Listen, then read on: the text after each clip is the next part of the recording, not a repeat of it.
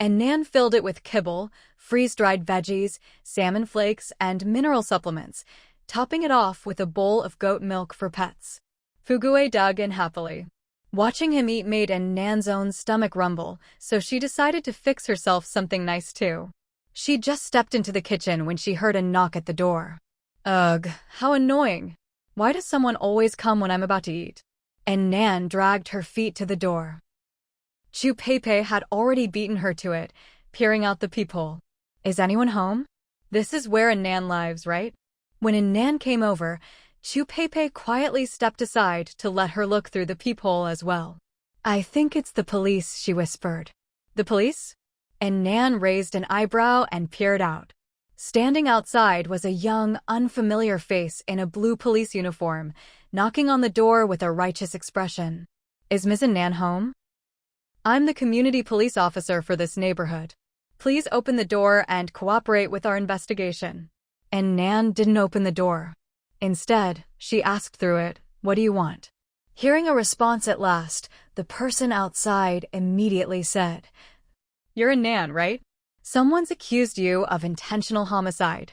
Please come with me and cooperate with the investigation. And Nan still didn't open the door.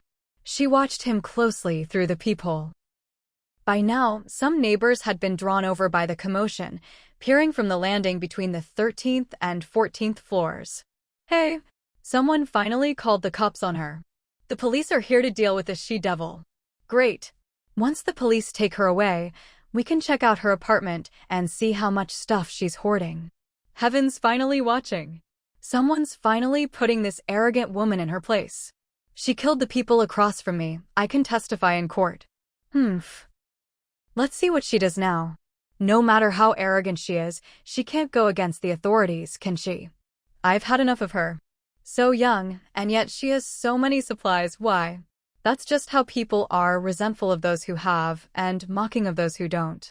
Since the disaster, everyone looked pale and gaunt, except Nan, who remained rosy-cheeked and healthy, clearly living well. Not only that, but she'd fiercely driven off anyone who tried to covet her supplies. Just the other day, people saw her return from the market, bags full every time.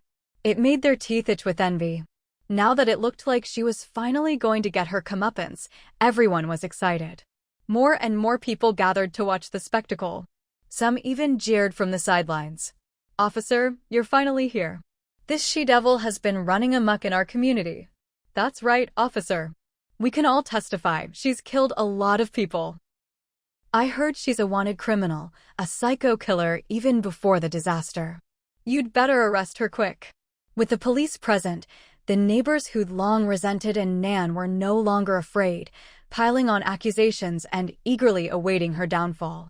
The young policeman turned around, righteous and stern, raising his hand to silence the crowd. Everyone, please quiet down. Don't interfere with my investigation. Then, turning back to the door, he said, MS. And Nan, please open the door immediately and come with me to the station to cooperate with our investigation. Inside, Chu Peipei was extremely nervous. She looked at Nan anxiously. The disaster just ended. How could someone report you to the police already? She tried to comfort her, don't be afraid. I can testify for you. It was those people who bullied you first. You were just defending yourself. And Nan chuckled lightly. What do I have to be afraid of?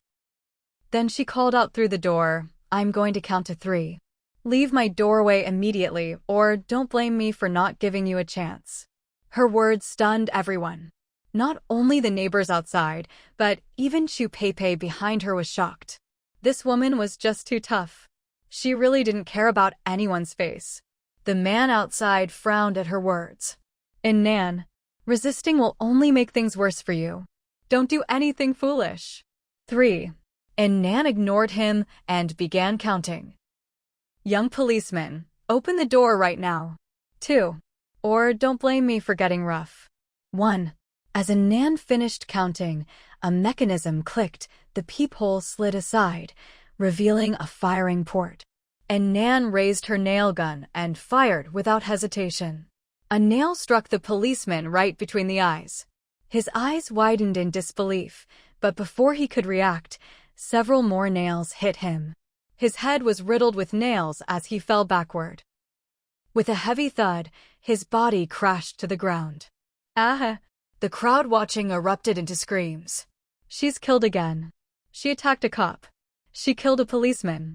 At that moment, the stairwell door on the 14th floor suddenly swung open.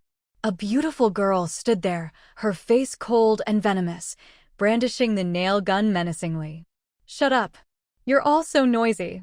Instantly, everyone fell silent. She dared to attack even the police. Who would dare make a sound now? And Nan glanced at each person in turn. Whenever her gaze landed on someone, they quickly looked away. She said coldly, "What are you all still doing here? Want to join him?" The crowd panicked, pushing and shoving as they scrambled to escape. And Nan finally felt the world was quiet again. Satisfied, she closed the door. Even Chu Pei was stunned. She stammered, "And Nan, you've really done it this time." Wasn't Nan crazy? How could she attack a policeman? And Nan looked utterly unconcerned. "Let me explain something to you. Just because someone rides a white horse doesn't mean they're a prince. And just because someone wears a uniform doesn't mean they're a real cop." Chu Pei was stunned, then her eyes widened. "You mean, he was a fake? How could that be?" He looked so upright and official. And Nan nodded. "Real police in China never act alone, they're always in pairs or more. And this guy dawdled around forever and never even showed his ID." Chu Pei was still nervous. "But just based on that, you're sure he was a fake? What if he was real? That would be a serious crime." "Of course not." And Nan tapped her own shoulder. The biggest giveaway was his shoddy police rank badge. "Never mind the crooked lines, just look at the rank." She sneered. A first-class inspector in his 20s?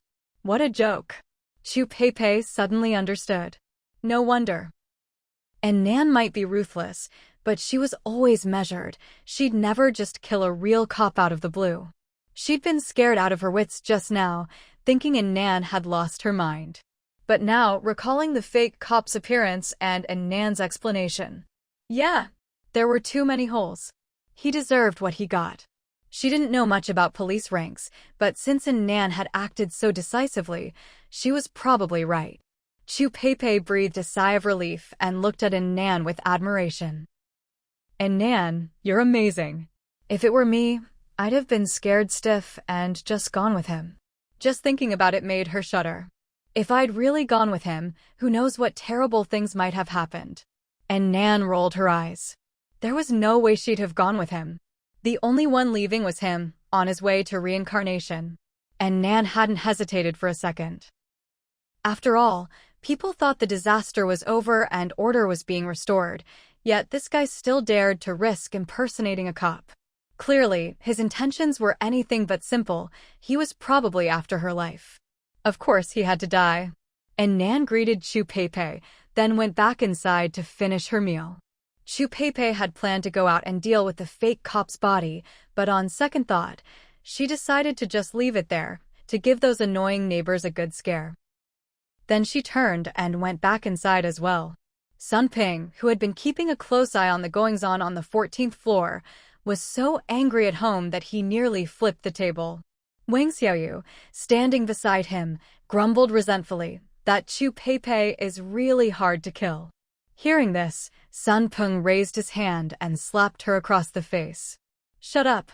If you hadn't brought this up out of nowhere yesterday, would my cousin be dead now?" Wang Xiaoyu covered her face, feeling wronged. How was this her fault? Wasn't it his idea to trick Nan away and then take the chance to kill Chu Pei? He was the one who decided to send his cousin. She never suggested it. With her face full of grievance, Wang Xiaoyu cursed him viciously in her heart. Puh. Men are all the same. Once they get what they want, they stop cherishing it. If he wasn't at least a little capable, able to get his hands on plenty of supplies, she would have left him long ago. Grinding her teeth inwardly, Wang Xiaoyu calculated. Damn old man. Once you get your wife's inheritance, I'll grab a big cut for myself and dump you on the spot.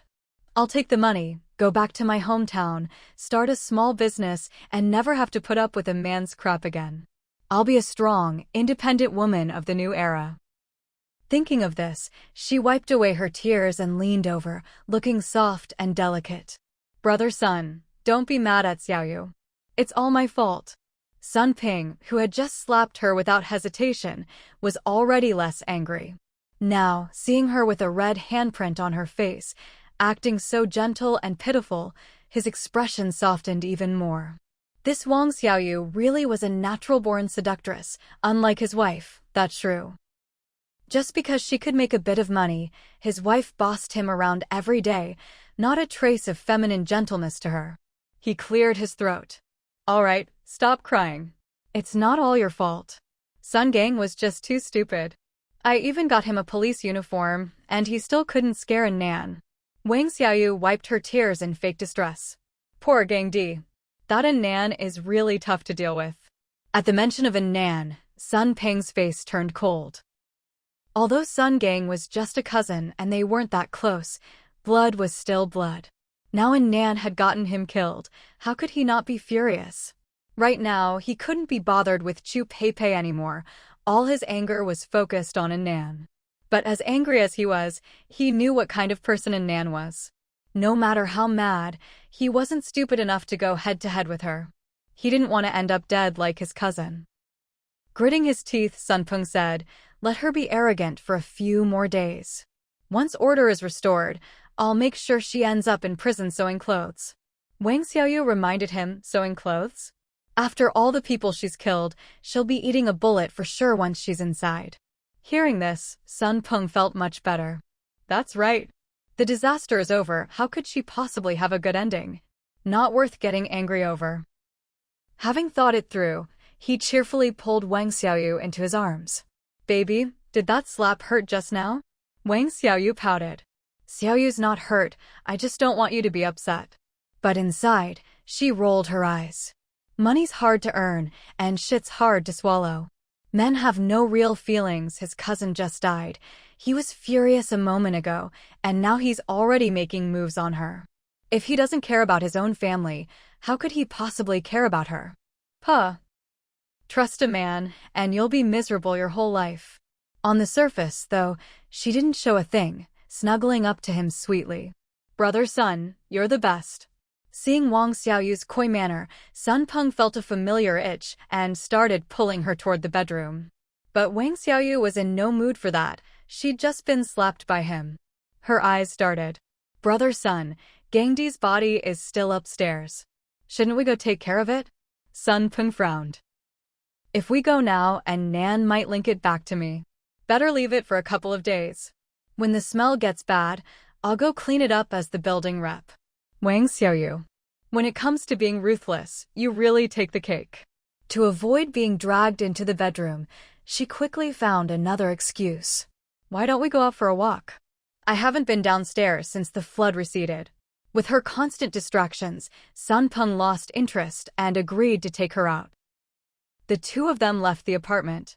As they reached the third floor, they ran into Bai Wenbin and Qian Yinger, who were coming back in, chatting and laughing. Sun Ping and Wang Xiaoyu were both stunned.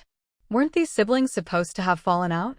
Not long ago, the brother was beating his sister at home every day. The sounds coming out of their apartment were downright brutal. How were they suddenly all smiles now? Qian Yinger, noticing their stares, and Nan filled it with kibble, freeze-dried veggies, salmon flakes, and mineral supplements, topping it off with a bowl of goat milk for pets. Fugue dug in happily. Watching him eat made Nan's own stomach rumble, so she decided to fix herself something nice too. She just stepped into the kitchen when she heard a knock at the door. Ugh, how annoying. Why does someone always come when I'm about to eat? And Nan dragged her feet to the door. Chu Peipei had already beaten her to it, peering out the peephole. Is anyone home? This is where a Nan lives, right? When a Nan came over, Chu Peipei quietly stepped aside to let her look through the peephole as well. I think it's the police, she whispered. The police? And Nan raised an eyebrow and peered out. Standing outside was a young, unfamiliar face in a blue police uniform, knocking on the door with a righteous expression. Is Ms. Nan home? I'm the community police officer for this neighborhood. Please open the door and cooperate with our investigation. and Nan didn't open the door. Instead, she asked through it, "What do you want?"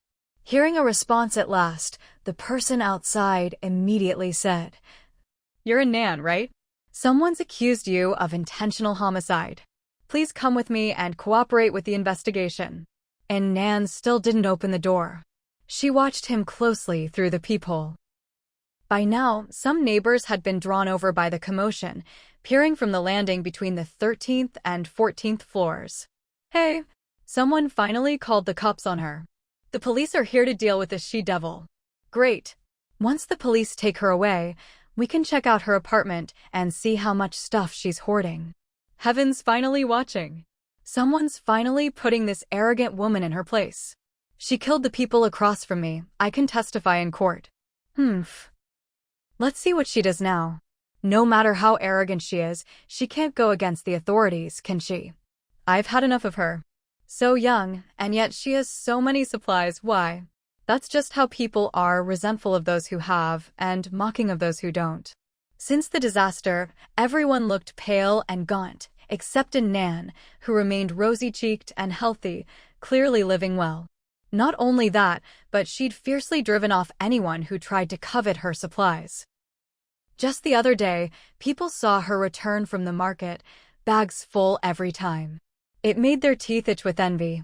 Now that it looked like she was finally going to get her comeuppance, everyone was excited. More and more people gathered to watch the spectacle. Some even jeered from the sidelines. "Officer, you're finally here. This she-devil has been running amok in our community." "That's right, officer. We can all testify, she's killed a lot of people. I heard she's a wanted criminal, a psycho killer even before the disaster. You'd better arrest her quick." With the police present, the neighbors who'd long resented Nan were no longer afraid, piling on accusations and eagerly awaiting her downfall. The young policeman turned around, righteous and stern, raising his hand to silence the crowd. "Everyone, please quiet down. Don't interfere with my investigation." Then, turning back to the door, he said, "MS. And Nan, please open the door immediately and come with me to the station to cooperate with our investigation." Inside, Chu-Pei was extremely nervous. She looked at Nan anxiously. "The disaster just ended. How could someone report you to the police already?" She tried to comfort her. "Don't be afraid. I can testify for you. It was those people who bullied you first. You were just defending yourself."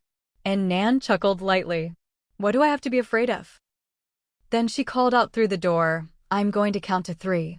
Leave my doorway immediately, or don't blame me for not giving you a chance." Her words stunned everyone. Not only the neighbors outside, but even Chu-Pei behind her was shocked. This woman was just too tough. She really didn't care about anyone's face. The man outside frowned at her words. "And Nan, resisting will only make things worse for you. Don't do anything foolish." 3. And Nan ignored him and began counting. "Young policeman, open the door right now. 2. Or don't blame me for getting rough. 1. As Nan finished counting, a mechanism clicked, the peephole slid aside, revealing a firing port. And Nan raised her nail gun and fired without hesitation. A nail struck the policeman right between the eyes. His eyes widened in disbelief, but before he could react, several more nails hit him. His head was riddled with nails as he fell backward. With a heavy thud, his body crashed to the ground. "Ah!" The crowd watching erupted into screams. "She's killed again. She attacked a cop. She killed a policeman." At that moment, the stairwell door on the 14th floor suddenly swung open. A beautiful girl stood there, her face cold and venomous, brandishing the nail gun menacingly. "Shut up. You're all so noisy." Instantly, everyone fell silent. She dared to attack even the police. Who would dare make a sound now? And Nan glanced at each person in turn. Whenever her gaze landed on someone, they quickly looked away. She said coldly, "What are you all still doing here? Want to join him?" The crowd panicked, pushing and shoving as they scrambled to escape. And Nan finally felt the world was quiet again. Satisfied, she closed the door. Even Chu-Pei was stunned. She stammered, "And Nan, you've really done it this time." Wasn't Nan crazy? How could she attack a policeman? And Nan looked utterly unconcerned. "Let me explain something to you. Just because someone rides a white horse doesn't mean they're a prince. And just because someone wears a uniform doesn't mean they're a real cop." Chu Pei was stunned, then her eyes widened. "You mean, he was a fake? How could that be?" He looked so upright and official. And Nan nodded. "Real police in China never act alone, they're always in pairs or more. And this guy dawdled around forever and never even showed his ID." Chu Pei was still nervous. "But just based on that, you're sure he was a fake? What if he was real? That would be a serious crime." "Of course not." And Nan tapped her own shoulder. "The biggest giveaway was his shoddy police rank badge. Never mind the crooked lines, just look at the rank." She sneered. "A first-class inspector in his 20s? What a joke." Chu Pei suddenly understood. No wonder. And Nan might be ruthless, but she was always measured. She'd never just kill a real cop out of the blue. She'd been scared out of her wits just now, thinking Nan had lost her mind. But now, recalling by tomorrow afternoon, the temperature would start to rise, the extreme heat was coming, and soon she wouldn't be able to sunbathe even if she wanted to. Just as she reached the window, she caught a glimpse of a familiar figure out of the corner of her eye. Looking closer, it was actually Bai Wenbin. He had a backpack on, taking tiny steps, walking awkwardly as if he was clenching his butt. And Nan couldn't help but laugh. Is this guy so diligent he's developed an occupational hazard? She remembered that in her previous life, when the extreme heat first hit, Bai Wenbin got heat stroke and suffered terribly, barely surviving in the end. But this time, there'd be no such luck. Heat stroke would be the last suffering he'd endure. She tormented them enough time to send the siblings on their way. The next day, as usual, and Nan was doing her Bajuanjin exercises facing the window when she suddenly saw Qian Inger appear downstairs with a backpack. Not only that, she was dragging 2 suitcases. And Nan immediately stopped. What's going on? Ever since Qian Inger lost her mind, she'd just giggled foolishly every day, running and stumbling everywhere, never walking properly. Now she was calmly dragging 2 suitcases out the door, and Nan stared at her for a moment, quickly realizing Qian Inger had regained her wits. And judging by her appearance, she was trying to run away. Yesterday, Bai Wenbin had also left the complex with a backpack. She didn't know why the siblings were leaving separately, or why Qian Inger was the one carrying all the luggage. But running away? That wouldn't do. She'd kept these 2 little mice around for her own amusement, and now they wanted to escape her grasp? And Nan looked up at the blazing red sun in the sky. "It's getting hot, time to send you on your way." Luckily, she was already dressed in gym clothes suitable for going out, so she didn't have to change. She just slipped on her shoes at the door, grabbed her bayonet, and set off in pursuit. Qian Inger's injuries hadn't fully healed, so she wasn't moving fast. Dragging her suitcases, she cursed her cousin in her heart. So annoying. And Nan was about to be in deep trouble, and instead of staying in the complex to watch the drama, he insisted on hiding elsewhere. Now she had to lug his stuff all the way to him. If Nan got arrested by the police while she was gone, wouldn't she miss the whole show? Full of resentment, she hurried along, completely unaware that someone was quietly following behind her. Kangwang Residential Complex. A black SUV sped through the neighborhood, its tires crunching over countless pieces of trash and rotting corpses. The vehicle screeched to a halt in front of an apartment building. A man in a suit stepped out from the driver's seat. He quickly walked to the back, opened the door, and helped another man out. A long, straight leg stepped out first, followed by a tall, broad-shouldered man with a strong, commanding presence. It was none other than Long Songin and Gu Jiu. Long Songin closed the car door. "President Gu, thank you for taking the detour to my place. You could have just waited in the car, I'll be quick, just need to grab a few things." Gu Jiu straightened his clothes. "It's fine. I could use the exercise." With that, he strode toward the building entrance. Long Songin thought, my boss is really something. Got bored of the treadmill and climbing machine at home, so now he's come to our humble neighborhood to climb stairs. Just as he was thinking this, he saw his boss heading toward the wrong entrance and quickly called out, "President Gu, not that one, it's the next unit over." Gu Jiu paused, turned sharply, and headed to the adjacent entrance. "Next time, tell me in advance." Longed Songin. Your long legs covered that distance in 2 strides. I didn't even get a chance to speak. He hurried to catch up. "President Gu, please slow down. My place is on the 7th floor, Unit 702. When the two reached the apartment, they found the front door had already been violently forced open and now lay battered on the floor. No one was inside, but the place had been ransacked. Long Songin had expected this, but fortunately, anything valuable had long since been moved to the villa on the hillside. He'd left in a hurry, though, so some clothes, shoes, and daily necessities were still here. There were also some small, easily overlooked items, like a sewing kit, that his wife would want but couldn't find. This time, since he was out with the boss and happened to be nearby, he figured he'd pick up a few things on his wife's orders. There was nothing to offer as refreshments, so he said awkwardly, "President Gu, please have a seat on the sofa. I'll just pack up and we can go." With that, he got to work gathering his things. Gu Jiu said nothing, standing by the window and gazing outside. Something felt off about the sun today. Normally, the sun only appears red at dawn or dusk, but it was nearly noon now. It should be white. Yet, the sun in the sky was an unusually vivid red. Not the usual kind of red, either, but a strange, blood-tinged crimson. Gu Jiu frowned. When something is out of the ordinary, there's always a reason. He said quietly, "Longed Songin, hurry up. Let's get back early." "Yes, boss."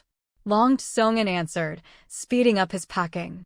The place was a mess, but aside from food, nothing else had been taken. As he packed, he tried to make conversation so the boss wouldn't get bored waiting. "President Gu, now that the natural disaster is over, when will our company resume work?" As soon as he said it, he froze. Crap. Why am I, the employee, rushing the boss to reopen? Isn't that like the eunuch being more anxious than the emperor? Gu Jiu remained silent in the living room. Long Songin thought, "See? Even the boss is stunned by my big mouth." He started to regret it. What if the boss suddenly decided, thanks to his comment, to announce work would resume tomorrow? He quickly finished packing and hurried back to the living room. "President Gu, I'm done. Let's go." But Gu Jiu didn't move, still staring out the window, his lips parting slightly. No rush. Longed Songin was confused. "Didn't you just tell me to hurry up so we could leave early?" He followed his boss's gaze out the window and froze. At the entrance to the complex, 2 figures had just walked in, one behind the other. The person in front was carrying a backpack and dragging 2 suitcases. Judging by the messy hair, he could just make out that it was a woman. The person behind was easier to recognize, dressed in a gray tracksuit with a striking figure, clearly a beautiful woman. Her long hair was tied up high, and she was holding a bayonet. That familiar silhouette and weapon. Longed Songin's eyes widened. "Miss Nan, what's she doing in my neighborhood?" Gu Jiu said nothing, his eyes fixed on Nan below. She was following the person ahead at just the right distance. The sound of the suitcase wheels rolling on the ground perfectly masked her light footsteps. The woman in front soon entered their building. With the front door broken, they could clearly hear the sound of a suitcase being dragged up the stairs. And Nan, meanwhile, stopped in front of the building, staring intently at their Hummer. After a moment, she suddenly reached out and touched it. Gu Jiu raised an eyebrow. That look on her face. He suddenly remembered the little dog she kept, named Fugue. It had the exact same expression when it jumped into his arms. He watched Nan downstairs with interest. She finished touching the car, circled around it, and touched it again. Meanwhile, the woman with the suitcase had reached the 7th floor and was now standing in front of Unit 701, right next door. Longed Songin glanced at his boss. Gu Jiu put a finger to his lips, signaling for silence. Longed Songin nodded and stood quietly beside him. Better to follow the boss's lead. No idea what their benefactor was up to, but if they went out now, they might mess things up for her. The apartment next door had always been rented out. Long Sung-in vaguely remembered the current tenant was a single guy living alone. No idea why a woman had shown up. Even less idea why their benefactor was following her. Long Sung-in strained his ears, listening carefully. Even though his door was gone, the entryway faced the dining area, and you had to turn left to reach the living room. So unless someone actually walked inside, even peeking in from the door, they wouldn't see him or President Gu standing in the living room. From the sounds outside, the woman with the suitcase was knocking on 701's door. As she knocked, she called out, "Cousin, open up." "I'm here." She knocked for a while, but no one answered. She slung off her backpack and rummaged through it, grumbling impatiently. "Where did he go? Good thing he left me a key, or I'd be stuck out here like an idiot. Where's the key? So annoying. If Nan gets caught while I'm gone, I'll be really pissed." Just then, a clear voice suddenly rang out. "Who's going to catch me?" Qian Yinger was so startled she dropped the key she'd just found. Qian Yinger didn't bother picking up the keys she'd dropped on the floor. She spun around immediately. She stared in shock at the person on the stairs. "And Nan? What are you doing here?" As if something had just occurred to her, Qian Yinger's expression turned ugly. "Were you following me?" And Nan didn't answer her question, instead asking again. "Who did you say I was taken away by?" Qian Yinger eyed her warily. "The police, obviously. Don't you know what you did yesterday?" And Nan curled her lips into a faint smile. She'd thought this woman was up to something again, maybe had gotten someone to cause her trouble. Turns out, Qian Yinger thought she'd killed a cop and was just waiting for her to get arrested and thrown in jail. She was really overthinking it. And Nan said, "If I'm about to be arrested, why are you running?" Qian Yinger's eyes widened. "Who said I was running? I'm here to drop something off for my cousin." "Oh? Then why is your cousin running?" "He." Qian Yinger was at a loss for words. How was she supposed to explain? That her cousin knew Nan was about to be arrested, so he packed up and ran away in a panic? How embarrassing. She tried to sound tough, but her voice lacked conviction. "My cousin has lots of houses. He just moves around, none of your business. Besides, you still haven't answered my question. Why do you keep turning things around on me?" It was only now that Qian Yinger realized she'd been led around by the nose by Nan this whole time.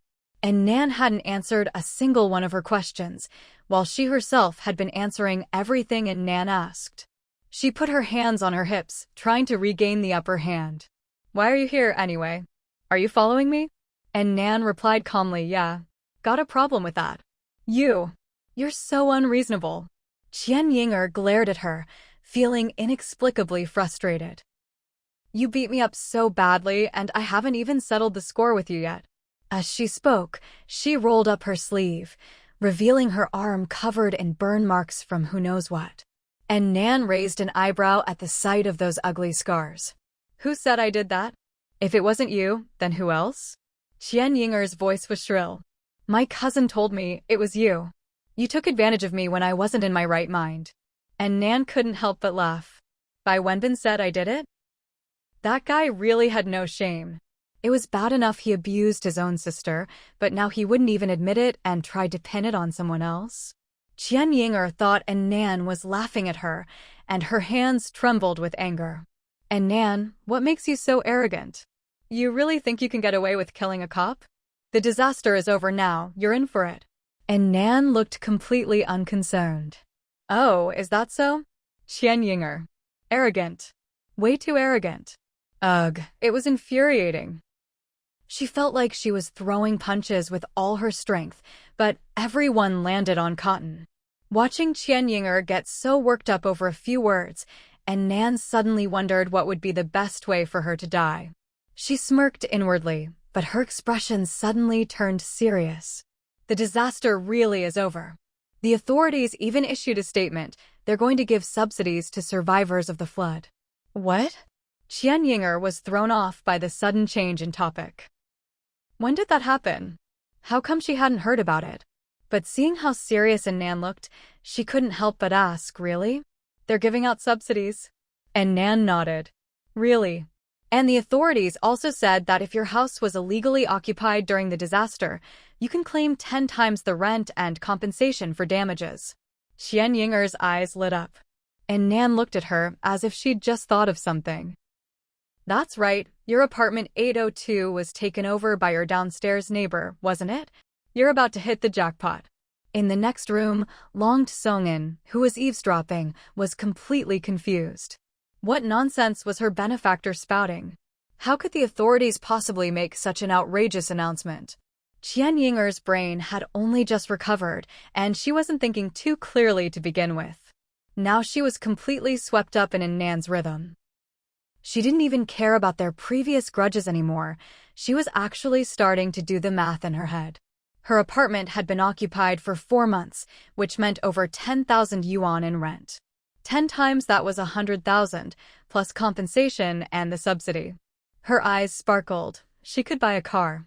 And Nan watched her get all excited and found it funny, but she kept going. Sigh, actually, there was a reason I suddenly cut ties with you before. Qian Yinger immediately looked at her. This was what she'd been most curious about. Why Nan had suddenly fallen out with her and her brother. And Nan put on a wistful expression. It was because I was jealous of you. Qian Yinger was stunned. Jealous of me? And Nan? Jealous of me? She couldn't believe it. What did she have that Nan could possibly be jealous of? And Nan said, you know the Gu Group, right? Hearing her mention the Gu Group, the president and his assistant, Gu Jiyu and Long Tsongin, who were eavesdropping from next door in room 702, both froze. Why was she bringing them up? Outside, Qian Yinger nodded blankly. Of course she'd heard of the Gu Group, the leading company in Limbei City, sitting firmly at the top. The president of their company likes you. Qian Yinger's eyes nearly popped out of her head. Elle likes me. In the next room, Long Tsongin's eyes nearly popped out too. He looked at his boss in disbelief. You like that woman outside? Gu Jiyu's temple twitched. He pressed his lips together and shot Long Tsongin a frosty look. Long Tsongin immediately turned his head away. Crap, the boss looks like he wants to kill me. Meanwhile, out in the hallway, and Nan nodded sincerely. Yeah, apparently, when you were working part-time as a hostess before, he noticed you at some meeting. Qian Yinger stood there in a daze, her mind racing. She had indeed worked as a hostess a few times in college, serving drinks at business meetings. Could it be that some big shot had really taken a liking to her? Inside the room, Long Tsongin was even more excited than she was, his gossip-loving soul burning bright. What meeting? Which meeting? How come I don't know about this? When has the boss ever gone to a meeting without me? Gu Jiyu. And Nan watched Qian Yinger's reaction, the corners of her mouth curling up as she kept going. And once President Gu found out you were my classmate, he even sent his assistant to ask my dad about you. Apparently, he wants to marry you in style and make you a rich wife. Qian Yinger's jaw dropped. What? She was just one step away from marrying into a wealthy family. Long Tsongin, who had been eavesdropping with his ears pressed to the wall, finally snapped out of it. He, as the assistant, had never asked about any beautiful women for the boss. Benefactor, you're always so steady. How can you make up such nonsense with a straight face? He turned to look at his boss. Gu Jiyu stood there expressionless, as if he hadn't heard a thing. But Long Tsongin could clearly feel the chill in the air. The room was practically freezing. Meanwhile, Qian Yinger was in high spirits, earnestly asking Nan, how old is President Gu? What does he look like? How old is the CEO anyway? And Nan pondered silently. Her family was wealthy, but still not in the same league as the Gu family. Besides, she'd always been focused on her studies and disliked attending business banquets, so she'd never actually seen the CEO of the Gu Corporation. But as the head of the most powerful company in Limbei City, the CEO must be older than her scumbag dad, right? In her mind, Nan pictured a shrewd, commanding old man. If she was going to make something up, it had to sound believable. She replied seriously. The CEO is 58, looks decent, and has no bad habits. Inside the room, Long Tsongin was stunned. He patted his chest. Thank goodness he hadn't been drinking water, or he'd have spit it out. He couldn't help but glance back at his own CEO, who was all of 28, in his prime, handsome and dashing. Gu Jiu shot him a blank look. Long Tsongan quickly averted his gaze. Out in the hallway, Qian Inger frowned. 58. And Nan looked at her, thinking, is this young lady actually picky? Does she really think she's some Cinderella from a TV drama? I'm unreasonable, I'm useless. But the young, handsome, domineering CEO just happens to love me? Forget all those elegant heiresses and capable, independent women, he only has eyes for me. But in reality, with Qian Inger's circumstances, forget a dashing CEO, even an old rich man would be out of reach. Honestly, if the CEO of the Gu Corporation ever heard the rumor that he was infatuated with Qian Inger, he'd probably be so furious he'd shut down Xingye's business on the spot. And Nan's eyes lit up. That would actually be great. A classic line popped into her head. The CEO waves his hand. Winter is coming, let Xingye go bankrupt. Qian Inger saw Nan looking a little spaced out and waved her hand in front of her face. And Nan? And Nan snapped back to attention and continued making things up. Isn't a big age gap a good thing? When $1 billion inheritance falls into your lap, you'll still be young. And Nan knew Qian Inger. She didn't care about love or good looks. What she really wanted was wealth and status. Sure enough, Qian Inger's heart fluttered at her words, and her sallow face flushed with excitement. But then she seemed to think of something, about the inheritance. Wouldn't his children get a share too? And Nan, this Qian Inger is insatiable. I'm just trying to paint her a rosy future, but even in her daydreams, she wants more. And Nan replied impatiently, he can't. So he has no children. In the room, Gu Jiu kept hearing the same words echoing in his ears. He can't. He can't. He can't. Long Tsongan looked back at him nervously, heart pounding. Boss, are you crazy? What man could stand being told he can't? He glanced back, only to see his boss actually had a faint smile on his lips. He rubbed his eyes. Is the boss crazy too? Gu Jiu was actually laughing out of anger. And Nan, huh? Good. Very good. Excellent. Meanwhile, outside, Qian Inger was already so dazzled by Nan's story she didn't know which way was up.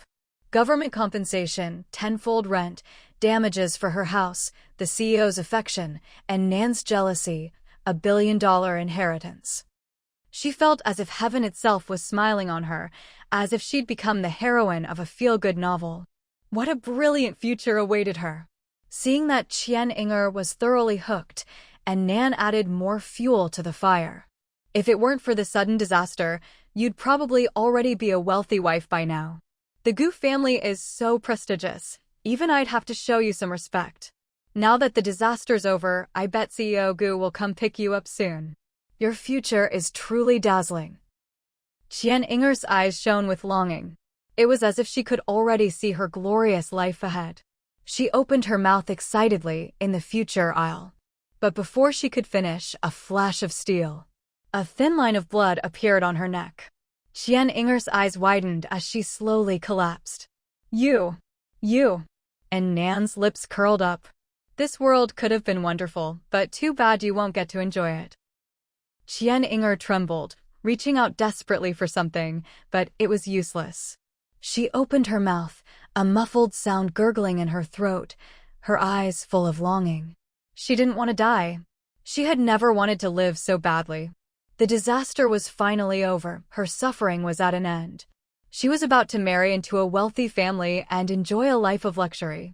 Everything was as beautiful as a dream. Why did this damned Nan have to kill her at this very moment?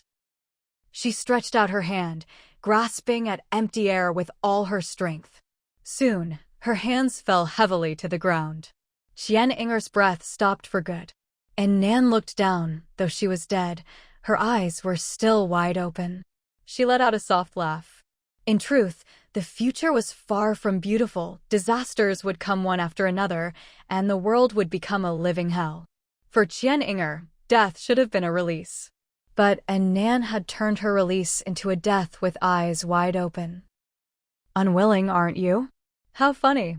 When you stabbed me in the back in my last life, I was unwilling to. Now, I'm paying you back double.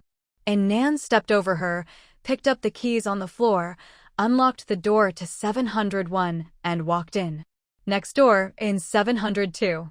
Gu Jiu, who had been radiating cold air a moment ago, now seemed to have reined it in, a hint of amusement curling his lips. And Nan. What a ruthless and interesting woman. She painted someone a picture of a perfect future, then snuffed them out, letting them die in utter unwillingness. If ghosts really existed, that woman who just died would probably be the most vengeful of all. Long Song-in couldn't help but whisper, "Boss, that woman died so miserably."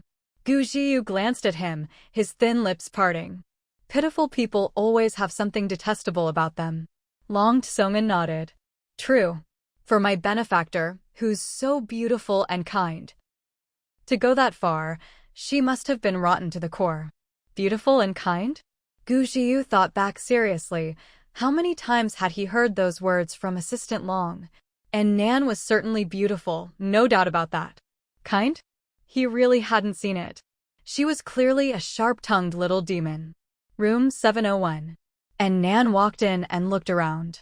The place seemed to have been broken into during the flood. There were obvious signs the front door had been repaired. The floor and furniture were dusty, but the bedroom was spotless. Bai Wenbin must have slept here last night. And Nan found a note on the dining table. Inger, I'm out on some errands. I'll be back tonight. Wait for me here. The place is fully furnished, and I've fixed the door. It's perfect for laying low. Be good and stay here for a while. We'll go back when Nan gets arrested.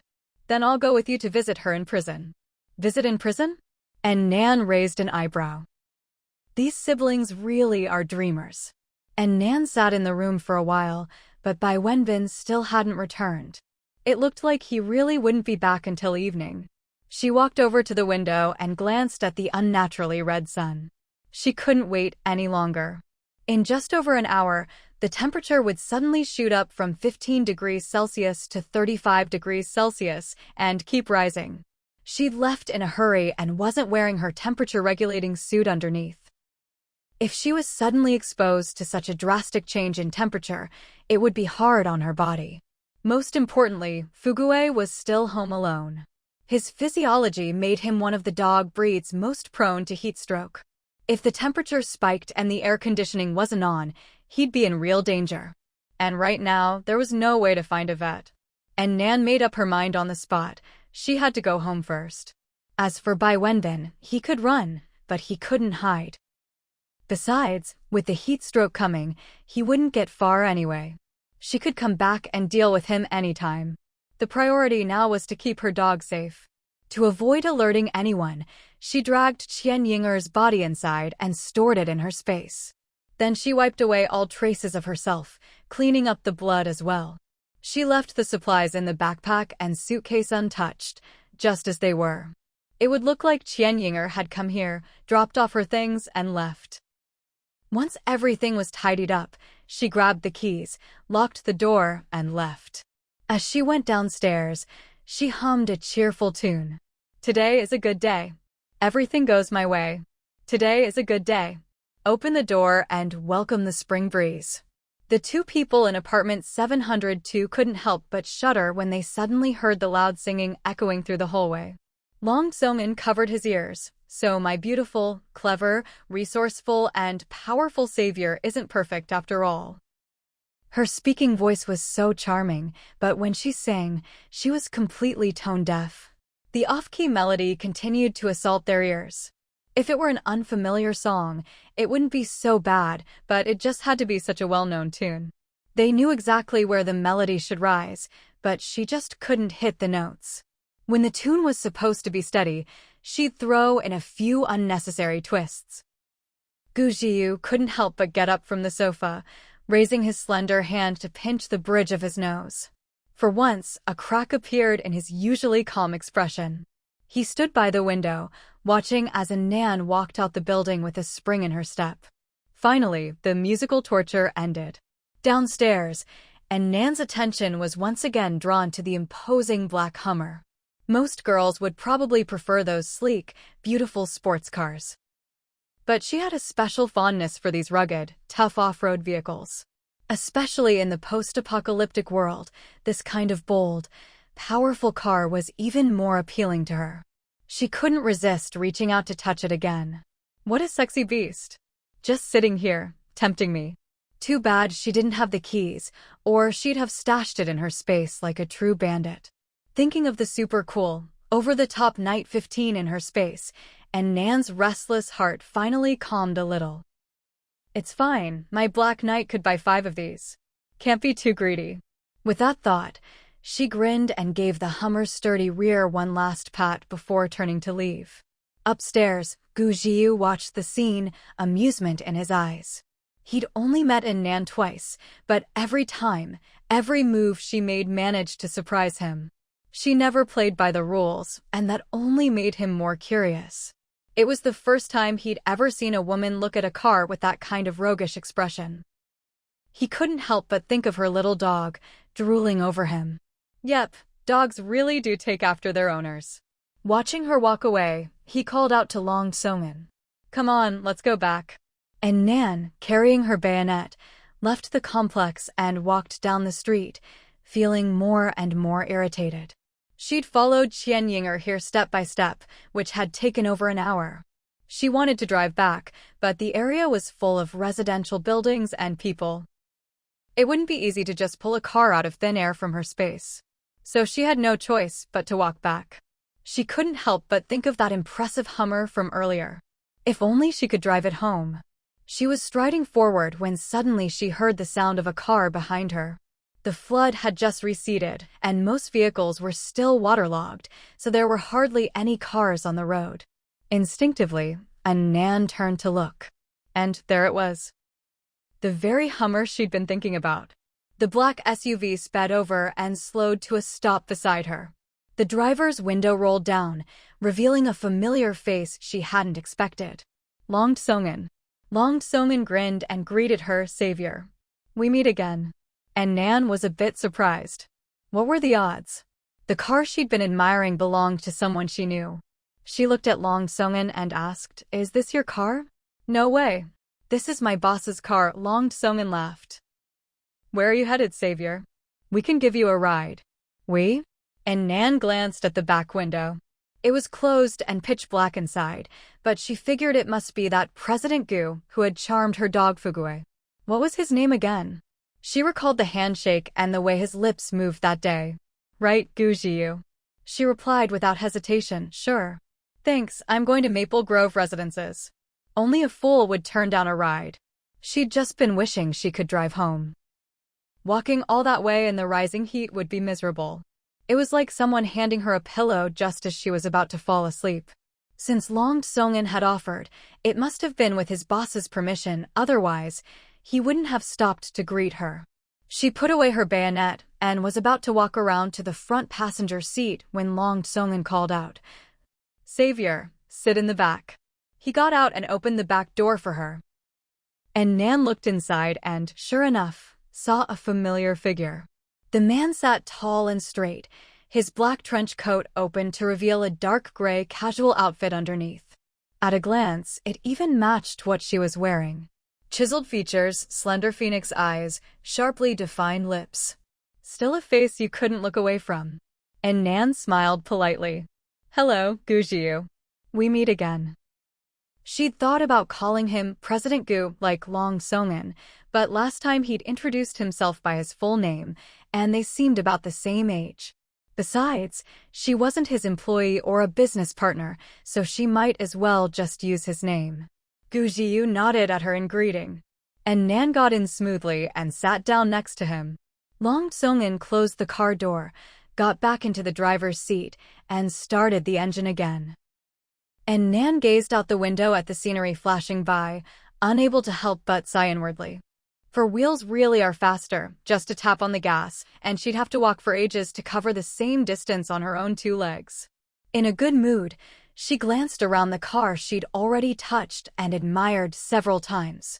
The interior was just as rugged and impressive as she'd imagined, and the leather seats were really comfortable. Sitting there, she couldn't help but notice a faint, pleasant scent lingering at the tip of her nose. It probably came from the man sitting beside her. It smelled natural, not like cologne, more like some kind of body wash. And Nan couldn't resist sneaking a look at Gujiyu, only to meet his dark, deep eyes. Startled, she quickly turned her head away, caught peeking at him again. But she soon regained her composure. What's there to panic about? If he wasn't looking at me, how would he know I'm looking at him? If anyone's staring, it's him first. What, just because he's good-looking, I'm not allowed to look a couple more times? Thinking this, she sneaked another glance. This time, he didn't look back, just kept his eyes calmly on the road ahead, his long lashes casting a shadow beneath his eyes. And Nan couldn't help but study him closely. His jawline was sharp with not a trace of excess flesh, his nose was straight and high. His whole face looked like it was modeled in a video game, both refined and perfectly proportioned. Long Tsongin grew vegetables at the hillside villa, so this Gujiyu probably lived there too. How had she never noticed before that there was such a ridiculously attractive man living up on the mountain? Was it because everyone always drove everywhere? Gujiyu could feel her staring and swallowed a little uncomfortably, his Adam's apple bobbing. And Nan immediately realized. He definitely knows I'm looking at him. He probably thinks I'm some kind of pervy fangirl.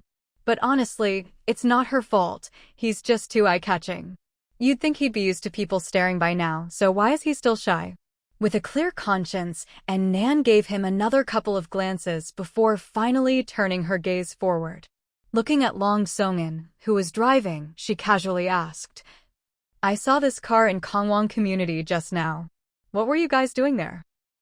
At the mention of his car, Gujiyu immediately recalled how she'd been checking it out and touching it earlier, and couldn't help but curve his lips in a slight smile.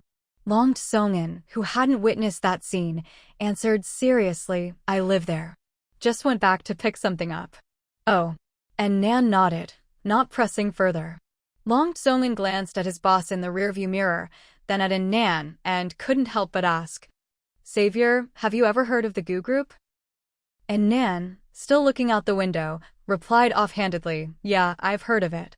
The #1 conglomerate in Limbei City. Who hasn't heard of it? She'd just used it to bluff Qian Inger earlier. Long Tsongin kept an eye on her expression in the rearview mirror as he drove. Do you know the name of the group's president? No idea. What does it matter to her? It's probably someone surnamed Gu something or other. But as soon as she said it, something clicked in her mind. A rich guy living in the hillside villa. Surname Gu. She suddenly looked at Gujiyu beside her. And then she remembered the Hummer had just been parked in front of Bai Wenbin's building. Long Tsongin had just brought up the Gu Group. Even an idiot could put two and two together at this point. Those two must have been in that building earlier and just happened to overhear her conversation with Qianinger. And this Gujiyu, he must be the president of the Gu Group. And Nan's expression turned a little awkward. Getting caught killing someone wasn't a big deal. After all, it wasn't the first time they'd seen her in action, and with the world in chaos, there was nothing to be afraid of. But all the nonsense she'd spouted earlier, that was a bit much. And Nan looked at Long Tsongin. Did you guys overhear my conversation with that woman just now? Seeing him nod, she awkwardly fiddled with her fingers. After a moment's thought, she turned to Gujiyu and apologized. Sorry about that. I was disrespectful to your esteemed father's good name. Esteemed father? Gujiyu raised an eyebrow and glanced at her. My father passed away a long time ago. And Nan was so embarrassed, she wanted to curl her toes into the floor. Sorry, that was insensitive of me. So the president of the Gu Group isn't his dad, maybe his grandpa? Or an uncle or something. And Nan, so, you're the president's.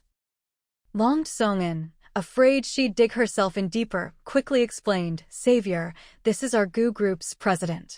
So the very person she'd been making up stories about was sitting right next to her?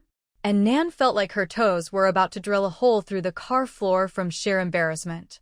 She'd thought President Gu just meant General Manager Gu, not the actual president of the Gu Group. How is this reasonable? A president this young? The Gu Group was a massive ship, and its captain was a guy in his 20s? No way. And Nan couldn't help but wonder, Maybe he just looked young, but was actually pushing 40? Sorry if this is rude, President Gu, but may I ask how old you are? Gu Jiu shot her a sidelong glance. 58. In Nan. This man holds a grudge. Long Tsongan burst out laughing and explained, my boss is 28. And Nan's eyes widened in shock. She herself was 22, a recent college grad with no job. If she counted the 4 years from her previous life, she was actually 26, a 26-year-old unemployed drifter. But Gu Jiu was only 28 and already the head of the #1 conglomerate in Limbei City. Comparisons really are odious. And she'd actually spread rumors that such an outstanding man liked Qian Inger? Pfft. Qian Inger wasn't worthy. And Nan glanced at Gu Jiu's handsome, unreadable face. After a moment's thought, she decided to apologize sincerely. Sorry, I shouldn't have said you were infatuated with that woman, or that you were 58. And I definitely shouldn't have talked about inheritances and stuff. President Gu, you're young, handsome, healthy, and I'm sure you'll live a long and happy life. As she apologized earnestly, she tried to recall if she'd said anything else. Probably not. So she wrapped up, anyway, I was just talking nonsense today. I shouldn't have dragged you into my personal grudges. I apologize. After she finished, the car fell silent for a moment. She looked up to see Gu Jiu's reaction. He parted his lips and asked, you really like cars? Huh? Why the sudden change of topic? Still, she answered politely, they're okay, depends on the car. What about this off-roader? For some reason, Gu Jiu kept picturing her acting like a little rascal, running her hands all over his car earlier. It was kind of a funny contrast. Not at all like the cold, ruthless little demon king she usually was. When it came to her Hummer, and Nan nodded honestly. I really like it. The design is bold and rugged, just my style. For women, aside from performance, the most important thing about a car is its looks. And Nan was a typical appearance-first person. She firmly believed that any car that looked this imposing couldn't possibly have bad performance. Take, for example, her Night 15 in her storage space. Just the exterior told you it was no ordinary vehicle. And the performance? Absolutely top-notch. A real apocalypse war machine. It was several times better than this Hummer. Gu Jiu noticed that look on her beautiful face again, the same expression a kitten gets when it sees a fish. He couldn't help but chuckle. This woman must be thinking about some car she likes again. The car soon pulled up in front of the Maple Forest Serenity residential complex. And Nan thanked him and got out eagerly. If she'd known the person she'd been gossiping about was actually in the car, she would have just walked home on her own 2 legs and spared herself all that awkwardness. She really needed to stop running her mouth so carelessly in the future. Take care, you too. Safe travels. She politely said her goodbyes, closed the door, and was about to leave. But suddenly, the back window rolled down. Gu Jiu leaned over, his phoenix eyes locking onto hers. He said slowly, just to clarify, I'm not incapable. Then the window rolled back up, and the Hummer sped off, leaving Nan standing there, full of question marks. Not incapable of what? She thought for a moment, then suddenly realized, her cheeks flushing red. That petty man. As she walked home, she couldn't help but smack her own mouth for talking nonsense. What kind of wild, reckless things had she even said? When she got home, Fugue, as usual, pounced on her the moment she walked in, wagging his little tail in delight to welcome his owner back. He circled and Nan a few times, all excited, then suddenly stopped. He sniffed her carefully with his little nose, tail going still. This scent. Fugue looked at her in disbelief. You want to see my handsome big brother? And you didn't take me? And Nan saw him freeze and look at her accusingly, and immediately understood. You little love-struck dog, your nose is way too sharp. Oh whoa. Fugue immediately turned into a grumpy little warlord, grumbling and complaining at his owner. And Nan gave him a light bop on the head. How dare you? Scolding me over a man? Fugue instantly looked aggrieved, whining pitifully. Suddenly, scenes from melodramatic TV dramas flashed through in Nan's mind. She clutched her chest in mock heartbreak. A daughter grown can't be kept at home. For a blonde guy on a scooter, you'd turn against your own family. Fugue didn't understand a word, but his owner seemed mad. He tentatively shuffled over and pawed at her foot. But Nan was fully in drama mode, continuing her accusations. He didn't even cook you a bowl of porridge. You've only met him once, and now you don't want your mom or your home anymore? Fugue, what on earth are you talking about? But whatever his owner was saying, she did seem genuinely upset, so he quickly tried to make up for it, nuzzling her and acting cute. And Nan couldn't help but laugh at his adorable antics, scooping him up. All right, you little traitor, I forgive you. Fugue breathed a sigh of relief, snuggling up and acting even cuter, though he felt a little wronged inside. What's going on? Clearly it was my owner who secretly went to see my handsome big brother, so why am I the one apologizing? He lay in Nan's arms, completely baffled. But her scent made him feel safe and content. Oh well, next time I'll just go out with her. That way, she can't sneak off for treats while I'm stuck at home waiting. After doting on Fugue for a while, Nan rolled up her sleeves and hauled out the solar generator from her storage space. She used to think this thing wasn't as handy as the fuel generator, but during periods of extreme heat, with the sun blazing down, the gap between them would shrink considerably. Especially since diesel and gasoline were now non-renewable resources. She had a lot stored up, but they were still consumables, definitely not as cost-effective as milking the sun for energy. She set up the solar panels on the balcony, letting them share the load with the fuel generator to power the air conditioner and other appliances. Once everything was ready, Nan changed into comfortable loungewear and headed into the kitchen to cook. After walking for over an hour today, she decided to slack off, canceling all other workout plans, and just planned to cuddle her dog, grill some skewers, and watch a show. She was halfway through skewering the beef and lamb when a wave of stifling heat suddenly swept through the previously cool room. Fugue, who had been napping at her feet, suddenly opened his eyes, tongue lolling, and stood up. And Nan wiped her hands and checked the thermometer. Exactly 35 degrees. The extreme heat disaster was about to begin, just like in her previous life. But this time, she was prepared. No matter how harsh the environment got, it wouldn't affect her and Fugue's cozy life.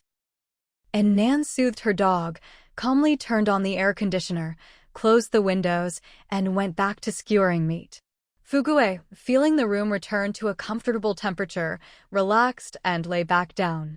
Unlike the peace and comfort inside her home, chaos was erupting outside. In the 2 days since the floodwaters receded, many people preferred to stay outdoors. Even though there was mud, trash, and rotting corpses everywhere, people still wanted to get out and walk around. As the saying goes, people need to be somewhere without a roof over their heads. After being cooped up at home for so long, anyone would get depressed. Especially in the past 4 months, with the whole city turned into a water world, those who couldn't swim barely left their homes except to scavenge for supplies. Even the good swimmers only ventured out to look for survival necessities, often ending up in fights with others. It had been ages since people could just go out for a stroll or bask in the sun. Now, with the floodwaters gone and the disaster seemingly over, many gathered in the neighborhood to chat and catch up. A few retired old men even speculated about the government's post-disaster reconstruction plans and new policies. But just as everyone was enjoying themselves, the temperature suddenly shot up, leaving everyone drenched in sweat in an instant. Their first reaction was, "Is there a fire nearby? An explosion?" But looking around, nothing seemed out of the ordinary. Except for the sun, which was blindingly bright.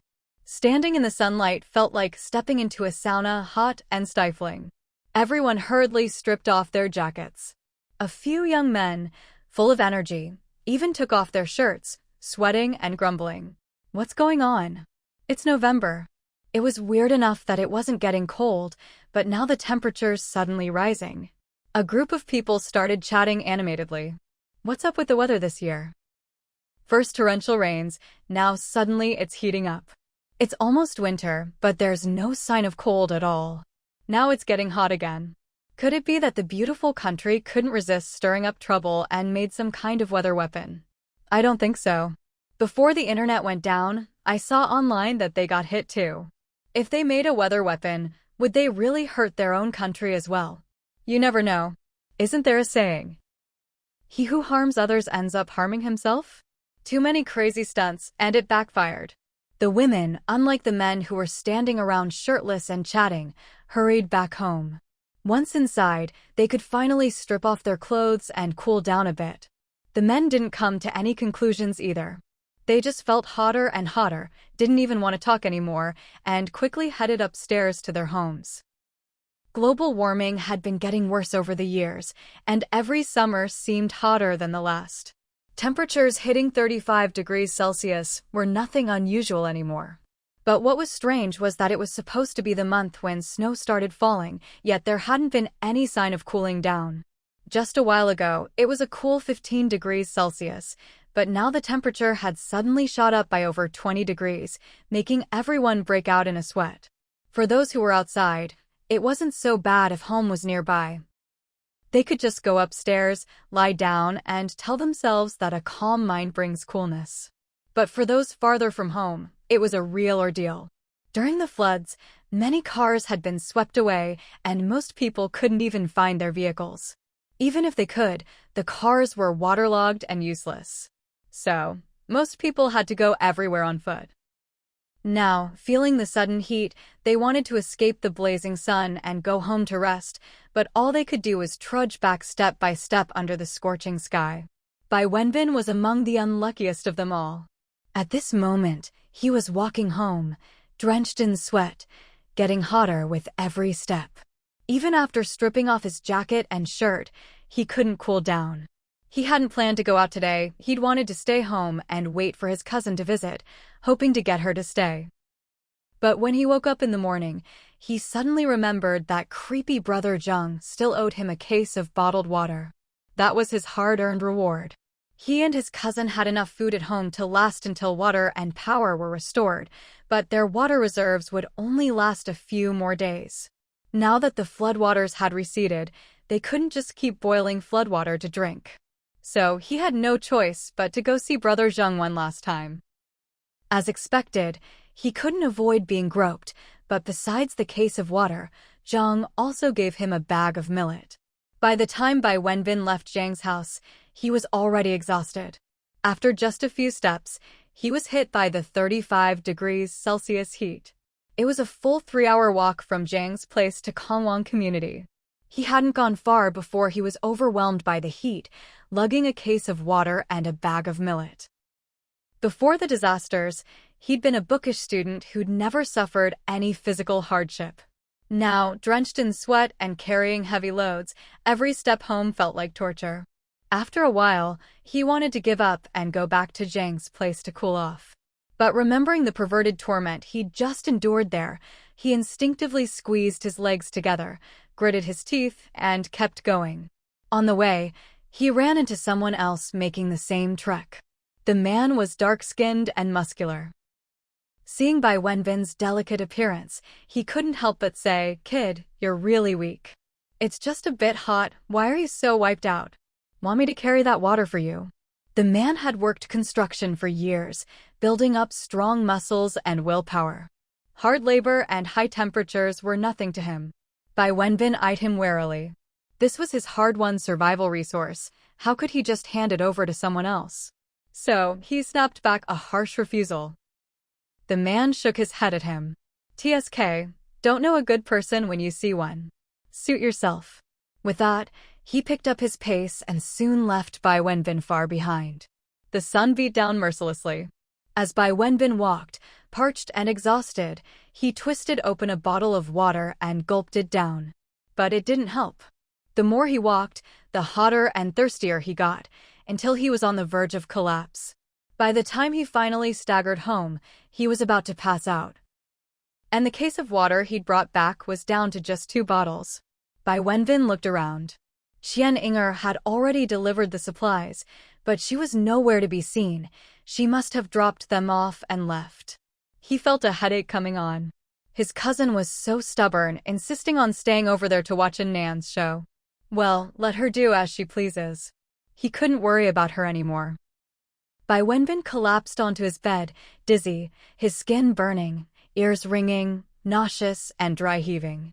He must have gotten heat stroke. He cursed through gritted teeth. Damn it. I should have just stayed home. He'd gone through all that, suffered at Zhang's hands, and now the water he'd brought back was almost gone. All that effort for nothing. He'd suffered so much on the way, and now his whole body felt awful. What the hell is up with this weather? Why did the temperature suddenly shoot up like this? Cursing silently, Bai Wenbin smacked his lips. He'd been busy all day and hadn't eaten anything. But he was so weak he couldn't even get out of bed. He grabbed the bag of millet he'd brought back, scooped up a handful, and shoved it into his mouth raw. He couldn't be picky now, he just tried to imagine it was delicious meat. Eat up, Fugue. And Nan skewered 5 lamb kebabs and tossed them into the dog's bowl.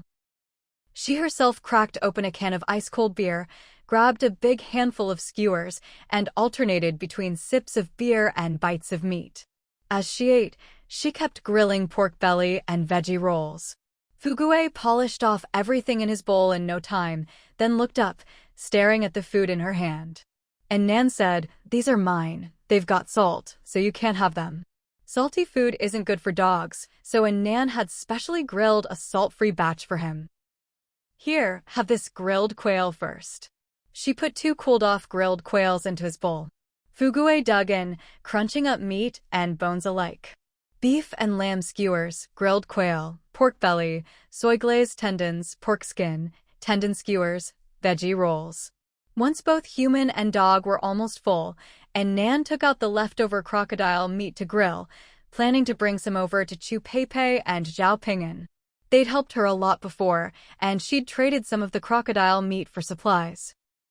She couldn't explain where the beef and lamb came from, so she couldn't give those away, but she figured they'd enjoy the grilled crocodile. She prepped the meat, brushed it with oil, sprinkled on seasoning, and soon the aroma filled the air. After eating and drinking her fill, Fugue waddled over with her belly sticking out, drawn by the smell. Greedy dog. Annan tossed her another piece of grilled crocodile meat. Once the barbecue was ready, she knocked on the door of 1401. Chu Peipei opened the door, wearing nothing but a very short camisole nightdress, fanning herself non-stop with a flyer. When she saw the barbecue in Annan's hand, her eyes lit up and she hurried to take it. "Nan, how did you know I was too hot to cook?" She lowered her head and sniffed. "Smells amazing." Although Chu Peipei had also managed to get a lot of crocodile meat, she usually just sliced it thin and boiled it to save as much fuel as possible. It had been a long time since she'd tasted barbecue sprinkled with cumin and spices like this. Nan, wait a sec, I'll get some rations to trade with you." Annan stopped her. "No need, you and Zhao Ping'an caught this meat before. I just grilled too much and can't finish it all. Let's eat together, my treat today." Chu Peipei thought for a moment. "All right, I'll treat you next time. Thanks to you, my supplies at home are pretty well stocked now." As she spoke, she looked at Annan in surprise. "I'm just sitting at home and my face is all red from the heat, but you grilled skewers and still look totally fine." Annan answered honestly, "I have a generator at home, so I turned on the air conditioning." There was nothing to hide about this. She had an outdoor AC unit, and since Chu Peipei lived next door, she'd find out sooner or later. Chu Peipei just nodded in understanding, not surprised at all. Annan's house was well stocked, so it wasn't strange she could keep the AC running with a generator. Even Chu Peipei, who'd only recently gotten rich by catching crocodiles, had a generator at home. As for why she was still so hot. Good news, she'd traded for a generator. Bad news, she traded her air conditioner for it. Of course, just an air conditioner alone wouldn't be enough to get such a valuable item. At the time, Chu Peipei had traded a lot of food, plus the air conditioner, washing machine, dishwasher, and other appliances she thought were useless, to get the generator and a small amount of fuel, just enough to keep her fridge running. Who would have thought the weather would suddenly get this hot? Now, the air conditioner had become a precious commodity.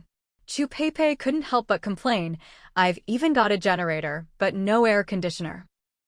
Annan actually had spare air conditioners in her storage space, but she couldn't just take one out and give it away. After all, even apocalypse preppers like Zhao Ping'an wouldn't have several AC units at home. She had to be cautious about anything that might reveal her space. After thinking for a moment, Annan suggested, "A lot of people have air conditioners. Just look around the neighborhood, you'll find one easily." Many people had died during the floods, leaving a lot of empty apartments. Just pick one and there'd be an AC inside. Chupepe hesitated.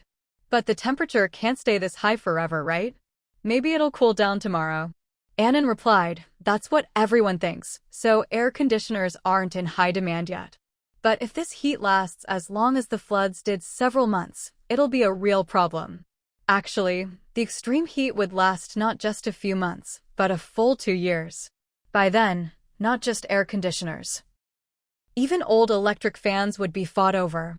The most sought-after supplies during the extreme heat: drinking water, cooling appliances, generators, and food.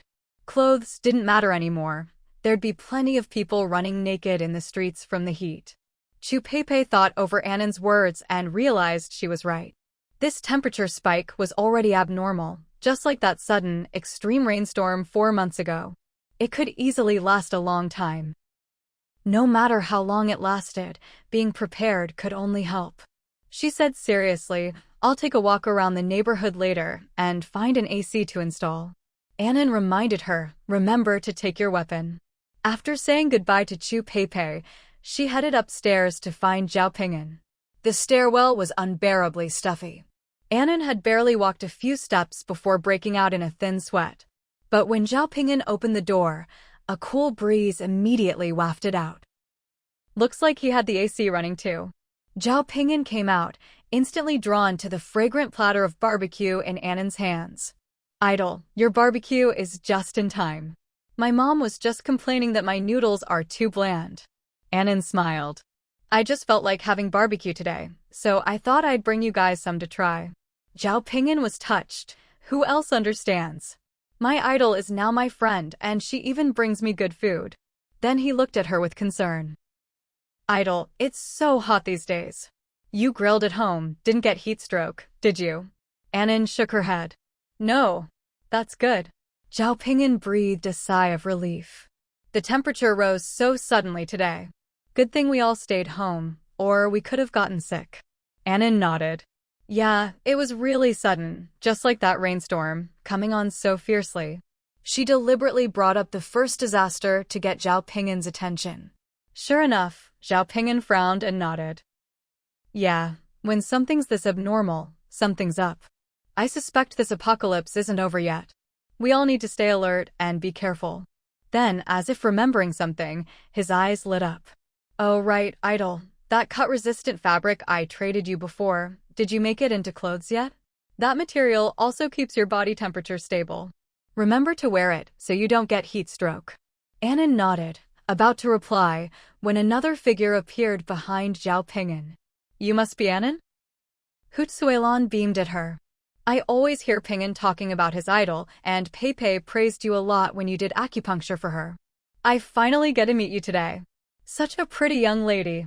Annan smiled politely. "Hello, Auntie." Zhao Ping'an said, "Mom, you've met before, remember? In the elevator." Hutsuelon's expression changed and she smacked him on the head. "You little brat, always contradicting me and making me look bad on purpose?" Zhao Ping'an yelped and dodged. "Ow, Mom! My idol's here, give me some face." Then he explained to Annan, "Sorry, idol, my mom has a temper, she can blow up at any moment." "Sorry you had to see that." Annan watched them bicker and didn't feel put off at all.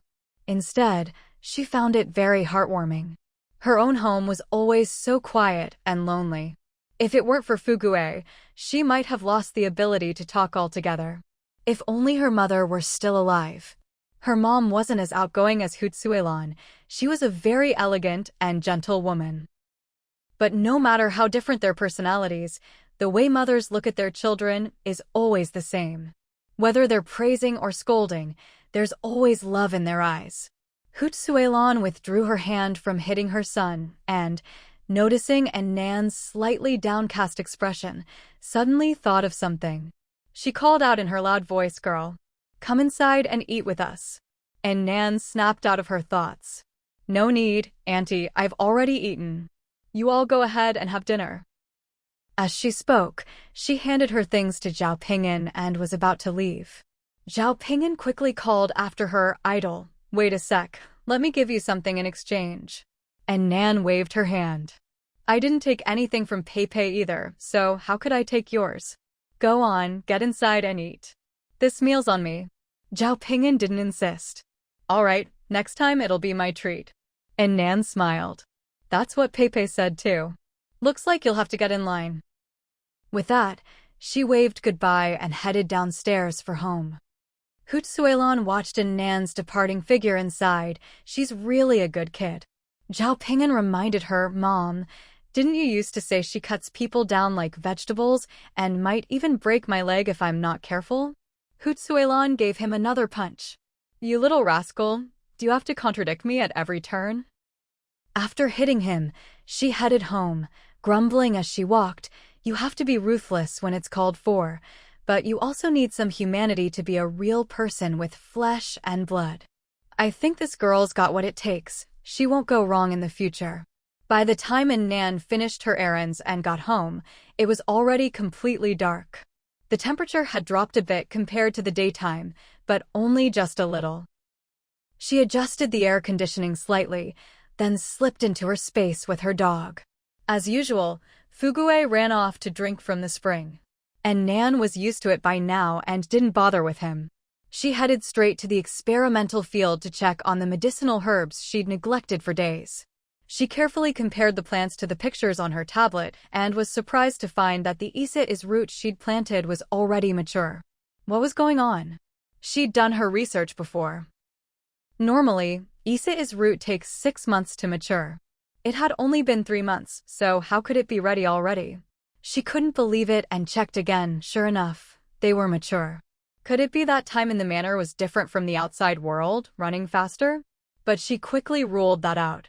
Before sowing, she'd run an experiment with apples, observing their oxidation and decay. The passage of time here matched the outside world exactly. The only difference was that the manor didn't have seasons. Even though it was already November outside, the manor was still vibrant and full of life. Logically, since time flowed the same, the herbs shouldn't have matured faster. And Nan thought for a while and figured the reason must be the soil or the irrigation water.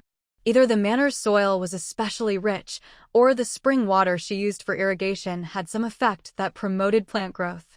She dug up a root to check. The root was long, straight, thick, and even excellent quality. Looking closer, she realized that even as a beginner, the Isis root she'd grown looked better than what was sold on the market. Of course, she wasn't narcissistic enough to think it was all thanks to her natural talent. It was probably the space's doing. She thought for a moment, then took small samples of the soil and spring water, planning to find a chance to have Zhao Ping'an analyze them and see if he could figure anything out. Looking at her lush green experimental field, and Nan hadn't expected her first attempt at growing medicinal herbs to go so smoothly. Excited, she started harvesting. First, she harvested the leaves, called dakingi, which are also medicinal and can be used to treat jaundice, sore throats, fever, headaches, and mouth ulcers. Only after harvesting the leaves could she dig up the roots, the Isis root itself. Just as she finished harvesting the dakingi, she was kicked out of the space. Seeing that it was still early for bed, and Nan went back to her room, lay on her bed, and continued harvesting the roots using her consciousness. Mental power could be trained through conscious use. When Nan first started moving things in the space with her mind, she'd get exhausted quickly. Now, though, she could efficiently do farm work this way. She worked for another 3 hours before finally falling asleep from exhaustion. The next day, Nan had a simple breakfast. Instead of physical training, she continued using her consciousness to dig up the remaining Isis root. After more than 2 hours of work, she finally finished harvesting all the roots. Excited, she slipped into the space, touched the fruits of her hard labor, and laid out the roots to dry. She'd harvested a total of 150 kilograms of Isa's root this time, a very good yield.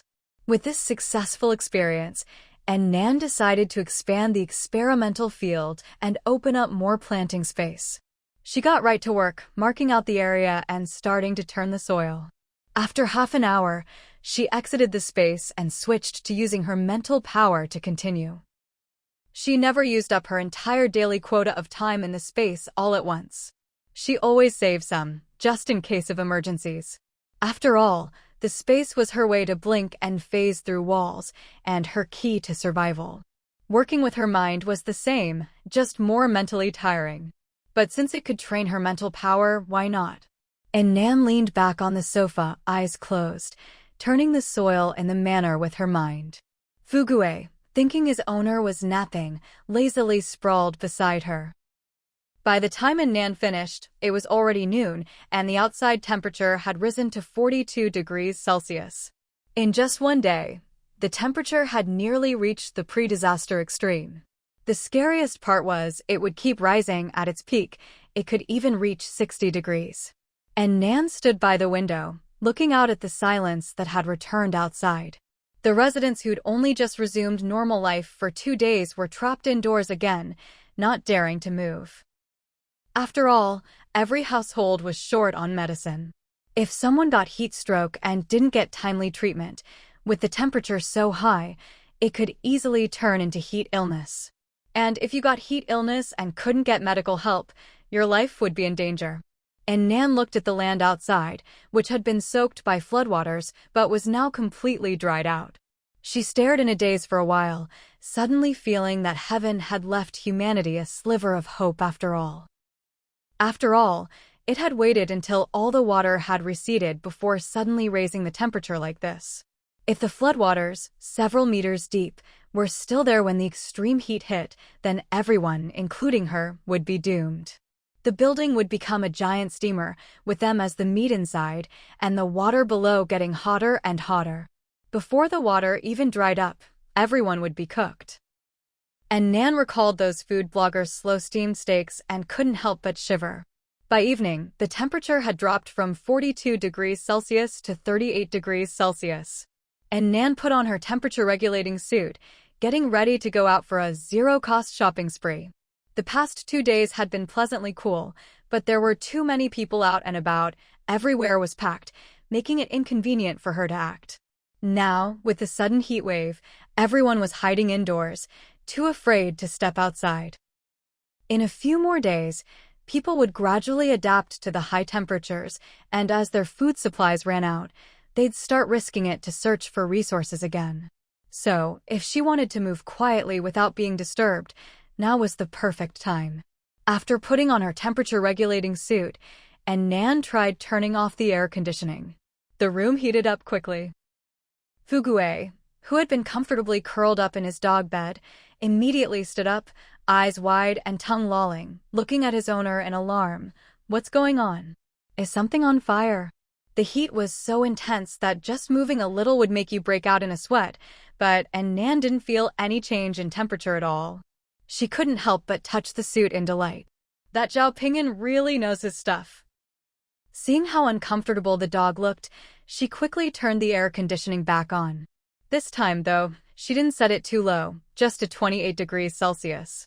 After all, the dog couldn't stay indoors forever. Sooner or later, he'd have to go outside. Even with the suit's protection, he couldn't be too weak. Out there, it was survival of the fittest. Those who survived would gradually adapt to the heat. That's humanity's resilience for you. So, while she and Fugue didn't have to suffer through the worst of the heat, they couldn't always stay in a perfectly cool environment and get too comfortable. She decided to gradually adjust the indoor temperature to match the outdoors. So long as she struck the right balance, they'd both adapt to the heat without risking heat stroke. Fugue, finding the temperature much more comfortable, lazily flopped back into his bed. He only got up again when he saw Nan preparing to go out. Woof woof woof, woof woof woof. Where are you going? Sneaking off to meet that handsome guy without me again? and Nan couldn't help but laugh at his accusatory look. I'm going out to look for supplies. You want to come with me?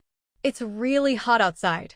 As she spoke, she picked him up and opened the window. A wave of heat blasted in, making Fugue scrunch up his face in discomfort. Woof woof woof woof. Fugue howled like a pig being slaughtered, wriggled out of her arms, and dashed back to his bed, barking twice as he went. Woof woof woof. Woof. Close the window. It's too hot. And Nan laughed and shut the window. She remembered reading a parenting tip once. If your kid keeps trying to stick their hand in the door crack, how do you stop them? The answer: let them get pinched once and they'll never be curious about it again. That was exactly Fugue right now. His curiosity was gone. He just lay in his bed, quietly watching Nan change her shoes at the door. Go wherever you want, boss.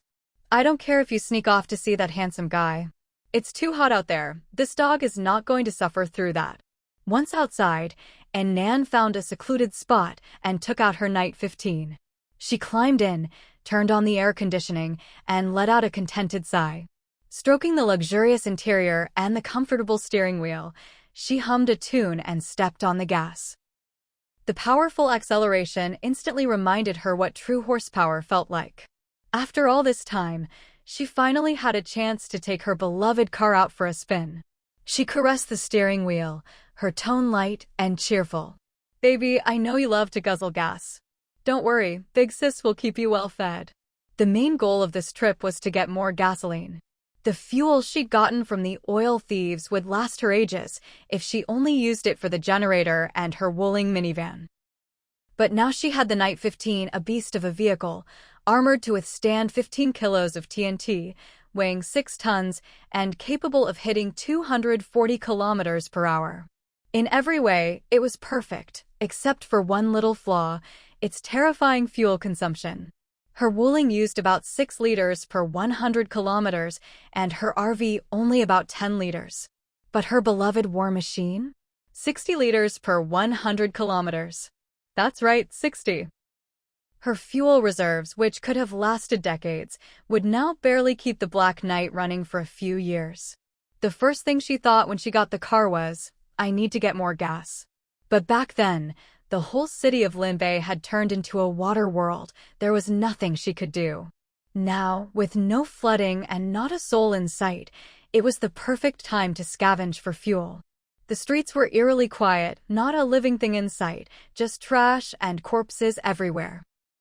Ordinary cars wouldn't make it through roads like these, but for her Black Knight, these obstacles were nothing. Even a small car in the way would be flattened without a second thought. Driving the armored vehicle, Nan crushed her way easily to her destination, a large machinery factory. Before she could get the fuel, she needed the right tools. Entering through the factory gates, she found the place divided into different sections. In the first area, she spotted her target: excavators. With an excavator, she could dig up the underground fuel tanks at gas stations. The whole section was full of them. Although they'd all been submerged before, the recent heat had dried them out. And Nan tried them one by one. Most wouldn't start, but after careful selection, she found one that worked. She stored the excavator in her space, then started gathering attachments: grapplers, rebar cutters, quick couplers, and, most importantly, a hydraulic breaker. Once attached, it could smash through the concrete at gas stations. After collecting the excavator and all the attachments, she hesitated for a moment, then decided to store the water-damaged excavators as well. Zhao Pingyan should be able to fix them. He was always collecting scrap at the floating market to tinker with. Who knew? Maybe after some repairs, these machines could be useful again. Leaving the excavator section, she wandered into the next area, and was surprised to find it full of agricultural machinery. And Nan's eyes lit up. She'd always thought her farming methods were too primitive, exhausting, and inefficient. If only she could automate farm production at her estate. Looks like fortune really does favor the prepared. And Nan strolled happily into the factory area, sweeping up all sorts of agricultural machinery: tractors, transplanters, sprayers, combine harvesters, into her storage space. She couldn't tell which machines were water-damaged and which were still usable, so she simply took everything. She'd sort it all out and study them in detail when she had time back home. After leaving the agricultural machinery section, Nan kept up her momentum and made her way through each area of the factory, clearing out every single piece of equipment. There were plenty of machines she didn't even know the purpose of, let alone how to use. But when she was stockpiling supplies before the disaster, she never imagined she'd one day need excavators and farm equipment. Yet here she was suddenly in need of them. Who knew what unexpected machines she might need in the future? Better to take them all now, especially since her storage space was so vast she couldn't even see its limits. After looting the entire machinery factory, Nan returned to her car and headed for a nearby gas station, ready to score some fuel. She'd picked this gas station on purpose. It was in the suburbs, with no residential areas or neighborhoods nearby, making it convenient for her to use her storage space without being seen. When she got close, she first drove a big loop around the area, checking to make sure no one was around. Once she was sure it was clear, she returned to the gas station and pulled out her excavator. She swapped out the bucket for a hydraulic breaker, filled it up with diesel, and got ready to work. Usually, gas stations have their storage tanks buried right under the fueling area. And Nan planned to dig a hole next to the tanks, then reach in and stash the whole tank in her storage space. It sounded simple, but in practice, it was tricky. First, there was the issue of locating the tanks. She could only guess their general position underground and couldn't pinpoint them exactly. If she drilled in the wrong spot and hit the tank directly, there was a real risk of a massive explosion. Second, she'd never had any formal training in operating an excavator, so it was hard to work both efficiently and safely. So, she decided to start digging at a spot some distance away from where she guessed the tanks were. She'd dig from afar, then gradually move closer, probing bit by bit until she could feel the tank through the hole. Better safe than sorry. It was slower this way, but it kept her safe. With her plan set, Nan first put her Night 15 into storage. If anything went wrong and there was an explosion, she could dive into her storage space in an instant, but her beloved car would be toast. Best to put it away first. Once everything was ready, Nan hopped onto the excavator with a flourish. She'd seen a viral video on Douyin with over 3 million likes teaching people how to operate an excavator. The instructions were so simple that the comments were full of jokes like, "I learned to drive an excavator at Douyin Online Vocational College." Relying on her memory, Nan turned the key, lifted the safety lock, and pushed the control levers and handles. After a few tries, she quickly got the hang of it. Da-da-da-da-da-da. The hydraulic breaker started up, and before long, she'd punched a hole in the concrete.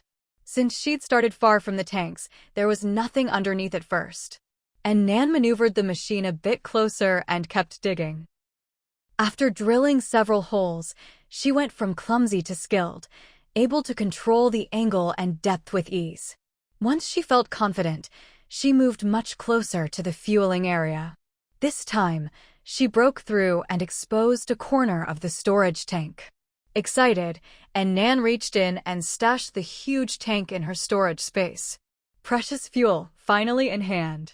Even before the apocalypse, gasoline cost over 8 yuan a liter. Now she was getting it by the ton, for free.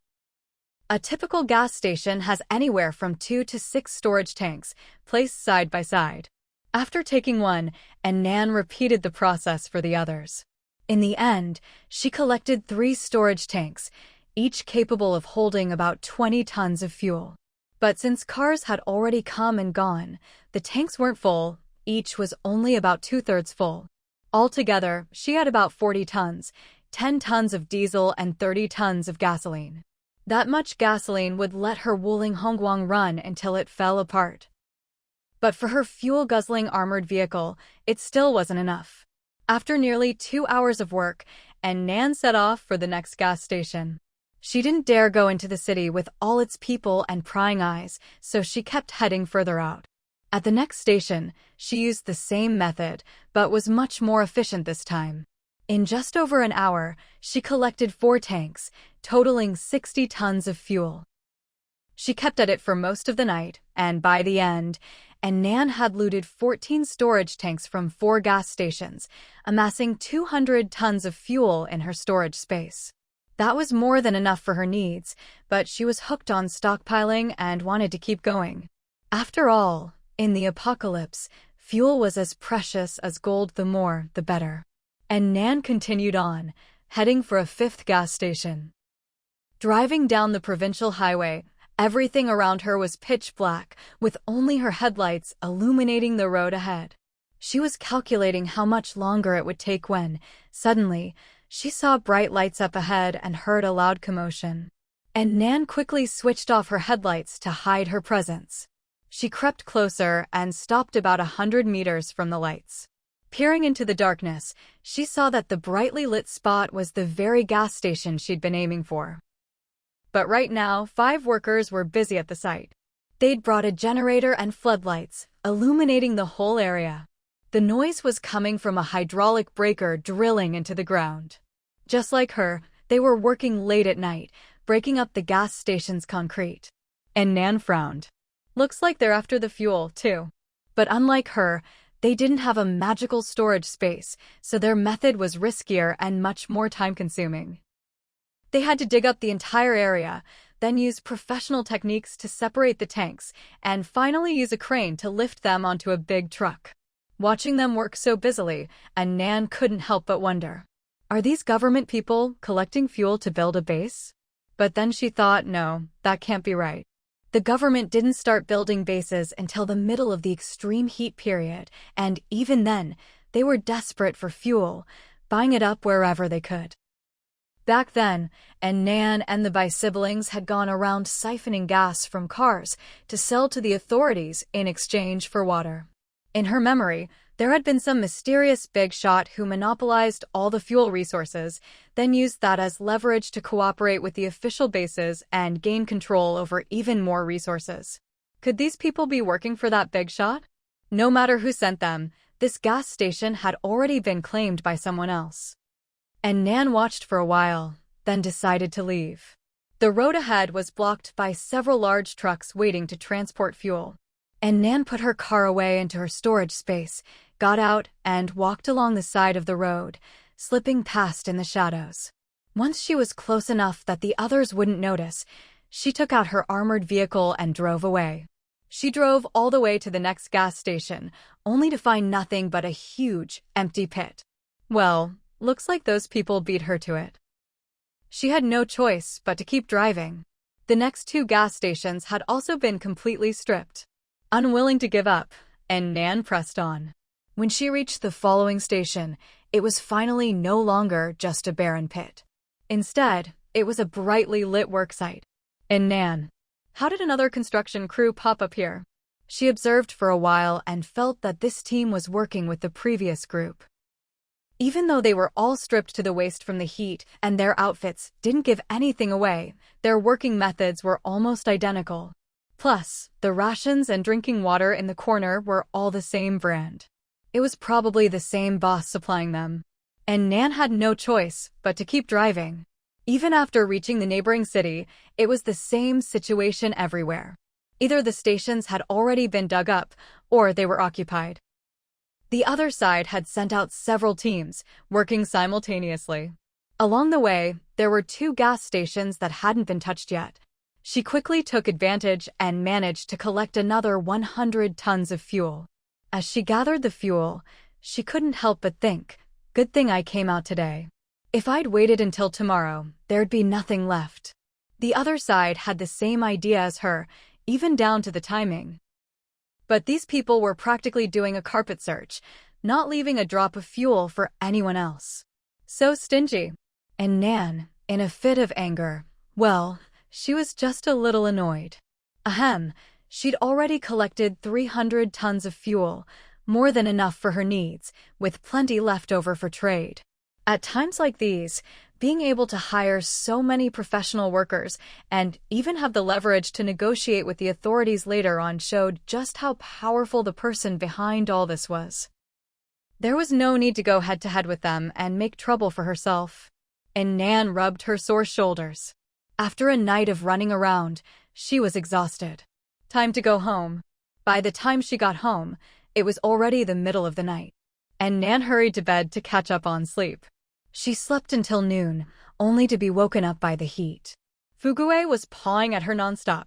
And Nan opened her eyes, drenched in sweat. What's going on? Did the air conditioner break?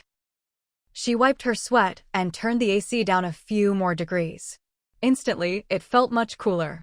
She took out a thermometer and opened the window to check the temperature. Outside, it was already 49 degrees Celsius. No wonder it was so hot.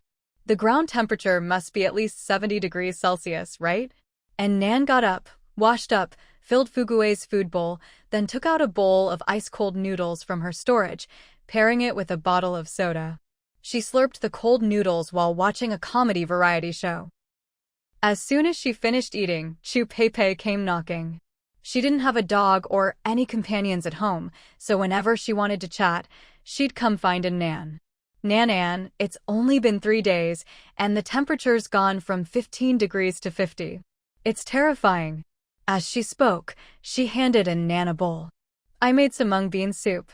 Drink some to cool off. And Nan didn't take it. Extreme heat had arrived, and water was about to become the scarcest resource.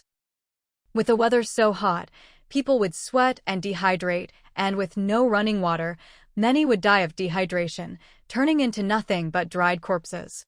And Nan's villa had a steady supply of drinking water, and her storage still had plenty of supermarket stock, so she wasn't short on water. But Chu Pei was different. The supplies she'd saved up would only get smaller with every use. And Nan said, I just finished eating, I can't drink anything else. You should keep it for yourself. Oh, come on, this is a cooling drink, it's not the same as a meal. If you get heat stroke, it's no joke. Chu Pei insisted, pushing the bowl into Nan's hands. And Nan thought for a moment, then didn't refuse.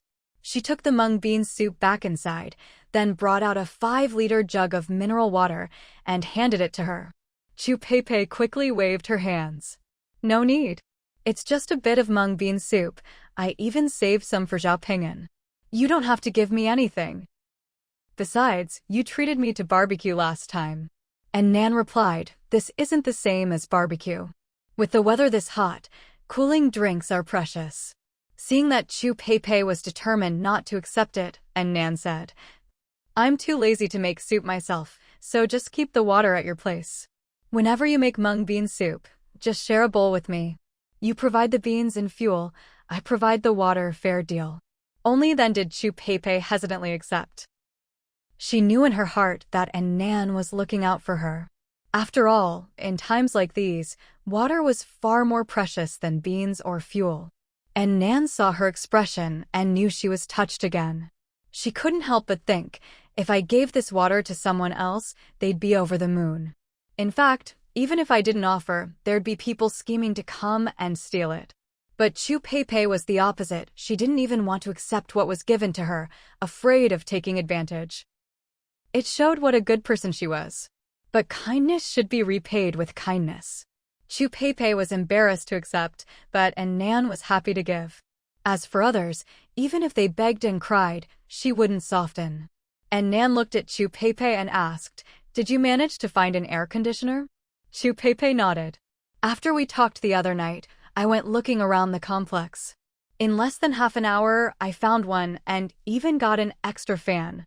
But she looked troubled. Turning on the air conditioner does make it less hot, but it uses so much power. My generator's fuel won't last long. Nan, when do you think this disaster will end? The high temperatures won't last forever, right? And Nan thought to herself, end? That'll take a full 2 years. But she didn't show it on her face and said, I don't know how long it'll last either. But we have to take our fate into our own hands. She looked seriously at Chu Pei. Instead of praying for the disaster to end soon, it's better to be fully prepared and face it head-on. Take our fate into our own hands. Chu Pei repeated the words, suddenly feeling enlightened. That's right.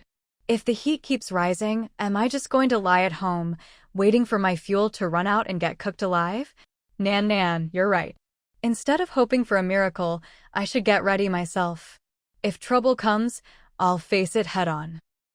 Tomorrow, I'll figure out a way to get more fuel. Seeing her so fired up, and Nan couldn't help but smile. As expected, doctors are tough and hardworking. Just a few words, and she's full of fighting spirit again. She looked at Chu Peipei and asked, "How do you plan to get fuel?" Chu Peipei replied, "I'll wait until it cools off tonight, then go check out the gas stations." In Nan. Great minds think alike. But honestly, Chu Peipei probably won't find anything at the gas station. Those people aren't like her, sneaking out to deserted areas late at night to siphon fuel. Judging by their attitude, they've probably already hit every gas station in the city. After working all night, there's likely not much fuel left. Of course, she couldn't tell Chu Peipei all this, so she just suggested. Apart from gas stations, there's still plenty of fuel in abandoned cars on the streets. Chu Peipei thought for a moment, then nodded. But we'll need a siphon pump, otherwise we'd have to suck it out by mouth.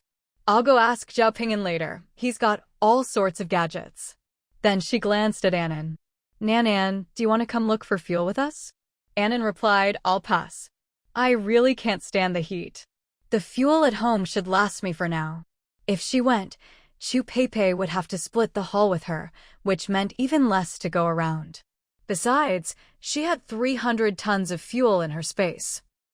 No need to go out and scrounge for leftovers. The gasoline and diesel she collected yesterday would be enough to keep 2 Chu Peipeis going. But Annan wouldn't do that. First, she couldn't explain where the fuel came from or how she stored it. Second, even among friends, there have to be boundaries when it comes to helping each other. Give a man a fish and he'll expect more. Give too much and it breeds resentment. No one can support someone else forever. Only by moving forward together can a relationship last. Chu Peipei understood. All right, then go get some rest. There's still some cooling herbal soup left. I'll take some to Zhao Ping'an and Aunt Hu. Annan watched her leave, closed the door, and went back inside to her space to fertilize and plant seeds. She was planting Isa's root again. She'd only grown a small patch in her test field before, but now she'd cleared a new plot.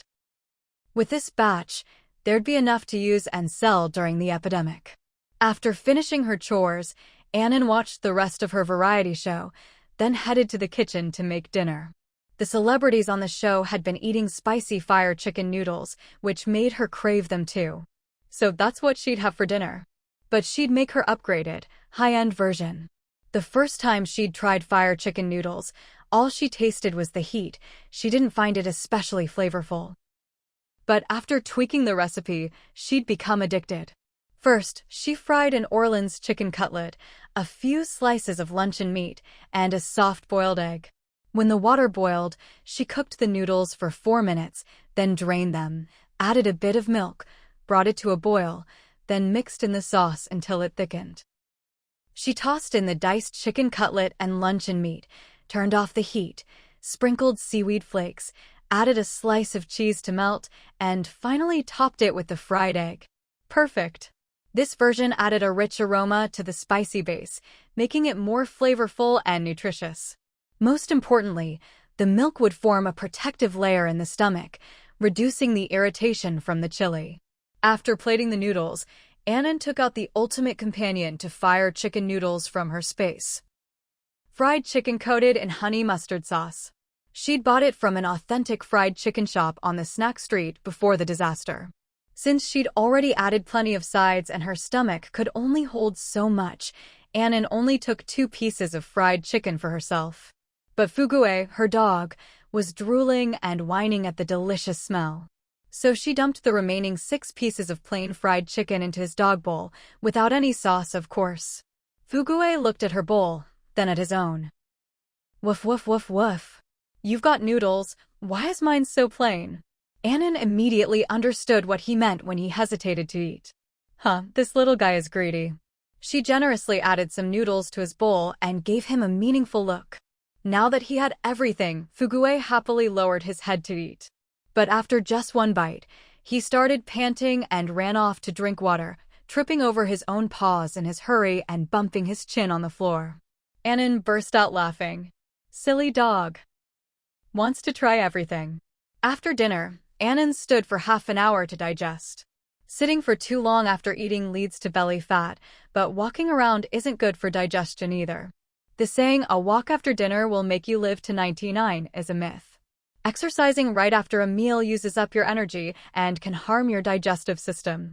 Half an hour later, Annan changed into her temperature-regulating suit, ready to head out for another night of zero-cost shopping.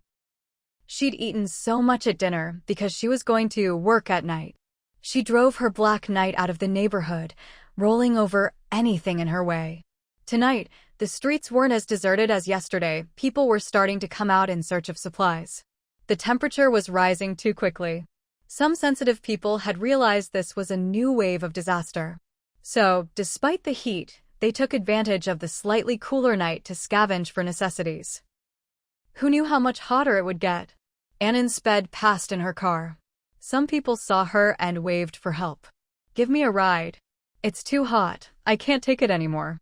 Please help me. I'm old. I can't walk any farther." Annan ignored them all and drove straight past. Let them in for a ride now, and the next second they'd kick her out and take her car for themselves. Sure enough, seeing Annan ignore them, the group immediately picked up stones, cursing and running after her, hurling the rocks at her car. "Rich people are all the same. What's wrong with letting me sit in your big car for a bit? Cold-blooded bastard. Hope your brakes fail and you crash and die." The armored car was bulletproof. Stones didn't even leave a mark. But Annan was still annoyed. "Cursing my car, are you?"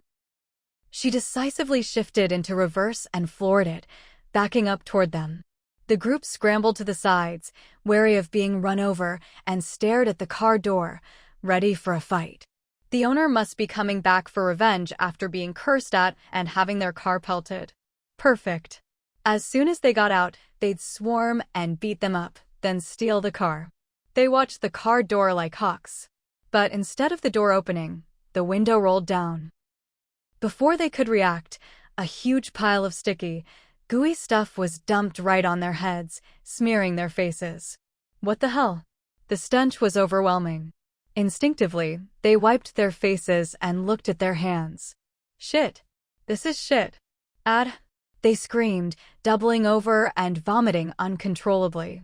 As they puked, the stuff on their foreheads and noses dripped toward their mouths, making them even more nauseous. Furious, they cursed between retches. "You've got no decency. Throwing shit at us. I swear at hashtag and percent hashtag asterisk and." Annan raised an eyebrow. "What are you yelling for? You think regular poop is that sticky?" That was a special mix of Fugue's poop and pee, stored in her space to ferment into fertilizer. Good stuff, really. Consider it a favor. With a snort, Annan drove off. The group was left both furious and disgusted. They hadn't even seen if the driver was a man or a woman, or how that stuff had been dumped on them. The Black Knight roared away, soon disappearing without a trace.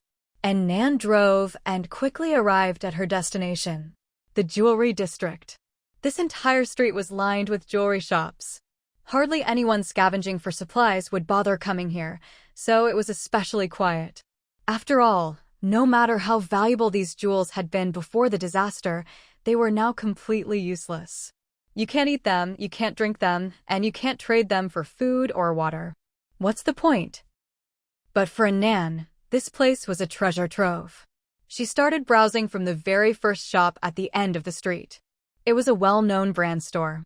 As soon as she walked in, she saw rows of display cases, neatly organized with various gold, silver, gemstone, and jade jewelry.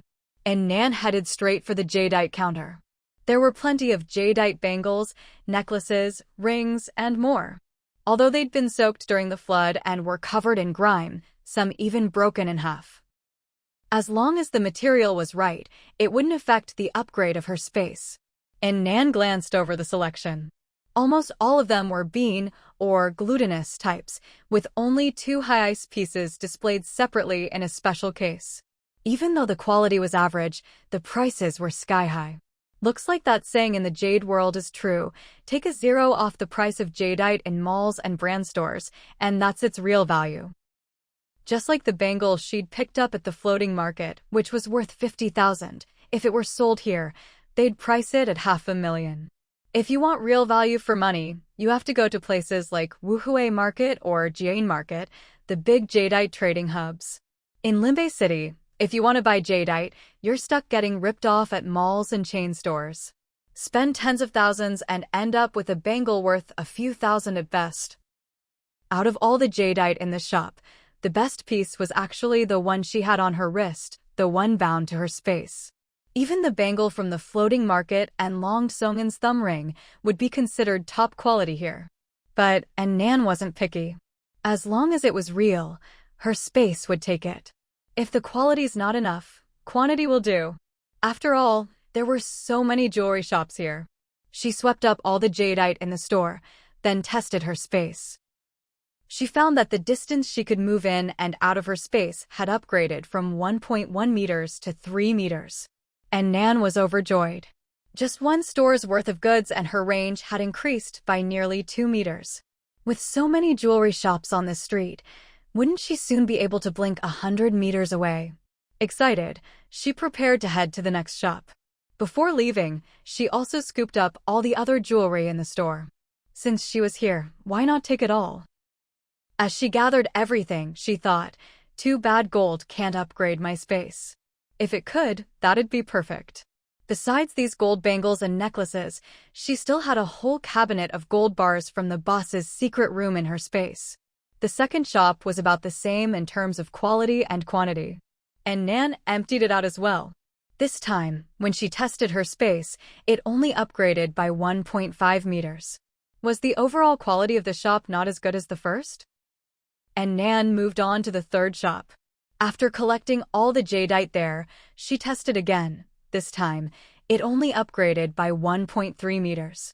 And Nan frowned. That didn't make sense. She'd checked the quality of the jadeite here carefully. It was about the same as the first shop. In fact, there was even an extra display case's worth of goods. So why didn't her space upgrade as much as before? Puzzled, and Nan continued sweeping through several more shops and was surprised to find that her space was upgrading slower and slower. She stopped and compared carefully. 2 high-quality bangles, collected one after the other. The second one upgraded her space less than the first. Suddenly, Nan understood. The more jadeite she collected, the harder it became to upgrade her space. Back when she'd picked up Long Song'an's thumb ring, her space's range had jumped by 10 centimeters in one go. Now, a piece of the same quality only added 3 centimeters. Thinking it over, Nan could understand. It was just like leveling up in a game. At first, you could gain 7 or 8 levels in a day, but later on, it might take a whole month of grinding just to get one level. She remembered some hardcore gamers who'd get stuck one level away from max for over a year. With this realization, Nan comforted herself. It's okay if upgrades are slow, I've got quantity on my side. So she kept sweeping through shop after shop, not even bothering to test anymore, just grabbing everything in sight. Wherever she went, nothing was left behind. Not just jadeite, diamonds, gold, platinum, K-gold, silver, pearls, agate, all kinds of gemstones. If she could see it, it was hers. Only after she'd cleared out every shop did she go into her space to test again. Now, her range had reached 30 meters. It wasn't quite the 100 meters she'd hoped for, but a 30-meter blink was enough to instantly take out any enemy within that distance. As for enemies farther away, she could just blink a few more times. Blinking back and forth like a ghost, she'd scare them to death before they even knew what hit them. After 3 hours of hard work, Nan returned to her car, ate a few crackers to recharge, and set off for her next destination.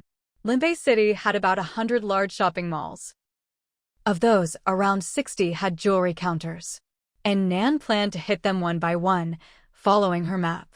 Her armored vehicle was fast, and she soon arrived at her next stop. The mall wasn't as quiet as the jewelry street. There were lots of supplies here. Even though everything had been soaked, plenty of people were still picking through, taking anything that was sealed. Even ruined rice, spoiled rations, and murky bottled drinks were in demand. Different types of goods were on different floors. Most scavengers went straight to the basement supermarket. But the jewelry counters Nan wanted were all on the first floor. The first floor was quiet, since it only had jewelry and cosmetics, no food.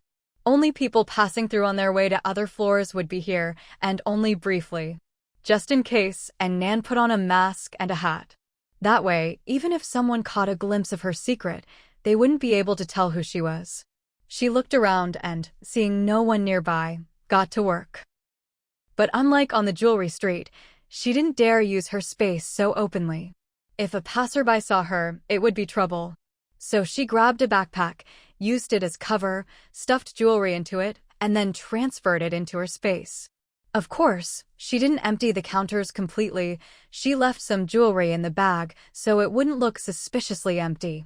It was less efficient than before, but much safer. The quality of jadeite in the mall was about the same as in the brand shops on the jewelry street, plenty of glutinous types, a few decent pieces, but no top-tier goods. Those pieces worth tens of millions or more were probably locked away in the private safes of celebrities and rich ladies. She was busy sweeping through the counters when suddenly, she heard footsteps approaching. And Nan immediately became alert. Hey, look! There's actually an idiot who isn't grabbing food or water, but is here taking jewelry instead. She must have never seen anything nice before. Look at all these valuables, she can't even be bothered to care about food or drink. Ha ha, this woman must be out of her mind from being poor. These were a few people who had just come in from outside, planning to head down to the supermarket on the basement level to look for supplies. And Nan ignored them and kept sweeping jewelry into her large backpack.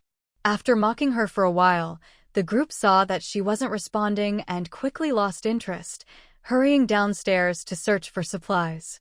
However, a man and woman who had just entered the mall were drawn over by the commotion. The woman saw Nan stuffing handfuls of jewelry into her bag and tugged at the man's arm, whining. "Darling, I want some jewelry too." The man looked helpless. "Let's hurry up and find supplies first. We can come back later. Otherwise, someone else will take all the food and water." The woman wouldn't let it go. "Oh, come on, grabbing a few necklaces and rings won't take much time."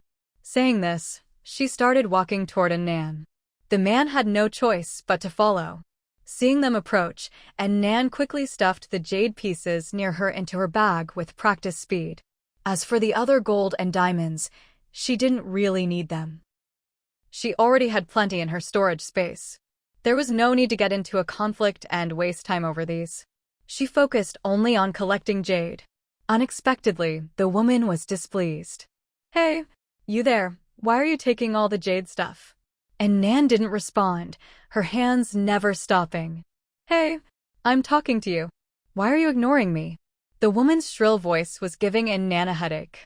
While still packing things away, Nan replied expressionlessly, "Do you want this gold? If not, I'll take it too."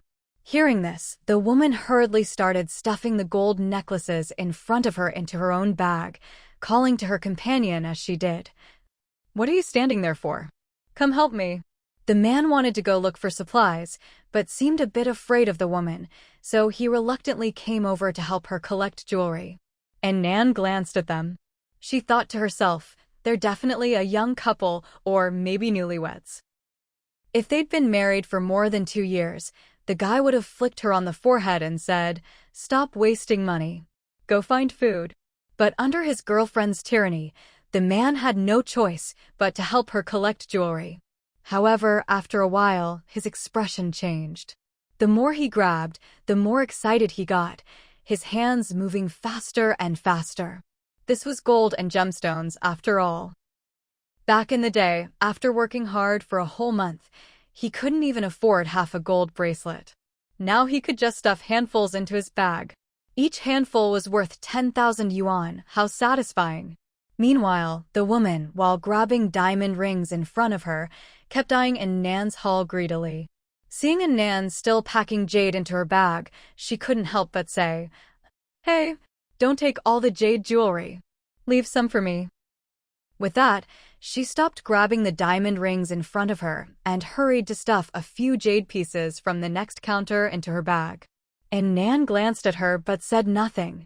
What the woman was grabbing wasn't even jadeite, but chalcedony. So Nan couldn't be bothered to argue. Chalcedony might have jade in its name, but it's actually a type of quartz. It looks a bit like jadeite, but its value is worlds apart.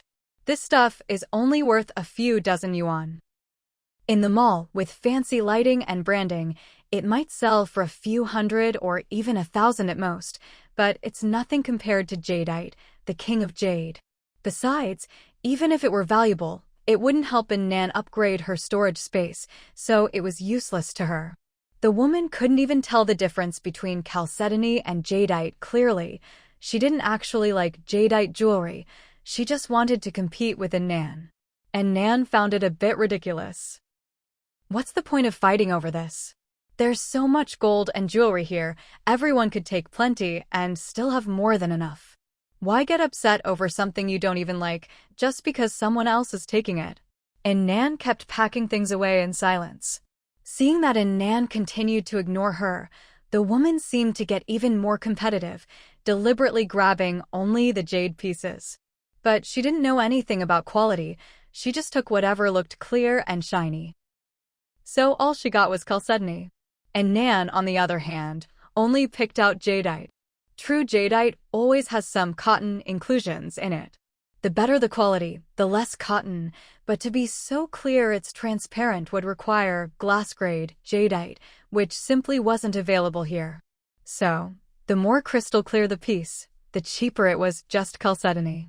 Very soon, Nan had collected all the jadeite. She also grabbed some diamonds and gold while she was at it. Seeing this, the woman was about to curse, but just then, a crowd surged up from the basement level. Let's go. This supermarket is too small, there's nothing left. Too many wolves, not enough meat. Let's check somewhere else. The man who was grabbing jewelry instantly panicked. Crap. All the supplies are gone. The woman finally started to worry too. What do we do now? Seeing Nan still calmly packing jewelry into her bag, she couldn't help but say, "Hey, supplies are all gone and you're still picking up jewelry." And Nan lifted her eyelids and finally responded, "Ma'am, calling someone that woman when you don't even know them is really rude." She paused, then added, "I don't need to look for supplies. I have 5 younger brothers, all over 1.8 meters tall. They're out looking for supplies. I'm just here collecting jewelry because I have nothing else to do." If she wasn't worried about sounding too ridiculous, she'd have claimed to have 108 loyal followers. Seeing the woman's face darken, Nan twisted the knife. "I'm not an idiot. Who would be here collecting jewelry if they didn't already have food?" With that, she calmly finished packing up the rest of the jewelry, slung her backpack over her shoulder, and walked out. The woman was furious, yanking the man's ear and shouting, "This is all your fault. Why didn't you stop me? What do we do now?" The man didn't look happy either. "Maybe we should follow her? She said she has supplies." The woman snapped, "Are you stupid? Didn't you hear her say she has 5 big strong brothers? Do you think you can take them?" And Nan couldn't be bothered with these 2 idiots and walked out on her own. They could have just focused on finding useful supplies, but instead, they wasted time competing and ended up with a pile of useless jewelry to take home and worship. And Nan shook her head, got back in her car, and drove to the next mall. The second mall wasn't far away. They arrived in just a few minutes. This mall didn't have a supermarket, only clothing, jewelry, cosmetics, and the like, so there were hardly any people inside. And Nan worked quickly, clearing out all the jewelry in no time, then hurried off to the next place. She kept busy like this all night, and by dawn, she'd finished raiding nearly half the malls in the city. The range for entering and exiting her space had also upgraded from 30 meters to 40 meters. Now that the blinding sun was up and she was exhausted, Nan decided to call it a day and head home. She'd hit the rest of the malls tomorrow night. For now, it was time to go home and sleep. Back near her apartment complex, she found a secluded spot, put the car away into her space, and walked home with a spring in her step. She was almost home when suddenly, a car horn sounded behind her. She turned instinctively and saw a battered minivan pull up beside her. The window rolled down, revealing Chu Pei's smiling face. Nan. What a coincidence. I just got back from finding gasoline. Were you out scavenging too? And Nan nodded, glancing at her car. Not bad. You even got yourself a ride. Chu Pei grinned. It wasn't me. I don't have keys, and the cars are all locked. How could I do it? Zhao Ping'an got it for us. At that moment, another person in the car poked his head out. Idle. Zhao Ping'an. And Nan was a bit surprised. She'd heard from Chu Pei before that she was going to borrow a fuel pump from Zhao Ping'an, but she hadn't expected him to come out scavenging too. In her previous life, she'd never seen Zhao Ping'an leave his house. Of course, it was possible he'd slipped out without her knowing. After all, they'd never even spoken in that life. Even Zhao Ping'an and Chu Pei weren't acquainted back then. Chu Pei had died early during the floods. But now, the two of them were catching crocodiles and scavenging gasoline together, and had actually become pretty good friends. It seemed her rebirth had triggered a butterfly effect. Chu Pei hadn't died, and the three of them, who hadn't known each other before, were gradually becoming close partners. They parked the car and unloaded 3 big barrels of gasoline. And Nan looked at the haul. Not bad, you two. Zhao Ping'an said, I have a feeling this disaster won't end anytime soon. Fuel is a precious resource, the more, the better. Chu Pei added, this is nothing. We already brought back 2 loads of gas barrels before this. And Nan was surprised. That much? Chu Pei nodded. Yup.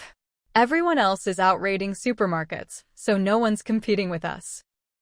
Other than spending some time at first finding a car and metal barrels, it was pretty easy to collect the gas.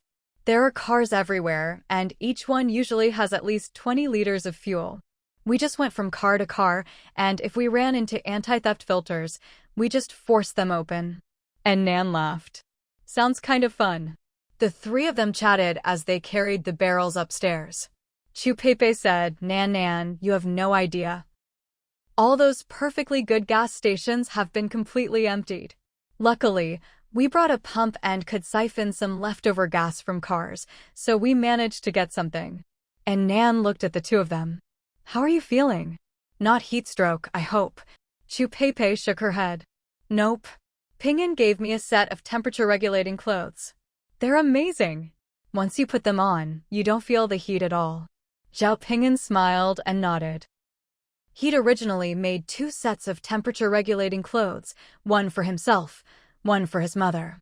But since he was going out scavenging with Chu Pei, his teammate's safety was important. Otherwise, if she suddenly passed out from the heat while they were collecting fuel, it'd be a huge problem. Fortunately, his mom had taken good care of herself over the years. Though she was older, her figure wasn't much bigger than Chu Pei's. So the set he'd made for his mom fit Chu Pei as well. He simply gave her his mom's set for now. His mom was staying in the air-conditioned room anyway, so he could just make her another set later. Chu Pei had been amazed that he had such high-tech gear, and at first was embarrassed to accept it. After all, in times like these, temperature-regulating clothes were practically life-saving treasures people would fight over. But considering the risk of heat stroke while scavenging in 40-plus degree heat, she realized it would be dangerous for both herself and her teammate if she refused. So after a few polite refusals, she accepted. In exchange, they split the gasoline they found each day 70-30. Zhao Ping'an got the bigger share, she got the smaller. And Nan was relieved to hear Chu Pei had temperature-regulating clothes now. That was good, she'd been wondering how to find an excuse to give her a set. After all, the temperature would keep rising, maybe even up to 60 degrees. Those clothes would be a lifesaver. Now that Chu Pei already had a set, she didn't have to worry about finding a reason to give her one. And Nan had always dreaded those awkward situations where people insisted on refusing gifts. It could turn her from a social butterfly into a social anxiety case in an instant. Zhao Ping'an glanced at Nan. Idle, what did you go out for? Why are your hands empty? And Nan shook her backpack. It's all in here, jewelry. Zhao Ping'an and Chu Peipei stared, dumbfounded. Everyone else was out looking for survival supplies, and she was collecting jewelry? Seeing their expressions, Nan laughed. I just like this stuff. I can't resist pretty jewelry. The two thought back and realized it was true. Back at the floating market, she'd traded crocodile meat for a jade bracelet and a ring. She really did love these things. But Chu Peipei still shook her head. As a woman, I like jewelry too, but in this kind of heat, who cares about jewels? Nan, you really do value beauty over your life. And Nan thought to herself, I'm just doing it to upgrade my space. But she couldn't say that, so she made up an excuse. What if the disaster suddenly ends? If I stock up on jade and gold, I'll be a little rich lady. And even if the disaster never ends and money becomes worthless, maybe gold will become the new currency. The other two thought about it and realized she had a point. Throughout history, no matter how currencies changed, gold and silver were always valuable. Chu Peipei's eyes lit up. Nan, you're always so farsighted. When I'm done collecting gas, I'll go look for gold and silver jewelry too. And Nan, better not. I've already cleaned out all the jewelry in the city. She cleared her throat and changed the subject. I wonder if the temperature will drop in a few days. Zhao Ping'an replied, based on my analysis, it won't. Chu Peipei glared at him. Don't jinx it. Zhao Ping'an said, this is the result of careful calculations. I made charts and ran simulations today. The temperature should rise to around 60 degrees. As for how long the heat will last, it'll be at least a year. Chu Peipei was stunned. 60 degrees? Are you kidding me? And Nan also glanced at Zhao Ping'an in surprise. This guy is something else. How did he figure that out? She remembered the paper he'd published before the disaster started. It was bizarre yet rigorous, scientific yet tinged with superstition. He was like a shaman in the scientific community, a theorist in the world of metaphysics. She couldn't help but ask, so, have you deduced whether there'll be any other natural disasters besides floods and extreme heat? Zhao Ping'an shook his head. No idea. I'm not some fortune-telling master who can just divine things out of thin air. Chu Peipei chimed in, you seem pretty into your predictions. Just don't let them come true. 60 degrees? I can't even imagine that. As they chatted, they soon reached their floor. After a night of chaos, the three said their goodbyes and went home to catch up on sleep. Since the extreme heat began, everyone had adjusted their routines, going out at night and sleeping during the day. After all, it wasn't just the high temperatures during the day, the blazing sun made it even worse. At night, it was at least 7 or 8 degrees cooler. And Nan went home, changed into a nightgown, quickly washed up, and collapsed onto her bed. She was sleeping soundly when suddenly she heard cries from outside. Woo-woo, help.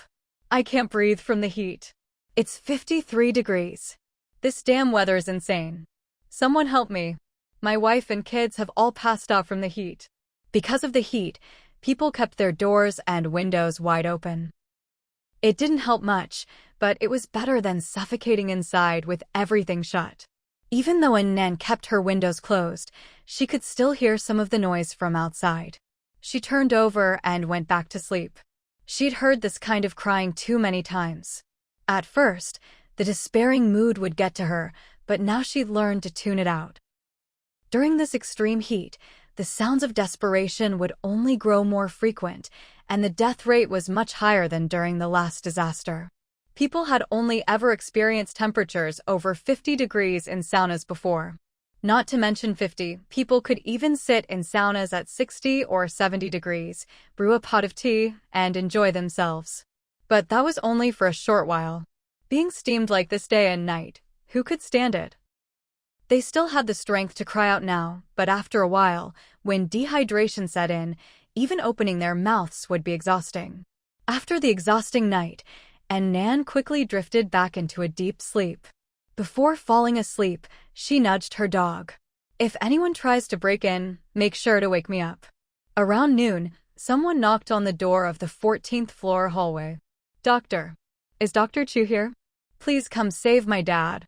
Doctor. My old man's passed out. Please, you have to help him. It was scorching outside, but Chu Pei's fuel was limited, so she didn't dare run the AC too much, just enough to keep it a little over 30 degrees, enough to avoid heat stroke. She was already sweating in her sleep, not sleeping well at all. As soon as she heard the knocking, she woke up instantly. She came out of 1401 and peered through the peephole in the hallway door. Outside stood a middle-aged man, supporting an elderly woman. The old lady was knocking on the door and crying, "I heard there's a doctor living here. Please, doctor, save us." Chu Pei was puzzled, who told them she was a doctor and lived on the 14th floor. As a doctor, her first instinct was to open the door and help. But in the next instant, she pulled her hand back and asked through the door, "What's the patient's current condition?" Hearing a response from inside, the people outside were overjoyed. The man quickly replied, "My dad suddenly passed out. We didn't dare move him. He's still at home."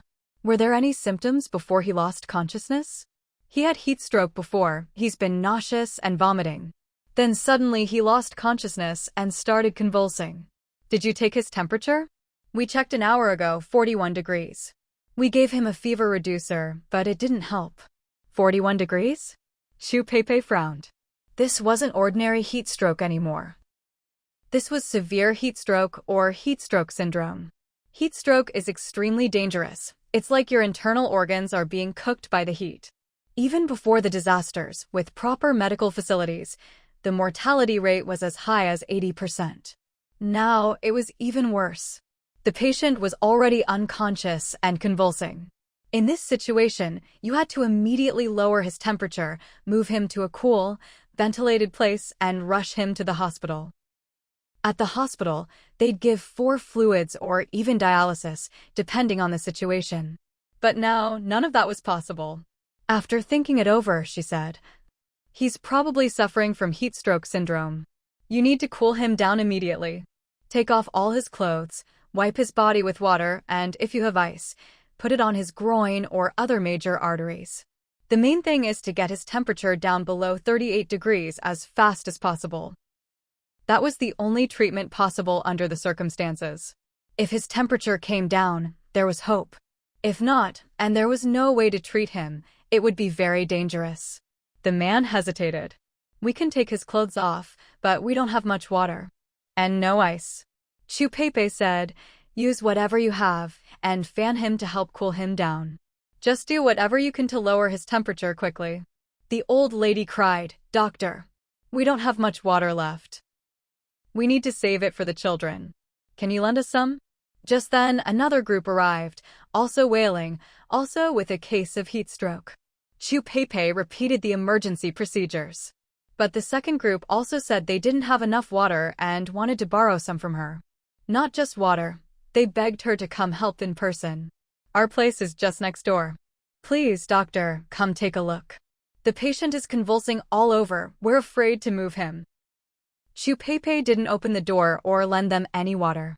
Her own water supply would only last so long. She had to ration it to survive. How could she give it to others? Even if she gave it to them today, what about tomorrow? The day after? With temperatures this high, more and more people would get heat stroke. Was she supposed to give water to everyone? It was impossible. Unless it was a Nan who needed water, she wouldn't give it to anyone else. Chu Pei said through the door, "I've told you what to do. That's all I can help with. Go save your people." The man and old lady, seeing they couldn't get any water, hurried home. The second group, however, wouldn't give up. "You're a doctor. Please help us. Lend us some water." Chu Pei remained silent. As a doctor, all she could do was tell them what to do in an emergency. What they could actually manage was beyond her control. Let alone now, in the middle of a disaster, when she was barely surviving herself.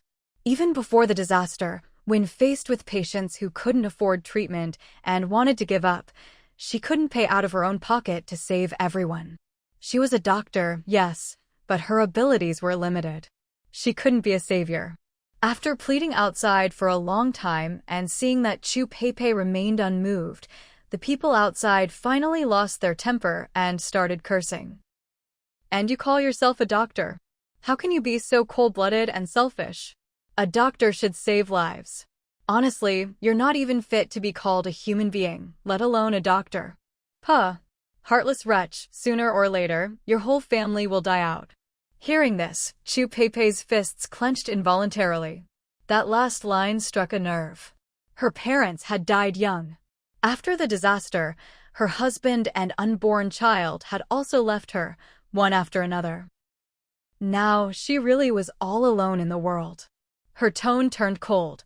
Instead of standing here cursing me, why don't you hurry back and try to save your own patient? She paused, then continued.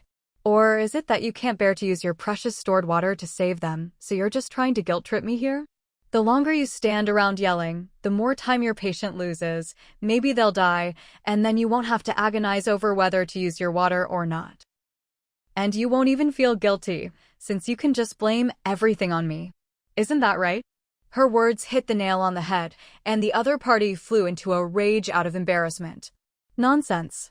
How could we think like that? It's bad enough you won't help as a doctor, but do you have to be so nasty about it? Chu Pei replied, so what if I'm a doctor? Being a doctor is my job, but I'm off the clock now. You haven't even registered as a patient. Sorry, I'm not accepting visitors. You bitch. You. Before the person could finish, Chu Pei opened the firing slot and shot a nail gun at the loudest one, hitting him squarely in the left arm. The man screamed, clutching his arm. A cold voice came from behind the door. Say one more word, and the next shot goes straight to your heart. The man shrank back, clutching his bleeding wound, and ran off. The two remaining people exchanged glances, unwilling to give up, but didn't dare move. Chu Pei said, what? Don't believe I can send you to the underworld before your patient gets there. A whistling sound cut through the air. The two spun around and ran.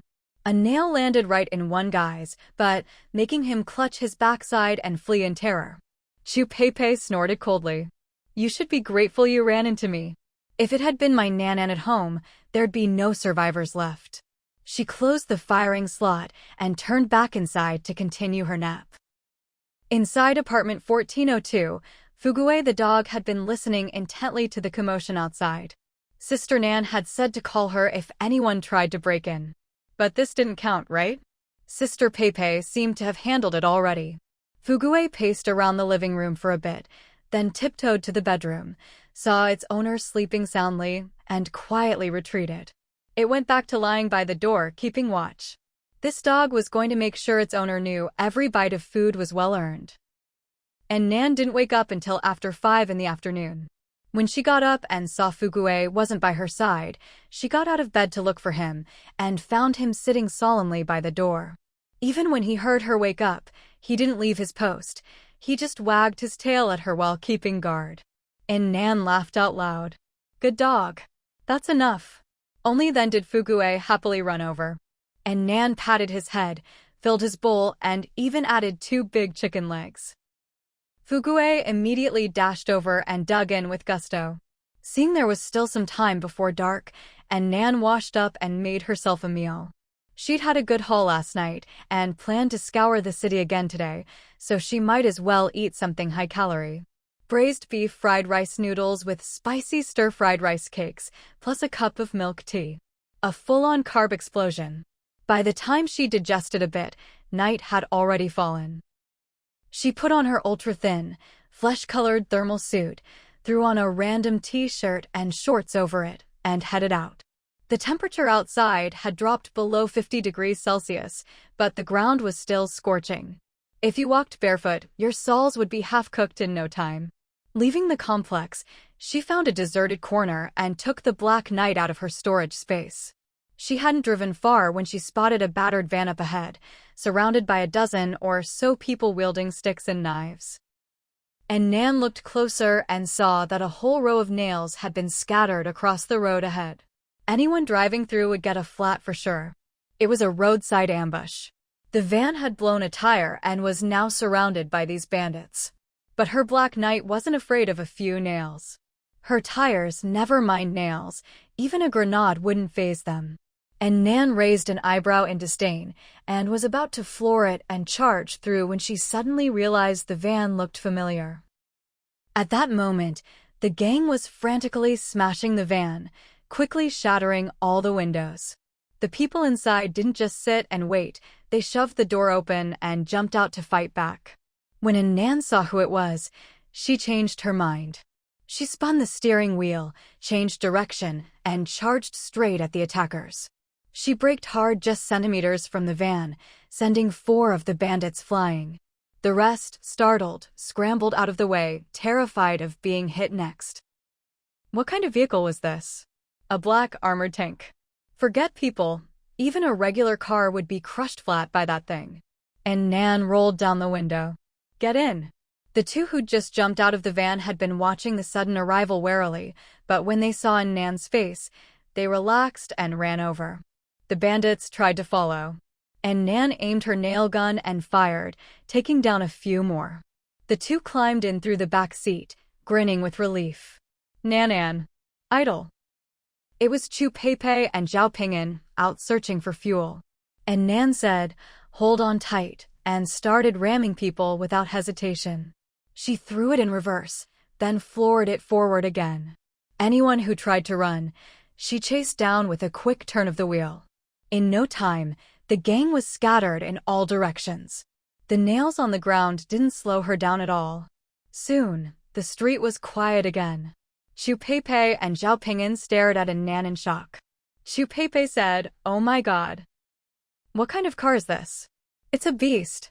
Zhao Ping'an, do you know it? Zhao Ping'an shook his head. Never seen it before. And Nan stopped the car and looked back at them. You two okay? We're fine.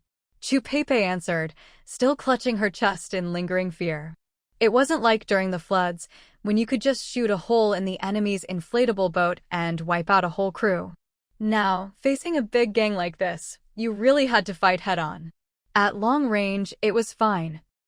She had a nail gun, and Zhao Ping'an had a crossbow, so they could handle being outnumbered. But up close, with so many people, it would have been impossible to avoid injury. One wrong move, and they could have lost their lives. Chu Peipei, Nan, thank goodness you showed up in time. As she spoke, she glanced around. It looks like we're the first victims. There aren't any other cars here, and there's barely any supplies. And Nan saw her slightly disappointed expression and teased. What, you wish there were more victims? Chu Peipei blushed. Of course not. I just feel like we fought for nothing and didn't get anything out of it. She was just getting addicted to robbing the robbers. Zhao Ping'an stood nearby, looking at Nan with open admiration. Idol, you're seriously amazing. Not only are you pretty and tough, but you can drive like a pro too. Do you even have any flaws? And Nan shamelessly replied, no flaws at all. Zhao Ping'an and Chu Peipei's car was already out of commission. Instead of searching everywhere for new tires or fixing broken windows, it made more sense to just find a new car. And Nan asked, is there anything left in your car? They both shook their heads. We just set out, hadn't even started looking for gas yet. We used up the metal drum yesterday, and we were just about to look for another one. Now we have to find a car first. And Nan started her car. No worries. I'll give you a lift while we look, it'll be faster that way. She needed to hit them all anyway, so they'd have plenty of chances to find a new ride along the way. Thanks, Idol. Thank you, Nan. Chu Peipei sat in the car, looking around at the luxurious interior, unable to help but sigh inwardly. Nan really was from a rich family, even her car was one she'd never seen on the road before. But a beast like this must guzzle gas. How many liters per 100 kilometers did it burn? She definitely couldn't afford to drive something like this. Her little minivan was much more economical. Just as she was thinking this, she suddenly spotted a silver-gray Wuling Hongguang parked by the roadside. Chu Peipei's eyes lit up. Nan, that one's good. The legendary Wuling, tough, reliable, and tons of cargo space. And Nan had noticed the car too. Hearing Chu Peipei's praise, she thought, great minds think alike. Her very first car had been a Wuling too. And Nan pulled over and let them out. Zhao Ping'an circled the Wuling, checking it inside and out, and was very satisfied. This one's in better shape than our last car, and there's still over half a tank of gas. And Nan was curious. You can start it without the keys. Zhao Ping'an grinned. Piece of cake. Idle, you go do your thing, leave this to me. And Nan nodded. Be careful, you two. Then she started her car and drove off. Following her map, she headed to another mall to continue yesterday's unfinished business. There were clearly more people in the mall today than yesterday. More and more people were starting to realize what was happening and were coming out at night, taking advantage of the cooler temperatures to look for a way to survive. But the jewelry counters were still deserted. Unlike the food court on the 5th floor, which was packed. Even though all the food was spoiled, there were still plenty of bottled drinks and mineral water. The bottles were sealed, but not perfectly after soaking in floodwater for so long. Dirty water had seeped in through tiny gaps between the cap and the bottle. There were visible impurities floating in the bottled water. But no one cared. At least there was something to drink. They'd even drunk floodwater with corpses floating in it before. Anyone who couldn't handle the bacteria was already dead. The ones who'd survived all had iron stomachs and bodies of steel by now. Everyone looking for supplies was crowded into the supermarket on the 1st floor and the food court on the 5th. And Nan was having a great time looting the jewelry counters on the 2nd floor all by herself. In just a few minutes, she'd cleaned them out. At this rate, she could sweep through mall after mall. Whenever she drove past a jewelry store, she'd stop in for a quick raid. She kept herself busy like this for most of the night, and the range of her spatial ability had already upgraded to 47 meters. Leaving the mall, and Nan shook out her sore hands and headed toward where she'd parked. Before she reached her car, she saw a skinny little boy, holding a rock, vigorously scratching at her beloved car. She frowned and quickened her pace. What do you think you're doing? The boy was startled by her sudden voice and turned around. When he saw a pretty big sister, he immediately grinned. I'm drawing. Drawing? And Nan's face darkened. Whose brat was this, drawing on someone else's car? Good thing she'd brought the Black Knight today. If it had been her Wuling or her RV, they'd be scratched to pieces by now. And Nan grabbed him and yanked him away from her car. Get lost. She had zero patience for kids. Especially dirty, ugly ones like this. Even if she saw a cute kid running wild in the street, she wouldn't give them a second glance. Unlike dogs, no matter how ugly or cute, if they wagged their tails at her, she'd have to go over and give them a pat. Back in her car, and Nan took out a few buns, getting ready to eat lunch and recharge a bit. But then she heard an ear-piercing scraping sound from outside. She rolled down the window and saw the kid was still there. One hand picking his nose, the other still scratching her car with the rock. And Nan's face turned black. Didn't you hear me tell you to get lost? Where are your parents? The boy grinned, revealing a mouthful of rotten teeth. Please don't disturb my drawing. He kept scratching at her car with the rock, muttering. What a crappy car. Why won't it scratch? Damn it. Enough is enough. And Nan flung open the car door and slammed into the kid hard. He fell over, clutching his head and wailing. His already sallow, malnourished face looked even uglier when he cried. And Nan picked him up in disgust and tossed him a bit farther away. Just then, a shout came from behind, getting closer. Hey, what's your problem? How can you bully a little kid? A white SUV pulled up, windows wide open. The driver shouted as he parked. A bespectacled man got out, walking over as he spoke.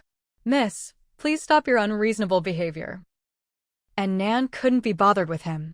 She grabbed the boy and warned him. Come near my car again and I'll kill you. The boy was so scared by her icy glare that he burst into loud sobs. Annoyed, and Nan flicked his forehead. Shut up.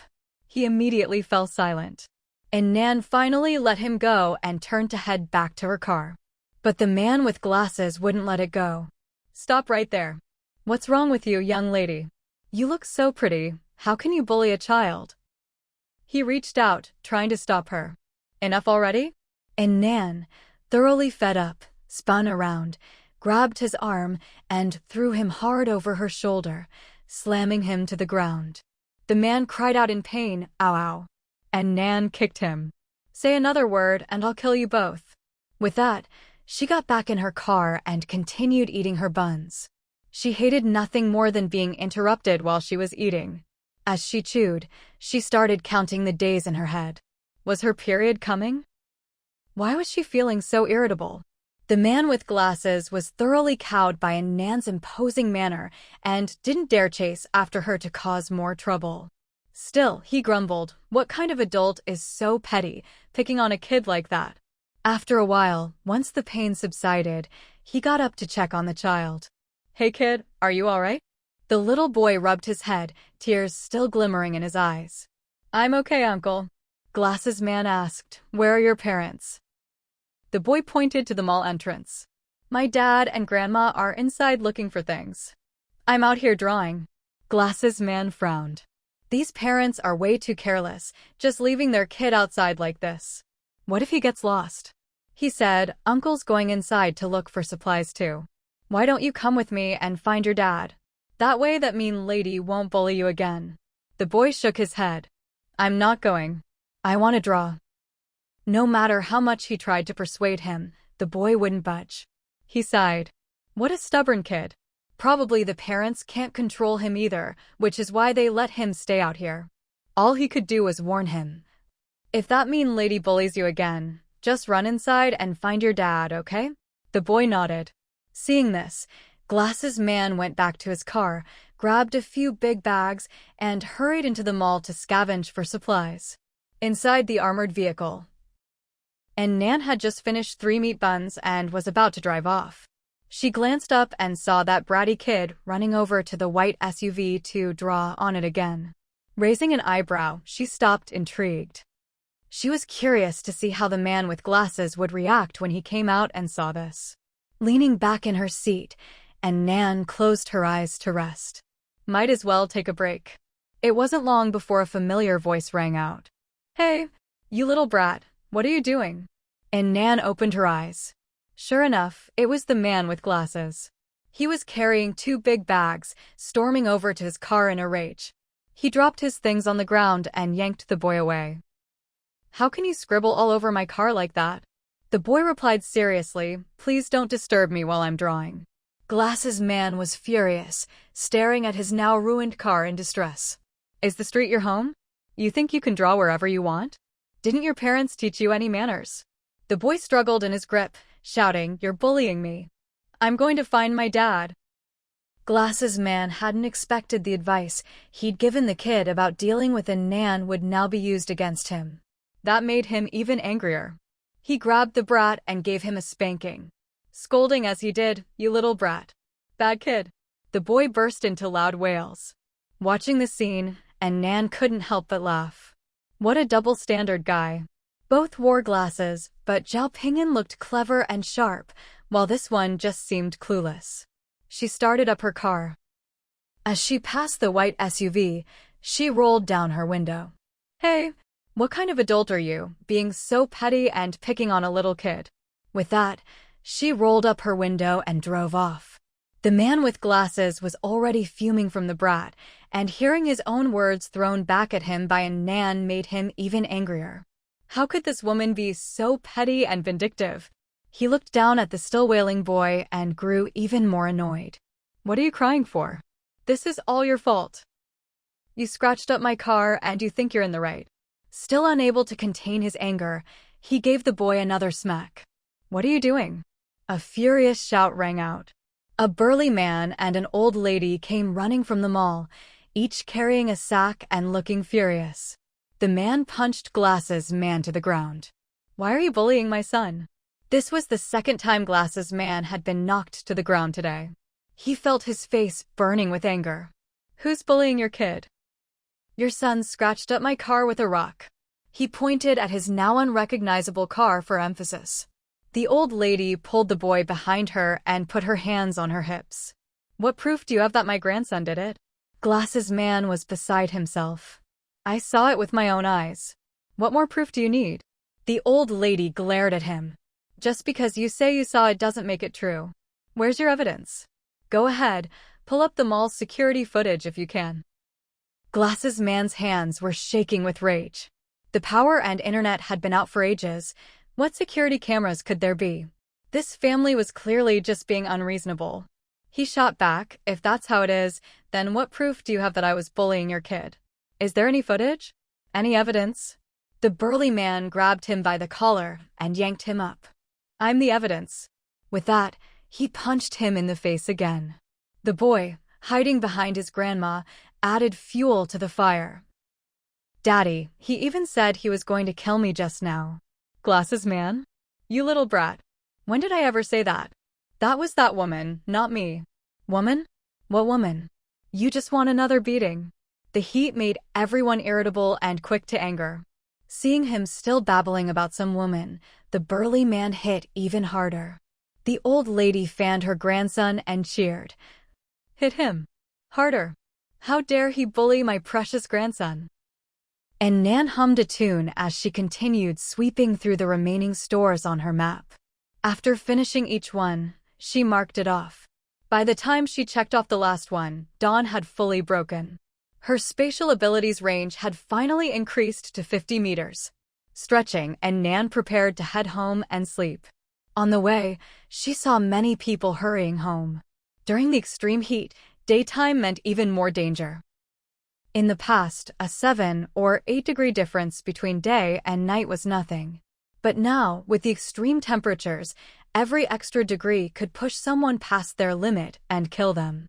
Some people might be fine at 53 degrees, but suddenly collapse at 54.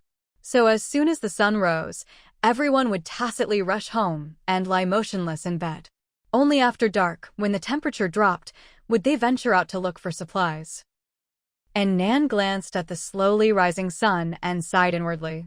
It had only been 5 days since the extreme heat began, and people had already adapted to a new way of life and schedule.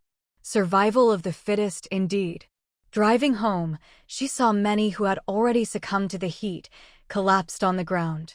Near her building, she put her car away and walked into the complex. She hadn't gone far when someone grabbed her ankle. Looking down, she saw a face sunken and yellowed with dehydration. Cracked lips moved. Help me, take me to the hospital. How could she help?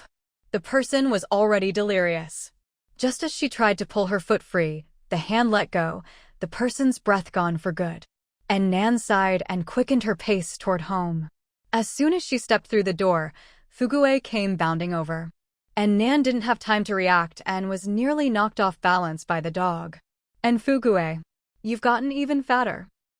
She picked Fugue up and roughly estimated its weight. It had to be over 40 pounds. For a dog of its breed, the usual weight should be around 15 to 20 pounds, 30 at most. You're supposed to be a small dog, sweetie. Now you're practically the size of a medium dog. If you keep growing like this, are you going to end up as big as a golden retriever? And Nan studied her dog's ugly little face. Standard poodles that size are called giant poodles, and they're still beautiful.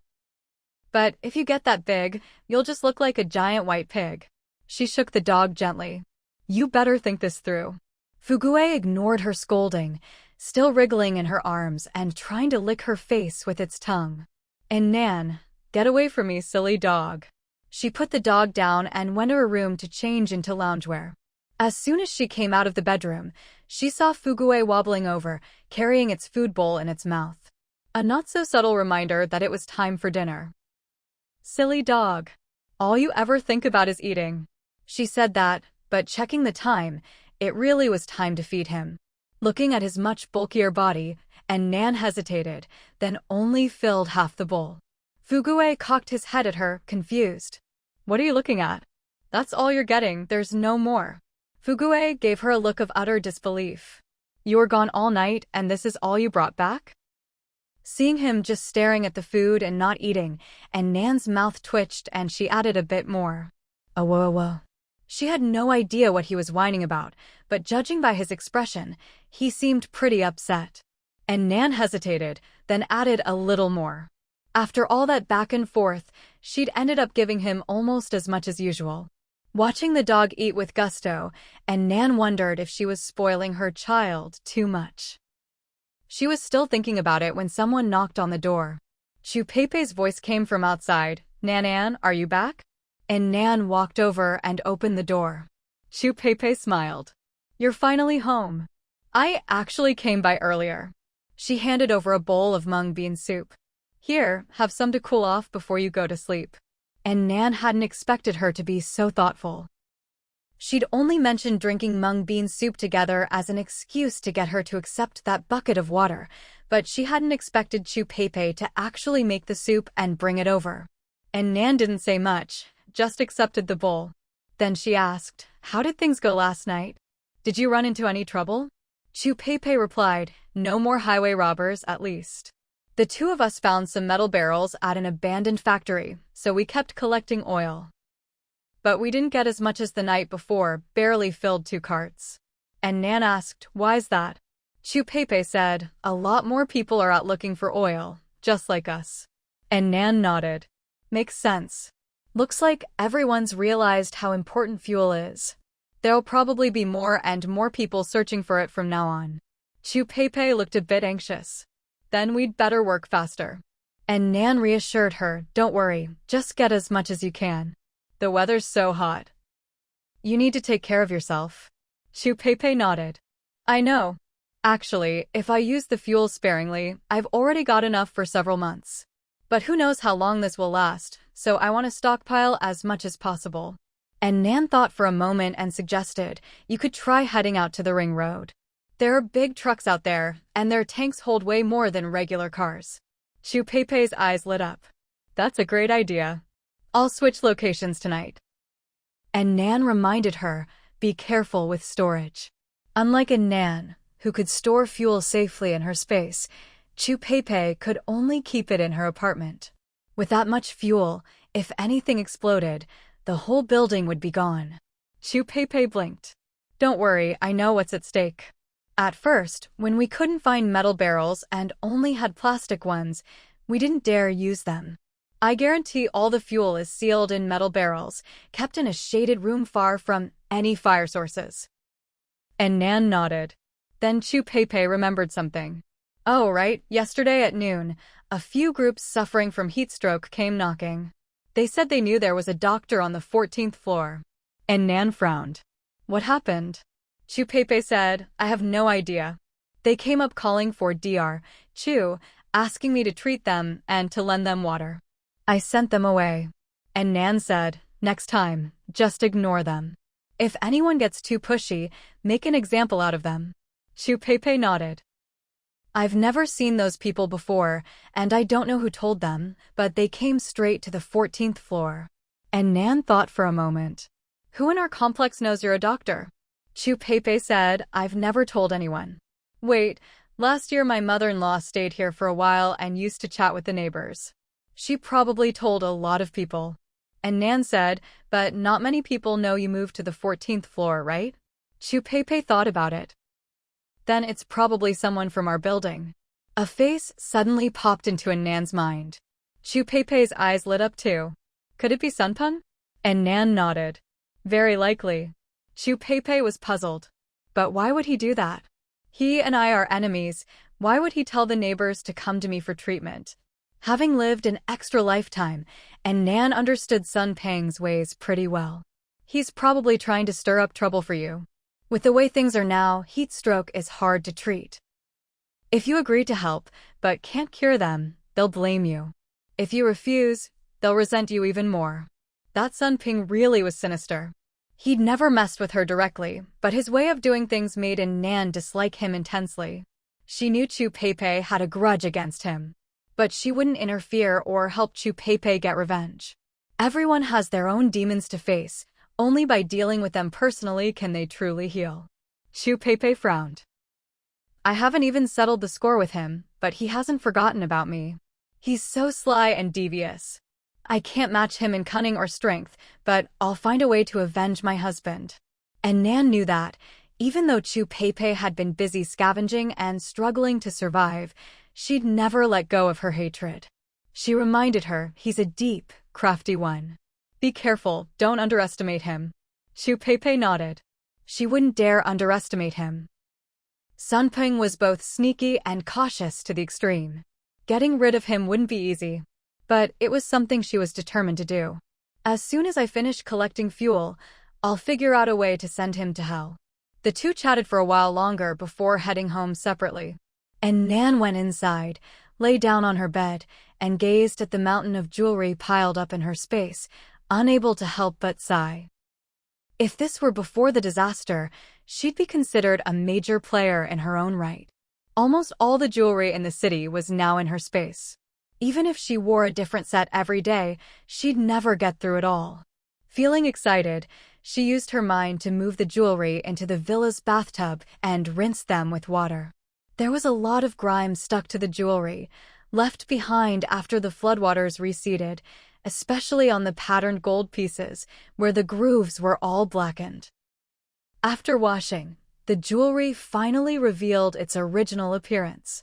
They became even more dazzling, shining with golden light. And Nan looked at the bathtub full of sparkling gold, diamonds, and pearls. She couldn't help but think of those treasure-hunting movies she'd seen before.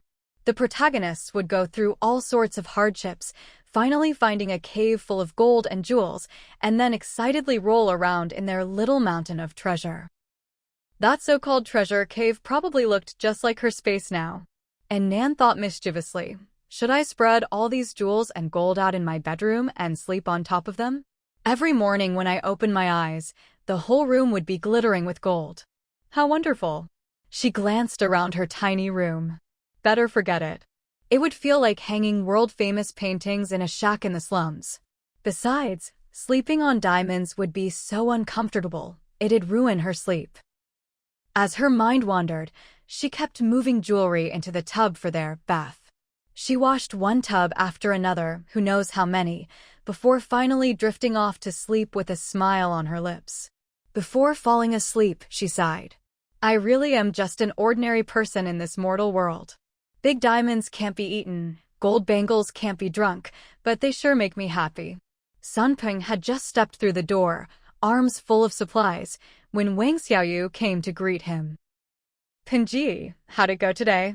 Seeing him with a bulging backpack and another bag in hand, she beamed and reached out to take the supplies from him.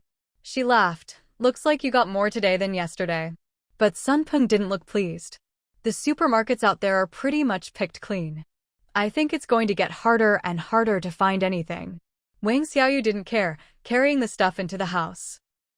It's fine, what you found these past couple days is enough to last us a long time. Sun Peng rubbed his forehead, not nearly as optimistic as she was. Sure, what they had now would last them for a while.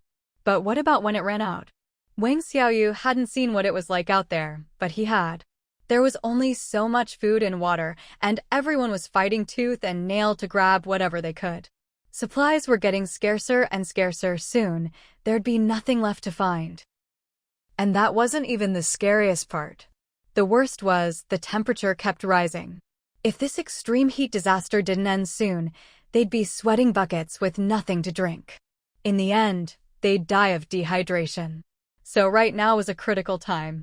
If he could stockpile enough supplies now, it'd be like saving up a fortune, more security for the future. But if they just sat around and used up what they had, they'd only get more and more desperate. He looked at Wang Xiaoyu in the kitchen, sorting through the supplies, a shadow passing over his face. This woman really didn't want to lift a finger, just wanted to reap without sowing. If she'd gone out with him these past 2 days, they could have brought back twice as much food and water. But instead, she played dumb and acted all cutesy, insisting on staying home and waiting for a free meal. How much could he carry by himself? And then the two of them had to share it. In this respect, she was nothing like his wife. Back then, most of the money at home was earned by his wife. He never had to worry about a thing. Wang Xiaoyu was different. All she thought about was squeezing him dry. Back during the flood, things were still manageable, so he let her be. But now, things were clearly getting worse. He couldn't let her keep lazing around. Sun Peng cleared his throat. Xiaoyu, we're having 2 guests over tonight. Wang Xiaoyu turned and asked, what kind of guests? Do I need to make food? She looked a little reluctant. We don't have much left at home. Sun Peng said, no need. They're friends I met while scavenging last night. They're coming to bring us some stuff. Wang Xiaoyu's eyes lit up. Bringing us stuff? Pengji, you're amazing. I knew sticking with you was the right choice. Sun Peng smiled. Then hurry up and get your big brother something to eat. I need a good sleep after a whole night of scavenging. I'm exhausted. Okay. Wang Xiaoyu immediately opened a pack of crackers and handed it to him. As Sun Ping took the crackers, he pinched her pretty cheek. You really are a looker. Even after losing so much weight, you're still easy on the eyes. Not like those walking skeletons outside, you can't even tell if they're men or women. Wang Xiaoyu shot him a proud look. If I wasn't good-looking, you wouldn't have wanted me. She thought to herself, it's only because of this pretty face that he betrayed his wife to hook up with me. After eating, the two of them went to the bedroom to sleep. Now, daytime temperatures stayed above 50 degrees Celsius, so hot you didn't dare move a muscle in bed. Even sleeping, you'd be drenched in sweat, unable to rest properly. Sun Peng tossed and turned, unable to sleep from the heat, but forced himself to rest with his eyes closed. Only after the sun went down did he finally open his eyes. He glanced at Wang Xiaoyu, who was sleeping soundly beside him. He got out of bed quietly and went to the kitchen to hide all their supplies. He didn't want their guests to see what they had and get any ideas about robbing them. He stashed away all the food and water, leaving only a few packs of crackers out in the open. Then he found 2 knives, one tucked into his waistband, the other hidden in the sofa cushions. Finally, he hid scissors, screwdrivers, and other makeshift weapons in every concealed corner of the house. That way, no matter where he was, he could catch someone off guard and strike a deadly blow. Once everything was ready, he sat calmly on the sofa, waiting for his guests. Before long, there was a knock at the door. Sun Ping peered through the peephole, confirmed it was the people he'd arranged to meet, and opened the door. Come in, come in. 3 people stood outside. The man in front smiled and greeted Sun Ping. We brought an extra friend along, hope you don't mind? Sun Peng glanced at what they were carrying, then smiled. Of course I don't mind. Didn't we agree you'd introduce me to more people? The more, the merrier. He pointed toward the bedroom. She's inside, go on in. The 3 exchanged glances, put down their things, and entered the apartment with anticipation. Soon, Wang Xiaoyu's startled cry came from inside. What are you doing? How did you get in here? Where's Brother Ping? Brother Ping. Help me. Sounds of fierce resistance came from inside the room. Sun Peng sat on the sofa, legs crossed, as if he hadn't heard a thing. Before long, Wang Xiaoyu quieted down. A series of indescribable noises drifted out from the room. Sun Peng ignored it all, calmly counting the supplies those 3 men had brought. Just as agreed, nothing missing. As he put the items away in the cabinet, he thought to himself, at this rate, I won't have to worry about running out of supplies anymore. An hour later, the room finally fell silent. The 3 men came out, looking thoroughly satisfied, and greeted him. Not bad, that was a real thrill. Sun Ping grinned obsequiously. I didn't tell her in advance on purpose, so you guys could enjoy something fresh. Since you're satisfied, remember to bring me more business next time. The leader patted him on the shoulder. Don't worry. We've got 2 more friends coming tomorrow. Sun Peng saw them out cheerfully before heading back into the room to check on Wang Xiaoyu.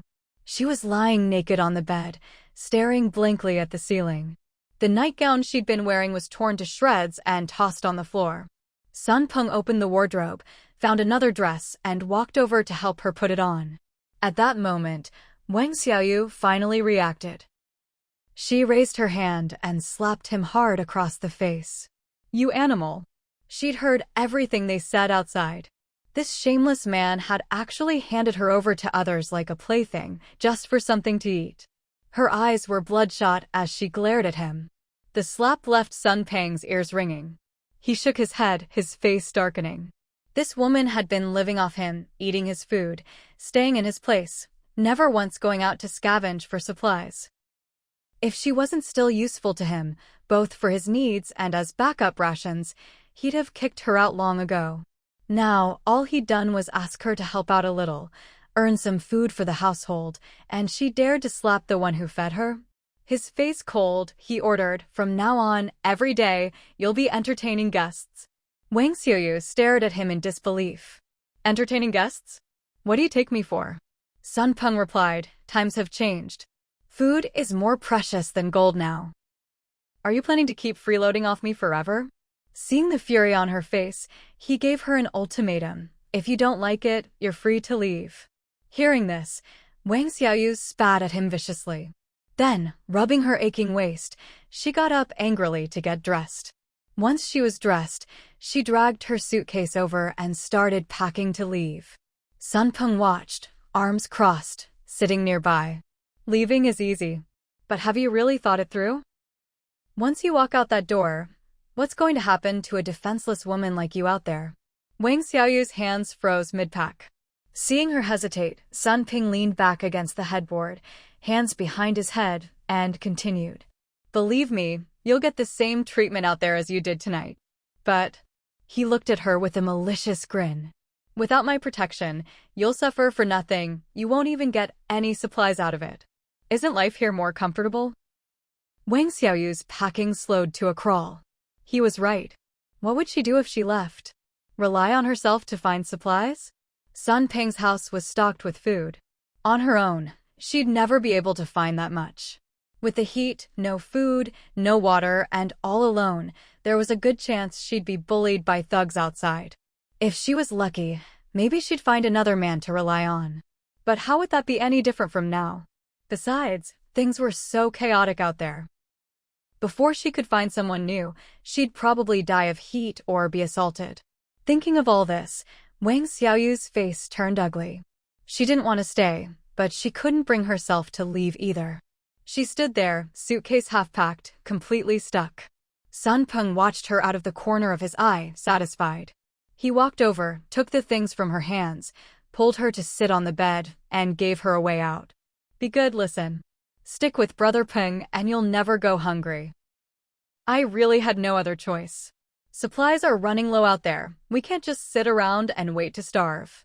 As he spoke, he even apologized. I was wrong today. I shouldn't have kept it from you. From now on, I'll discuss everything with you in advance, and you'll always get first pick of the supplies, okay? A slap with one hand, a sweet date with the other. Wang Xiaoyu knew she had no other options. She could only pout and say, Fine, but promise me. No more having so many people at once. Hearing this, Sun Peng knew she'd given in. He immediately coaxed her. All right, whatever you say. You're the boss here. Room 1402. And Nan stretched comfortably and got out of bed. She'd never felt so refreshed after a nap. In a good mood, she glanced out the window. It was completely dark outside now. Over the past few days, she'd rushed to scavenge the machinery factory, stockpiled 300 tons of fuel, and cleared out all the city's jade jewelry stores. Her spatial abilities range had also increased to 50 meters. And Nan felt utterly relaxed. She curled her lips into a smile, thinking, it's about time to finish what I started. Qian Yinger must be getting impatient, waiting for me on the road to the afterlife. Just as she was thinking this, she suddenly felt a sharp pain in her calf. Looking down, she saw Fugue frantically pawing at her leg. Awo? Awo. Sister Nan, what are you thinking about? Why are you grinning so creepily the moment you wake up? So scary. Feels like you're about to let out an evil kik laugh. And Fugue, you need your nails trimmed. You're scratching my leg. And Nan scooped him up, pinned him to the sofa, and started clipping his nails. Fugue arched his back, struggling nonstop. So that creepy smile just now was because you were plotting to cut my nails? Hold still. And Nan gave him a light smack. Fugue instantly went limp, letting his owner do whatever she wanted to his paws. After trimming Fugue's nails, and Nan washed her hands and poured him some dog food. Watching him eat happily, she set herself a hearty breakfast. Once she was full, it was time to send Bai Wenbin on his way. The day she got rid of Qian Yinger should have been his death day too. He'd lived so many extra days, wonder if he'd suffered enough in the meantime. Taking her time to finish eating, and Nan quickly put on her thermal suit, grabbed her weapons, and set out. Kangwang Community, Apartment 701. Bai Wenbin lay on the bed, barely clinging to life. What he'd suffered these past few days was more than just a little hardship. It was simply a fate worse than death. Ever since the day of the extreme heat, after walking for hours to get home from that pervert brother Zhang's place, he'd unfortunately come down with heat stroke. Every day he was dizzy, nauseous, dry heaving, utterly miserable. To make matters worse, the temperature kept rising. His heat stroke symptoms didn't ease up at all. Instead, they only got worse. The little bit of water he had at home had long since been finished. At first, he was sweating buckets from the heat, but later his body stopped sweating altogether. Bai Wenbin knew in his heart that this was a very dangerous sign. It meant his body was starting to shut down. But there was nothing he could do. He could only watch helplessly as his body temperature climbed higher and higher, his whole body burning up. He knew he was suffering from heat stroke, no, heat exhaustion. He wanted to go out and get help, maybe find some water to drink, but he realized he couldn't even get out of bed. He couldn't help but resent Qian Inger in his heart. He'd told her to stay with him for a while, but she insisted on going back to watch Nan's misfortune. Now he was suffering like this, with no one around to look after him. After passing out several times, Bai Wenbin's consciousness grew more and more muddled. Scenes from his life began to flash through his mind. Getting beaten up as a kid for stealing his deskmate's snack. The pride of getting his PhD and showing off in front of his relatives. The stunning first glimpse of Nan. The wild joy when he learned she was a rich girl. The carefully orchestrated chance encounters. The anger at being stood up in a sudden downpour. The torment from that pervert brother Zheng. Bai Wenbin's hand clutched the bedsheet tightly. Is this my life flashing before my eyes? Could it be that my time is up? He forced his eyes open, trying desperately to stay awake. But it was all in vain. He struggled for a while, his breathing growing more and more labored, as if something was slowly slipping away from his body. Before long, he finally closed his eyes. The room fell silent. The man on the bed had no heartbeat, no breath. 5 minutes later, the corpse that had been lying motionless twitched a finger. Bai Wenbin screamed and opened his eyes. He gasped for air, looking wildly around. This is Kongwang Community, the apartment he'd rented before the apocalypse. What's going on? Wasn't he killed by thugs out on the street? How could he be alive again? Bai Wenbin looked around once more, confirming that this was indeed where he'd lived before the end of the world. Had he been reborn before the apocalypse began? Thinking of this, Bai Wenbin tried to get up in excitement, only to find his body was so weak he couldn't even get out of bed. And the temperature around him was scorching, waves of heat battering him. It didn't feel like before the apocalypse at all, more like the extreme heat period. Bai Wenbin clutched his head in pain as unfamiliar memories flooded his mind. After he'd finished sorting through all the memories, he finally understood. He really had been reborn, but not to before the apocalypse. He'd come back to the extreme heat period. But for some reason, his experiences in this life were completely different from his previous one. In fact, it was much worse than before. In his last life, he and his cousin had always teamed up with Nan, relying on her portable storage space to escape danger again and again. Although the apocalypse was tough, they'd managed to survive for many years. Until the extreme cold period, when he and his cousin, in order to seize the space bracelet, tortured Nan to death. And everything changed. After Nan died, they got the bracelet, but couldn't access the space at all. It was as if the space had disappeared with Nan's death. He and Qian Inger regretted it bitterly. But it was too late for regrets. Luckily, food was easy to preserve during the extreme cold. They squeezed every last bit of value from Nan, surviving for a long time on her flesh and blood. But without Nan and the protection of her space, they eventually died at the hands of brutal thugs. But now, Bai Wenbin slapped his own face in excitement. He'd actually been reborn again. Since heaven had given him another chance, it must mean he was the chosen one, the destined protagonist. Sure enough, the heavens wouldn't have given him such a handsome face and superior intelligence for nothing. For over 20 years, he'd always believed he was the rightful main character. He'd even been annoyed that such a great cheat as the storage space had gone to Nan, a supporting female character in his harem, and one he'd never managed to win over. Now, his story was finally about to begin. This time, he would stir up the winds and clouds and become the most powerful boss of the apocalypse. After a while, Bai Wenbin's excitement finally calmed down. He licked his cracked lips, wanting to pour himself a glass of water first. But he realized he was so weak he couldn't even get out of bed. He frowned and tried to recall this body's memories. How did he end up so pathetic in this life? It had only been a little over 4 months since the disaster began, and he died. And not just died, he'd been cooked alive. In his last life, he'd survived over 5 years in the apocalypse. But in this life, he hadn't even made it to the 5th month. And he'd even been by a group of men. He dry-heaved a few times, feeling nauseous. Bai Wenbin frowned, searching his memories, trying to figure out what had caused such a drastic change. He discovered the biggest variable was Nan. She hadn't teamed up with him like in his previous life. In fact, before the disaster even started, she'd suddenly changed her attitude and blocked both him and his cousin. Could it be that she? Bai Wenbin recalled the armored door on the 14th floor, the roaring chainsaw, the bloodletting bayonet. None of those things had existed in his last life. His eyes widened as he realized, and Nan had been reborn too. And judging by when she blocked him, she'd come back even earlier, before the apocalypse. Damn it. He'd just finished telling himself he was the chosen one, and now fate was playing such a cruel joke on him. And Nan was someone he'd killed, she was his enemy.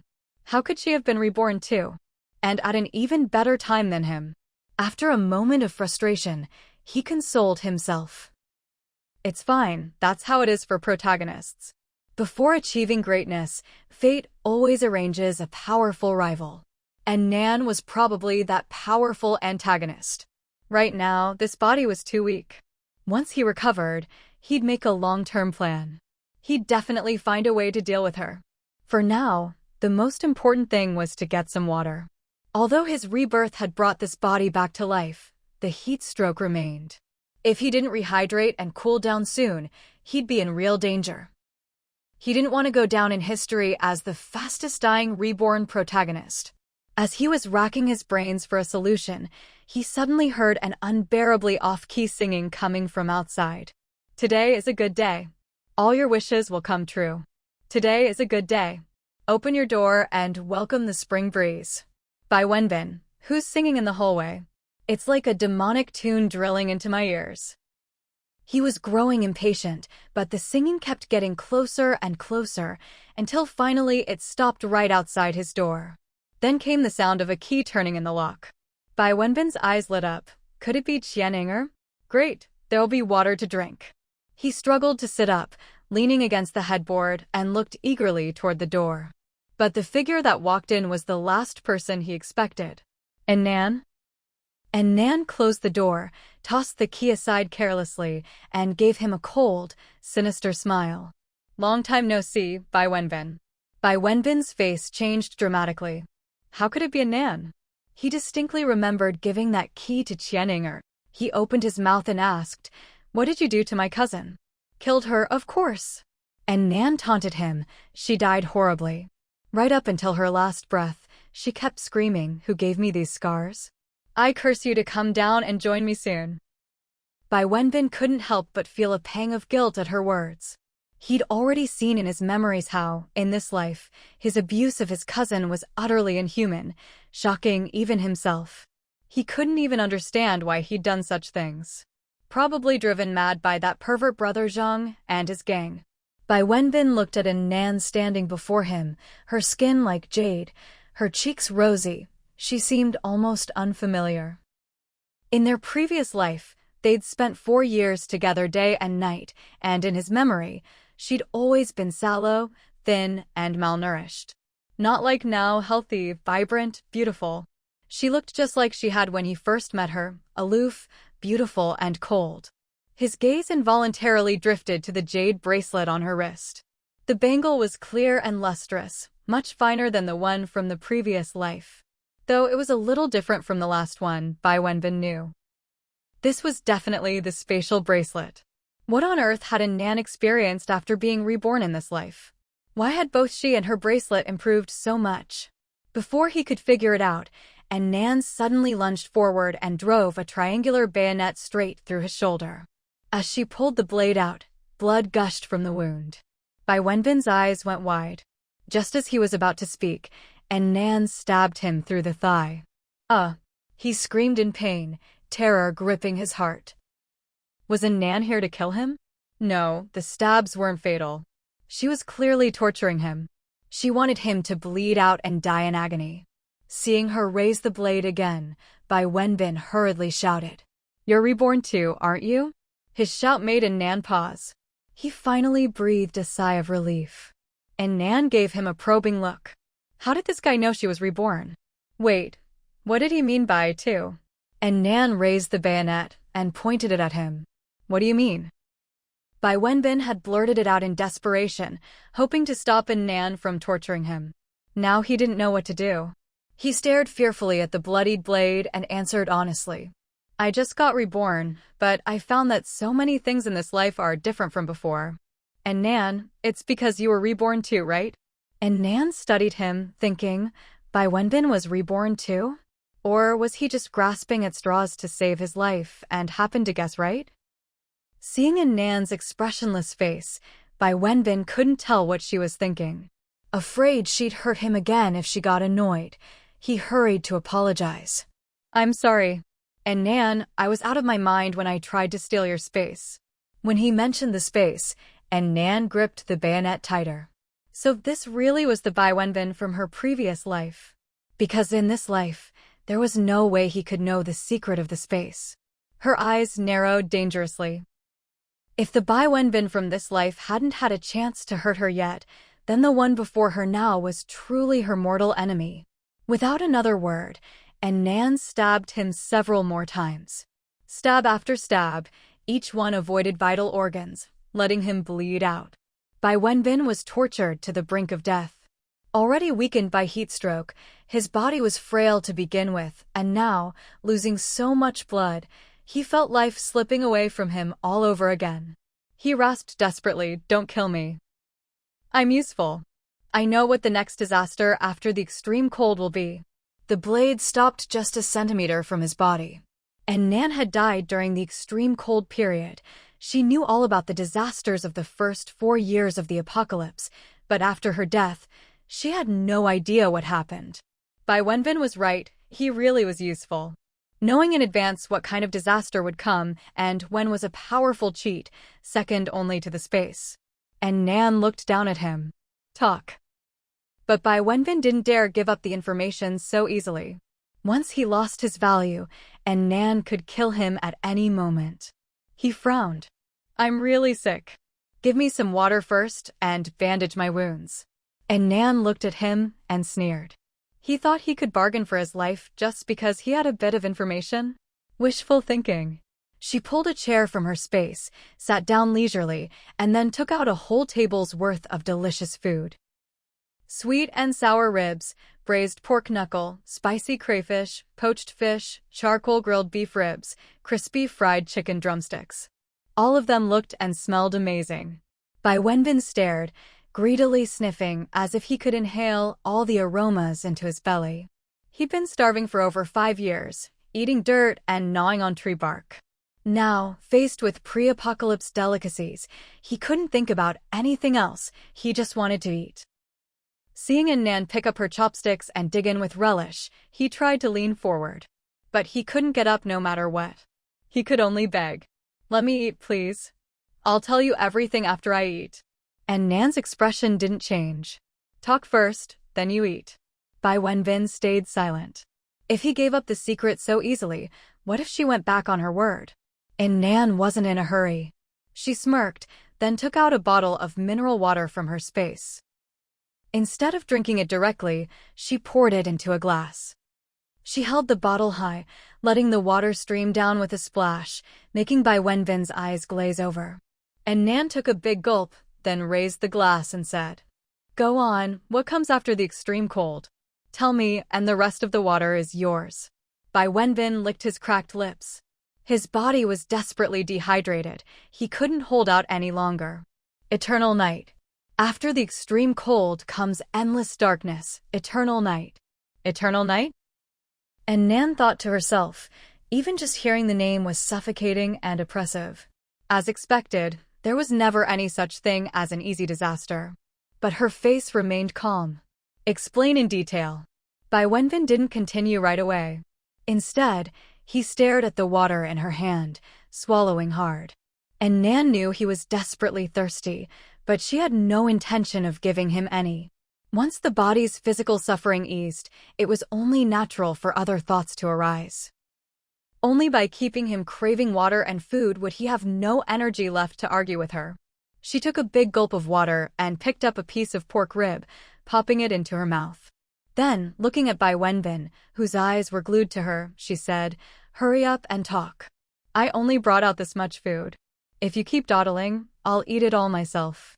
Bai Wenbin grew anxious. "I already told you what the next disaster is. At least let me have some water and food first, right?" He looked at Nan, trying to bargain. "If you don't give me anything to eat, I won't say another word." And Nan elegantly wiped her mouth with a napkin, then stood up unhurriedly. "Seems like you still haven't figured out the situation. I have a spatial ability. Even if you don't tell me anything, it won't affect me much. But it'll be a big problem for you. Since you don't want to talk, I'll just help you keep your mouth shut forever." As she spoke, she raised her bayonet again. Bai Wenbin was scared out of his wits and immediately shouted, "No, no, no. I'll talk. I'll talk. Spare my life." And Nan sneered. "That depends on how well you talk. Only if I'm satisfied will I let you live." Bai Wenbin hurriedly began to recount his past life in detail. The extreme cold lasted for over 2 years. Just when we were about to collapse, suddenly, the temperature started to rise. But, after so many disasters, no one dared to believe the apocalypse would really end. Sure enough, when the temperature finally climbed to 23 degrees, the most comfortable temperature, something strange happened. That day, the sun set as usual, but it never rose again. The world was plunged into 24 hours of unending darkness. At this point, Bai Wenbin seemed to recall something terrifying and couldn't help but shudder. Seeing in Nan's impatient expression, he hurried on. The darkness bred even more evil. Except for the official bases guarded by the military, which were barely safe, everywhere else became a paradise for maniacs. Maniacs, well, they were just people driven insane by the apocalypse, turning into psychotic killers. They roamed in gangs, killing anyone they saw. And then, there were terrifying animals. He suddenly stopped. And Nan frowned. "What kind of animals?" Bai Wenbin's lips trembled, as if recalling some horrific scene, and he couldn't finish his sentence. And Nan grabbed him by the collar. "Keep talking." But Bai Wenbin was shaking all over, unable to utter a complete sentence. And Nan, losing patience, slashed him again. He clutched his wound, groaning in pain and curling up in agony. After a long while, he still couldn't speak clearly, only managing to convey that some animals had undergone terrifying mutations. Seeing that he was too frightened to explain, and Nan changed the subject. "How long did the eternal night last?" This time, Bai Wenbin answered clearly. "I don't know. Not long after eternal night began, I was killed by maniacs. When I opened my eyes again, I was here, and then I met you." After hearing this, and Nan fell silent, thinking for a moment. She couldn't help but wonder, why did this scum get to be reborn too? Countless people had died in the apocalypse. If everyone could be reborn, wouldn't the world be in chaos? At least for now, aside from herself and Bai Wenbin, she hadn't met any other reborn people. So, what was special or similar about the two of them? And Nan frowned in thought for a while, then asked, "Where's my bracelet?" Bai Wenbin instinctively glanced at the jade bracelet on her wrist, then realized she was asking about the one he'd stolen from her in their previous life. He shrank back and said, I ate it." And Nan was stunned. "Ate it?" Bai Wenbin explained, "After you died, I tried to summon the space, but no matter what I did, bleeding on it, heating it, kneeling to it, nothing worked. In desperation, I smashed it with a hammer and swallowed the pieces bit by bit. But it was useless. The space just wouldn't appear." And Nan was a little surprised. When the bracelet was on her wrist, It was harder than diamond. Nothing could damage it. Even when the siblings chopped off her hand and the bracelet fell to the ground, it didn't break. How could he have smashed and swallowed it? She thought for a moment. Maybe because the space had come with her when she was reborn, the bracelet, as its vessel, had lost its function and become an ordinary, fragile piece of jewelry, but not entirely ordinary. At the very least, Bai Wenbin's rebirth was probably because he'd swallowed the bracelet. To confirm her guess, she asked, "Did Qian Yinger die too?" Bai Wenbin nodded, and Nan let out a sigh of relief. Since Qian Yinger had died but hadn't come back like him, it meant Bai Wenbin's rebirth was likely due to the bracelet. Thank goodness not just anyone could be reborn so easily. Otherwise, if every person she killed came back, wouldn't it be like an endless cycle? Mentioning Qian Yinger's death, Bai Wenbin's expression turned sorrowful. My cousin took a blow from a maniac for me. That's how she died. She suffered a lot before she went. And Nan's expression was the opposite. She felt quite pleased. Knowing that those who killed her had met bad ends themselves, she felt at ease. She curled her lips. TSK, what a touching sibling bond. Looks like Qian Yinger really loved her big brother. As an old classmate, I'll grant her wish and send you down to join her. With that, she put away the bayonet and took out a chainsaw from her space. As the chainsaw roared to life, Bai Wenbin's alarm bells went off and his eyes nearly popped out of his head. I know your secret. You can't just kill me like this. And Nan found it funny. Is that a threat? All the more reason to send you on your way. After all, only the dead can keep secrets forever. With that, she raised the chainsaw and cut off his arm. Bai Wenbin was powerless to resist, the agony nearly making him faint. He realized he'd said the wrong thing and, using his last bit of strength, begged, "And Nan, I really know I was wrong. Please spare me. I really don't want to die again." And Nan turned a deaf ear and continued sawing off his leg. She started with his limbs, patiently cutting him apart bit by bit. Blood splattered everywhere as Bai Wenbin watched himself being dismembered, suffering a terror and pain beyond anything he'd ever known. In this drawn-out process, he once again felt his life slipping away. Finally, in utter terror and agony, he closed his eyes for the last time. And Nan looked at the thoroughly dismembered Bai Wenbin and finally let out a long, satisfied breath. She also took out Qian Yinger, whom she had previously stashed in her spatial storage.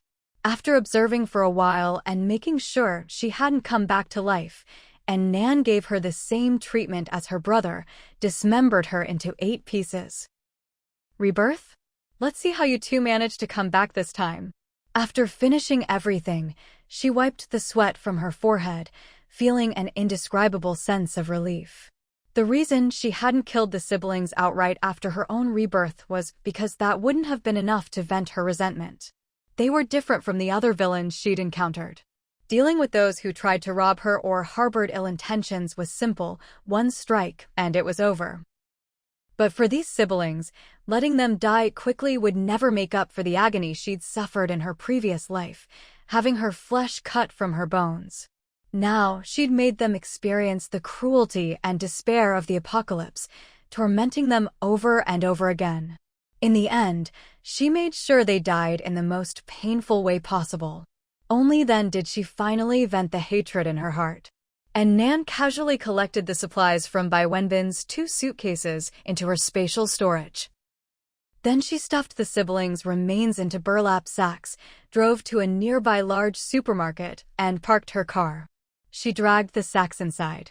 There were still a few people scavenging for supplies in the supermarket, but by now, there was hardly anything left.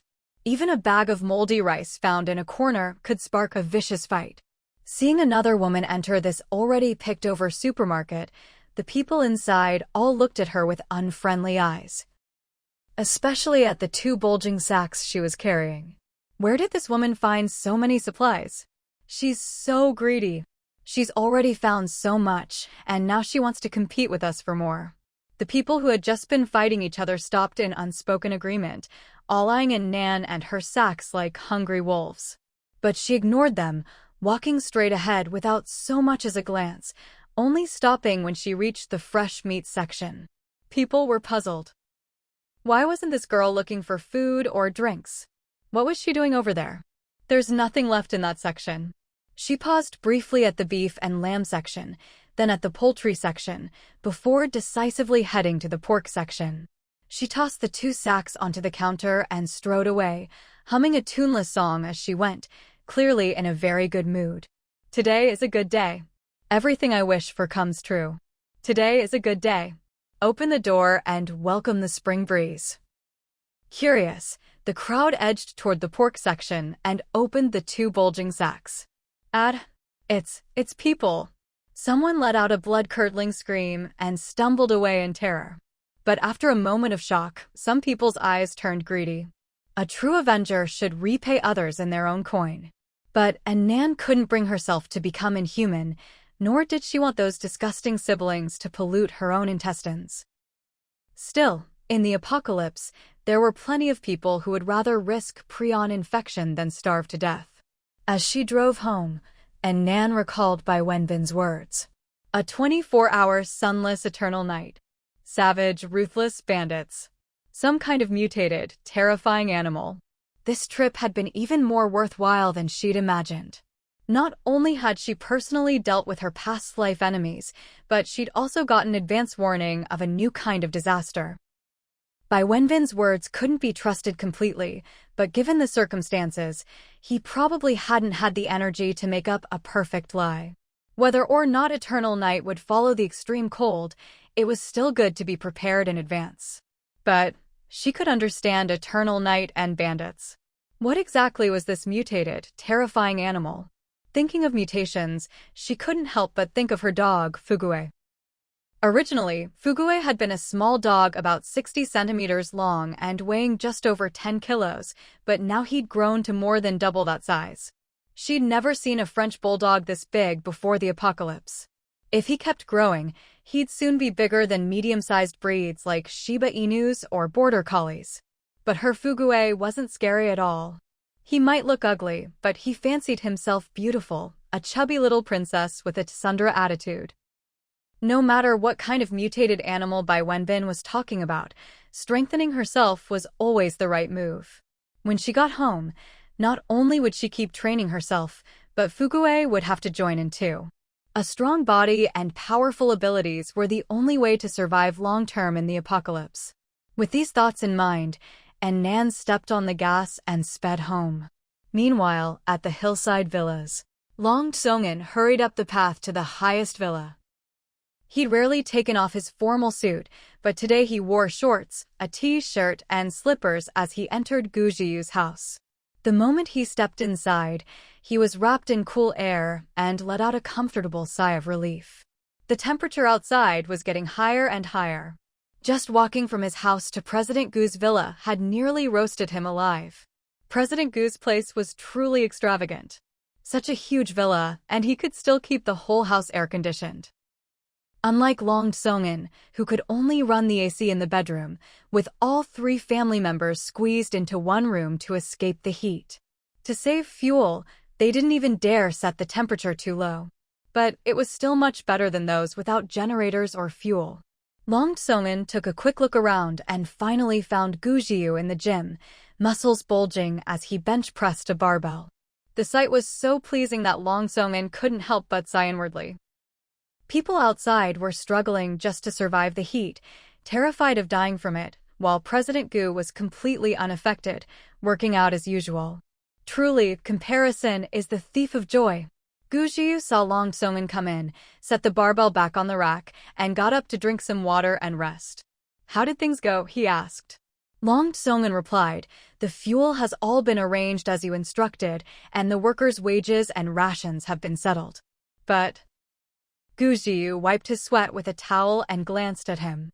"Speak." Long Tsongin frowned. "Something strange has happened again."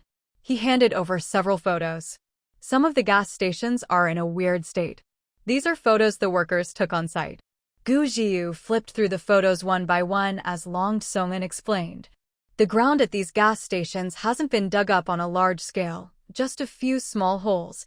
each only a few dozen centimeters in diameter. But the underground storage tanks are all gone. There are 6 gas stations like this, all outside the city. The more he spoke, the stranger it seemed. It was impossible to remove such huge storage tanks through such small holes.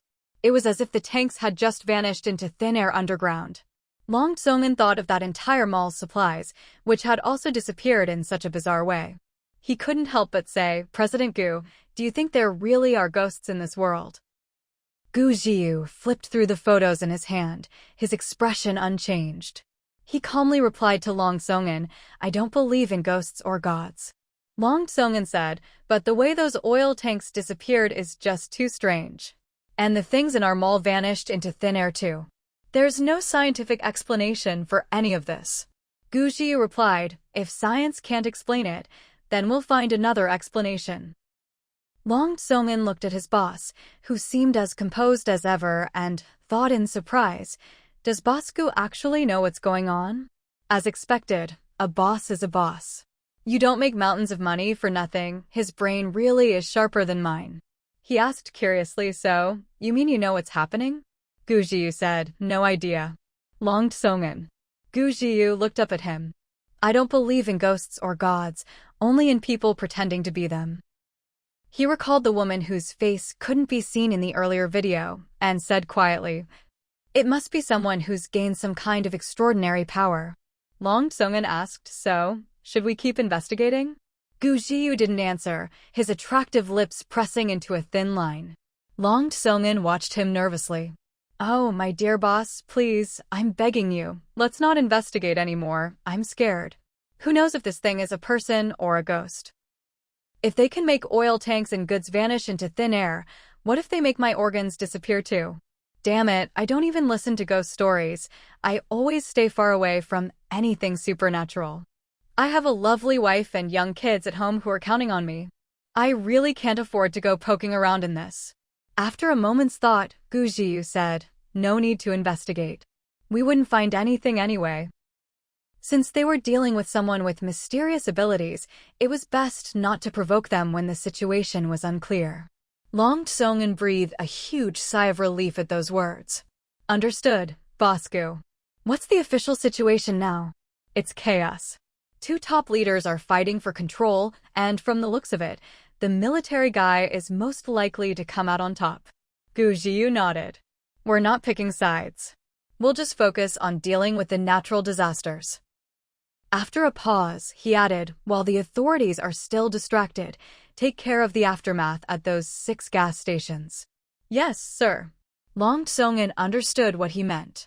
It was already a tough and sensitive time, and they'd stockpiled a huge amount of supplies and fuel, drawing a lot of attention. If anyone noticed the anomalies at those gas stations and suspected the Gu family had some hidden experts, it would only bring more unnecessary trouble. Maple Forest Serenity.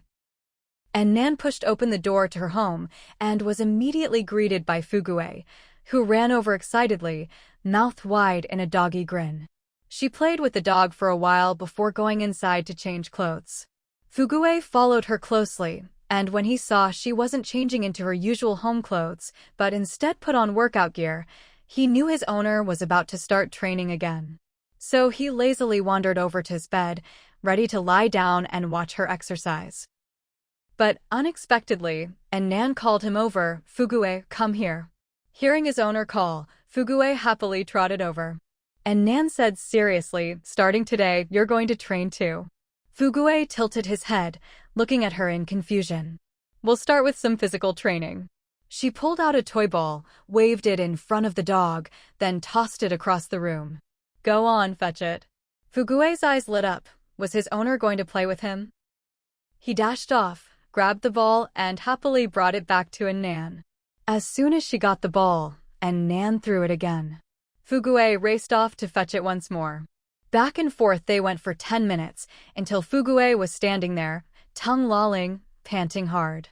And Nan urged him, "Fugue, keep going." He didn't move, just kept panting and looked away. And Nan turned his little head back toward her. "I'm talking to you, don't play dumb, keep going."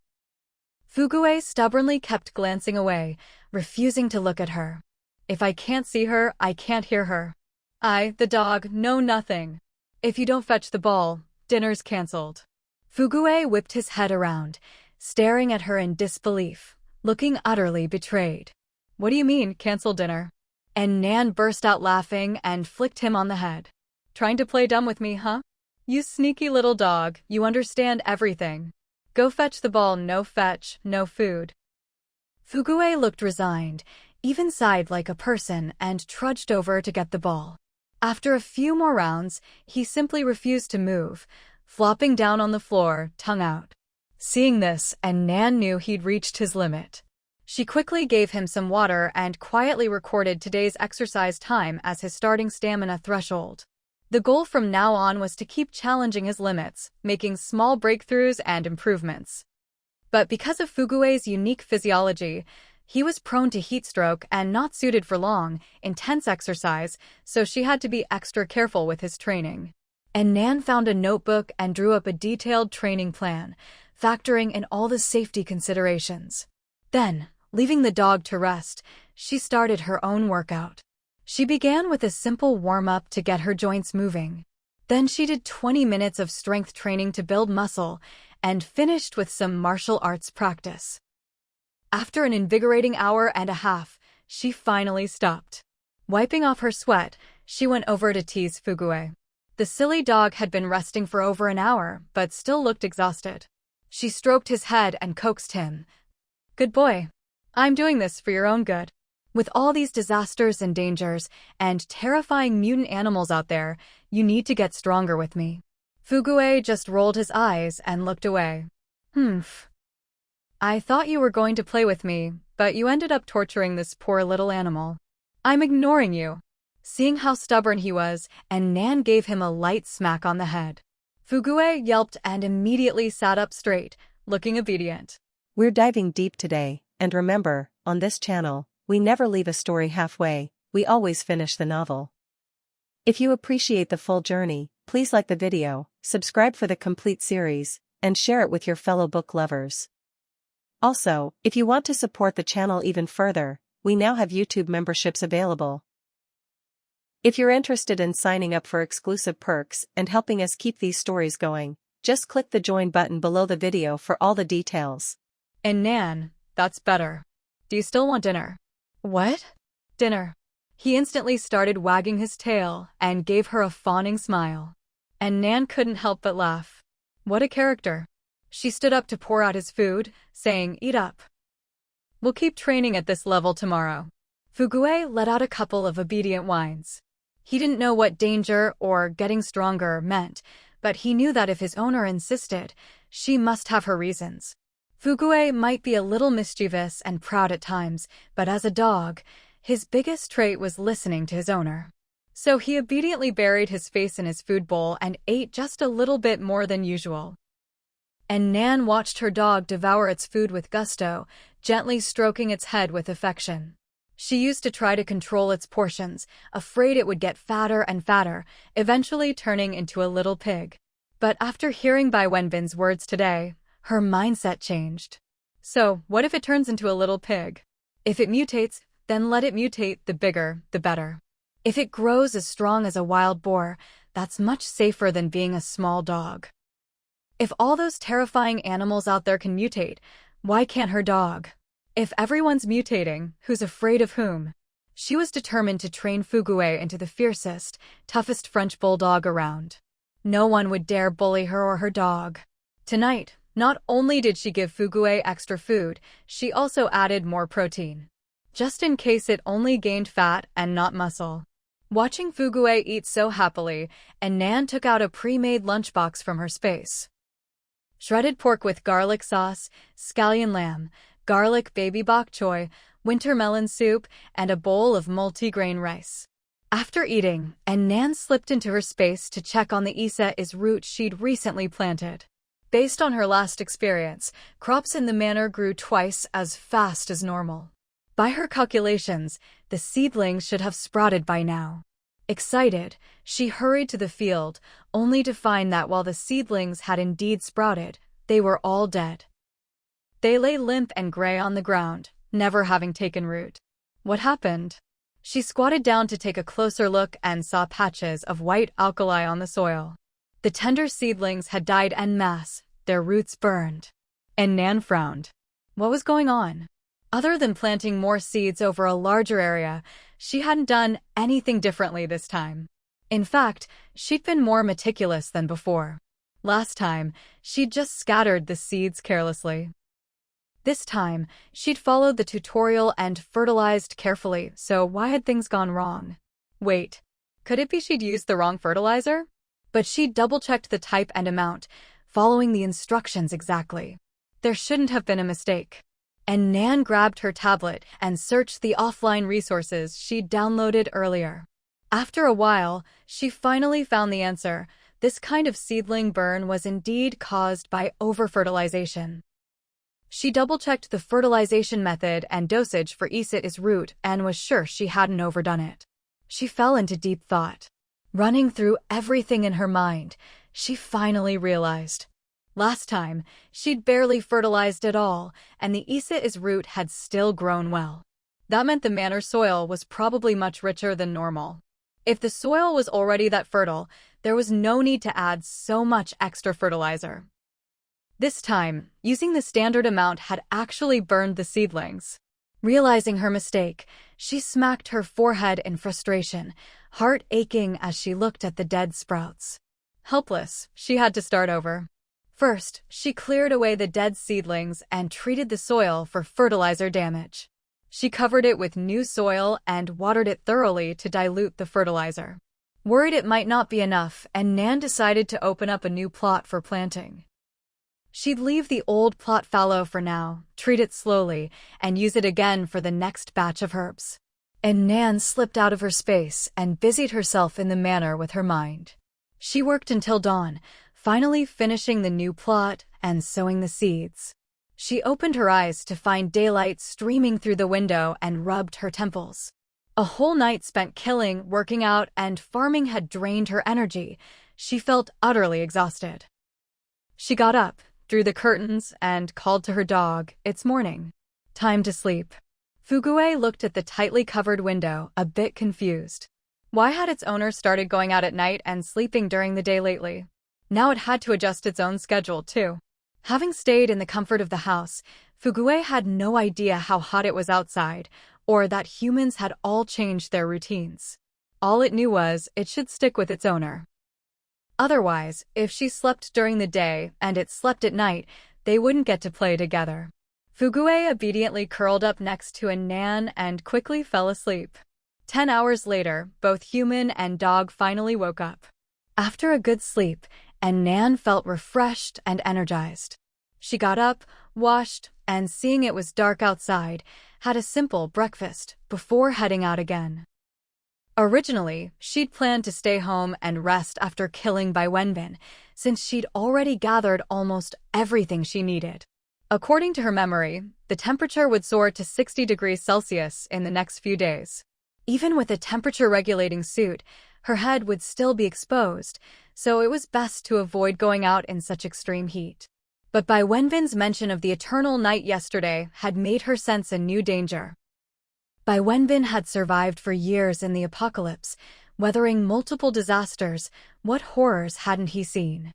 Yet he'd been so terrified, even trembling at the memory. That meant the eternal night was truly dangerous. Still, all fear comes from lack of firepower. No matter what mutant animals or violent gangs, as long as they were carbon-based life forms, nothing a hot weapon couldn't handle. She had a submachine gun in her space, enough for most situations. But if she could get more guns, she'd be unstoppable. With the temperature not yet at 60 degrees Celsius, she decided to head out one more time in search of firearms. This time, Nan kept a low profile and drove her trusty Wuling minivan. Her Night 15 was too conspicuous. If anyone noticed, she'd be an easy target. But a Wuling? There were tons of them on the road. Even if someone saw her, they'd never identify her by the car. After an hour and a half of driving, Nan arrived at the Linbei City Public Security Bureau.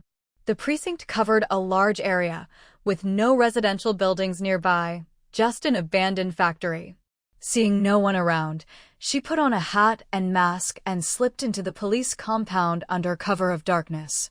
The building had 6 floors, and Nan didn't know the layout, so she used a flashlight, checking room by room.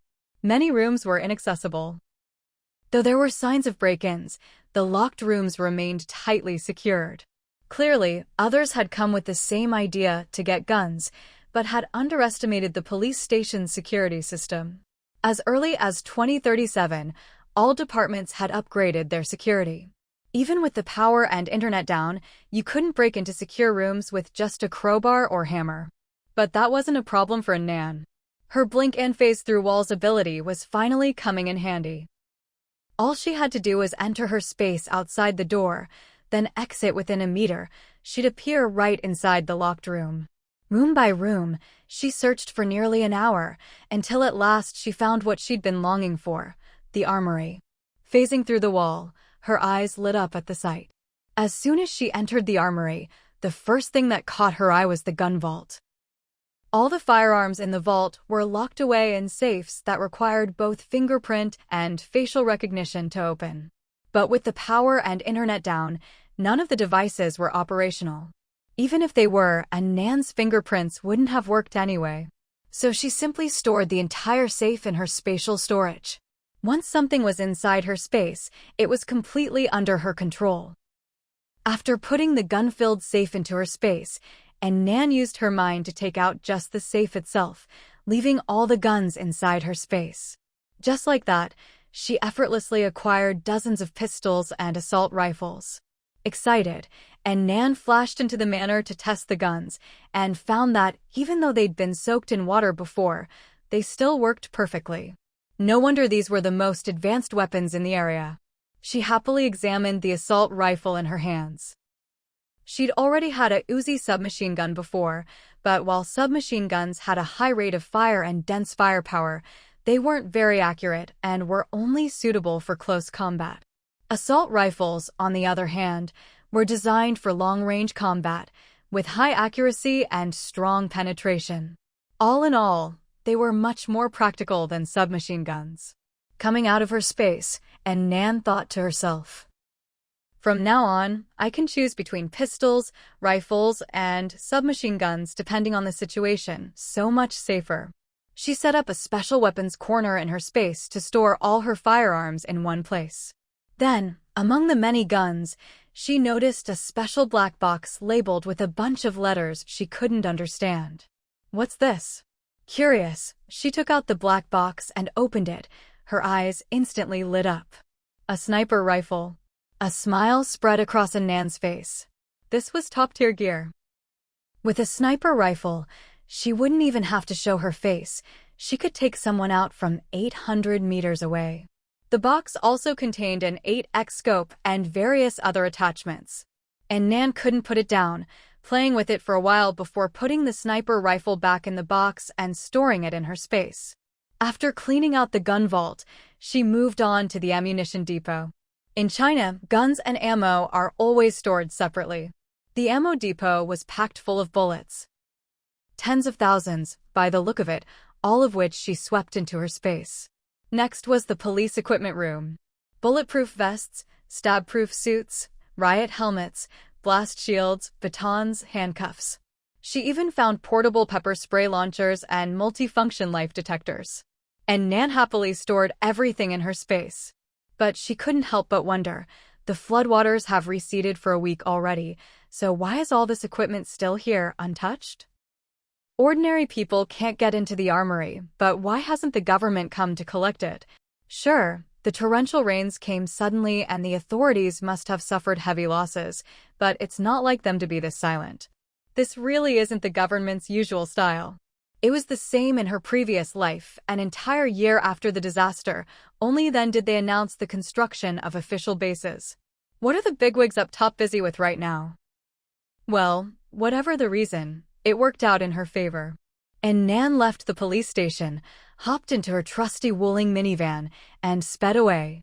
As she drove, she mused, if there's so much good stuff in the police station, wouldn't raiding a military base be even better? The weapons there would be at least 10 times what the police had. Not just guns and ammo, but bombs and even more advanced weaponry. And Nan thought it over. There was a military district just outside Limbay City. Remote and sparsely populated. She made up her mind and drove straight there. After more than an hour on the road, she finally arrived. Back in the old days, ordinary people would never have been able to enter a place like this. And Nan observed the area for a while, making sure there were no guards and that everything was silent inside before cautiously going in. The military district was huge, so she explored it bit by bit. Dormitories, canteens, training grounds. The layout inside still faintly showed traces of its former order and dignity. Using her blink and wall-phasing abilities, she quickly mapped out the entire area and soon found the armory. But the crates of rifles, machine guns, bullets, grenades, flashbangs, landmines she'd imagined. None of it was there. The whole armory was completely empty, and Nan felt a bit disappointed. But as she'd explored the base earlier, she'd already been prepared for this. It wasn't just the armory. Supplies everywhere had vanished. The thoroughness of the cleanup made it clear this wasn't the work of desperate scavengers, but an orderly evacuation. As expected, even though the authorities had suffered heavy losses, they'd made sure to keep the most important thing, firearms, firmly in their own hands. But after the apocalypse, the government would never be the same as before. With communications down and order collapsed, regions could no longer communicate and coordinate like before. Instead, it was more like warlordism, each bigwig running their own show, dividing into 4 main bases: east, south, west, and north. Each base sheltered a portion of the population, struggling to survive. Their northern base was led by a high-ranking military official. Looking at the empty military district, it was clear that the northern military's response to the disaster had been much faster than the city authorities in Limbay. No wonder the leader of the northern base ended up being a military big shot. Besides the official bases, there were also many small private bases. But in the face of disaster, even the official bases were barely hanging on. Most of those private strongholds didn't last long before vanishing. And Nan sighed.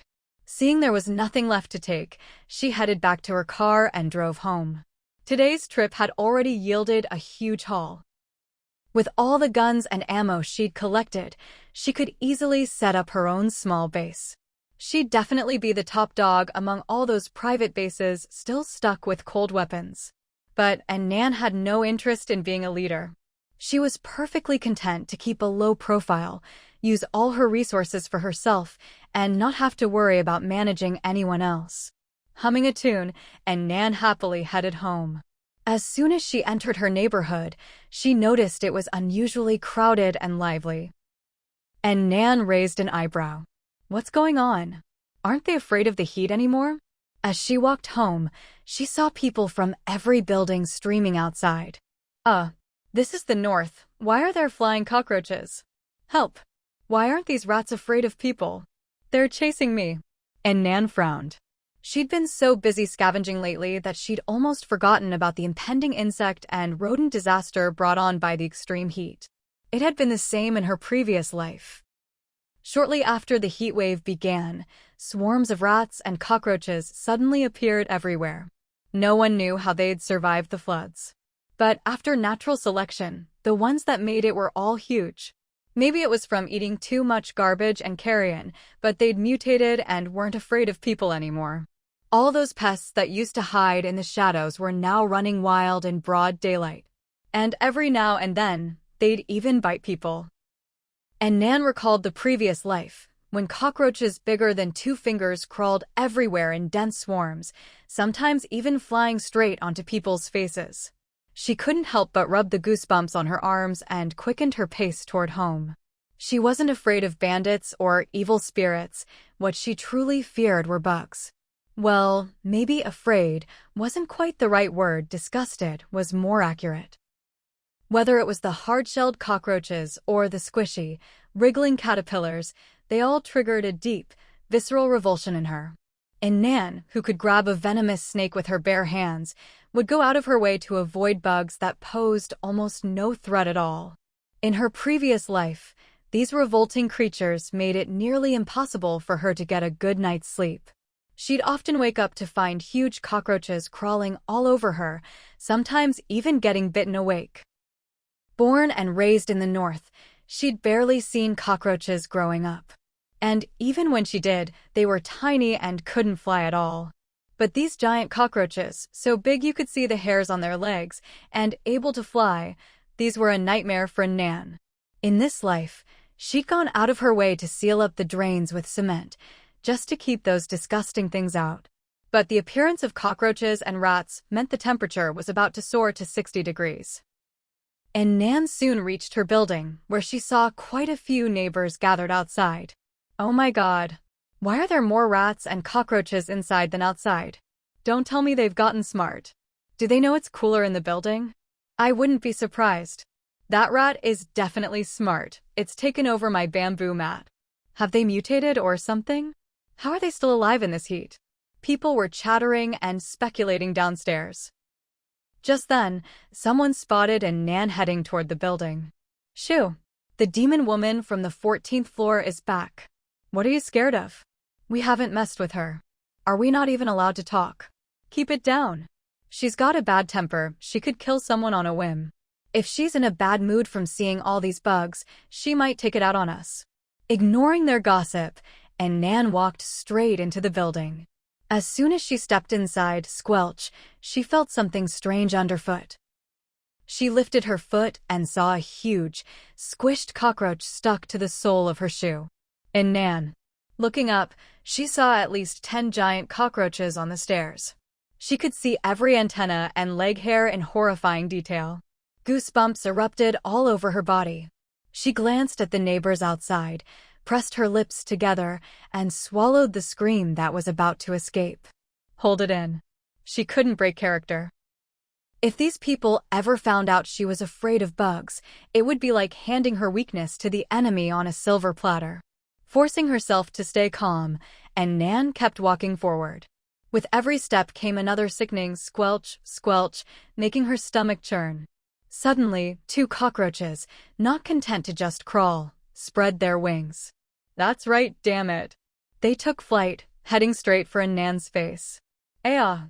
Her heart nearly leapt out of her chest. But she forced herself to keep a straight face, dodged to the side, and kept walking. Only when she reached the 2nd floor, out of everyone's sight, did she finally let out a breath and break into a run. She clutched her collar, ducked her head, and dashed up the stairs 3 at a time. On the way, she even kicked a huge rat out of her path. Get lost. I might be scared of bugs, but I'm not scared of you. That kick, fueled by all her pent-up frustration, sent the fat rat, almost as big as a kitten, flying and knocked it out cold. She finally made it to the 14th floor. Before she could even get through the door, she heard Fugue barking inside. Woof! Woof! Woof! She hurriedly unlocked the door and rushed in. Inside, she found her dog Fugue cowering in the corner, looking utterly pitiful. 2 enormous cockroaches were swaggering around the living room. How did they get in? After stomping on so many cockroaches on the way up, Nan was almost numb to it by now. She pulled out some insecticide from her space and sprayed the 2 cockroaches until they were well and truly dead. Only then did Fugue shakily get up and run over to her, whining miserably at her feet. And Nan laughed, "You're such a big dog, and you're scared of bugs, too?" She thought to herself, what's the point of raising a guard dog if Fugue is just as scared of bugs as I am? Hearing his owner's teasing, the dog looked indignant. Suddenly, he shoved open the half-closed door and dashed out. And Nan jumped in alarm. Crap, she'd been so busy killing cockroaches she'd forgotten to close the door. Fugue wasn't wearing his temperature-regulating vest. If he ran out now, he could get heat stroke. And with all those cockroaches outside, wouldn't he be scared out of his mind? And Nan hurried after him. But Fugue hadn't gone far. He was on the landing of the 14th floor, ferociously attacking something. And Nan looked closer, it was a rat. Fugue had it clamped in his jaws, shaking it violently. Fugue's mouth was short, not as convenient for biting as some dogs, but he'd bite down, let go, then pin the rat to the ground with his paws and bite again. After a few rounds, the rat was left bloodied and lifeless. And Nan's mouth twitched. You're pretty savage, huh? So the saying, a dog catching a rat, was true after all. He was terrified of cockroaches, but when it came to rats, he was fearless. Fugue looked up at his owner, head held high in pride. Well? Still think I'm a coward? And Nan smirked and pointed behind him. Turn around. Fugue followed her finger and looked back. The stairs were crawling with disgusting giant cockroaches, several even flying through the air. Woof! Woof! Woof! Fugue's fur stood on end, all his earlier bravado gone. He bolted back into the apartment, scrambling and yelping. Even inside, he kept barking. Woof! Woof! Woof! Woof! Sister Nan, close the door. And Nan laughed as she went inside and shut the door tight. She changed into slippers, then sprayed the shoes she'd worn outside with insecticide, just in case. They said stepping on cockroaches could leave eggs on your soles. These things reproduced so fast and had no natural enemies, it was terrifying. She still didn't know how those 2 cockroaches had gotten in, since she'd blocked off the drains. At least her place wasn't as infested as some of the neighbors. In her previous life, her home had been just like the stairwell, crawling with cockroaches everywhere.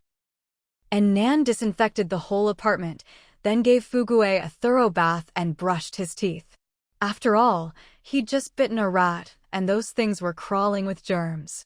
By the time she finished, the sun was already up. She finally sat down to rest. Just then, there was a knock at the door. As soon as she opened the stairwell door, she saw Zhao Ping'an holding a stick, with 3 live chickens dangling from it. When he saw Nan, he immediately broke into a grin. Idle. And Nan looked at his unusual getup in surprise. You didn't go out looking for gasoline today? Zhao Ping'an replied, I did. I just got home not long ago. As soon as I came back, I saw cockroaches and rats everywhere in the building. And Nan nodded. Tell me about it. It's like a sudden infestation. How's your place? Zhao Ping'an blinked. Not a single cockroach. And Nan was astonished. Not even one? She'd already sealed off her drains, but still found 2 cockroaches sneaking in from who knows where.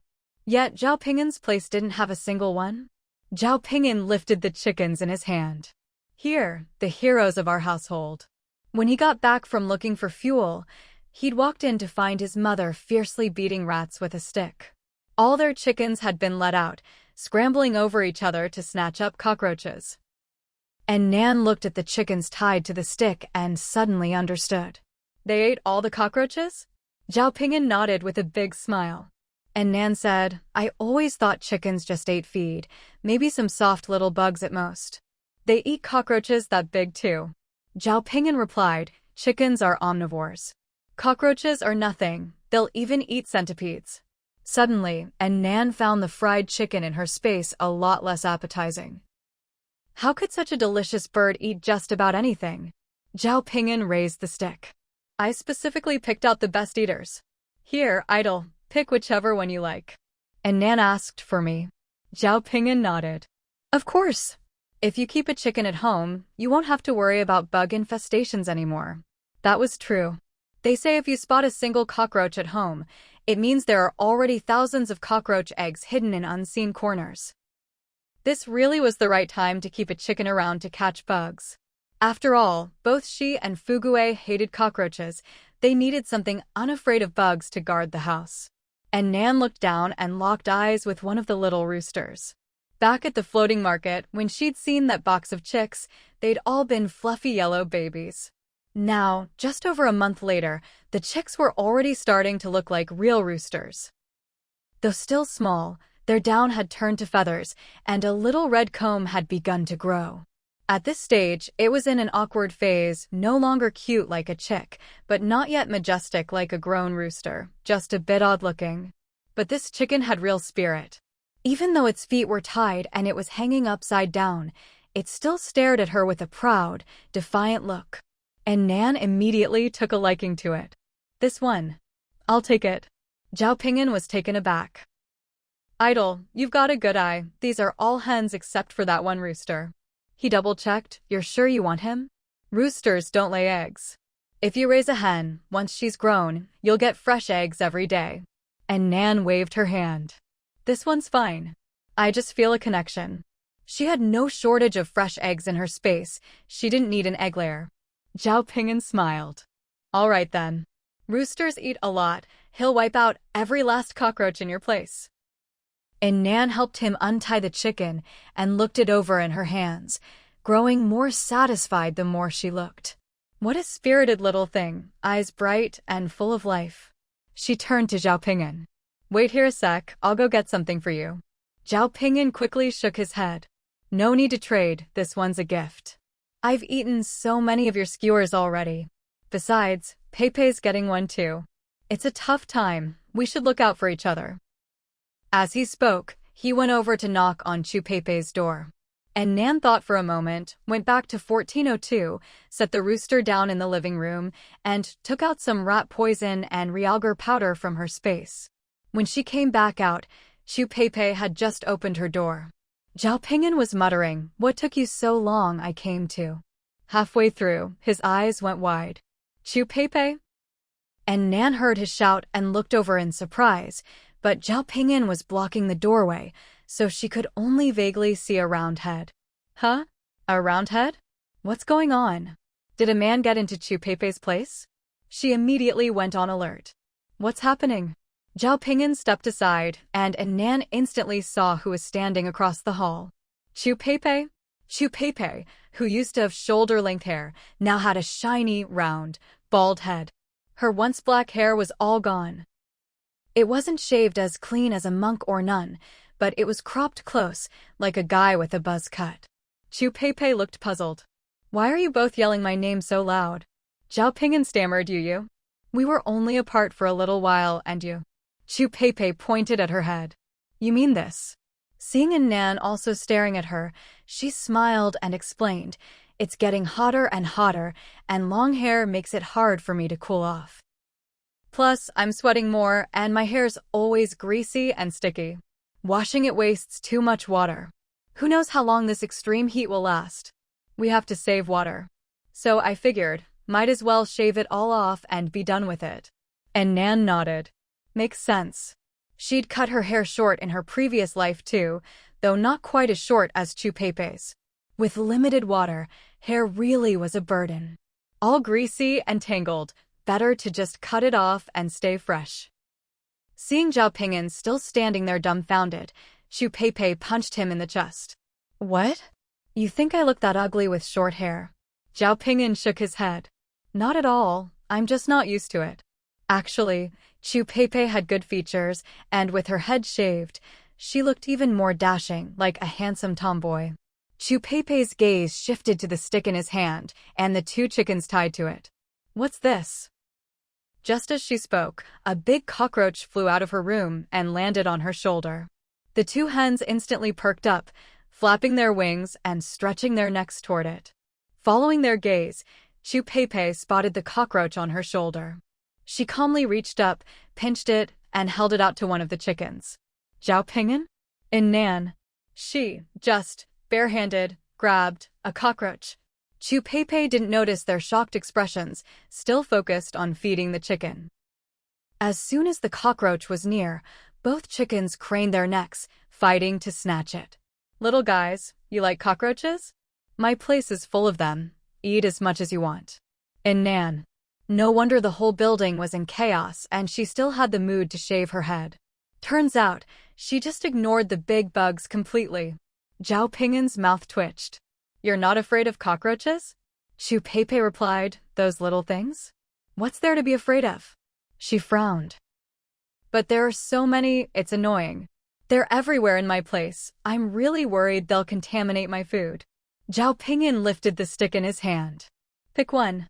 Chu Pei looked at the two chickens and said, these chickens sure grow fast. As she spoke, she even swallowed a mouthful of saliva. Zhao Ping'an's mouth twitched. You can't eat them yet. They're still just chicks. Chu Pei looked confused. Huh? But you told me to pick one. And Nan couldn't help but laugh at her expression. Just now, from the look in her eyes, it was as if she could already see a sizzling, juicy roast chicken. Zhao Ping'an explained, I meant for you to take one home and raise it. It can help you get rid of cockroaches in your house. Raise it? Chu Peipei suddenly realized, that's right. If I keep it at home to get rid of cockroaches, I won't even need to feed it extra grain. And once it's grown, I can eat it then. As if he could read her mind, Zhao Ping'an reminded her, in another month or two, it'll start laying fresh eggs for you every day.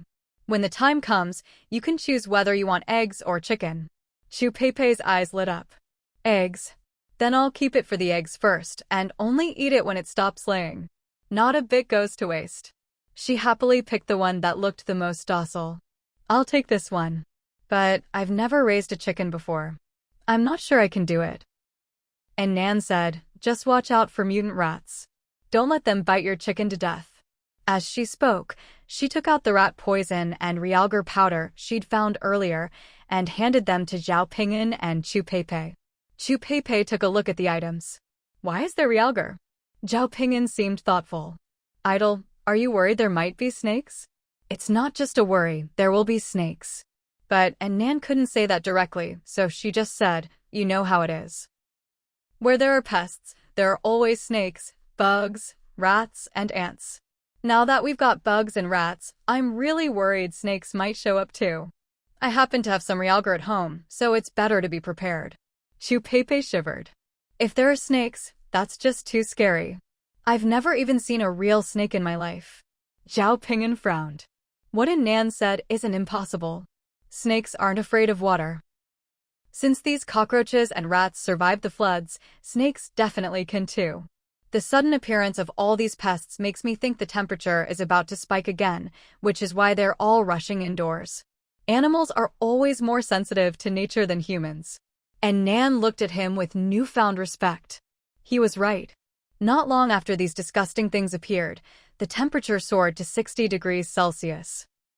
In her previous life, everyone was so busy dealing with pests that no one realized what it meant. This Zhao Ping'an really was an apocalypse expert. He could always predict what was coming. Zhao Ping'an continued, snakes hate high temperatures even more. If the rats and cockroaches are coming inside, there's a good chance snakes will too. Chu Peipei was creeped out by his words. You mean, the temperature might get even higher and there could be a snake infestation too? Her voice was trembling. How are we supposed to survive that? That's just overkill. Way too scary. And Nan said, Zhao Ping'an's analysis makes sense. We should all stay in as much as possible for now. If the temperature gets any higher, it could literally roast us alive. Then she asked, how did your search for oil go? Chu Peipei replied, pretty well. We've found most of what we need. There are more and more people out looking for oil now, so there's not much left. Zhao Ping'an nodded. We were just saying on the way back that we'll go out one more time tonight, and then stop. And Nan did a quick calculation in her head. The extreme heat wouldn't hit until tomorrow or the day after, so one more trip tonight should be fine. She nodded. Just be careful and wear your thermal suits. After tonight, don't go out again. Both of them nodded. Zhao Ping'an looked at the realgar in his hand. I'll spread this outside the door and on the windowsills as soon as I get back. But hopefully we won't need it. Just thinking about slippery, tongue-flicking snakes was terrifying. And Nan reminded him, be careful with the sewers too. Those snakes, bugs, and rats might not just come in through the doors and windows. Chu Peipei looked at the hen, rat poison, and realgar powder in her hands, feeling a little embarrassed. You both brought out such useful things, but I don't really have anything special at home. And Nan was about to say something when she saw Chu Peipei's eyes light up. Oh, right. I can help you both with your health as thanks. After tonight's oil run, I'll come over every evening to give you acupuncture and help regulate your qi and blood. If you don't have enough supplies, offer your skills. And Nan swallowed back what she was about to say. Health treatments? Who could say no to that? She immediately replied, no objections here. Zhao Ping'an said, I don't really need anything, but if you have time, could you take a look at my mom? If you can help with her mania, I'd give you all my chickens. Chu Peipei quickly shook her head. No way. I can't take care of that many. The three of them were chatting happily when suddenly, a wailing cry came from downstairs. Dad, Dad, wake up. Honey, don't die, please. If I'd known, I never would have let you try eating that rat. It was the family in 1001 on the 10th floor. The people who'd run out of their apartments in disgust at the swarms of cockroaches and rats were the ones who still had some food left. The truly desperate, when faced with those disgusting creatures, had only one thought: can we eat them? They were simply starving. Especially the family in 1001, who had a child. After some discussion, the husband tried eating a rat and the wife tried a cockroach. If nothing happened, they'd feed some to their child. That way, they wouldn't have to go hungry anymore. But not long after the man ate the rat, he started foaming at the mouth and convulsing, and soon stopped breathing. The woman and child were terrified, crying uncontrollably. Honey, wake up. How could this happen? I saw people from UN eating rats on Douyin all the time, and they were fine. The woman's cries were heart-wrenching, but she didn't know that rats are naturally riddled with bacteria. And these fat mutant rats were even worse. They'd eaten too many rotting corpses and flood-soaked garbage. The bacteria levels were off the charts. Forget eating them, even a bite from one could be deadly. The three on the 14th floor listened to the cries from below, their hearts heavy, and none of them felt like chatting anymore. Especially Nan, who remembered that her dog Fugue had just bitten a rat and gotten blood all over its mouth. She rushed home in a panic. No way. I have to wash my dog again. She couldn't let Fugue catch some terrible disease. She hurriedly pushed open the door, only to find her home in a state of high tension. The dog and the rooster stood facing each other, 2 meters apart, both eyeing the other warily. Fugue let out a low growl from deep in his throat, baring his teeth and crouching low, ready to pounce at any moment. The little rooster, on the other hand, stood tall and proud, head held high, staring right back at Fugue without flinching. And Nan looked at the floor, now covered in dog fur and feathers, with a face full of exasperation. What the heck, did they already get into a fight? Just as she was wondering how to persuade Fugue to accept this new member, suddenly, as if on cue, both sides sprang into action and charged at each other. Fugue was as fierce as when he hunted mice, snapping at the rooster's neck with his mouth while swiping at it with his paws. But the little rooster wasn't about to back down. Its head bobbed nimbly, dodging the dog's jaws with surprising agility, and even managed to peck Fugue in return. Fugue was furious.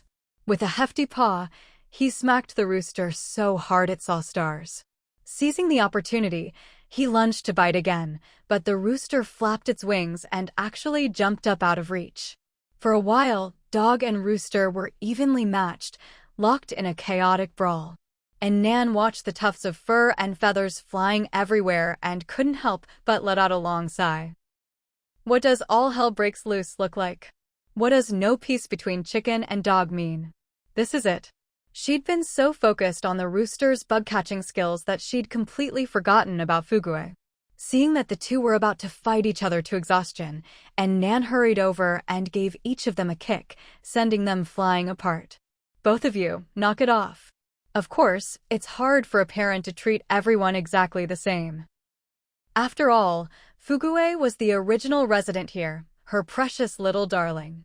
So when her foot landed on him, she subconsciously held back, just knocking him over. But the poor little rooster wasn't so lucky, it went flying a full 2 meters. Seeing this, Fugue barked triumphantly, only to get a flick on the head from Nan. You two listen up. You're going to get along, no more fighting. Or else. She glared at each of them in turn, cracking her knuckles menacingly. Don't blame me for being rough. Both little troublemakers were cowed by their owner's aura. Fugue wagged his tail ingratiatingly, rubbing against her legs. The rooster, meanwhile, paced around, eyeing her sideways. With peace finally restored, Nan breathed a sigh of relief and got ready to give Fugue a bath. Fugue looked utterly unwilling. Didn't I just have a bath? Why again? As she pushed him into the tub, and Nan scolded, You ate so many mice downstairs just now you could kill someone. If you don't get cleaned up, you might be next. She made sure to brush his teeth thoroughly, using a special dog toothbrush to scrub every nook and cranny of his mouth. Once Fugue was squeaky clean and smelling fresh, and Nan reminded him, no more biting random things, got it? She knew, of course, that it wasn't a big deal for cats or dogs to kill mice. They're naturally more resistant to the bacteria mice carry than humans are. But these mice had mutated, after all. Who knew if Fugue could handle whatever mutated germs they might have? Better safe than sorry. After finishing Fugue's bath and drying his fur, and Nan came out to see the little rooster happily munching on a cockroach it had caught. And Nan, how on earth did that disgusting cockroach get in here? So weird. But its fate was grim. The rooster's sharp beak made quick work of it, beheading it with a single peck and toss. The rooster gulped down the crunchy cockroach head, then went to work on the body, finishing it off in no time. And Nan was quite pleased. Good job. She found a small food bowl and poured out a handful of millet. Here you go, little rooster. She didn't dare feed it too much, better to leave it hungry enough to keep hunting bugs. Watching it eat so happily, she thought, even though this rooster wasn't exactly a pet, since they were sharing a home, she couldn't just keep calling it Little Rooster forever.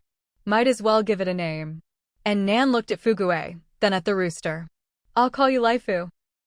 It sounded a bit rustic, but simple names are supposed to bring good luck. Just look at Fugue, since she named him, he'd grown big and strong. And Laifu, which means fortune arrives, was a lucky name too. She liked names with good omens. Ever since she'd gotten Fugue, her supplies had grown more abundant, and she'd even found gold and diamonds. Life was getting more and more prosperous. Hopefully, with Laifu around, good fortune would keep coming her way. She picked up the little rooster, now done with its millet. From now on, you're Laifu. When I call Laifu, you come over, got it? Fugue, seeing his owner paying so much attention to the rooster, sidled over jealously, whining at her feet. And Nan laughed, put the rooster down, and scooped up Fugue to comfort him. Don't worry, I'm the boss of this house. You're number 2, and the rooster's number 3. Your status will never change.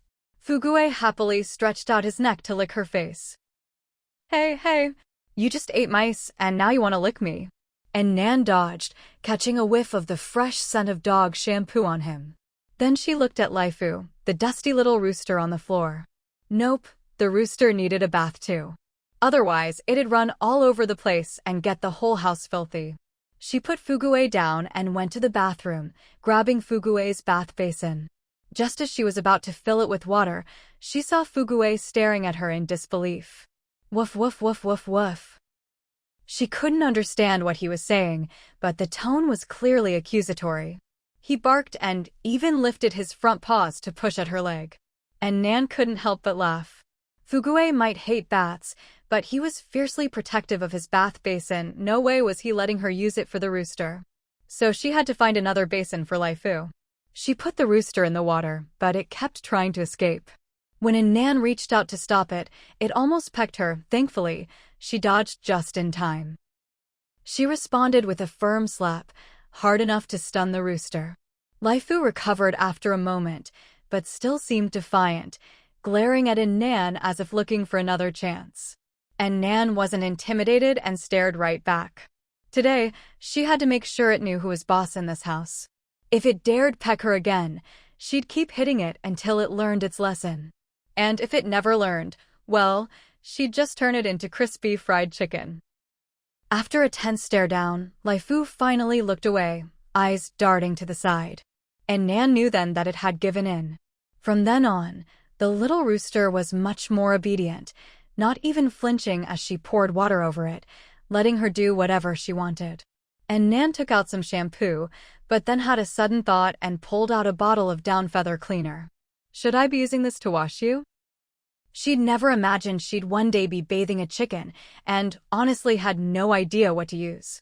So she just set both bottles in front of Laifu and let the rooster choose for itself. The little rooster stretched out its neck and pecked twice at the bottle of body wash. All right, this one it is then. After bathing the chicken and blow-drying it, Annan lay down on her bed, ready to sleep. Only then did curiosity get the better of her, and she grabbed her tablet to look up what you're actually supposed to use to bathe a chicken. To her surprise, The encyclopedia she downloaded earlier was pretty comprehensive. She actually found the answer. It clearly stated, the best way to bathe a pet chicken is with a sand bath. Washing with water carries the risk of illness or even death. Anon. She got up and went back to the living room, checking on Laifu, who still seemed in good spirits. The body wash was your own choice, all right? If you die, you can't blame me. She shamelessly shifted the blame. You can't use body wash with a sand bath. I was just respecting your wishes. Laifu wasn't as clever as Fugue and didn't understand a word she was saying, just wandered around the house on his own. Anon consoled herself. It's fine. If it really dies, I'll just turn it into crispy fried chicken and give it to 2.Killed. Judging by the way she looked at those two hens today, she'd probably love it. Laifu had no idea his owner had already planned out his funeral in her mind and was still strutting around the house, full of himself. As he passed by Fugue, he even shook his feathers smugly. Fugue bared his teeth, wanting to bite him again. Anon, feeling a bit guilty, stopped the dog. Fugue, don't mess around. Come sleep with me. Who knows if this chicken will still be alive when I wake up. Fugue shot Laifu a triumphant look. The owner cuddles me to sleep, not you. You can stay in the living room by yourself. Human and dog slept soundly for 9 hours, not waking until night had fallen. Outside, the sounds of bustling crowds drifted in. Now, as soon as night fell, the outside world would come alive. Some people were fighting over supplies, some were wailing over family members who died, some were being chased by mutant rats. Anon opened the window to check the temperature outside, 52 degrees Celsius. The temperature had gone up again. Before, it would only reach this high during the day. At night, it would top out at 48. Now, even nighttime temperatures had broken the 50-degree mark. Tomorrow's daytime heat would be even more terrifying. She frowned, trying to remember if the extreme 60-degree heat was supposed to hit tomorrow or the day after, but just couldn't recall. Either way, it was coming in the next day or two. It didn't really matter which day. It's not like she was planning to go out anytime soon. Zhao Ping'an and 2.Killed wouldn't be going out again after their fuel run tonight, either. As long as they stayed holed up at home with the air conditioning on, they'd be safe. She leaned out to look at the crowd below, marveling at how much energy these people had. At such high temperatures, they could still shout and run around. Their bodies might seem to be holding up, but inside, they were already suffering serious damage. Once the temperature shot up to 60 degrees, some people would collapse immediately, dead on the spot. Anon sighed and closed the window, only to discover that in just that short time, 2 green-headed flies had flown into her home. They were 2 or 3 times the size of normal flies. They seemed to be a male and a female, tangled together, buzzing around in a disgusting dance. She was just about to find something to swat them with when a shadow suddenly darted in from the living room. It was Laifu, the rooster. He moved with surprising speed, flapping his not quite fully developed wings, leapt up onto Fugue's back, then quickly scrambled onto the dog's head. Using it as a springboard, he gave a powerful kick, flapped his wings, and swallowed both tangled flies in one gulp. He landed smoothly, smacking his beak with satisfaction. The whole thing took just a few seconds. Anon stared, dumbfounded. This guy is basically a kung fu chicken. She happily patted his head. Laifu, you're still alive? Thank goodness, the chicken didn't die from its bath. Not only was it alive and well, it was also a great bug catcher. Anon hadn't expected him to be able to catch flying insects in midair. She looked at him with newfound respect. Those smooth, fluid moves, he was a real warrior among roosters. Fugue, however, was fuming. Damn it. So you think you're all that? You really stepped on my head to catch a bug. Seeing the look of admiration on his owner's face made him even angrier.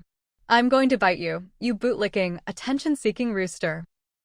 In no time, the dog and the chicken were at it again, fighting tooth and nail. Fugue was bigger and stronger, but Laifu was quick and nimble. Neither could get the upper hand. Anon could only laugh and cry at the chaos. Life with this chicken and dog duo sure was lively. She thought to herself that she'd never need to bother with exercise routines for Fugue again. The chicken was way more interesting than any toy ball. Fugue could chase him all day and never get tired. Seeing that the dog wasn't really losing the fight, she felt at ease, went to wash up, and took out some food from her space. It wasn't until she sat down at the table with her plate that the dog and chicken finally called a truce and ran over to her in perfect sync. Annan looked at the two little guys squatting by her feet and couldn't help but laugh. Before, Fugue would always guard her during meals. Now, there was a chicken too. But she quietly covered her plate with her hand. Laifu, don't look. After all, what she was eating was delicious beggar's chicken. Annan got up and scooped some cornmeal mixed with greens for Laifu, luring him away. Then she poured Fugue's food. Fugue was not pleased with this order and nudged Annan angrily. Knowing how temperamental he was, Annan quickly patted his head and even tore off a chicken leg from her beggar's chicken as a treat. The moment Fugue smelled the chicken leg, his mood improved instantly, and he rubbed his head against Annan's palm. Seeing this, Annan returned to the table to eat in peace. Fugue, meanwhile, strutted around Laifu with the big chicken leg in his mouth, showing off. See that? To me, you're just a dish. After showing off, he went back to his own bowl and started eating with gusto. Laifu had no idea what the dog was eating, just focused on his own food. When they were both done, Fugue cheekily tossed the clean chicken bone into Laifu's bowl, then let out a provocative fart before swaggering off. Annan stifled a laugh as she cleaned up their bowls, then took both of them into her space.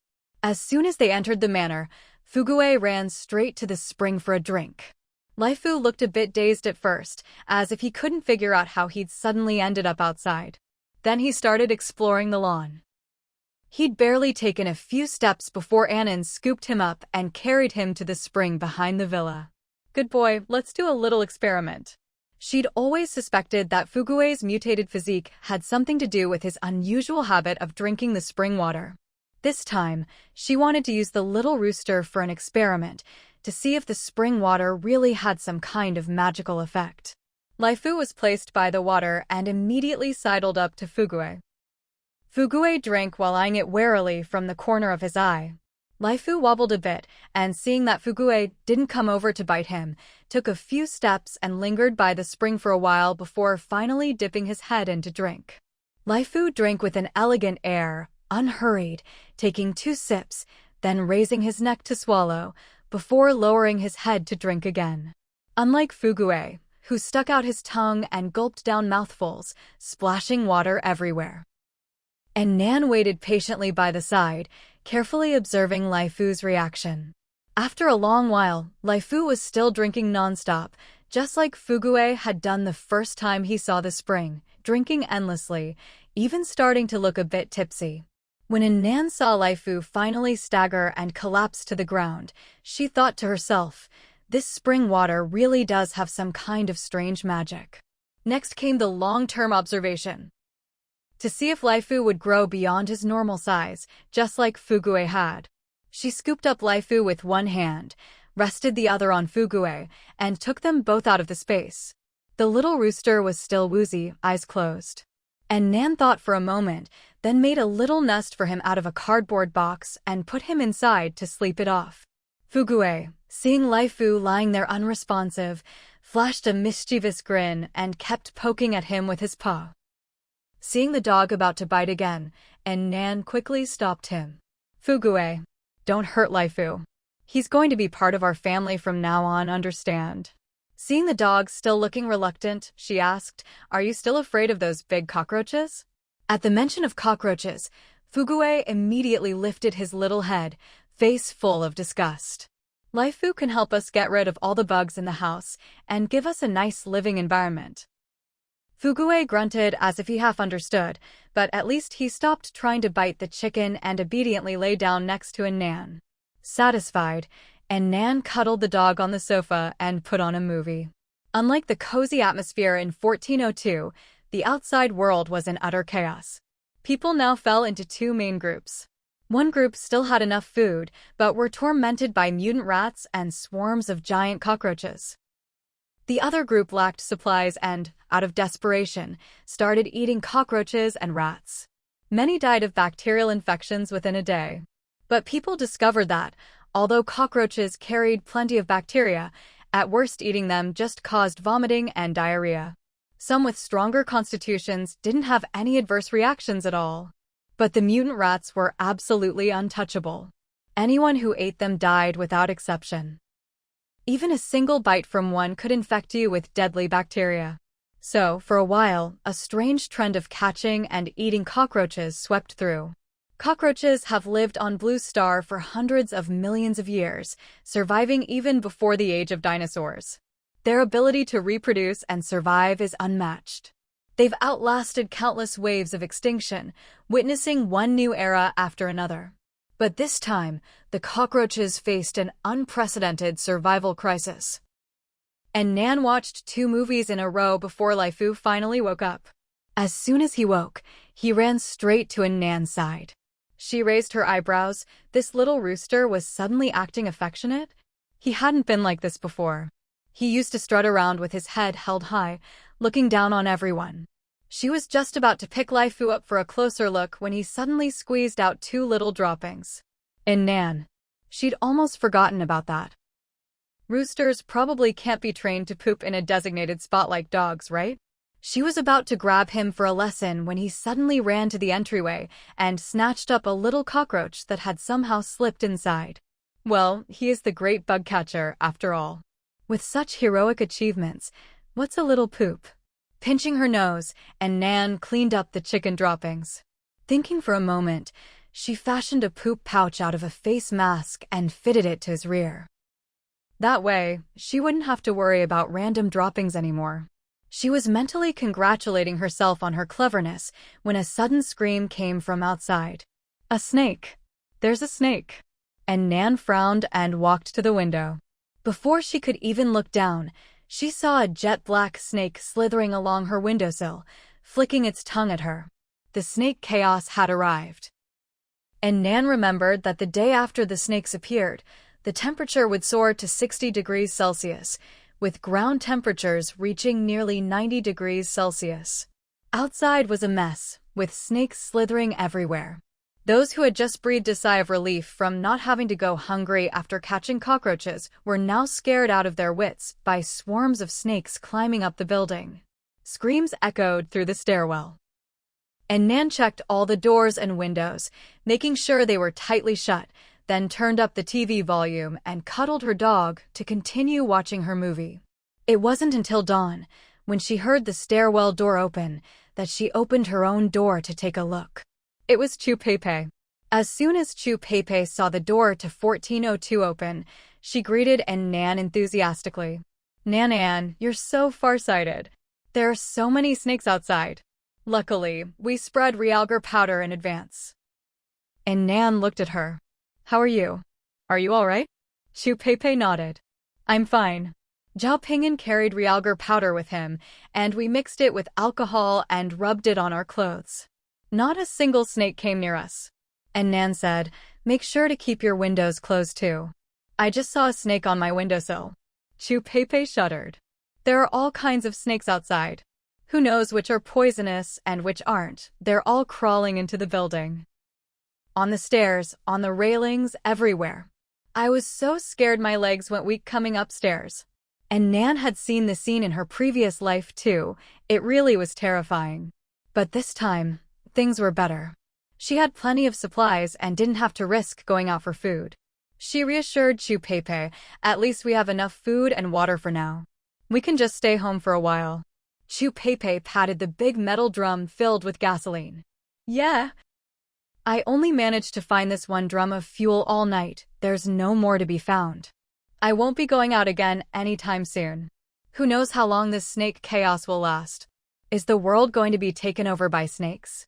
And Nan laughed and shook her head. Don't let your imagination run wild. In fact, the snake chaos wouldn't last long. Snakes can't coexist in large groups. The venomous ones, though dangerous, were soon eaten up by the non-venomous king snakes. King snakes aren't venomous, but they're fierce and aggressive, and they love eating venomous snakes. Once the king snakes wiped out the poisonous ones, humans finally had nothing to fear and started catching snakes for food. You could say, if it weren't for these snakes, most people would have starved to death in this disaster. And Nan said, look on the bright side, at least we won't have to deal with mutant rats anymore. After all, snakes are natural predators of rats. Chupepe pulled a wry face. I'd rather live with rats than dance with snakes. And Nan was amused by her expression. Go home and get some rest. Chupepe nodded. After I wake up, I'll come get you. You can come over to my place for acupuncture.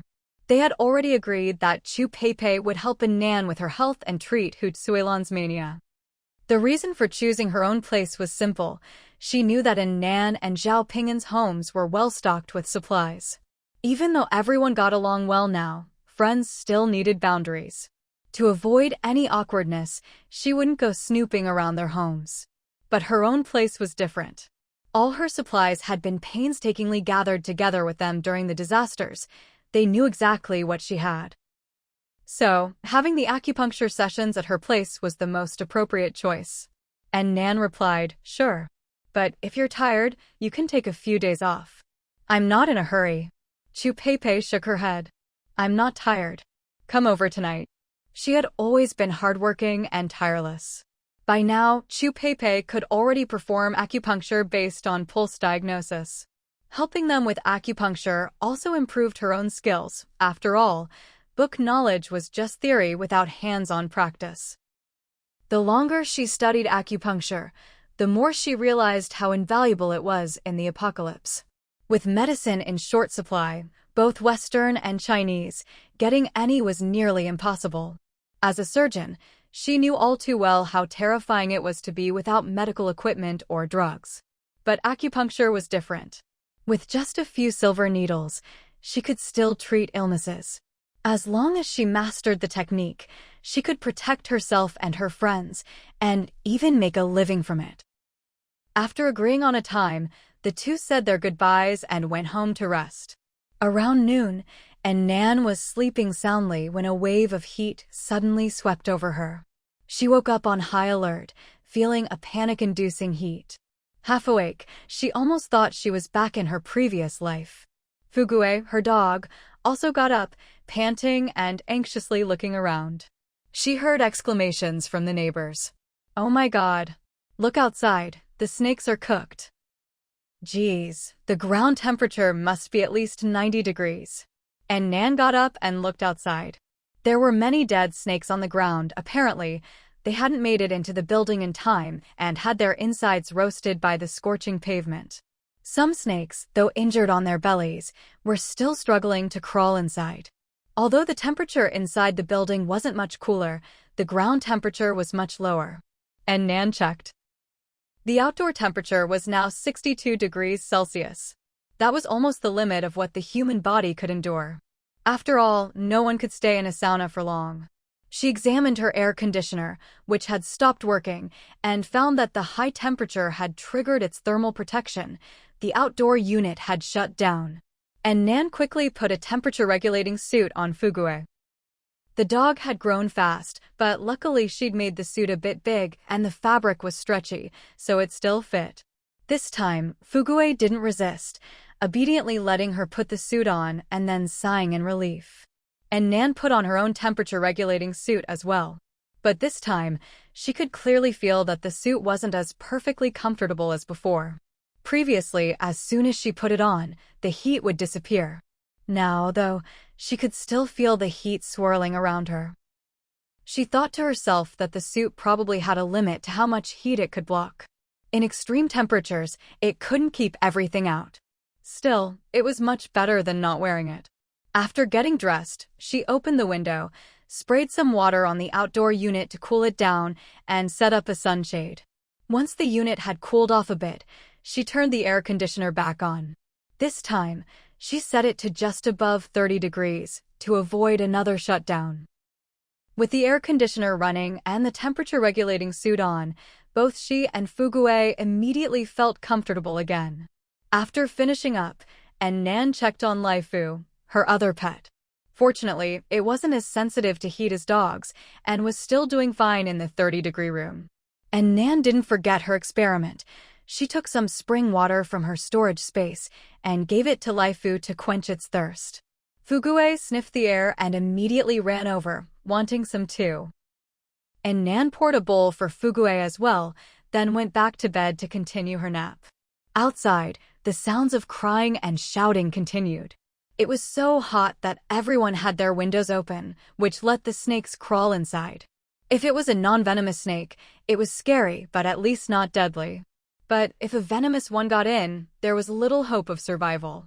Some people died from sudden heat stroke or dengue fever, others from snake bites, and still others were bitten by agitated mutant rats. A day that should have been quiet and restful was instead filled with chaos. The cries and screams came from all directions. And Nan ignored it all, put on some soothing music, and hugged her dog as she went back to sleep. In her previous life, she had been one of those people. Bitten by a snake, not knowing if it was venomous, she could only suck the blood from the wound herself and leave the rest to fate. If you were unlucky, you died. She'd been lucky and survived, only to face disaster after disaster. No one could save anyone else. You could only save yourself. No one had helped her in her last life, and she wouldn't help anyone this time either. In the face of disaster, everyone had their own fate. As night fell and the temperature finally dropped a bit, down to 50 degrees, those who survived began to come out again. And Nan was chatting with Chu Pei at her place when a loud bang suddenly echoed from the hallway. Bang! Startled, she exchanged a grave look with Chu Pei. Was that a gunshot? Chu Pei looked tense. And Nan, could it be someone setting off firecrackers? And Nan shook her head. Doesn't sound like it. Who would be in the mood to play with firecrackers in the middle of a disaster? Chu Pei's eyes widened. Then could it really be gunshots? She'd only ever heard that sound in TV dramas. She couldn't be sure, but she really couldn't think of any other explanation. When she saw Nan nod, she nervously clenched her fists. In the chaos of the apocalypse, with no morals or laws to restrain people, she'd only managed to avoid being bullied so far thanks to the nail gun Nan had given her and her own fierce determination. But if she had to face a real gun, such an overwhelming weapon, she wouldn't stand a chance. Even someone as skilled as Nan couldn't fight bullets with bare hands. Chu Pei was deeply worried. Nan, how could there be a gun in our neighborhood? And Nan thought for a moment, frowning. I don't know either. She really didn't. In her previous life, there had never been gunshots in the neighborhood. Could it be that her rebirth had triggered some kind of butterfly effect? So far, the timing and nature of the disaster seemed the same as last time. But the fates of many people had changed. For example, Bai Wenbin and Qian Inger, who died early. The neighbor she'd killed with a chainsaw, Zhao Ping'an, who used to be a shut-in but was now very active, Chu Pei, who had survived this time, Aunt Hu, whose leg was now healed. Because of her rebirth, many things and people had changed, setting off a chain reaction. She didn't know the exact reason, but one thing was certain. This time, someone in the neighborhood had gotten their hands on a gun. And Nan had practiced with all kinds of firearms at the manor, and she could tell at once that today's sound was a handgun. She wasn't afraid. No matter how powerful a handgun was, could it beat her Uzi submachine gun or assault rifle? Still, since someone in the neighborhood had a firearm, she needed to be cautious. If someone caught her off guard and shot her in the back, that would be dangerous. But as long as she found out who had the gun, that person would be no match for her. If it came down to firepower, who in the whole of Linbei City could beat her? Chu Pei frowned. I just wish we knew whose hands the gun is in. And Nan said, no rush. Now that they have a gun, it's only a matter of time before they show themselves in the neighborhood. Unlike her, most of the neighbors didn't have enough supplies to live comfortably and hide a gun just for self-defense. Whoever had the gun would most likely use it openly to benefit themselves. Chu Pei nodded. You're right. Anyway, we're not leaving the house. Let's just wait and see. Sun Ping lay sprawled on the bed, gasping for breath. After a while, he got up and kicked the man lying in a pool of blood, making sure he wasn't breathing before letting out a long sigh of relief. He glanced at the cold, black gun in his hand. Wang Xiaoyu was terrified beside him. Peng Pengji, are you okay? Sun Peng sneered. I'm fine. Thank goodness he'd hidden sharp weapons in every corner of the house, or he'd probably be dead now. The man was a customer who'd come for sex. But he wasn't a regular. Sun Peng had intercepted him outside by Wenbin's apartment on the 8th floor. During the recent 60-degree heat wave, no one dared go out and business had suffered. As soon as the temperature dropped a bit, he immediately went out to look for customers. He just reached the 8th floor when he saw this man, who called himself Brother Zhang, loitering outside by Wenbin's door. Sun Peng's eyes lit up. Everyone in the building knew what those siblings did for a living. This guy must be here for some fun. He went right up. Looking for Bai Wenbin and Qian Inger? Those two have been missing for a while. If you're looking for some fun, come to my place. The girls at my place are way better than Qian Inger. He successfully lured the customer back to his apartment.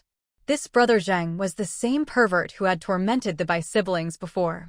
Sun Peng only guessed he was looking for fun, but didn't know about his twisted tastes. Not long after they entered, Wang Xiaoyu was already running naked into the living room, covered in bruises. Pengji, save me. Ever since Sun Peng's last talk with Wang Xiaoyu, she'd been obediently entertaining customers. But now she was running out so miserably and covered in injuries. Sun Peng immediately understood this guy was a real pervert. He didn't really care about Wang Xiaoyu, but if she got ruined, it would affect his business. He was relying on her to earn supplies. So he hurried over to try to smooth things over. Brother Zhang was already frustrated from not finding Bai Wenbin. This woman wasn't as skilled as Xiao Bai, and now she wasn't even cooperating. And now even this man was getting in his way. Brother Zhang exploded with rage and pulled out a handgun. It was a new weapon he'd acquired, not exactly well made, since it came from a private workshop, but just showing it was enough to make people obey. Sure enough, Sun Peng immediately cowered, grinning as he pushed Wang Xiaoyu toward him. Wang Xiaoyu didn't dare say anything more, trembling as she tried to follow him back to the bedroom. But suddenly, pervert Brother Zhang set his sights on Sun Peng. You come in with me too. After what happened with Bai Wenbin, he discovered a new world. He liked playing with men even more. Wang Xiaoyu was attractive, but something was missing. Sun Peng was average looking, but at least he was a man. With the lights off, looks didn't matter. Sun Peng was stunned. He'd never thought of sacrificing himself for supplies. But with Brother Zhang pointing a cold gun at him, he had no choice but to reluctantly head into the bedroom. As soon as they entered, Brother Zhang shoved him onto the bed, holding the gun in one hand and groping him with the other. Gritting his teeth, Sun Peng waited for his chance. When Brother Zhang wasn't paying attention, he pulled out a knife hidden in the bed seam and stabbed it hard into the man's gun hand. Brother Zhang cried out in pain, loosening his grip on the gun. Sun Peng seized the opportunity, snatched the gun, and immediately pulled the trigger. Brother Zhang's eyes widened as he collapsed. He never expected that the weapon he'd brought for self-defense would end up taking his life. Sun Peng let out a long breath. After making sure he was dead, he examined the gun in his hand with satisfaction, grinning widely. Who would have thought I, Sun Peng, would one day get my hands on something this good? Playing with guns was every man's dream. Not to mention, he'd just used it to take someone out, his confidence soared. Eyes shining with excitement, he said, with this, how could I ever worry about supplies again? Wang Xiaoyu shrank back, trying to hide as she stared at Sun Peng's sinister smile. Sun Peng looked at her and asked, "Are you scared of me?" Wang Xiaoyu forced a smile. Of course not. But Sun Peng was dissatisfied. You should be scared of me. As he spoke, he caressed the gun in his hand with care. With this little beauty in his hands, everyone ought to be afraid of him. Then he crouched down and searched the corpse and, sure enough, found a spare magazine. Altogether, there were 14 bullets left in the gun and 15 more in the spare magazine. That made 29 bullets in total. As he put away the spare magazine, he said, "Starting tomorrow, you can take a break. We'll just go door to door and collect food directly." Wang Xiaoyu said nervously, "But there are still snakes outside." Sun Peng replied, There are basically no venomous snakes left now. The only ones left are those big king snakes. They just look scary, but they're nothing to worry about. Before he got married, he liked keeping reptiles at home, so he knew a fair bit about different kinds of snakes and their habits. At first, there were all sorts of snakes in the neighborhood, some of them highly venomous. But today, he checked, they were all non-venomous now. Some quick-witted people had even started catching snakes to eat. Wang Xiaoyu was still anxious. But we only have so many bullets. If the neighbors band together and resist, how many people can we really kill? Sun Peng sneered. Resist? Who'd dare be the first to stick their neck out? Sure, I can't kill everyone in the complex, but I can kill 29 people. Who would want to be one of those 29? Besides, as long as you keep your mouth shut, who's to know how many bullets I really have? He shot Wang Xiaoyu a look. Women, long hair, short on brains. Wang Xiaoyu's expression soured. If this had been before, she would have already lost her temper and snapped at him. After all, he'd put in a lot of effort buying her gifts before she agreed to be with him. But lately, his attitude toward her had gotten worse and worse, and now that he had a gun in his hand, she could only swallow her anger and keep quiet. She even had to force a smile. You're right. Sun Peng tucked the gun into his waistband, then dragged Zhang the pervert's corpse outside and hung it in the most conspicuous spot in the complex as a warning. The next day, many people saw Zhang's body hanging high up. His eyes were wide open in death, and there was a bloody hole in his forehead. As dusk fell, people began to come out in search of supplies, or to catch snakes and cockroaches. Sun Peng finally found his chance to go door to door. Many people opened their doors, and before they could even step outside, they were staring down the barrel of a gun. Hand over all your supplies, or your whole family dies. Everyone had heard the deafening gunshot the night before, and seen the body hung up for all to see. Now, faced with the heavy gun in Sun Peng's hand, they immediately raised their hands and handed over their things. After all, you can always find more supplies, but if you lose your life, you lose everything. Of course, not everyone was willing to just take it lying down. A burly man who practiced boxing tried to resist, but Sun Peng shot him dead with a single bullet. The gunshot echoed through the complex once again. After that, no one dared resist him. Everyone understood that no matter how strong your muscles were, you couldn't beat a speeding bullet. There had been nearly 5,000 residents in the complex, but after half a year of disasters, only a little over 2,000 remained. With just a gun and 29 bullets, Sun Peng managed to control all 2,000 of them. To improve efficiency, he bought off some neighbors in his building who were on good terms with him and had them work for him. These underlings collected food for him in his name. They could keep 20% of what they collected, but the rest had to be handed over to him. Sun Peng himself never even had to leave his apartment. Food just kept coming to his door. For a while, the whole complex was gripped by fear. Everyone was resentful, but no one dared fight back. A group of young people, full of anger, secretly gathered to try to come up with a plan. These disasters are already hard enough, and now he's taking all our supplies. How is that any different from letting us starve to death? It's outrageous. We have to unite and fight back against this armed thug. Yeah, even if he has a gun, how many bullets can it hold? There's so many of us. He can't shoot us all. Exactly. There are thousands of us in this complex. How many people does Sun Peng have? Just one gun. If we all rush him, he can't do a thing. The group grew more and more indignant, their blood boiling, as if they could take Sun Peng down at any moment. Until someone asked, so, when are we going to make our move? The crowd fell silent. After a long pause, someone said, maybe we should try to recruit more allies first? Yeah, there are so many people in the complex. We can't be the only ones risking our lives while everyone else just sits back and waits for the outcome. Exactly.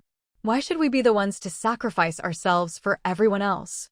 The more they talked, the more unfair it seemed, and they clamored to recruit more residents to join the resistance. Only two hot-tempered, braver ones wanted to act right away, but with everyone else hesitating, they had nothing more to say. And so, nothing came of it. For a long time after, Everyone in Maple Forest Estate lived under Sun Peng's shadow.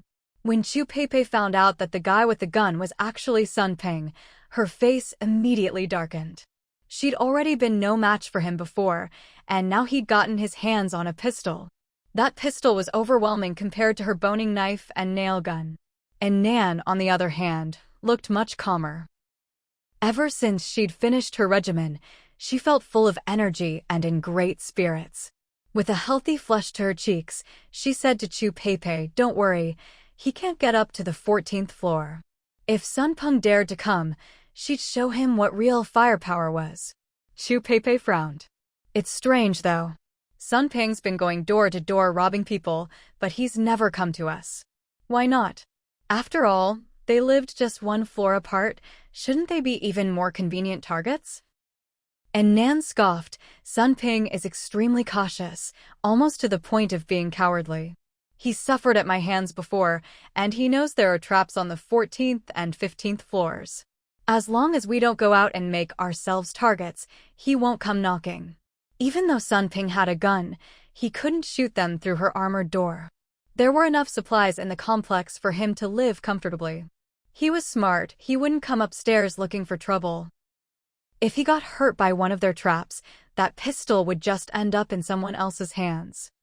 Chu Pei frowned. "But we can't just hide in our apartment forever, can we?" And Nan raised an eyebrow. "Who said we're going to hide?" And Nan smiled faintly. "He won't be arrogant for much longer."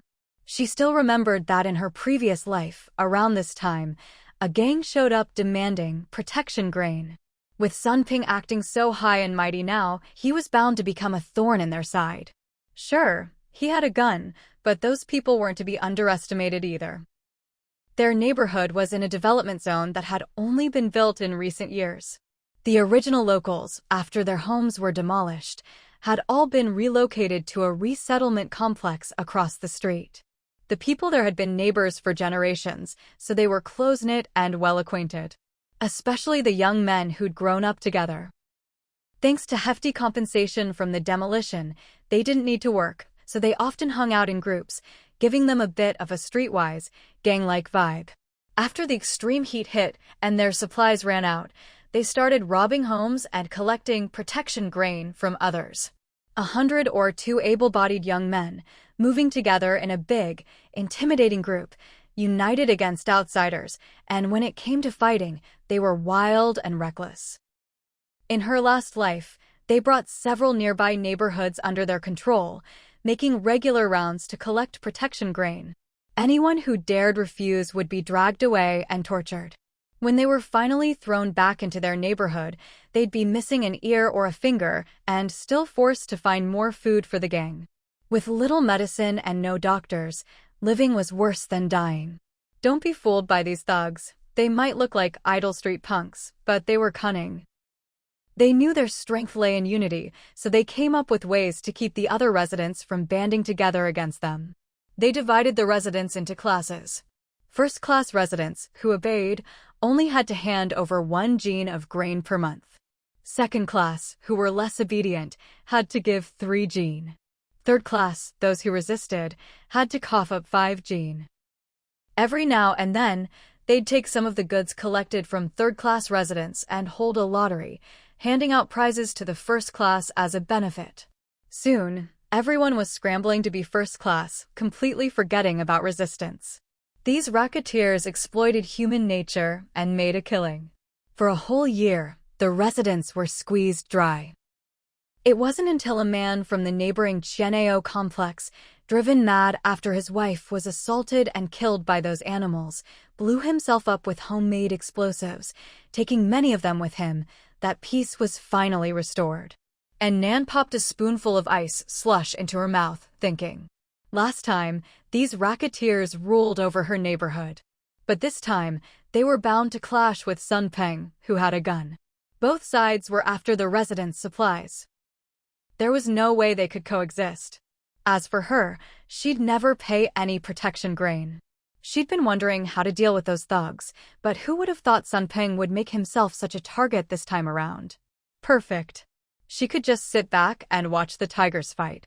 Sun Ping loved playing the win the snipe and the clam fight, the fisherman wins game. Little did he know he'd be one of the snipe or the clam this time. Chu Peipei, who'd been worrying about Sun Peng and his gun ruling the neighborhood, looked up to see Nan calmly eating her ice slush. She couldn't help but scoop up a spoonful for herself. And honestly, with that cold bite, her anxiety eased a little. She leaned back in her chair, imitating Nan's relaxed posture. Forget it. Sun Peng had never dared come up to the 14th floor anyway. She should learn from Nan focus on living well in the moment and deal with trouble as it comes. With the world in such chaos, there was no end to worrying about the future. Downstairs in 1302, Sun Ping lounged comfortably on the sofa while Wang Xiaoyu, sweating profusely, massaged him. Ever since he'd gotten his hands on a pistol, this past month had been like heaven.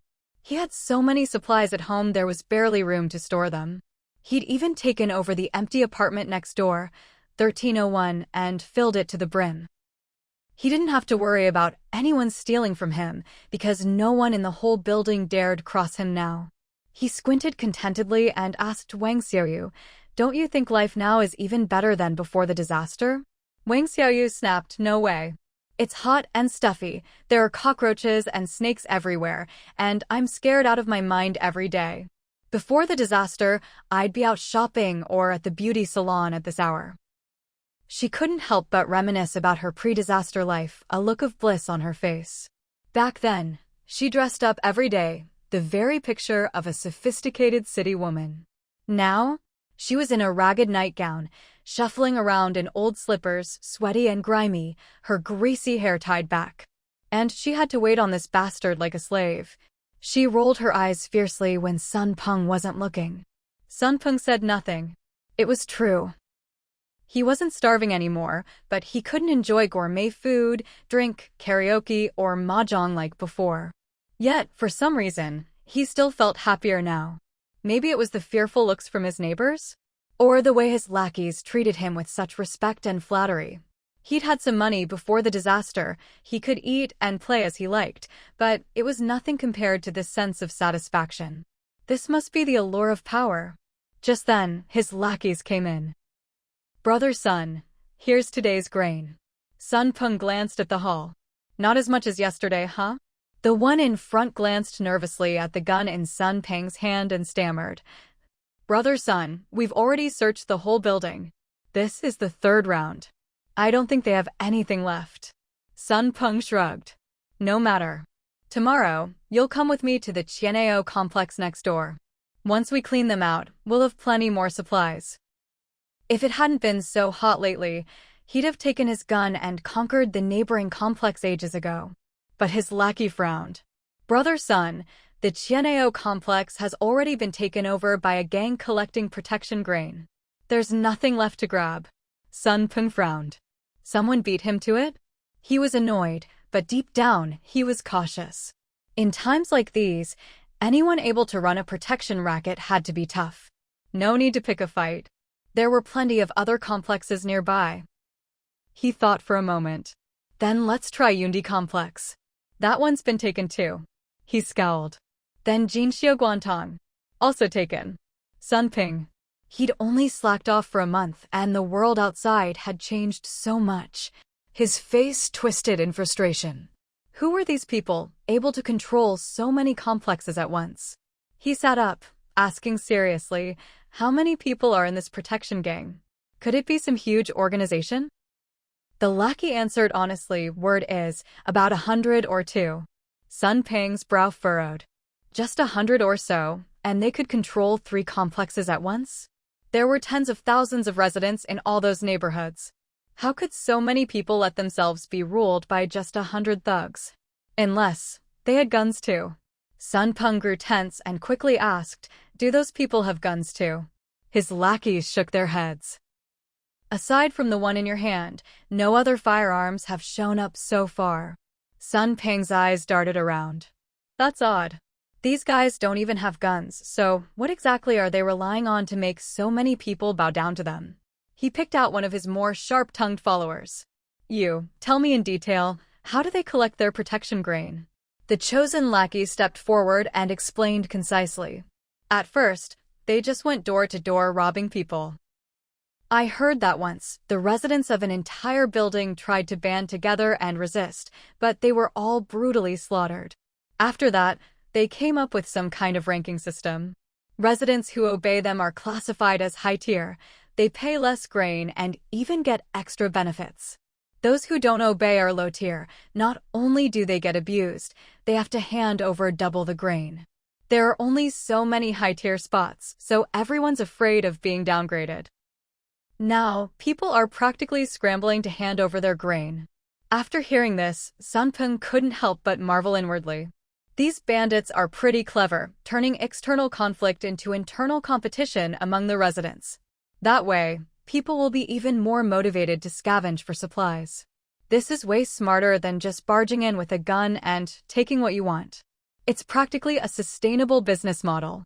He rubbed his hands together, thinking to himself, I should try this method in the future. The little lackey glanced at Sunpeng's expression, seeing he was silent, and asked cautiously, Brother Sun, what should we do next? Sunpeng's mind raced. That gang has numbers and brains, it's best to avoid them if possible. He said, Isn't there another resettlement complex nearby? Let's go there instead. The lackey replied, Those guys collecting protection grain? They're from the resettlement complex. Sunpeng. So, aside from their own Feng Lineaging complex, every other neighborhood around here has already been taken over? Damn it. This is intolerable. Sunpeng's face darkened. A bunch of guys wielding kitchen knives are actually stepping all over him, the one with the gun, and running a monopoly? He gritted his teeth. Tomorrow, we're going to the resettlement complex to collect grain. The first lackey looked troubled. But there's so many of them and there's only a few of us. Sunpeng snapped, Are you stupid? I have a gun. Seeing his lackeys still hesitating, he snorted coldly. All the nearby complexes have been taken. You think ours can escape? If you don't want to go, just pack up your supplies and wait for them to come take it from you. The group exchanged glances, then immediately said in unison, Brother Sun, we're with you. No kidding. They'd risked their necks in the heat, searching every home for that food. Now that they finally don't have to starve, there's no way they'd let anyone take it away. Brother Sun was right, even if they didn't go looking for trouble, trouble would come looking for them sooner or later. Strike first or be struck down. Screw it, let's do this. The group huddled together to discuss their plan for tomorrow. They decided to first find a resident from the resettlement complex, threaten them with the gun, and get all the details on the gang's leader and where he lived. Then, they'd quietly take him out with a surprise shot. With the leader gone, everything else would be easy. Anyone who tried to cause trouble would get a bullet and have their body hung out to dry as a warning. Kill 10 or so, and nobody would dare step up to lead the grain collection anymore. They had their plan all set, but before they could put it into action, the protection gang came knocking first. Just after dawn, when the residents were barely asleep, over 100 strong young men stormed into the complex. Starting from Building 1, they broke into every apartment, one by one. They thought it would be as easy as the other neighborhoods, collect the grain, assign the rankings, done. But this time, something unexpected happened. Erkue, there's not even a kilo of grain in this whole building. Erkue was the gang's leader. He'd been sitting on a chair on the first floor, eyes closed, resting. Hearing the report, he frowned. How can that be? The residents say there's a guy in Building 6 named Sunpeng. He's got a gun and already swept the whole complex clean. Erkue's brow furrowed. A gun? What kind? How many? Grab a few residents and find out everything about this Sunpeng. After learning that Sunpeng only had a single pistol and a few newly recruited lackeys, Erkue thought for a moment, then shouted. Brothers, someone's already collected all the grain for us. Let's go get it from him. Get the grain. Get the grain. Nearly 200 young men chanted in unison, their momentum overwhelming. The residents of Building 1 watched them rush toward Building 6 and couldn't help but think, these guys look even scarier than Sunpeng.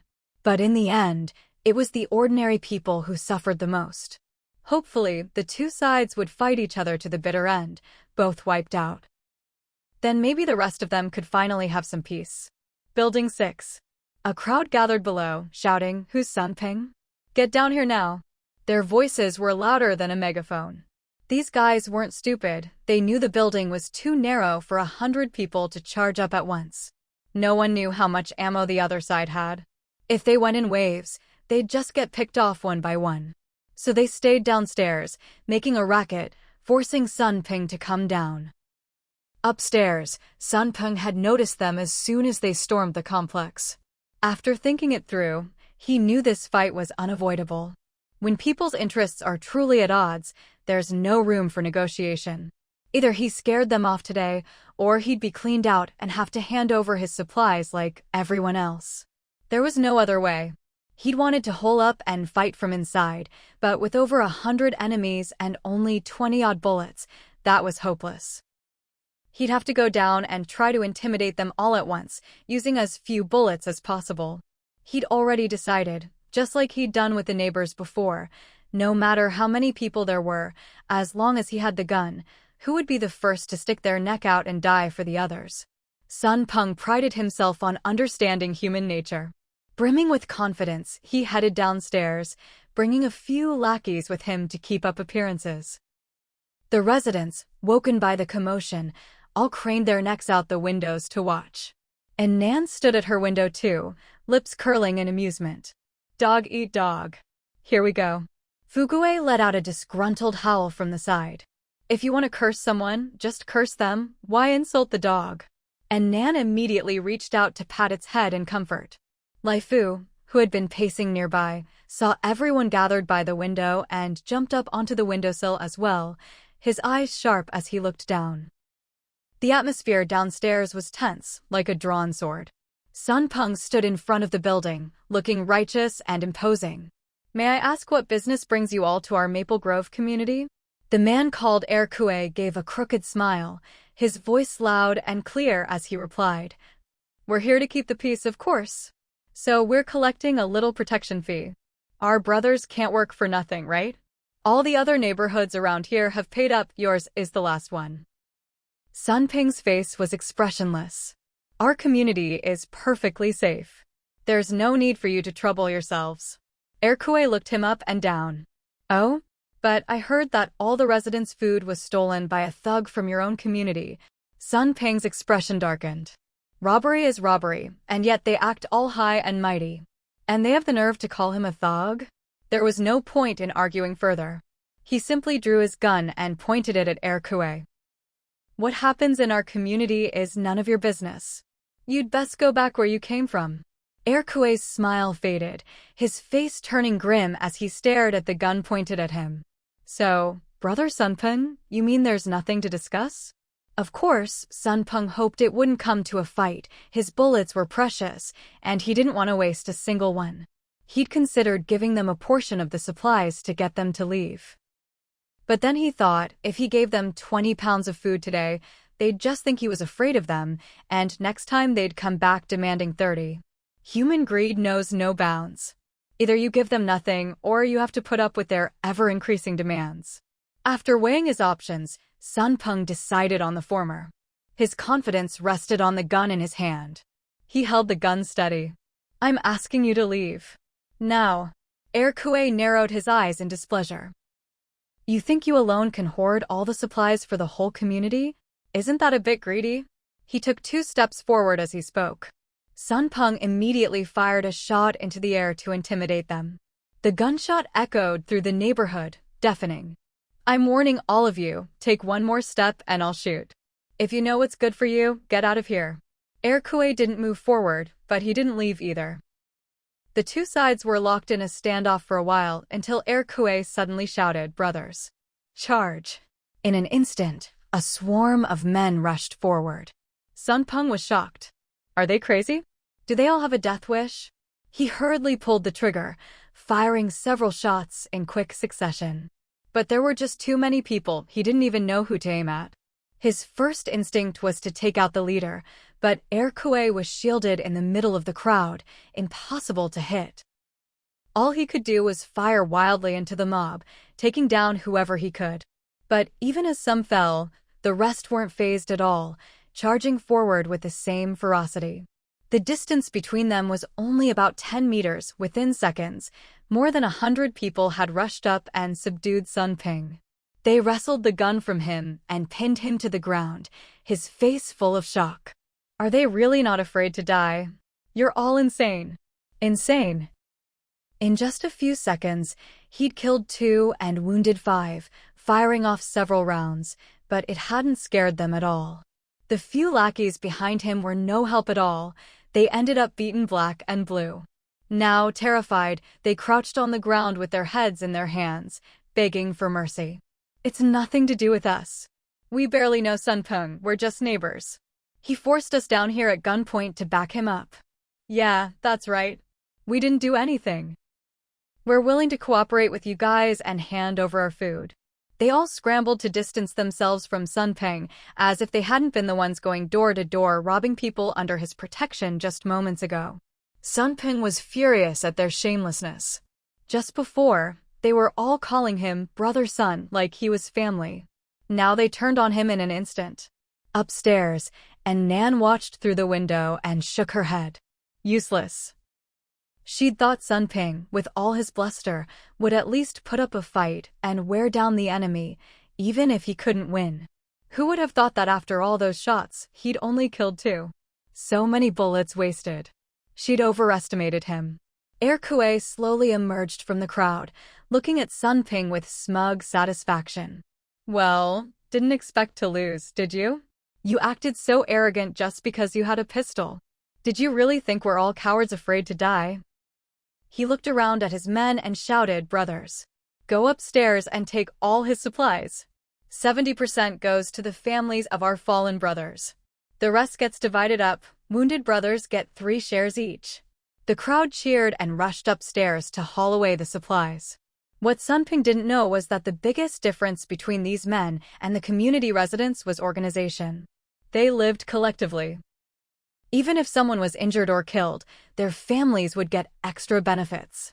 Every time they went out for supplies, those families would get a bigger share than anyone else. For them, dying was almost more profitable than living. These young men never had regular jobs, always hanging out together, obsessed with gangster brotherhood. In the apocalypse, with no laws to restrain them, every fight became a contest of reckless bravado.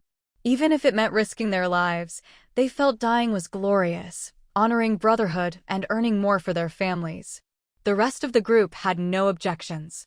Now that they'd taken over the community, they'd have a steady stream of supplies. There was no rush.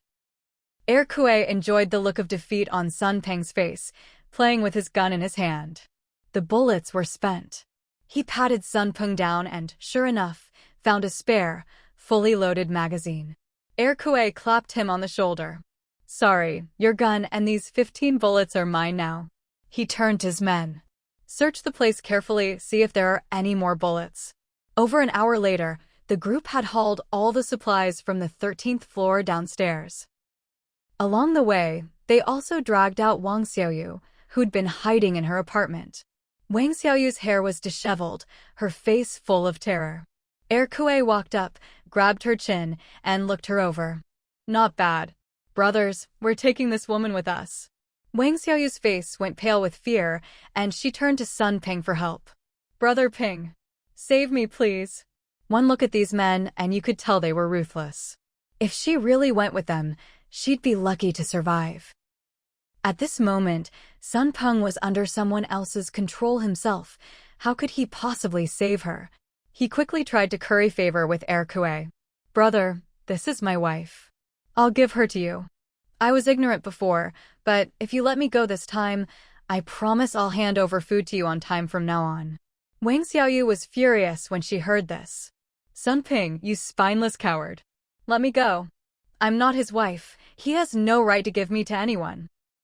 Kue didn't even bother to look at the two of them.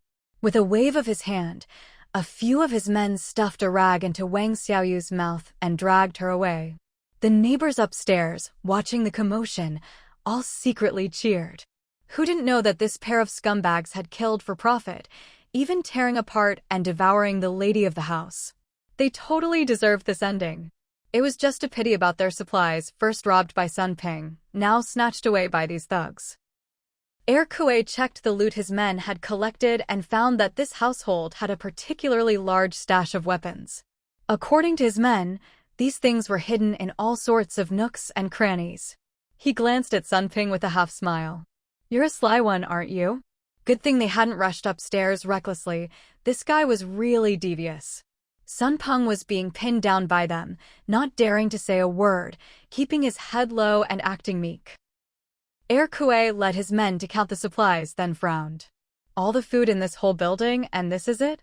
The dry rations, snake meat, and drinking water were all much less than what they'd found in other buildings. He looked at Sun Ping, only to see the man's eyes darting around. Kuei sneered, "Trying to play the Three Boroughs trick with me?" He punched Sun Ping hard, then raised his gun and pressed it to Sun Ping's head. "Speak. Where are the rest of the supplies hidden?" Sun Ping was cursing his luck inside. He'd specifically kept a backup stash for situations like this, only bringing out part of the supplies and hiding the rest elsewhere. It had been over half a year since the disaster struck, and only half the residents in the building had survived. Especially in their unit, thanks to that crazy woman on the 14th floor, a lot of people had been killed, leaving the place almost empty. So he'd hidden some supplies in the vacant apartments in their unit. But he hadn't expected to run into these professionals with sharp eyes. Kuei's gang had taken over quite a few buildings already and knew exactly how much supplies a place should have. It didn't take them long to realize the numbers didn't add up. Now, with a gun pressed to his temple, Sun Ping didn't dare play any more tricks. He confessed everything honestly. Better to save his own skin first. As long as you're alive, there's always hope. The group immediately searched the empty apartments and found even more supplies. Kuei put away his gun, looking satisfied at the mountain of goods on the floor. "Now that's more like it." Seeing Kuei in a good mood, Sun Ping finally breathed a sigh of relief. But Kuei's next words sent him straight to hell. "You're a smart guy. Normally, I'd keep you around to help me find even more supplies, but I have to answer for the two brothers who died." With that, he raised his gun again. Just as he was about to pull the trigger, Sun Ping's pupils shrank in terror. "Don't kill me. I know someone who has even more supplies." His desperate shout echoed loudly between the buildings. The neighbors upstairs, watching the drama unfold, all heard his cry and immediately thought of the 14th and 15th floors. Their eyes lit up. Good. The demon woman and the mechanic are finally in trouble. A wave of indescribable satisfaction surged in their hearts. Who told the people on the 14th and 15th floors to shut themselves away, living comfortably while ignoring the suffering of their neighbors? They obviously had plenty of supplies, but refused to share with anyone. Now, no one would have it easy. Everyone would be poor together. Hopefully, the demon woman and those thugs would destroy each other. Then not only could they get their own food back, but they could also take over the supplies from the 14th and 15th floors. Meanwhile, upstairs, and Nan was calm as ever. What's meant to come can't be avoided. Even if Sun Ping didn't rat her out, these thugs would come to collect their protection grain in a month anyway, and they'd still come knocking at her door. Sooner or later, she'd have to face them. Just as she was thinking this, there was a hurried knock at her door. "Nan. It's me, Chu Peipei." And Nan opened the door to see Chu Peipei's face full of anger. "That's Sun Ping. What a scumbag, trying to drag others down with him." And Nan was about to say something when someone knocked on the hallway door. It was Zhao Ping'an. As soon as she opened the door, he said anxiously, "Idol, you should all come to my place. My traps are more complicated and easier to defend." And Nan felt a little warmth in her heart. It was touching that, at a time like this, he was still thinking of them, even risking danger to come downstairs. But she shook her head. No need. Zhao Ping'an wanted to say more, but Nan smiled. "Don't worry, my place isn't that easy to break into either." She gave him a gentle push. "Go back quickly, or you'll get blocked in the hallway." "Aunt Hu is still at home."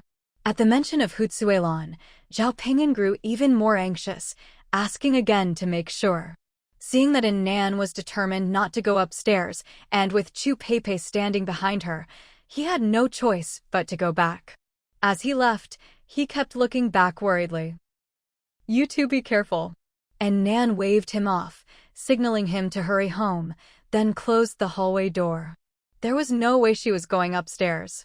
If those thugs took advantage of her absence to break in, they'd find nothing in her apartment, and the secret of her hidden space might be exposed.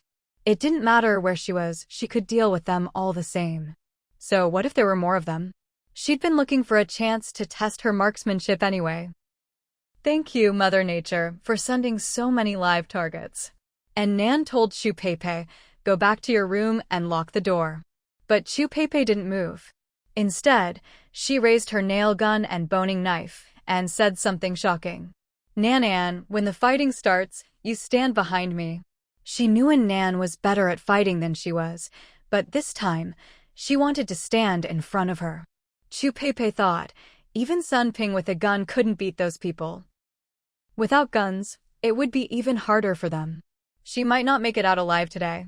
But she wouldn't back down, because there was someone here she had to protect. Her life had been saved by Nan.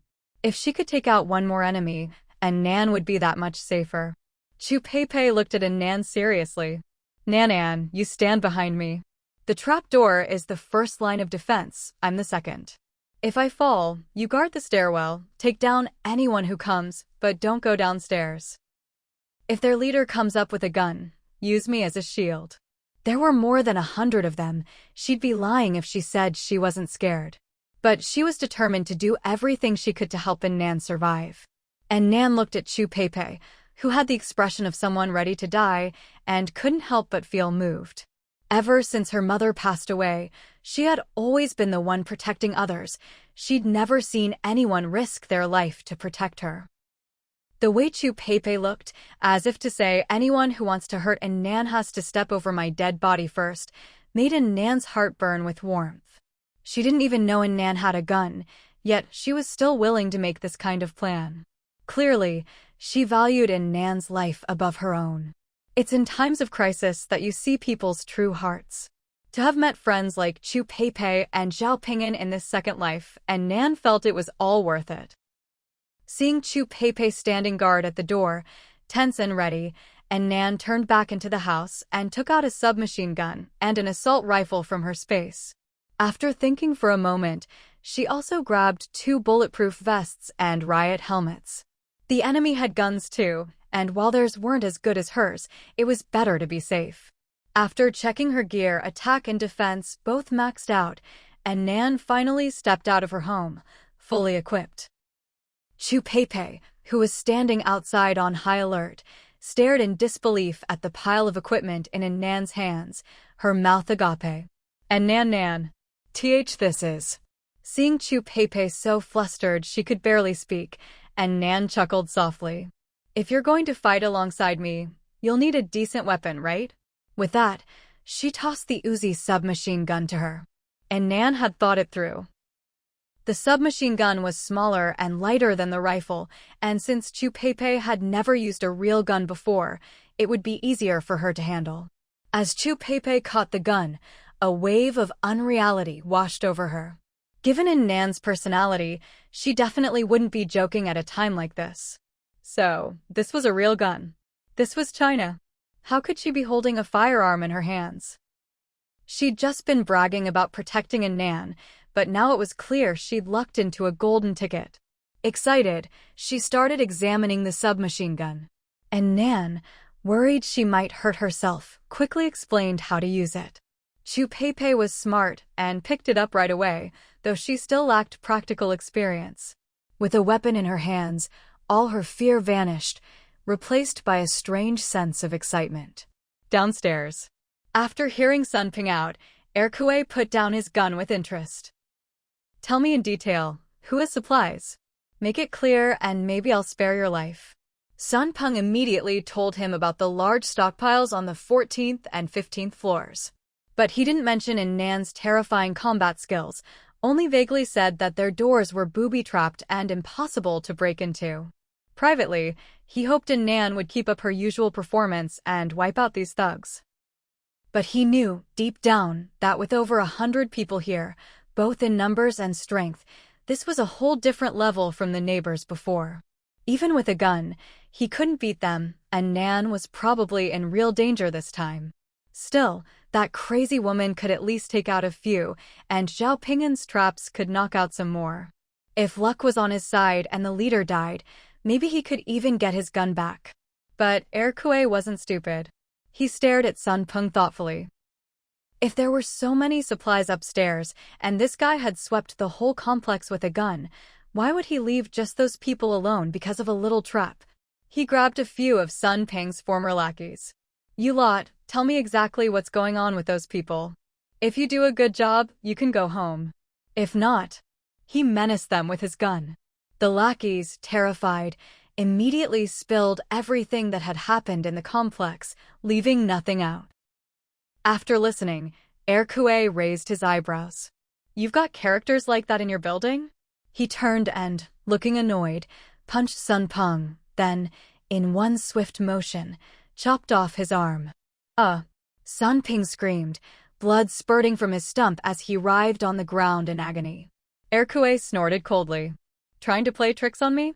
Then he waved at the lackeys. You did well. Go home. And remember to pay your grain taxes on time. With that, he had his men release them. He then glanced disdainfully at Sun Peng, still rolling on the ground. This sneaky bastard, let him die in pain. When he stops breathing, cut off his head and hang it in the complex as a warning. The lackeys, drenched in cold sweat, bowed gratefully to Erkue and scrambled home. Erkue, meanwhile, looked up with interest at the tightly closed windows of the 14th floor. The murderess in Nan, the trap genius Zhao Ping'an, and a medically skilled Chu Peipei. Not a bad team. They really could rule the complex. But today, running into him, well, that was just their bad luck. A wicked smile curled on Erkue's lips. Brothers. The chainsaw maniac is up there, are you scared? No way. Good. Then let's bring her back and let the brothers have a taste of this little firecracker. Bring her back. Bring her back. These guys, having taken down Sun Peng and his gun with their bare hands, were riding high and feeling cocky. A chainsaw? So what? There were nearly 200 of them. How much could she cut through? Traps? So what? They'd just break down the door and see how he could use his traps then. At their boss's command, the first team of over 50 men charged into the building. Charge. Go, go. The building was cramped, so too many people at once would just get in each other's way. So the first team of 50 went in to scout the situation. Meanwhile, fully equipped, and Nan and Chu Peipei heard the shouts from below and exchanged a glance. Let's go meet them. And Nan had no intention of fighting on the 14th floor. All those corpses rotting at her doorstep? Who'd want to clean that up? So, she locked up with Chu Peipei and headed downstairs. The two groups met on the 8th floor. The thugs were charging up, only to suddenly see two women coming down, bundled up in bulletproof vests and riot helmets, each holding a gun. The squad leader of the first team was stunned for a moment, then burst out laughing. Ha ha, these must be the two chicks from the 14th floor, right? What, no more chainsaws? Switch to toy guns now. He laughed wildly, not taking their weapons seriously at all. In his mind, there was no way anyone in a Chinese apartment building would be strutting around with a real submachine gun. His first reaction was that these two were just bluffing with some imitation guns. He looked them up and down in their full gear and sneered, brothers, these two chicks must be into cosplay. Let's catch them and have some fun. The men behind him all grinned lewdly. Rat-a-tat-tat-tat-tat. With a cold, expressionless face, and Nan squeezed the trigger, gripping the gun tightly as she unleashed a wild, indiscriminate barrage of bullets. The dozen or so men at the front, including the squad leader, dropped instantly, their arrogant grins still frozen on their faces. Chu Peipei wasn't about to be outdone. She raised her weapon and opened fire on the remaining crowd. Da-da-da-da-da-da. Bullet holes bloomed across the thugs' bodies, and they fell one after another. The few men hiding at the back were terrified, their legs trembling as they tried to flee downstairs. But the two women advanced as they fired, sweeping the area with their guns. In just a few moments, all 50 or so enemies were wiped out. They reloaded with fresh magazines and continued down the stairs. Outside the building, Erkue paused, stunned, as the sound of gunfire echoed from inside. That sound. Could it be one of Zhao Ping'an's weird contraptions? Or maybe they were playing some scary sound effect to intimidate them. He never even considered the possibility of submachine guns or assault rifles. This wasn't America. Or Myanmar. No one in all of Huagua had ever seen someone blasting away with firearms on the street. He turned to the second squad leader, puzzled. Huzi, what's that noise? Huzi was just as bewildered. Erkue, why does it sound like gunfire to me? No way. If it really was a gun, wouldn't that mean— he glanced at the pistol in his hand. Wouldn't that mean submachine guns? Impossible. This was Huagua. But before he could finish, two fully armed women strode out of the building. Even with their faces hidden under helmets, it was obvious they were women. One of them had a figure that was just too perfect to miss. And in their hands, submachine guns? Assault rifles? Erkue and Huzi's eyes widened in unison, and the gang members behind them were all dumbfounded. Their shock quickly turned to sheer terror. Holy shit! Run! Huzi screamed, turning to flee in a panic, but his legs were so weak he could barely move. Erkue tried to raise his pistol to shoot first, but the women were faster. Rat-a-tat-tat-tat-tat. Da-da-da-da-da-da. And Nan and Chu Pei fired into the crowd from both sides. The thugs were packed so tightly together that there was no need to aim carefully. Every bullet hit its mark. All they had to do was keep the gun steady and not spray into the sky. The gangsters were riddled with bullets, dropping in rows like wheat before a scythe. Even as he fell, Erkue clung tightly to his pistol, disbelief frozen on his face. How is this possible? Then his eyes closed forever. In less than a minute, the battle was over, utterly one-sided. The courtyard was littered with 100 corpses, blood soaking the ground. And Nan picked up Erkue's pistol, just in case someone else tried to use it for evil, and walked back to Chu Pei. The two women took off their helmets and exchanged a smile. The residents watching from above were all stunned. The two armed women below, one with a shaved head, the other with rare, clean, long hair, were clearly Chu Pei and Nan from the 14th floor. The residents stared at them, trembling, their eyes filled with awe and fear. These two women were terrifying. That wasn't a fight just now, it was a massacre. They were already so powerful, and now fate had given them firearms on top of that. It just wasn't fair. The whole neighborhood fell into silence. Suddenly, a shout rang out from above. Holy shit! Awesome! On the 15th floor, Zhao Ping'an threw open a window and yelled excitedly. Then, unable to contain himself, he rushed out of his apartment and ran downstairs. Behind him, Hu Tsuelon was also shocked, but seeing her son so worked up, she couldn't help but smile. This rascal! She glanced at the two girls downstairs, a sigh in her heart. Her son really had made some strong and reliable friends. The apocalypse was hard, but she hoped these kids would stay true to themselves, keep growing, and survive. Downstairs, Zhao Ping'an burst out, barely able to contain his excitement. I was upstairs, all tense and ready for a fight. Then suddenly there's a burst of gunfire, and when I look, you two are downstairs mowing everyone down. That was incredible. And Nan smiled, about to reply, when another shout came from not far away. In Nan, Sun Ping is trying to run. She looked over and saw Wang Xiaoyu. Wang Xiaoyu was sitting on the ground, clutching the leg of Sun Ping, who was missing an arm, shouting toward them. It turned out Sun Ping had been wounded and collapsed, narrowly escaping the massacre. Seeing all the thugs dead and Nan and Chu Pei distracted by Zhao Ping'an, he tried to sneak away. After all, he'd just betrayed Nan and killed Chu Pei's husband. If they found out he was still alive, he was doomed. But he'd barely taken a few steps before Wang Xiaoyu caught him. Wang Xiaoyu had been dragged away by a thug collecting protection food, but before they left the compound, gunfire erupted. The thug hurried back, only to be gunned down by a Nan. Luckily, Wang Xiaoyu had the sense to hide and didn't follow the idiot back. She was still in shock at the carnage when she saw Sun Ping crawling out from a pile of corpses, sneaking her way. Remembering what he'd done to her before, Wang Xiaoyu grabbed him and called out to a Nan. "Heartless bastard. Let's see what you do now." Sun Ping, furious at being betrayed, pulled out a knife he'd taken from a corpse and stabbed it into her neck.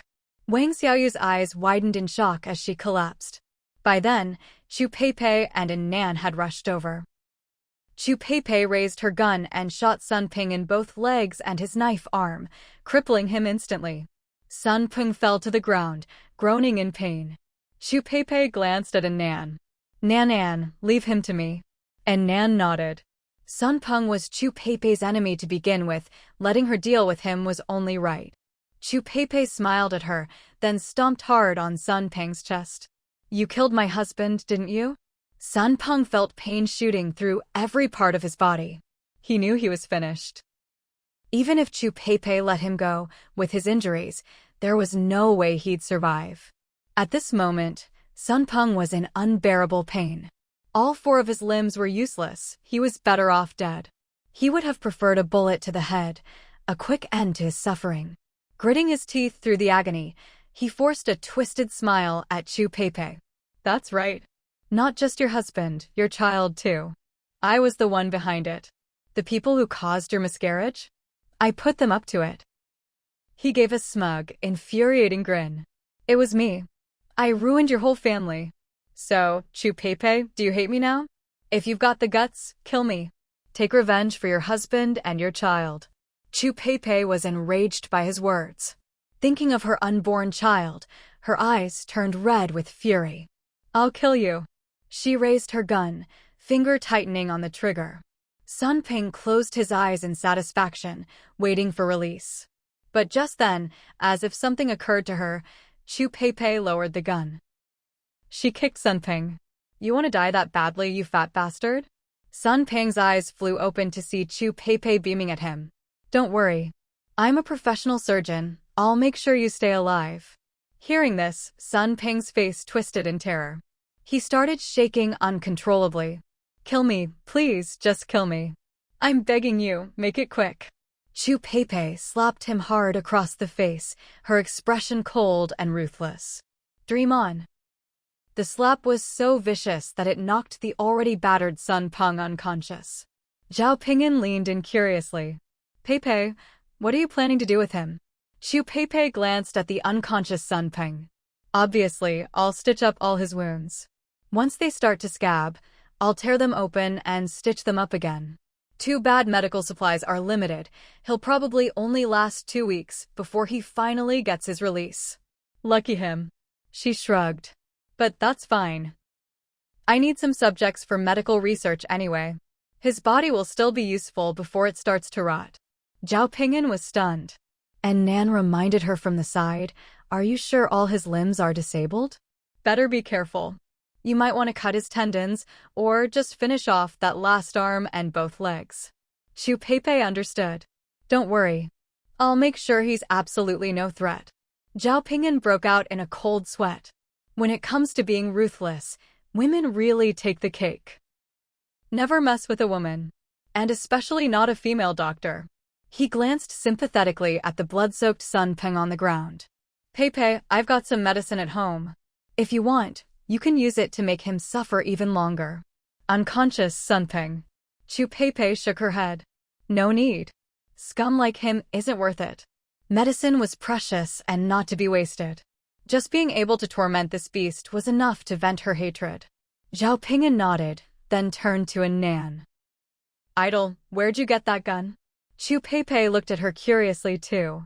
And Nan put on a mysterious air. The two of them immediately leaned in to listen. "Found it," she whispered. Both were dumbfounded. "Found it? You can just find something like that lying around?" "Yeah, found it at the police station. No one was taking it, so I brought it back." Chu Peipei. Zhao Pingyan. She really does have a knack for finding things. Suddenly, Chu Peipei's eyes lit up as if she remembered something. "No wonder you were going out every day recently, not looking for food or oil, but for this." If you only stockpile food and not guns, you'll just end up as someone else's pantry. Nan, if you hadn't found that gun, all the oil I worked so hard to collect would have been for nothing. You really do have foresight. Zhao Ping'an nodded in agreement. That's why you're my idol. Seeing how excited they were, and Nan couldn't help but smile too. No wonder they were so happy. She herself was thrilled. This was the first time she'd faced nearly 200 enemies and come out unscathed, a complete victory. Of course she was happy. She curled her lips into a smile. Come on, let's go finish things off. Before leaving, and Nan glanced at Wang Xiaoyu's corpse, her eyes still open in death. She really did trust the wrong person and got what she deserved. Who knows, when she helped Sun Peng harm his wife, did she ever imagine she'd end up like this? The three of them made sure all the villains were dead before turning to the mountain of supplies. Both Chu Peipei and Zhao Ping'an looked to Nan. What about all the stuff? After all, it was thanks to Nan's gun that they'd been able to wipe out the bad guys. Naturally, she should decide what to do with the loot. And Nan didn't hesitate. We take it home. As much as we can carry. They'd paid for it in bullets, no way they were leaving it behind. She wasn't some kind of saint swooping in to save the day and hand out food to the neighbors. She knew full well those same neighbors had just been hiding in their homes, hoping she'd get herself killed. Zhao Ping'an and Chu Peipei grinned and nodded. All right, let's move it. And Nan stood guard with her gun while Chu Peipei and Zhao Ping'an ferried supplies upstairs. Aunt Hu came down to help, sorting the good food from the spoiled.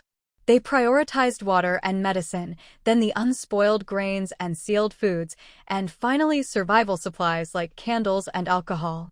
As for homemade cockroach cakes and stinking snake meat, those were left behind. Upstairs, the residents watched in frustration as the supplies they'd once owned were carried away, bit by bit. Those were things Sun Ping had stolen from them. Why were these people taking it all for themselves? They'd thought these young women would be kinder than the thugs, but turns out they were just as greedy.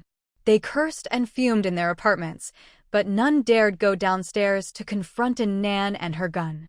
As the supplies dwindled, a third of the pile was soon gone.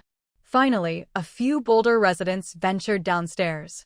And Nan stood at the entrance, gun in hand, as a couple from the building across the way came out and bowed deeply to her, 3 times.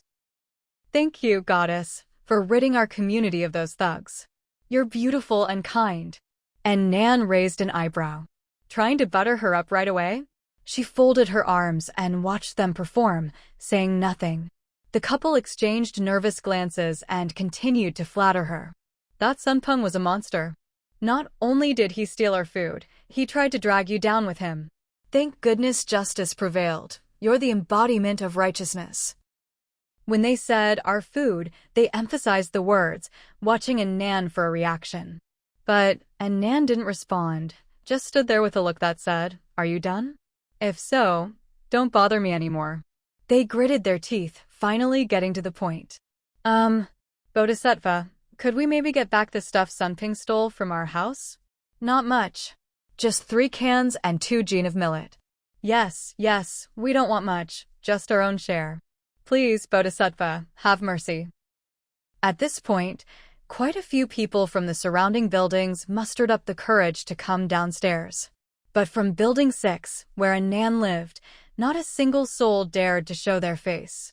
Heroine, my supplies were stolen too, 10 jean of snake meat and 5 cans. And mine. He took a whole case of water from me. Bodhisattva, I beg you, please let us take back our own things. And Nan watched as the crowd grew larger and larger and couldn't help but sneer. Call me a demoness in private, but now you're all calling me Bodhisattva? She shouted mercilessly. Yours? Mine? These are supplies I confiscated from criminals. If you want food, go find it yourselves. Someone protested, unwilling to give up, but Sun Ping stole these from us, then they were taken from him, and now you have them. Miss, these really are our things. And Nan rolled her eyes. What, so if I buy a bowl of beef noodles and take it home, the cattle farmer can come and demand I give the beef back? The man was furious. How can you be so unreasonable? These supplies clearly. and Nan fixed him with a stare. "Who are you calling unreasonable?" He immediately calmed down, forcing a smile. "Sorry, I misspoke." As he spoke, he slapped himself hard across the face several times. And Nan swept her gaze over the crowd and said coldly, "Do I look easier to deal with than those thugs collecting protection food?" The crowd instantly fell silent. The bodies of those protection collectors were still piled on the ground. If you wanted ruthless, this lady was no less than those criminals. They were only trying to play on her sympathy because she was young and a woman, hoping she'd give the food back. As if reading their minds, and Nan sneered. "What? You didn't dare say a word when facing Sun Ping and those thugs, but now you see a weak woman and think you can push me around?" The corners of everyone's mouths twitched as they stared at the ground. Weak woman? Hell, what kind of weak woman guns down over 100 people with an assault rifle? We wouldn't dare bully you. We're just begging you, please, let us have our supplies back. And Nan, if you want your stuff, go find Sun Ping and those protection collectors. I'm not your servant or bodyguard. With that, she fired a shot into the air. The deafening sound sent the crowd stumbling backward. Two of the younger ones were so scared they wet their pants. And Nan's voice rang out, full of authority. "Listen up. I'm going to count to 5. If anyone's still hanging around in front of me, you'll hand over 10 jade of food on the spot. If you can't, I'll kill you where you stand. 5, 4. The crowd was dumbfounded. What? 10 jade of food? This girl is even more ruthless than Sun Ping. Even those thugs were more humane than her. The crowd scattered like frightened animals. Before Nan even finished counting, not a single person was left downstairs. Some even ran off without their shoes and didn't dare come back for them. A while later, Zhao Ping'an and Chu Peipei finally finished moving the supplies. Both Chu Peipei and Zhao Ping'an's families already had plenty of stuff, and now their homes were packed to the brim. The rest. All the surplus was left to Nan. Chu Peipei looked blissful. "Nan, there's barely any space left in my house. I'm starting to worry if the floor can even hold all this." Zhao Ping'an added, "I've got 2 apartments, so there's plenty of room, but I still need to leave space to raise chickens and rabbits. My mom's running herself ragged trying to organize everything." And Nan chuckled. Looks like having too much food can be a headache too. Her share hadn't even been brought inside yet. It was all still piled up in the hallway. She'd have to carry it in herself before she could stash it in her space. Meanwhile, downstairs at Building 6, people watched as Nan's group went back inside, leaving a small pile of supplies on the ground outside. It was all the stuff they didn't want: cockroach biscuits, snake meat, moldy rice, and so on. But the other residents didn't mind at all. They rushed out, scrambling to haul as much as they could back home. No one cared anymore about who'd lost how much food before. Now it was every man for himself. Grab as much as you can, even if it means taking someone else's share. Fights broke out as people tried to snatch more food. It was nearly noon, and the temperature was already 55 degrees Celsius, 131 degrees Fahrenheit. Unlike in Nan's group, these people didn't have temperature-regulating suits. Under the blazing sun, carrying supplies and fighting at the same time, a bunch of them soon collapsed. By the time residents from farther away arrived, there wasn't a scrap of food left under Building 6. They looked at the ground, now littered only with corpses, and cursed those who'd been quicker to grab supplies. Selfish bastards. Didn't even leave me a crumb. Some people even eyed the corpses and blood, swallowing hard. 14th floor. Chu Peipei handed the submachine gun back to Nan. "Nan, here's your gun." And Nan took it, thought for a moment, and handed her the assault rifle instead. Chu Peipei was surprised. Nan, what are you?" And Nan said, "I'm going out for a while. You two are in charge of guarding the house. You'll need something stronger to defend yourselves." She turned to Zhao Ping'an. "I've got another one. I'll give it to you in a bit." Zhao Ping'an was surprised too. "I get one as well?" And Nan nodded. Zhao Ping'an was trustworthy. He could have stayed safe in his heavily fortified home, but he'd risked his life to come down and help them. "Nan, where are you going? Will you be safe? Idle, how long will you be gone? Let me go with you." And Nan looked at them, but didn't explain much. She just said, I have some personal business to take care of. Not sure how long it'll take. You two just stay here and guard the house. In truth, she was going to eliminate a hidden threat. In her previous life, Erkue had been killed by a man from the Chieneo community, a guy who used homemade explosives to take out Erkue's whole gang. But Erkue had an older brother, the second in command of a large private base. The brothers didn't always see eye to eye and ran their own operations, but deep down, they were close. After his brother died, the older one got word and led a massacre to avenge him, wiping out the entire Chieneo community. In this life, his brother would surely come seeking revenge for Erkue. Armed with foreknowledge, and Nan planned to strike first, before he even realized what had happened. With communication down in the apocalypse and the brothers living apart, and Nan remembered that the older brother only found out and came for revenge more than a month after Erkue's death. She could easily take him out before he even heard the news, nipping the thread in the bud. Zhao Ping'an and Chu Peipei saw that she didn't want to say more, so they didn't press her further. Instead, they just looked at her with concern and reminded her. It's scorching hot outside, and danger lurks everywhere. If you go out, you must be extra careful. And Nan replied, You too. I'll slip out quietly when no one's paying attention. You just pretend I've been home the whole time. If the neighbors found out she'd gone out and hadn't come back, who knows what kind of ideas they might get. Zhao Ping'an nodded. Don't worry, the neighbors won't suspect a thing. We have so many supplies on hand, it's perfectly normal not to go out for months. Chu Peipei added, That's right. We've got guns, too. This house is easy to defend. But you out there alone, you really need to watch your back. And Nan, They chatted for a bit longer before heading back to their own homes. Chu Peipei hurried back to deal with Sun Ping. Zhao Ping'an took the rifle and rushed home to help his mom with chores. And Nan, meanwhile, moved the supplies back to her house bit by bit, then stored them in her space. Thank goodness for her space. If she had to keep all this stuff in her house, she wouldn't even have room to sleep. Once everything was put away, and Nan took a shower, then sat on the sofa to rest, hugging Fugue. Nearby, Lai Fu paced around her, a look on its chicken face that seemed almost ingratiating. And Nan looked at it in surprise and called it over. Lai Fu, come here. The little rooster immediately ran over to her feet, tail wagging like a puppy. And Nan picked it up, watching its beady eyes darting around. Could it be that after seeing her kill someone downstairs, it started to feel some awe toward her? Do chickens even understand that sort of thing? They're not exactly known for their intelligence. And Nan decided to test it. Lai Fu, go to the entryway and bring me my shoes. She set it down on the floor. As soon as it landed, Lai Fu dashed to the entryway, picked out a pair of shoes, grabbed the laces in its beak, and struggled to drag them over. And Nan was a little shocked. This chicken was acting just like a dog. Could it really understand human speech now?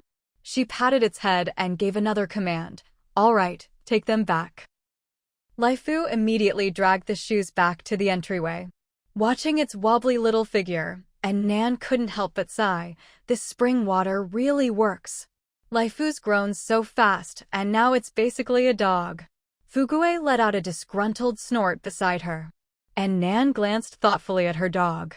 No wonder Fugue used to only vaguely understand her, but now can almost fully comprehend everything she says. Must be the spring water's doing too. From observing Fugue and Lai Fu, it seemed the spring water could not only make animals grow bigger, but also boost their intelligence. This space really was a treasure. There wasn't a single useless thing in it. Even the medicinal herbs she grew inside were thriving better than those outside. Thinking of this, she glanced at the batch of Isa's root she'd replanted. This time, she hadn't used much fertilizer, but the herbs were growing beautifully. If all went well, she'd be able to harvest them right before the plague hit. Looking at her herbs, her dog, and her chicken, and Nan felt a deep sense of accomplishment. Thanks to her space, she, who used to kill even a cactus, had managed to keep so many little creatures alive. Humming in a good mood, she hugged Fugue and went to bed. She'd only just fallen asleep when the racket from those thugs collecting protection food woke her up, and then she'd had to go out and fight. Now she was exhausted. She needed to catch up on sleep so she could set out after dark. Halfway up the mountain, in the villa, Long Tsongan hurried into Gu Zhiyu's house. His first instinct was to check the gym, but the boss wasn't there. He tried the lounge, the study, the bedroom, no sign of him anywhere. As he searched, Long Tsongan thought, having a big house really is great. If a bad guy broke in and wanted to hurt him, they'd have a hard time even finding him. After searching everywhere, Long Tsongan suddenly had a flash of inspiration and headed to the home theater. I accuse noble consort Shi of illicit affairs, corrupting the harem. Her crimes are unpardonable. Long Tsongan. His boss's tastes were still as unique as ever in the world of domineering CEOs. How long had it been, and he still hadn't finished this palace drama? Was this his second or third rewatch? Long Tsongan pinched the corner of his twitching mouth, then pushed open the door and went in. Boss Gu, I'm here. There's something. Gu Zhiyu was lounging on the sofa in a thin robe, eyes glued to the big screen, brows slightly furrowed, long fingers pressed to his lips. Shoo. Wait a moment. The plot was at its most critical point. Long Tsongan had no choice but to turn his gaze to the screen, too. After watching for a while, he found himself getting drawn into the tense drama. Just as things were getting exciting, Gu Zhiyu suddenly hit pause. All right, speak. What is it? Long Tsongan. You wouldn't let me talk before, and now all I want is to see what happens to noble consort Shi. Of course, he didn't say that out loud. He just dutifully reported. There's news about the submachine gun. Gu Zhiyu's expression grew serious. Go on. Someone from the development zone just came to report there were submachine gun shots heard at Maple Forest Estate. But Gu Zhiyu sat up a little straighter. Maple Forest Estate? Wasn't that where that ruthless little demon, a Nan, lived? He asked intently, but what? But it wasn't just a submachine gun. There was also an assault rifle. Long Tsongan then launched into a vivid retelling of what had happened over there. Of course, after being passed through several mouths, the story had already strayed somewhat from the truth. Gu Zhiyu, so you're saying those two women, in order to protect the peace of several nearby neighborhoods, bravely took action and wiped out the criminal gang? The world was in chaos, and yet there were still such heroic women? Long Tsongan nodded. That's what the people from Qian'ao and Yundi neighborhoods are saying. But the residents of Maple Forest Estate have a slightly different story. Long Tsongan sighed inwardly. Ever since the apocalypse began, there were fewer and fewer capable people under him. Now, even getting information was a mess. There were several versions of every story. He continued, they say it was the three-person gang that had been terrorizing the neighborhood. They got into a dispute with the thugs collecting protection food, which led to a bloody fight. Three-person gang? Gu Zhiyu couldn't help but picture that little demon in Nan, who killed people as easily as chopping vegetables. Her and her two friends, that made three. For some reason, whenever Maple Forest Estate was mentioned, and Nan's face always popped into his mind. Last time she'd been in his car, she must have been mortified. Long Tsongan, oblivious to his boss's wandering thoughts, went on. In any case, whatever the truth is, what's certain is that two women, armed with a submachine gun and an assault rifle, killed nearly 200 thugs. That much is beyond doubt. Long Tsongan watched his boss's expression. Boss Gu, do you think that submachine gun could be ours? He'd thought it would be simple. Firearms weren't circulated in China, and Boss Gu's submachine gun was especially rare. If there was the sound of a submachine gun in Limbei City, chances were it was Boss Gu's. But this time, the person even had an assault rifle. That meant it might not be the person they were looking for after all. Maybe the other party was just that powerful, armed with all kinds of guns. Gu Zhiyu's face was unreadable. We'll know if we go take a look tonight. He could recognize his own gun. Long Tsongan nodded. Boss Gu, there's something else. In Jing'an District, there's a villa community where someone set up a private base called the Mountain Base. They're recruiting under the Gu Group's name, and it's gotten pretty big. Gu Zhiyu raised his eyebrows. The group was already gone, and most of his people had been dismissed. Yet, someone was still using the Gu name to recruit? Gu Jiyu asked, "Who's in charge of the base?" Long Tsongan replied, "Not any of our former higher-ups. Just a junior manager from a branch company. Boss Gu, should we get involved?" As he finished, he nervously wiped his palms. Most of their own people had been let go, but that base had grown to nearly 1,000 members. It really wouldn't be easy to deal with. Gu Jiyu gave a faint smile. No need. A bunch of fools being led by a fraudster, what trouble could they possibly stir up? If they really caused a big mess and attracted official attention, they'd get what was coming to them. Long Tsongan breathed a sigh of relief. Good. If he really had to gather people and go fight that base, it would be a huge waste of payroll and supplies. Gu Jiyu asked, "Anything else?" Long Tsongan shook his head. "That's all." Gu Jiyu said, "Let's head back for now. We'll go to Maple Forest residence tonight." Long Tsongan agreed, but didn't move. Gu Jiyu glanced at him, puzzled. Long Tsongan gave an awkward laugh. "I just wanted to ask, how's consort she doing?" Gu Jiyu smiled faintly and pressed play. Dusk was falling. A black Hummer drove from the hillside villa toward the city. The car stopped across from Maple Forest residence. The driver got out and walked slowly toward the entrance. It was Long Tsongan. By now, residents were starting to come out and move around. Long Tsongan stopped a man and handed him a piece of candy. "Hey, I heard there were gunshots in your complex a while back. Scared the hell out of me. What happened?" The man was in a hurry to scavenge supplies and was annoyed at first, but when he saw the candy, his attitude changed instantly. He quickly pocketed the candy and said, "Let me tell you, today was really something. Building 6, apartment 1402. After getting up, and Nan had a quick meal, tidied up the house, and then took Fugue and Laifu out. She first stopped by Chu Pei's place, left her some bullets, and entrusted Laifu to her care. Erkue's brother's base was heavily guarded. Not easy to sneak into. She didn't know how long she'd be gone, so she had to ask Chu Pei to look after Laifu for her. As for Fugue, there was no way he'd let her leave him behind. This stubborn dog could wait at home for a day, but if she didn't come back after 2, he'd probably jump out of Chu Pei's window to look for her. So Nan decided to bring Fugue along just as well. She could see how his training had paid off. Chu Pei took Laifu and looked him over in surprise.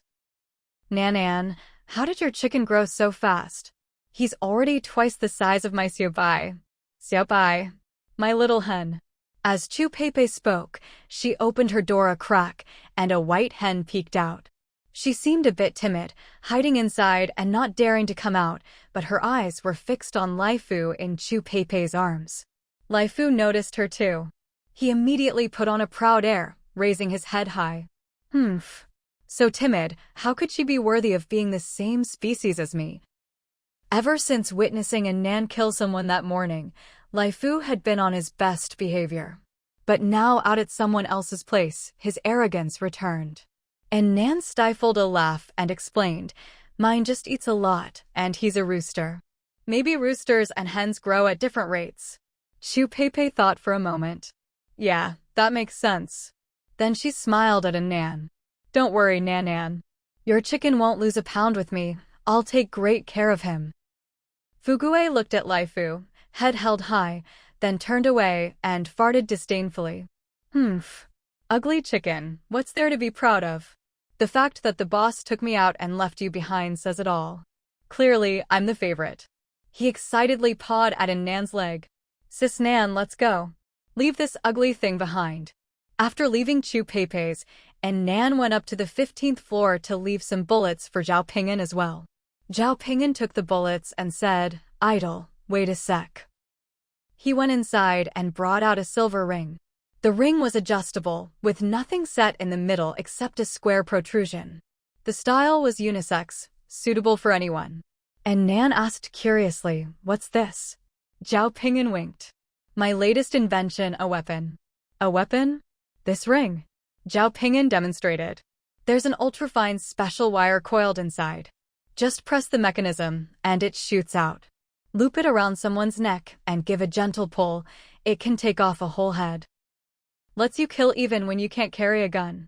And Nan tried the ring and found it really worked. She couldn't help but praise him. You're amazing, a real treasure. You can make anything. Zhao Ping'an blushed. As long as you like it, idol. I've got a bunch of other cool stuff in the works. Once I finish them, I'll give them all to you. They chatted for a while longer before Nan took Fugue downstairs. Outside the complex, Long Tsongan jogged back to the car parked across the street. Boss Gu, I asked around. Everyone says the shooter was some female demon in Building 6. Just now, I happened to talk to a resident from there and got her name. Long Tsongan paused, looking a bit odd. Turns out, it's Nan. Boss Gu, Miss Nan is beautiful and kind. I don't think she'd take your stuff. Besides, she's got an assault rifle, probably not the person we're looking for. Long Tsongan instinctively defended his savior. Gu Jiu looked out the window silent. Just then, a nondescript Wuling minivan drove out of the complex. The passenger window rolled down, revealing a dog with its tongue hanging out. Gu Jiu froze, then smiled. Quietly follow that van. Long Tsongan was sitting with his back to the car window, turning his head to report the situation to Gu Jiu, so he didn't see what was happening outside. When he heard his boss's sudden request, he was momentarily stunned. He'd just been talking about their benefactor.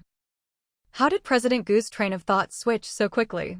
Suddenly he was being told to follow some van. But as a seasoned assistant, he reacted quickly and did as he was told. He started the car, turned off the headlights, and followed the vehicle ahead from a distance.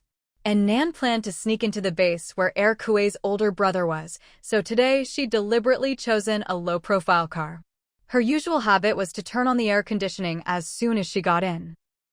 But Fugue hadn't been out breathing fresh air for a long time. The moment the dog hopped into the passenger seat, it started pawing excitedly at the window, so much so that even the seatbelt couldn't restrain it. And Nan had no choice but to roll down the window. The dog immediately stuck its nose out and sniffed the air with delight. Dogs perceive the world through their noses, which is why so many of them love feeling the rush of wind and the flood of new scents when a car is moving. The wind carries all sorts of smells and information. For a dog, it's like humans scrolling through short videos, novel and exciting. Fugue panted happily, sniffing all around. After just a few sniffs, it tilted its head in confusion. Huh? Why does it smell something familiar? It stuck its head out further, sniffing the air hard, tail wagging uncontrollably. This scent, its handsome big brother. Where is he? In the car behind, Long Tsongan could see the dog's head sticking out of the passenger window perfectly clearly. He couldn't help but feel a little exasperated. Isn't that the love-struck little mutt belonging to their benefactor? No wonder President Gu wanted him to follow this car, so Miss Nan was inside. He glanced at his boss's expression in the rearview mirror, unable to guess his intentions, and silently continued tailing the car. But the dog kept turning its head, stretching toward their direction. Long Tsongan's palms began to sweat. Are dog noses really that sensitive? He couldn't help but fall back a little farther. Luckily, there was no electricity now, so the streetlights on either side of the road were off. The only light on the street came from Miss Nan's headlights. Their car was successfully hidden in the darkness. He couldn't turn on the headlights or get too close, so he could only rely on the faint light from the car ahead, feeling his way forward in the dark. As he drove, he couldn't help but marvel.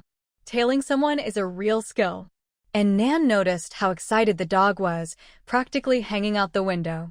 Afraid it would fall, she hurriedly pulled it back in and rolled up the window. Fugue, you've had enough fresh air. I'm closing the window and turning on the AC. Fugue immediately grumbled in protest. And Nan ignored it and turned on the air conditioning. The air inside the car quickly cooled. She let out a comfortable sigh.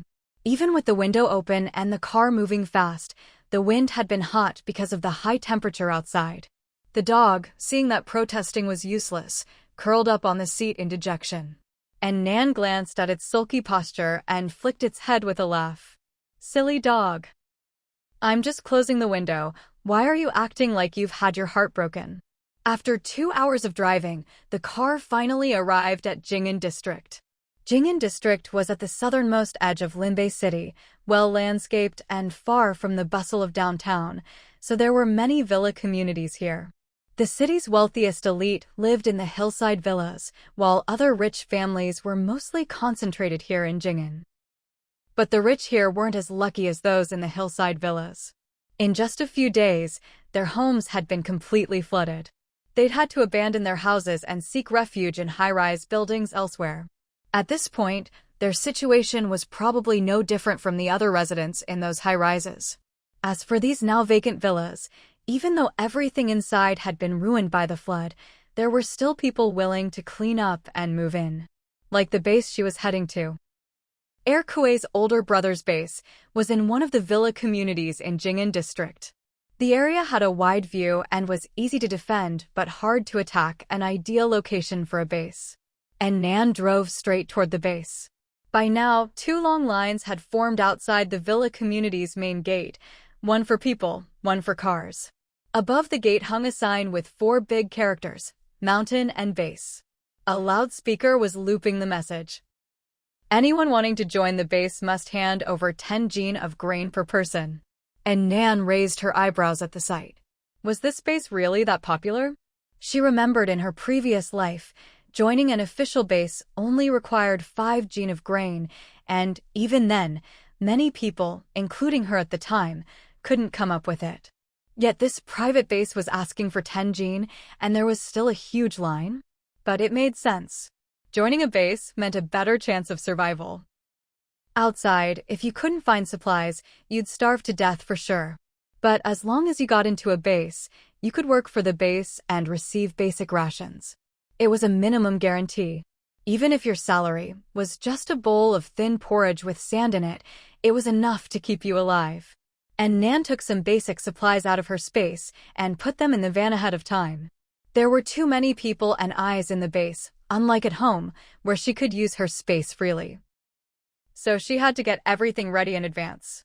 Long Tsongin, who had been following her all the way, was surprised to see Nan's car join the queue.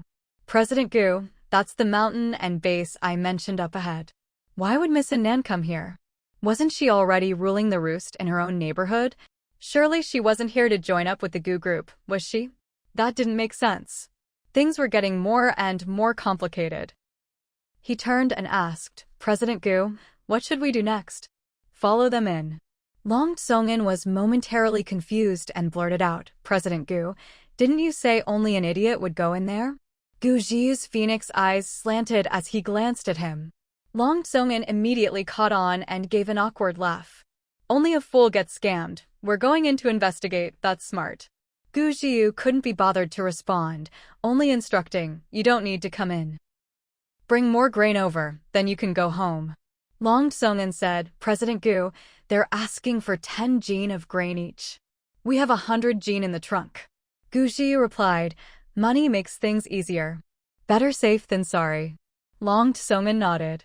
It looked like President Gu was planning to stay here for a while, so he'd better get everything ready. Meanwhile, Nan waited in line for quite a while before it was finally her turn. The man in charge of registration was all muscle, but his face was full of the resentment of an office worker. As soon as she rolled down her window, he impatiently stuck out his hand. Hand over your grain. And Nan gave him 10 jin of mixed grains. All of it had been confiscated from Kuei. She'd picked out the dirtiest, lowest quality stuff to hand over. The man weighed it skillfully, then handed her a registration form to fill out with basic information. He looked annoyed the whole time, never meeting her eyes. Hurry up and fill it out. And Nan took the form and saw it only asked for basic info, name, gender, age, occupation, skills, and so on. She filled it out carelessly and handed it back. The man at the registration desk took her application form, then pulled out 2 identical cards, copied her name onto them, and handed them over.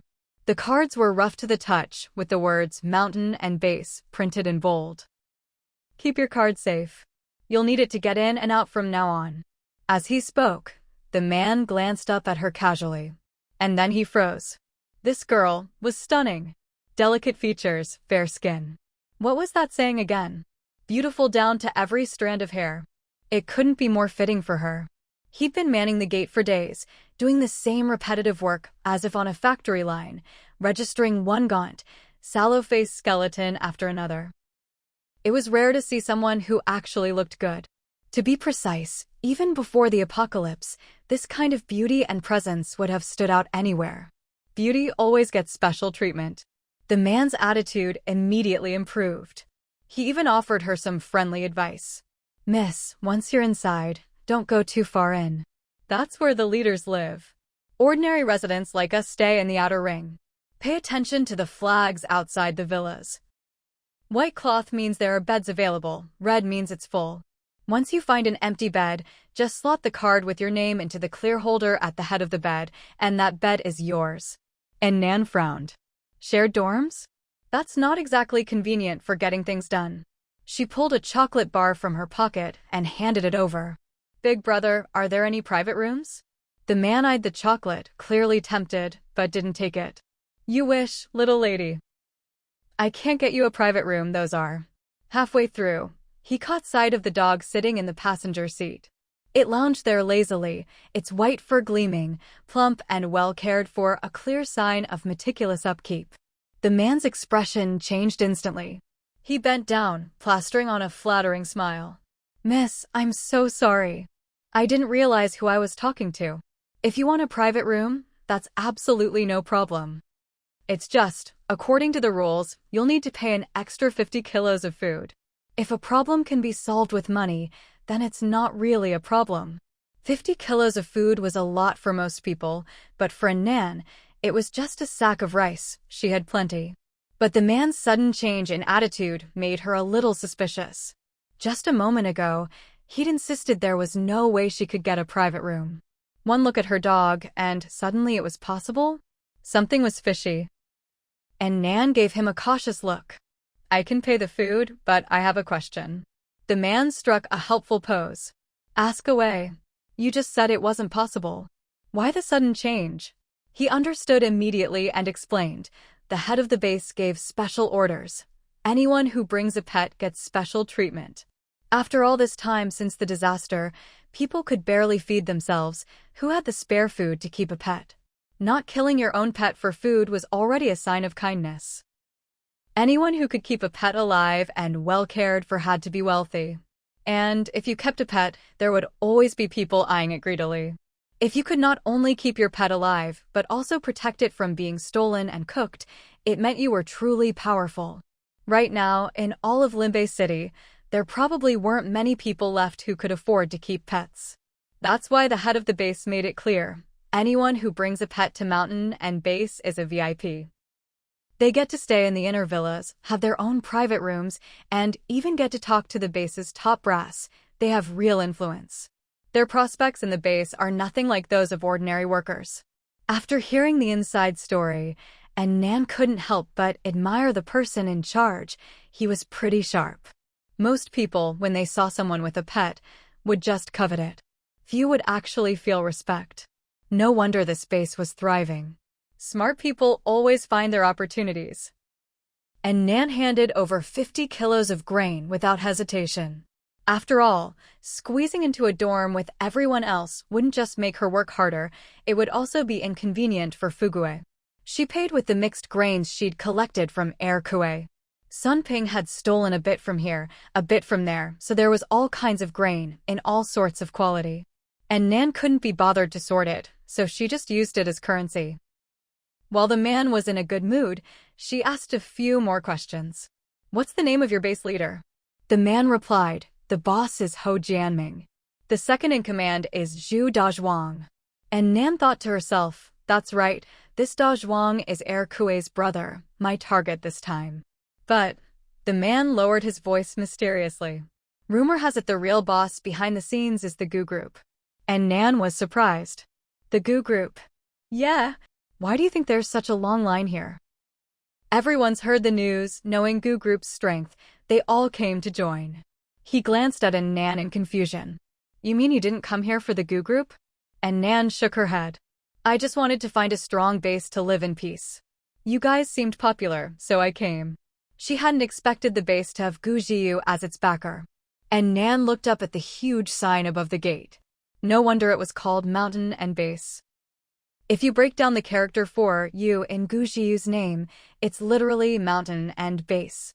She frowned slightly. So Zhu Dazhuang was under Gu Zhiyu's protection? That complicates things. Last time, she'd spread rumors about him right to his face. Now she was sneaking into his base to kill his subordinate. This grudge was only getting deeper. But ere Kuei was dead, she had to kill Dazhuang no matter what. Anyway, Gu Zhiyu was far away in his hillside villa. He'd never know it was her. She'd used a fake name on the form. She'd just find an opportunity to act quietly, then slip away unnoticed. No one would ever know. After explaining everything, the man introduced himself. "Miss, my name's Ma Qiangzhuang. If you ever need anything, just come to me. I promise I'll take care of it for you." Seeing the strong dog she brought, he guessed she'd have a bright future in the base and wanted to make a good connection. Ma Qiangzhuang? And Nan couldn't help glancing at his muscular frame. The name really suited him, easy to remember. She smiled. "All right, brother Ma." Ma Qiangzhuang called over a coworker to take over registration, then brought out a bicycle. "Miss, I'll personally show you to your room. Just follow me." With that, he hopped on the bike and led the way. And Nan started her car and followed right behind. As she walked further in, and Nan observed the layout of the base. This villa complex was originally called Linglong Villas, made up of small, townhouse-style villas. Each unit covered just over 100 square meters and had 3 floors. After entering through the main gate and walking a few steps, you'd reach the outermost row of townhouses, the bunk rooms where ordinary residents lived. A single villa could be crammed with a lot of people. At this moment, many residents were outside, coming out of the villas in small groups.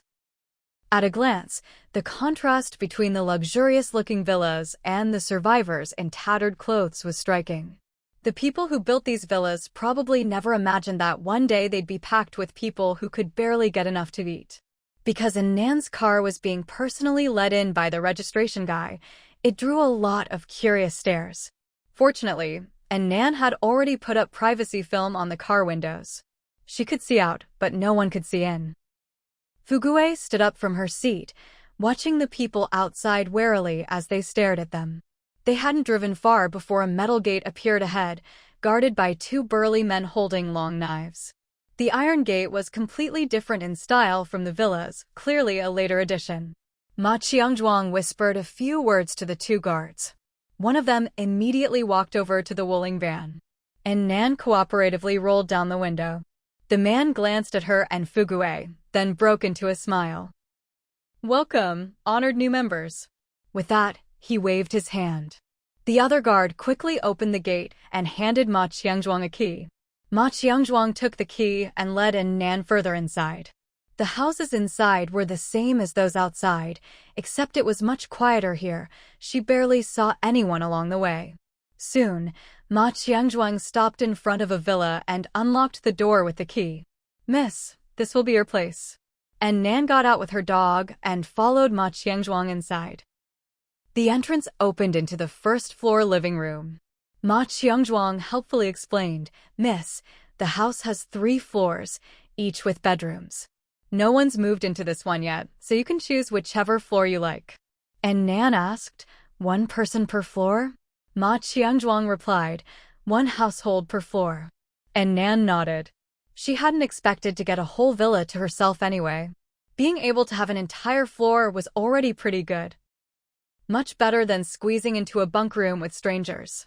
She glanced around, feeling quite satisfied. She wouldn't be staying long anyway. Once she dealt with Zhu Dazhuang, she could leave. Ma Qiangzhuang asked, "Which floor do you want?" "Once you decide, I can help you move your things." "The 3rd floor," she said. Higher up meant a better view, easier to keep an eye on things, and no one would be passing by her door. Ma Qiangzhuang nodded and handed her the key. "The 3rd floor gives you more privacy, but since it's the top floor, it can get a bit hot." "No problem," and Nan replied. She had air conditioning anyway. Ma Qiangzhuang said, "All right, if you've decided, I'll help you move your luggage." And Nan declined, "No need. I can move it up myself later. You go on ahead, Brother Ma. Thanks for your help today." As she spoke, she took out a few liquor-filled chocolates and handed them to him. This guy was honest, sensible, and talkative. He might come in handy later. Ma Qiangzhuang grinned from ear to ear. "Miss, you're too polite. If you ever need anything, just come find me." He understood that times had changed. People with resources didn't want others to see their supplies, preferring to move things themselves. So, happily pocketing the chocolates, he left. As he walked away, he tucked the chocolates into his pocket like they were treasures. These days, that was good stuff. Sweet, high in calories. If you hadn't eaten all day, just sucking on one would bring you back to life. This girl was really generous. He'd have to make sure to stick close to her in the future. What was her name again? He'd better double-check the registration form when he got back and remember it well. At the base entrance. To avoid being noticed, Gu Jiu had deliberately kept a car between himself and Nan's Wuling Ban. Now it was finally his turn. He noticed Nan's special treatment and was pursing his lips in thought when the registration form was handed to him. He glanced at the row above his own, where someone had scrawled their information in bold, flamboyant handwriting and couldn't help but smile. Name, Meili. Gender, female. Age, 22. Occupation, pig butcher. Specialty, butchering pigs. Well, that was fitting. Both times he'd seen this girl, she'd been calm and collected, wielding a knife to take someone down. Gu Jiu's lips curled as he filled out his own form. Name, Gu Yukai. Gender, male. Age, 28. Occupation, livestock farmer. Specialty, butchering chickens. Nan carefully inspected the entire third floor, making sure there were no hidden cameras or bugs. After the villa had been flooded, no one had lived here. It was filthy and messy, with lots of water-damaged furniture. But Nan didn't plan on staying long. She just cleaned up the bedroom and bed. Once the room was tidy, she started moving her luggage. Even though she hadn't seen anyone around, she was still on someone else's turf and had to be cautious. She couldn't use her storage space carelessly. Walls had ears and windows had eyes. If anyone noticed she hadn't carried anything and yet still had food and supplies, that would be trouble. So she had to move everything up herself, trip by trip. When her luggage was finally upstairs, Nan hung the curtains and drew them tight, finally letting out a sigh of relief. In this sweltering heat, thank goodness for her temperature-regulating suit, otherwise, she'd have gotten heat stroke from all this work. After a short rest, she poured food for her dog and took out a bowl of cold beef noodles and a glass of iced plum juice from her storage space for herself. She ate comfortably, then installed the air conditioner and made her bed. When everything was done, she put a collar on Fugue, locked the door, and went downstairs. Since pet owners had special privileges here, she might as well use the excuse of walking her dog after dinner to scout around. The villa Nan was staying in was technically in the inner circle, but still closer to the edge. From what she'd learned today, your residence reflected your status in the base. The innermost area had to be where the base leaders lived. She took her dog and slowly walked further in. She barely saw anyone along the way. Just as she was wondering if she could simply stroll into the innermost villas and go straight to Zhu Dazhuang, another iron gate appeared in the distance. The fence next to the gate was over 2 meters high, topped with electric wires. 2 burly guards stood watch at the gate. As soon as they saw someone approaching, they shouted from afar, "What are you doing?" Fugue had been happily out for a walk with her owner, but the moment she heard someone dare to shout at them, she immediately bared her teeth and let out a low growl, lunging forward. As she got closer, the 2 men finally noticed that the newcomer was holding a fierce-looking dog on a leash. Their tone instantly became much more polite. "Hello. Haven't seen you before. Are you new here? Sorry, but you're not allowed in this area." It was only then that Nan noticed both men had pistols at their waists. This mountain base really was impressive. She'd been out in the world for so long and only ever seen Sun Ping with a gun. Now, on her very first day in the base, she'd already run into 2 more. Backed by the Gu group, no wonder they were so formidable. And Nan quickly tugged Fugue back to her side. Fugue, don't lose your temper. Outwardly, she was scolding the dog, but inside, she felt a sense of accomplishment. All that training hadn't been for nothing. Fugue was much fiercer than before. This was exactly the kind of pet she wanted, soft and cuddly at home, but a real force to be reckoned with outside. If these two didn't have guns, she'd be tempted to let Fugue off the leash and see what she could do. And Nan glanced at the 3 villas behind the iron gate. So this was where Ho Jianming and Zhu Dazhuang lived? She pretended not to understand. I really did just arrive at the base. I was hoping to look around and get familiar with the place. Why can't I go in here? One of the men replied, this area is the private residence of the boss and the second-in-command. Without their orders, no one is allowed in. And Nan made a sound of understanding. She guessed right. Now she just didn't know which of the 3 houses Zhu Dazhuang lived in. One of the guards seemed interested in her dog and asked curiously, what breed is your dog? I've never seen one like it. He eyed Fugue with confusion. The dog's face looked a bit like a French bulldog, but Frenchies are small, and this one was clearly medium-sized. Maybe it was an American bully? But with that fierce look, it also had a bit of a pit bull vibe. And Nan wasn't about to explain that Fugue was a mutated French bulldog. So she calmly made something up. Hard to say, really. She's just a mutt. Fugue immediately bared her teeth again. Who are you calling a mutt? Of course, she would never bare her teeth at her owner, so she directed all her anger at the man who'd asked, growling as if she might pounce at any moment. And Nan knew Fugue was displeased, and, holding back a laugh, changed her answer. She's a mixed breed. Fugue, well, that's at least a little more respectful. She calmed down and nuzzled affectionately against Nan's leg. The man looked at the dog in surprise. She's really smart. Then, as if remembering something sad, his tone dropped. I had 2 dogs myself. They were so cute.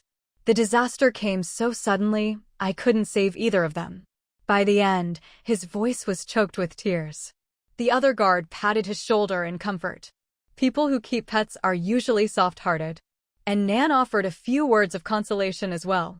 Then she took the opportunity to get him talking. Brother, the benefits here at our base must be great if you're even issued guns?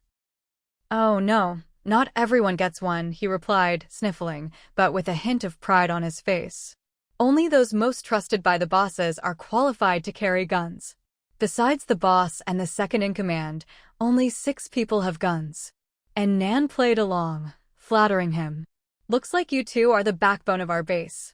Not at all, not at all. We just have good leaders looking out for us, he said, then glanced down at Fugue.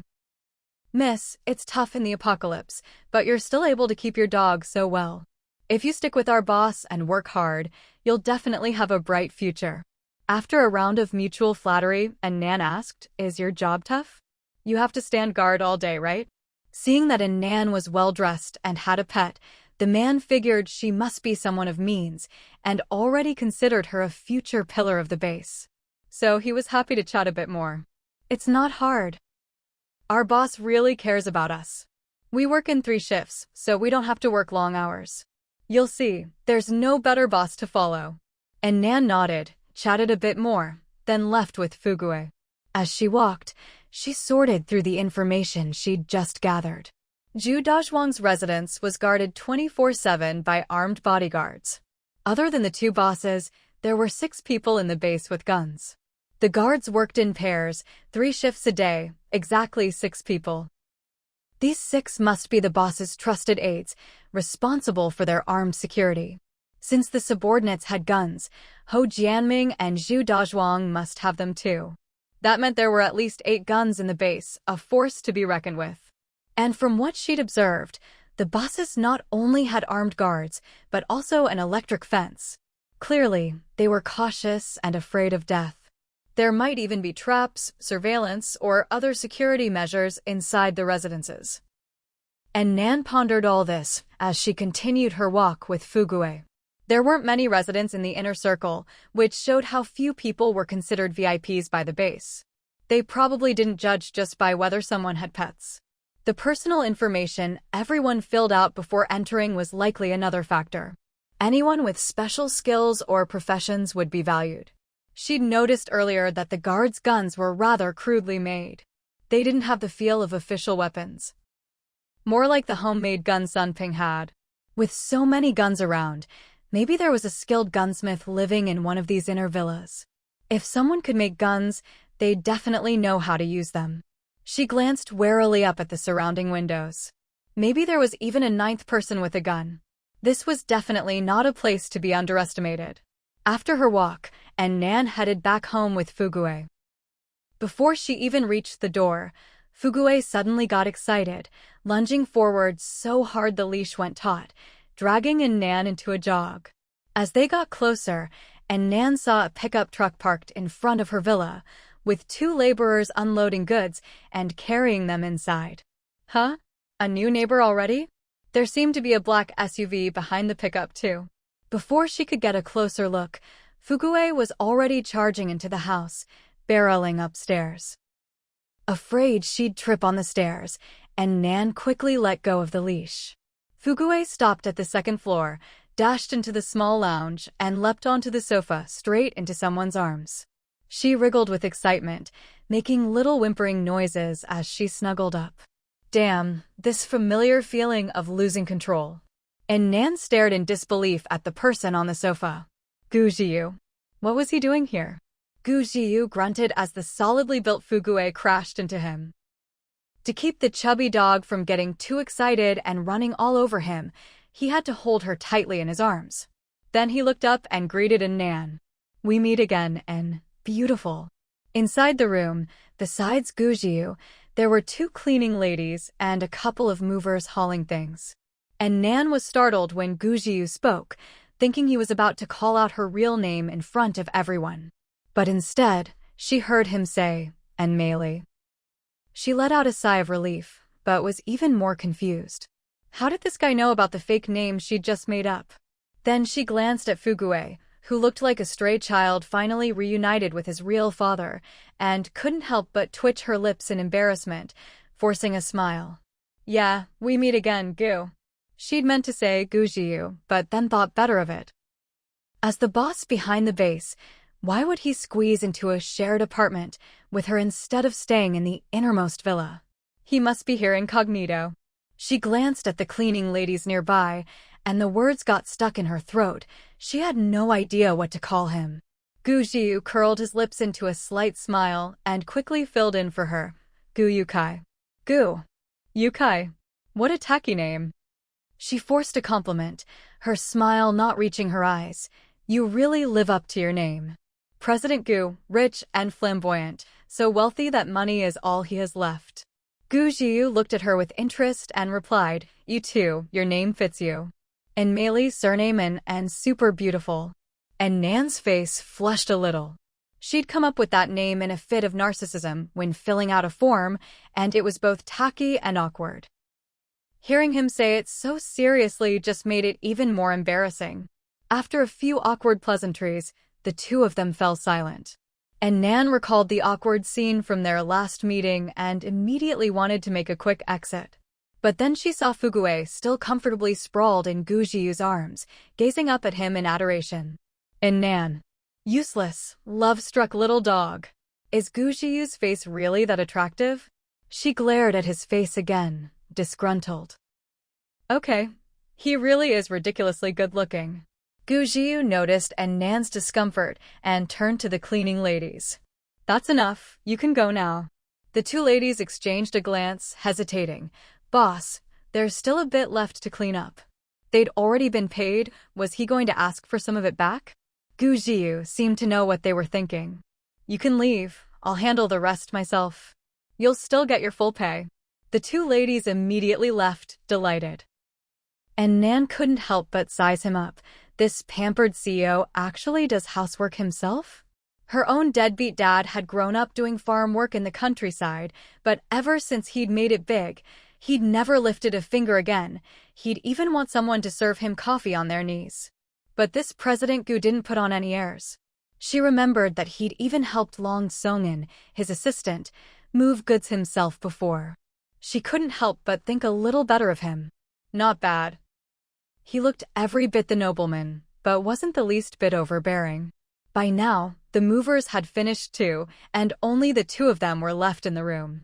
Gu Zhiyu's supplies were piled everywhere, and he didn't bother to hide any of it from her. And Nan pretended not to notice and asked, "How did you know my name is in Meili now?" Gu Zhiyu certainly wasn't going to admit he'd been following her. He answered casually, "The person who brought me here said there was another tenant upstairs named in Meili." And Nan nodded. Must have been Ma Qiangzhuang who told him. Then she asked, "Why are you using a fake name to get into your own base? Going undercover?" She needed to figure out his purpose here. After all, she still had to kill one of his underlings right under his nose. Knowing what he was up to would help her adapt on the fly. But Gu Zhiyu frowned. "This isn't my base." "Huh?" And Nan was puzzled. "Isn't this base owned by the Gu Group?" Even the name was based on his. Gu Zhiyu pressed his lips together. "I wouldn't do something so pointless. Besides, there's not much left of the Gu Group now." He smoothly gave himself a reasonable excuse for being here. "I came to see who's been using my name to scam people." And Nan lowered her eyes in thought. Now that she thought about it, the rumors really didn't make sense. If you were building your own base, you'd want to keep a firm grip on actual control. With communications down, even if you didn't build the base right at the mountainside villas, you'd at least put it nearby. There was no reason to set it up so far away and lose control. As the head of the top group, Gu Zhiyu wouldn't make such a stupid mistake. And if this really was his base, he'd either be openly living in the villa with Ho Jianming and Zhu Dazhuang, or he'd be undercover and low-key.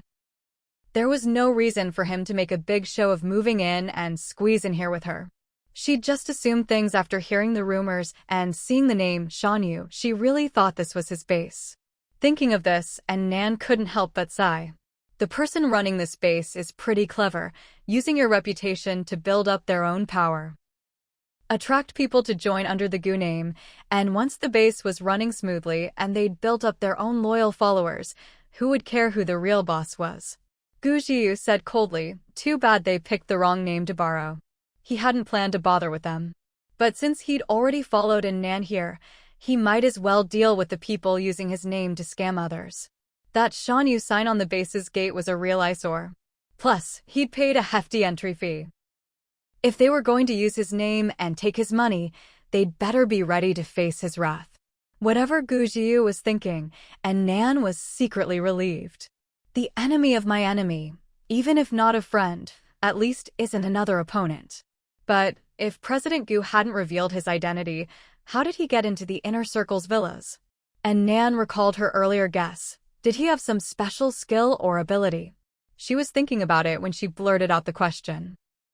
Gu Zhiyu answered calmly, with a shocking statement. "I have a superpower." And Nan froze. Huh? Seriously? That's a bit much. But then she thought, if she could be reborn and have a spatial ability, why couldn't someone else have a stroke of luck? Even that scumbag Bai Wenbin got to live his life over. She asked Gu Zhiyu seriously, "What kind of superpower do you have? Flying? Invisibility? Fire breathing? Mind reading? Or X-ray vision?" At that, she instinctively covered her chest.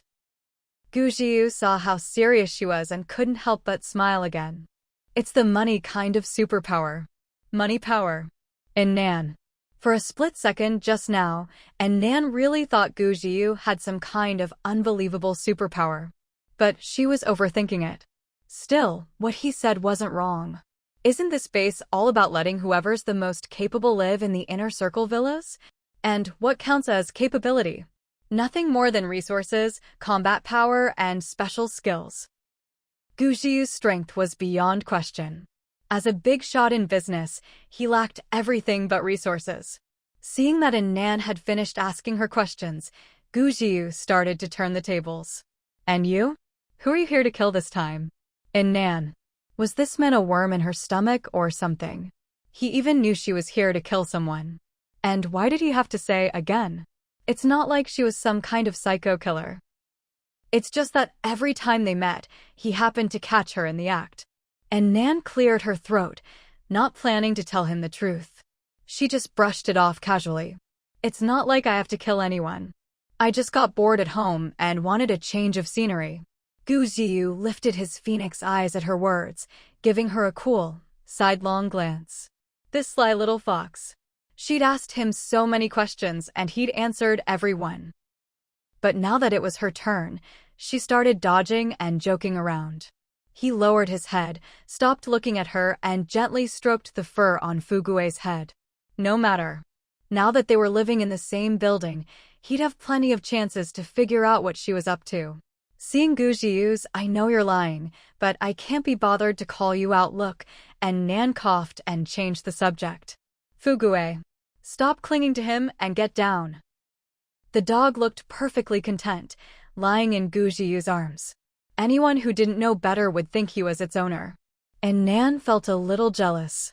This silly, disloyal dog. Hearing his master scolding, Fugue reluctantly sat up in Gu Ziyu's arms, then got down and walked over to her, looking back longingly. At least he was obedient. And Nan felt a bit better, clipped on the leash, said goodbye to Gu Ziyu, and headed upstairs with Fugue. Back in her place, she locked the door, took off the dog's leash, and was about to change into something more comfortable. But suddenly, the dog started following her around, chattering nonstop. Woof woof, woof woof woof woof. Sister Nan, I smelled that handsome guy's scent on the road. He was following us. Woof woof woof woof. Did you notice? And Nan stared at the dog, speechless at its endless barking. What was it even saying? She quietly moved away. Shoo shoo. What's with all the barking? Fugue stomped his paw. Why couldn't she understand a word he was saying? So he tried a different approach, using body language to get his point across. He barked twice toward the downstairs, then twice at Nan, and then crept around sneakily. And Nan got it. You mean, you want to sneak downstairs to find Gu Ziyu? She immediately flicked him on the forehead. You love-struck fool. Behave yourself. She checked to make sure the door was locked. Fugue. And Nan ignored him, changed clothes, washed up, and put a face mask on. Then she took a rocking chair out of her storage space, settled in comfortably, and put on some soft music. Ignored, Fugue let out a little whine and went back to his bed. If his master didn't get it, so be it. That handsome guy didn't seem to mean any harm anyway. He could sense the man's aura was calm and peaceful. Meanwhile, Ho Jianming and Zhu Dazhuang were gathered in a villa, listening to their subordinates' reports. Zhu Dazhuang sat with his arms crossed, listening intently. Ho Jianming, sitting at the head, had his eyes half closed, looking like he was about to fall asleep. But if you looked closely, you'd see his hand was always at his waist, ready to draw his gun at any moment. When the reports were done and the subordinates left, Zhu Dazhuang asked, Boss, the base population is up to 2,000 now. Should we keep bringing people in? Ho Jianming opened his eyes. Yes. Numbers, to a certain extent, represent the strength of the base. Zhu Dazhuang hesitated. But the more people we have, the more resources we burn through. Ho Jianming, no problem. We can keep squeezing the outer residents' living space. As long as the inner circle's quality of life is maintained, that's all that matters. He curled his lip in disdain.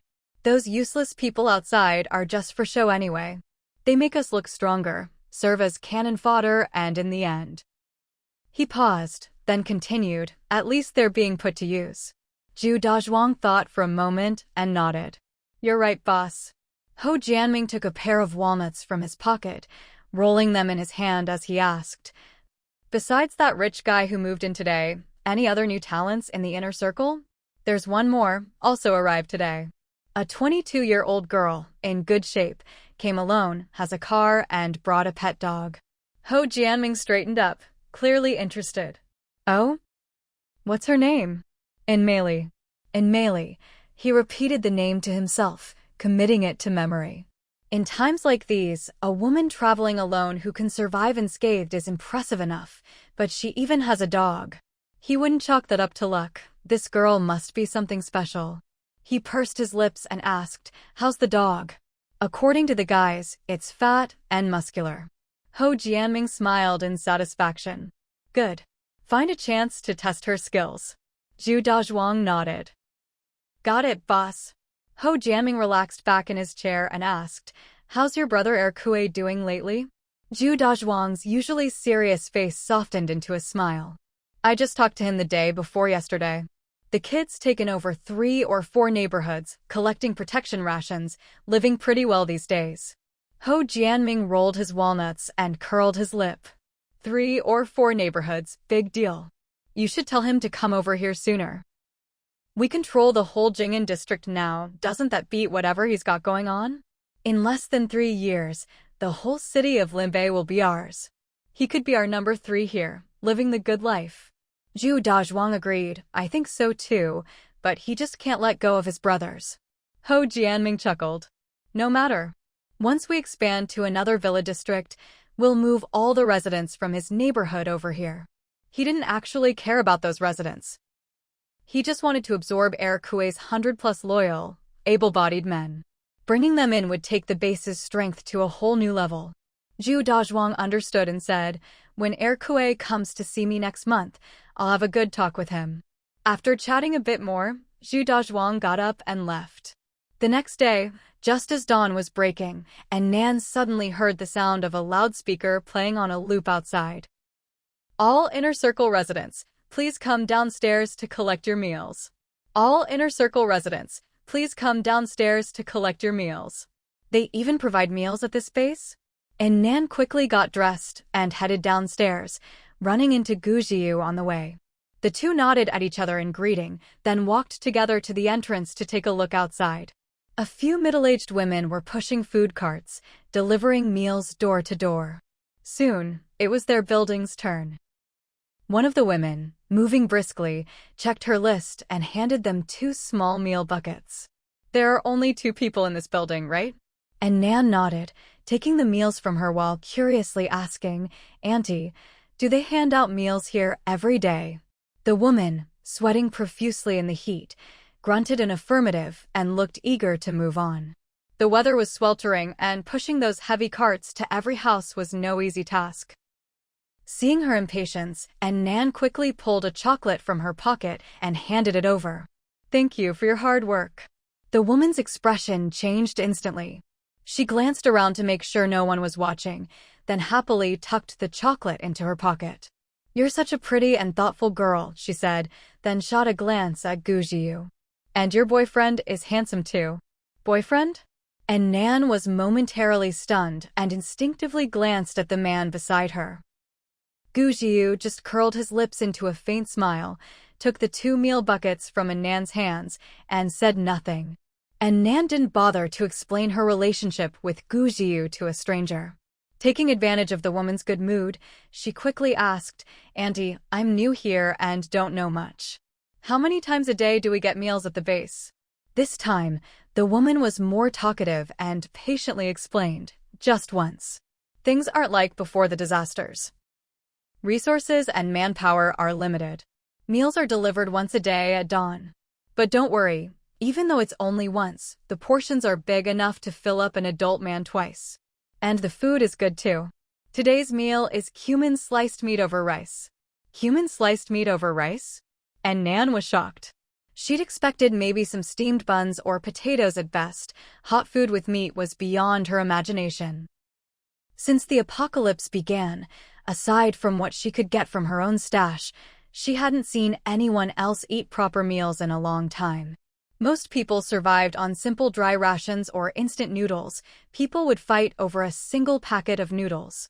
Meat, seasonings, and fuel for cooking were all precious commodities. Having a plate of cumin-sliced meat was no simple feat. No wonder so many people were willing to hand over 10 jean of grain just to join the base. Life inside was a world apart from outside. No wonder those 2 armed bodyguards yesterday were so loyal, always praising the leadership. With benefits like these, who wouldn't be devoted? And Nan asked, do the residents in the outer circle get the same treatment? The woman waved her hand. Of course not. Door-to-door meal delivery is a special privilege for inner circle residents. The outer circle gets coarse grain porridge, and they have to line up for it themselves. She grinned. The leaders really value you all. Even us kitchen workers get to enjoy some of the perks. Although they still drank porridge themselves, whenever they cooked for the inner circle, they could save a little meat or flavor to add to their own bowls. She handed over 2 1-liter bottles of water. Almost forgot, here's your water. 1 bottle each. And Nan took the water and glanced at it. The bottles had been opened before, but were now full. The water inside was a bit cloudy. They must have collected empty bottles and refilled them. Sure enough, the woman reminded her, don't throw the bottles away. When we deliver meals the next day, we'll collect the meal buckets and water bottles. And Nan nodded. Okay. Does the base supply water every day? The woman nodded, so Nan asked, I saw the supermarkets and warehouses outside have been looted clean. Where does the base get so much water for us? The woman smiled. It's no secret. You're new, so you don't know yet. The base has a well. A well? And Nan asked, how could there be a well in the Villa District? She hadn't seen one when she wandered around yesterday. It's not in the Villa District, but nearby. The well is for the whole base, the woman explained, pointing to a villa not far away. The old man who lives there is good at finding water. He led a team to dig a well for the base. I hear they're planning to dig a few more soon. And Nan nodded. As expected, everyone living in the inner circle villas had some skills. She asked again, do the bosses eat the same food as us? Do you deliver their meals too? The woman shook her head. No need. The big boss has his own private chef who cooks just for the 2 bosses in their villa. And Nan smiled.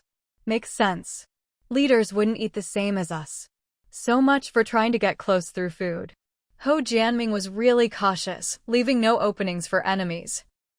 He was even more guarded than Sun Peng. No one could get close except a few trusted aides. With someone so shrewd at Zhu Dazhuang's side, it would be tough to make a move. After chatting a bit more, the woman hurried off to the next house with her cart. And Nan said goodbye to Gu Jiu and carried the food and water upstairs. Back in her room, she curiously opened the meal bucket to check the food. It really was cumin sliced meat, and there was quite a lot of it. But on closer inspection, it didn't look like pork or beef. She sniffed it, there was a faint sour smell, masked by the cumin aroma, so it wasn't too obvious. The rice underneath wasn't plain white rice, nor the usual mixed grains she ate. It looked like they'd just thrown together whatever rice they had, good grains, moldy grains, all mixed in.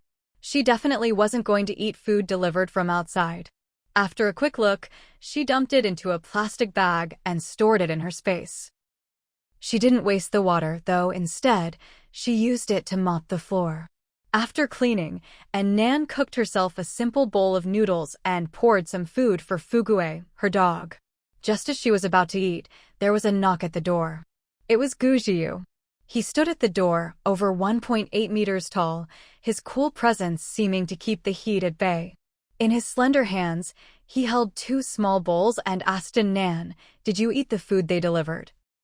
And Nan thought for a moment and decided to be honest. Not yet. Why? Gu Jiu handed her the 2 bowls. Don't eat it. Eat this instead. For you and... He glanced down at the dog wagging its tail at his leg. Fugue. 1 for each of you. Fugue barked excitedly. And Nan glanced at the bowl in her hand. Inside was a steaming serving of spaghetti with tomato meat sauce. You made this? She asked. Gu Jiu nodded. Yesterday, when she was at his place, and Nan had noticed he had a fridge and a generator among his supplies, so it wasn't too surprising he could whip up a meal like this. Still, she hadn't expected that a big-shot CEO like him would actually know how to make pasta. And it looked pretty good too. But she still didn't plan on eating food from someone else, so she politely said, thank you, but you keep it for yourself. I still have. Before she could finish, Gu Jiu turned and headed downstairs. I accidentally made too much. Don't worry, it's not poisoned, he called back. Seeing that he'd already left, and Nan had no choice but to carry the 2 bowls back inside. She set them on the table, then went back to close and lock the door. When she turned around, she saw Fugue had already jumped onto her chair and was wolfing down one of the bowls of pasta. And Nan was startled and rushed over to pull him away. Silly dog. Who said you could eat that? By the time she managed to get the dog off the chair, half the noodles in the bowl were already gone. And Nan anxiously watched him for any signs of trouble. Although she and Gujiu had no bad blood between them, this was the first time her dog had eaten food from someone else. After a while, seeing that Fugue was still bouncing around energetically, even staring longingly at the remaining pasta and whining for more, and Nan finally relaxed. She sat back at the table, intending to eat her own noodles, only to find that after all the fuss, her noodles had soaked up too much broth and turned into a soggy, mushy mess that broke apart at the slightest touch. She sighed, her gaze drifting to the untouched bowl of tomato meat sauce pasta. Honestly, it looked really appetizing, and the smell was mouth-watering. She glanced again at her lively dog and couldn't help but pick up a strand of pasta and pop it into her mouth. Her eyes widened in surprise. Gujiu made this? It was better than anything she'd ever eaten at a Western restaurant. The tomato flavor was rich, and every strand of noodle was coated in thick, savory meat sauce. She couldn't resist taking another bite. Not only could this big boss cook, but his skills were actually amazing. And Nan prided herself on being a foodie. She'd eaten at all sorts of restaurants and her own cooking wasn't bad either. But she had to admit, Gujiu's cooking was on another level. His devilishly handsome face flashed through her mind. Did this guy even have any flaws? Good-looking, highly capable, not arrogant, and an excellent cook. Even when her dog pestered him again and again, he never lost his temper. So he was patient too. Lost in thought, she didn't notice that she'd polished off the entire bowl. Huh? Did I really eat it all? She'd only meant to try a bite. Fugue was furious, bouncing up and down on the floor. Nanjia wouldn't let him eat, but she'd finished it all herself. Woof woof woof woof woof. Seeing her dog's indignant expression, and Nan coughed awkwardly and made up an excuse, I was just testing it for poison. See? It's fine, you can have some. She set the half-eaten bowl on the floor for him. Only then did Fugue calm down, burying his head in the bowl and finishing it in no time. As Nan cleaned up the dishes, she grumbled to herself, Gujiu's food was so delicious, but he couldn't even get the portions right. There was so much left over. If it weren't for her and Fugue, would it all have gone to waste? She washed the 2 small bowls and brought them downstairs to return them. Gujiu had just finished eating as well. When he saw Nan returning with 2 empty bowls, a hint of a smile appeared in his eyes and his tone lightened. How did it taste? And Nan praised him sincerely, it was really good. She then pointed out which bowl the dog had used, so he wouldn't accidentally use it himself. After that, she handed him 2 packs of self-heating hot pot. Gujiu raised an eyebrow. What's this? And Nan replied, to pay you back for the meal. Gujiu refused. I'm not a chef. And Nan hurried to explain, that's not what I meant. She just felt that, in the apocalypse, every bit of food was more precious than gold. She couldn't just eat someone else's food for free. Gujiu looked at her. If you want to thank me, just bring me a portion next time you cook. Huh? And Nan was taken aback. Seeing her hesitation, Gujiu thought maybe her cooking wasn't very good, so he added, it's fine, I'm not picky. And Nan thought, this big boss probably got tired of cooking for himself every day and just wanted a home-cooked meal for a change. It was just an extra pair of chopsticks, no big deal. So she nodded in agreement. After returning the bowls, Nan took some time to digest, then climbed into bed to sleep. But since she was in a new and unfamiliar place, she tossed and turned for a long while without falling asleep. Just as she was finally drifting off, a shrill horn blared outside. All inter-district residents, gather at the circular plaza. All inter-district residents, gather at the circular plaza. And Nan, annoyed, she threw back the curtains and looked downstairs. She saw a tattooed guy riding a bicycle back and forth, a loudspeaker in his basket playing the message on repeat. With no cell phone chat groups anymore, notifications had gone back to basics, shouted through a loudspeaker. No need for anyone to reply received either, just do as you're told. And Nan slowly got out of bed, changed her clothes, put a leash and thermal vest on her dog, and headed downstairs. This wasn't like home. There was no armored door, so she didn't feel safe leaving Fugue alone in the room. Besides, you never knew when she might get a chance to take out Zhu Dazhuang and make a run for it. So she only left some unimportant things in the room. When she got downstairs, she found Gu Jiu already dressed and ready. But he was just standing at the door, not heading out yet. Fugue bounded over to greet him, and Gu Jiu obligingly patted his head before looking at Nan. "Let's go together." And Nan was a bit surprised. Was he waiting for her on purpose? She didn't think much of it and nodded. "Let's go." The circular plaza wasn't far from their villa. They arrived after a short walk.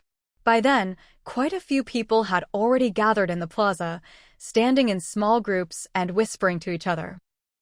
Both Nan and Gu Jiu were tall and strikingly good-looking, and with a dog in tow, they immediately drew a lot of attention. The men mostly stared at Nan, while the women snuck glances at Gu Jiu. Some people eyed the burly Fugue with greedy looks. The two of them found a corner to stand in, exuding an unmistakable keep-away aura. Fugue glared warily at the crowd, on high alert.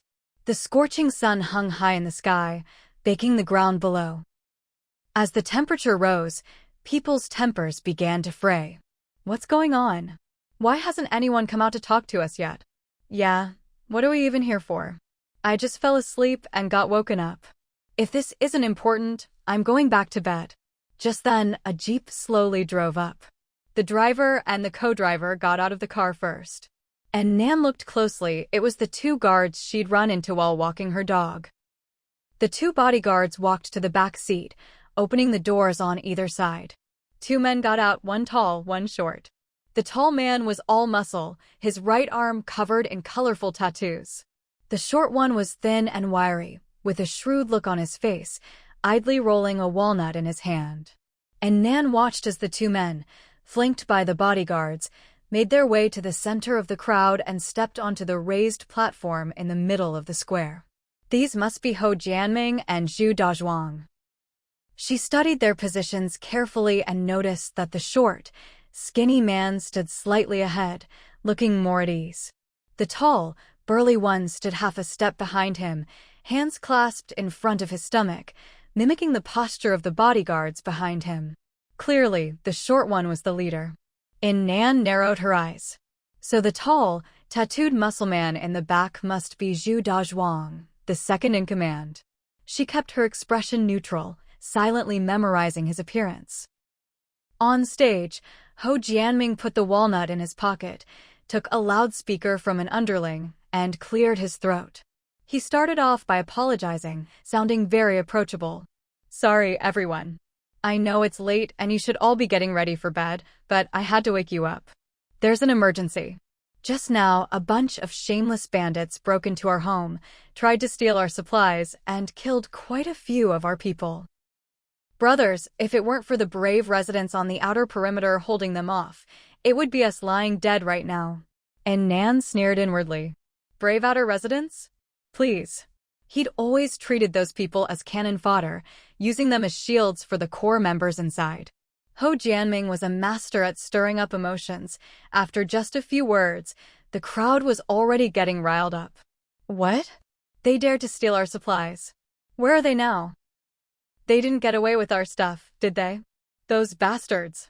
They'll pay for this. We have to avenge our fallen brothers. No one actually cared about the lives of the outer residents. What they cared about was someone trying to take their supplies, threatening their comfortable lives.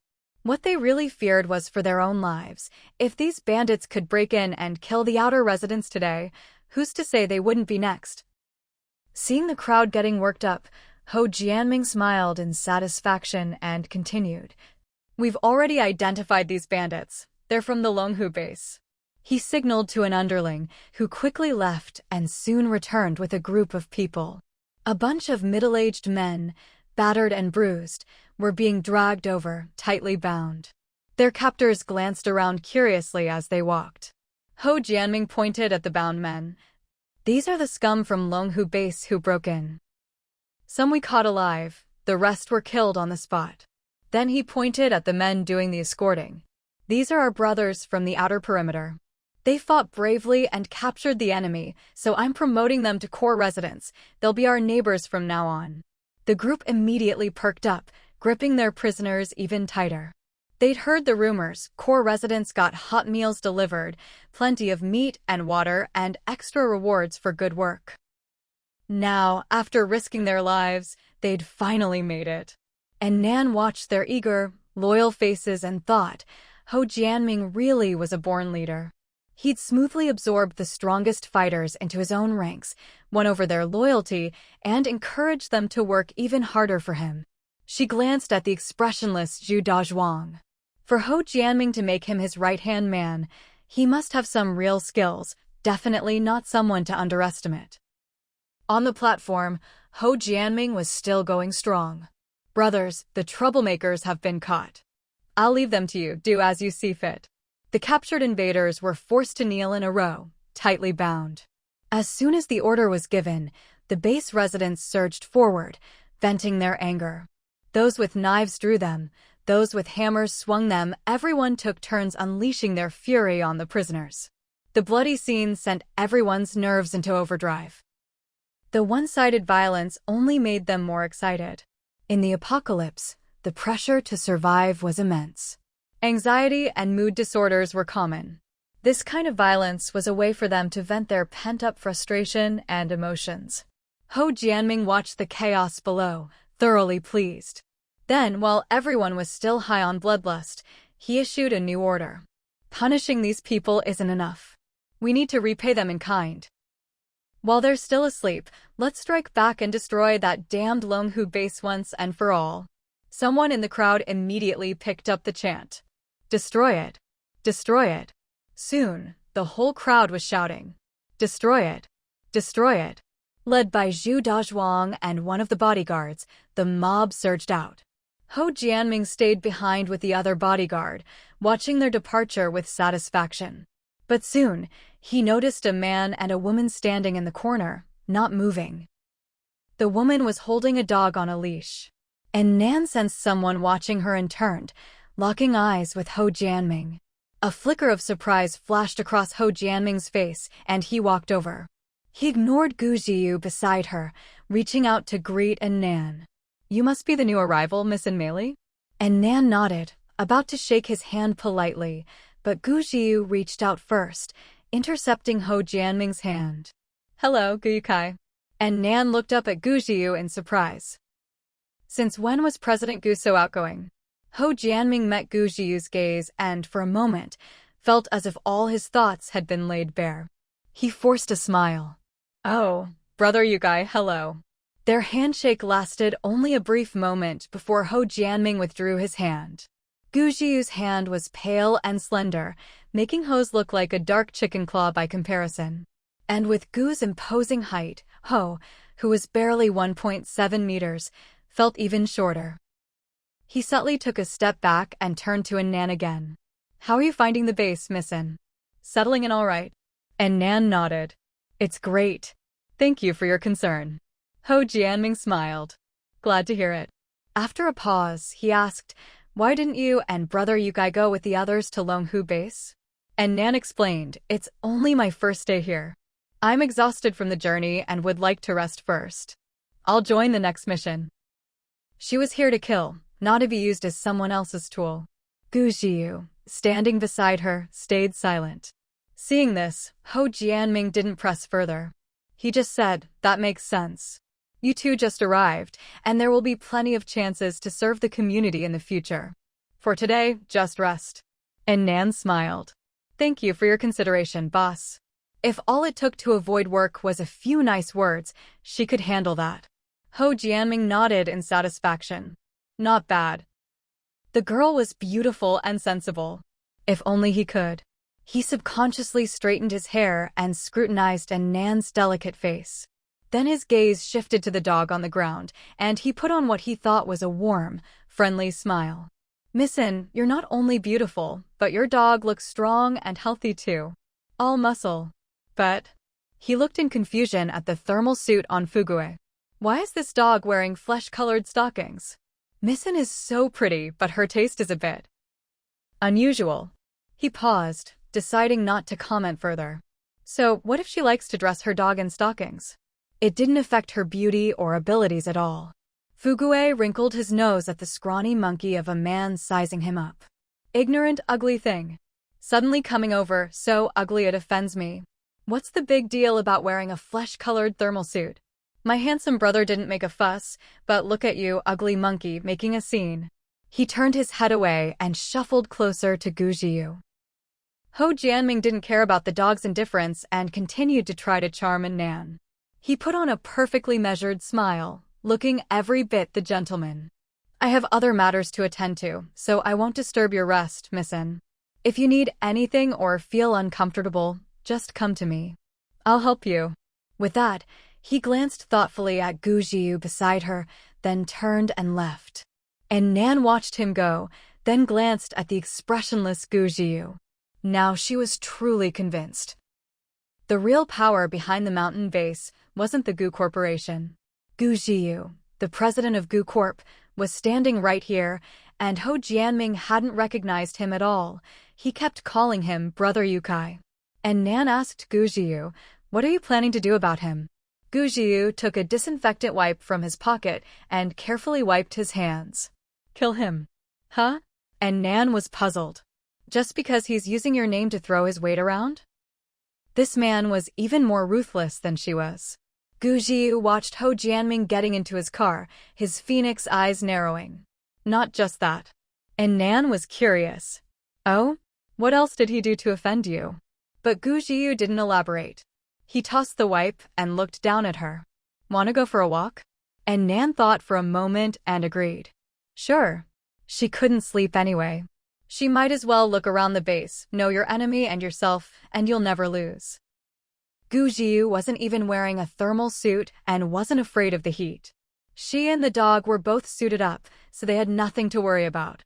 As for why Gu Jiu was determined to kill Ho Jianming if he didn't want to say, she wouldn't ask. It was to her advantage anyway. If he really could get rid of Ho Jianming, it would make it much easier for her to deal with Zhu Dazhuang. And Nan had already noticed that the entire cohesion of the mountain base centered on Ho Jianming. Without him, this place would fall apart. Even Zhu Dazhuang, the second in command, followed his lead. The two of them, plus the dog, strolled outside. As they passed the outer villas, they saw blood and corpses everywhere. Some people were crying over bodies, others were methodically collecting the dead. And Nan's attention was drawn to the group collecting corpses. They worked in teams, using specialized tools, picking up, collecting, carrying, wiping down. Moving in perfect sync, as if they'd done it countless times. And Nan said to Gu Jiu, "These people are really professional at collecting corpses."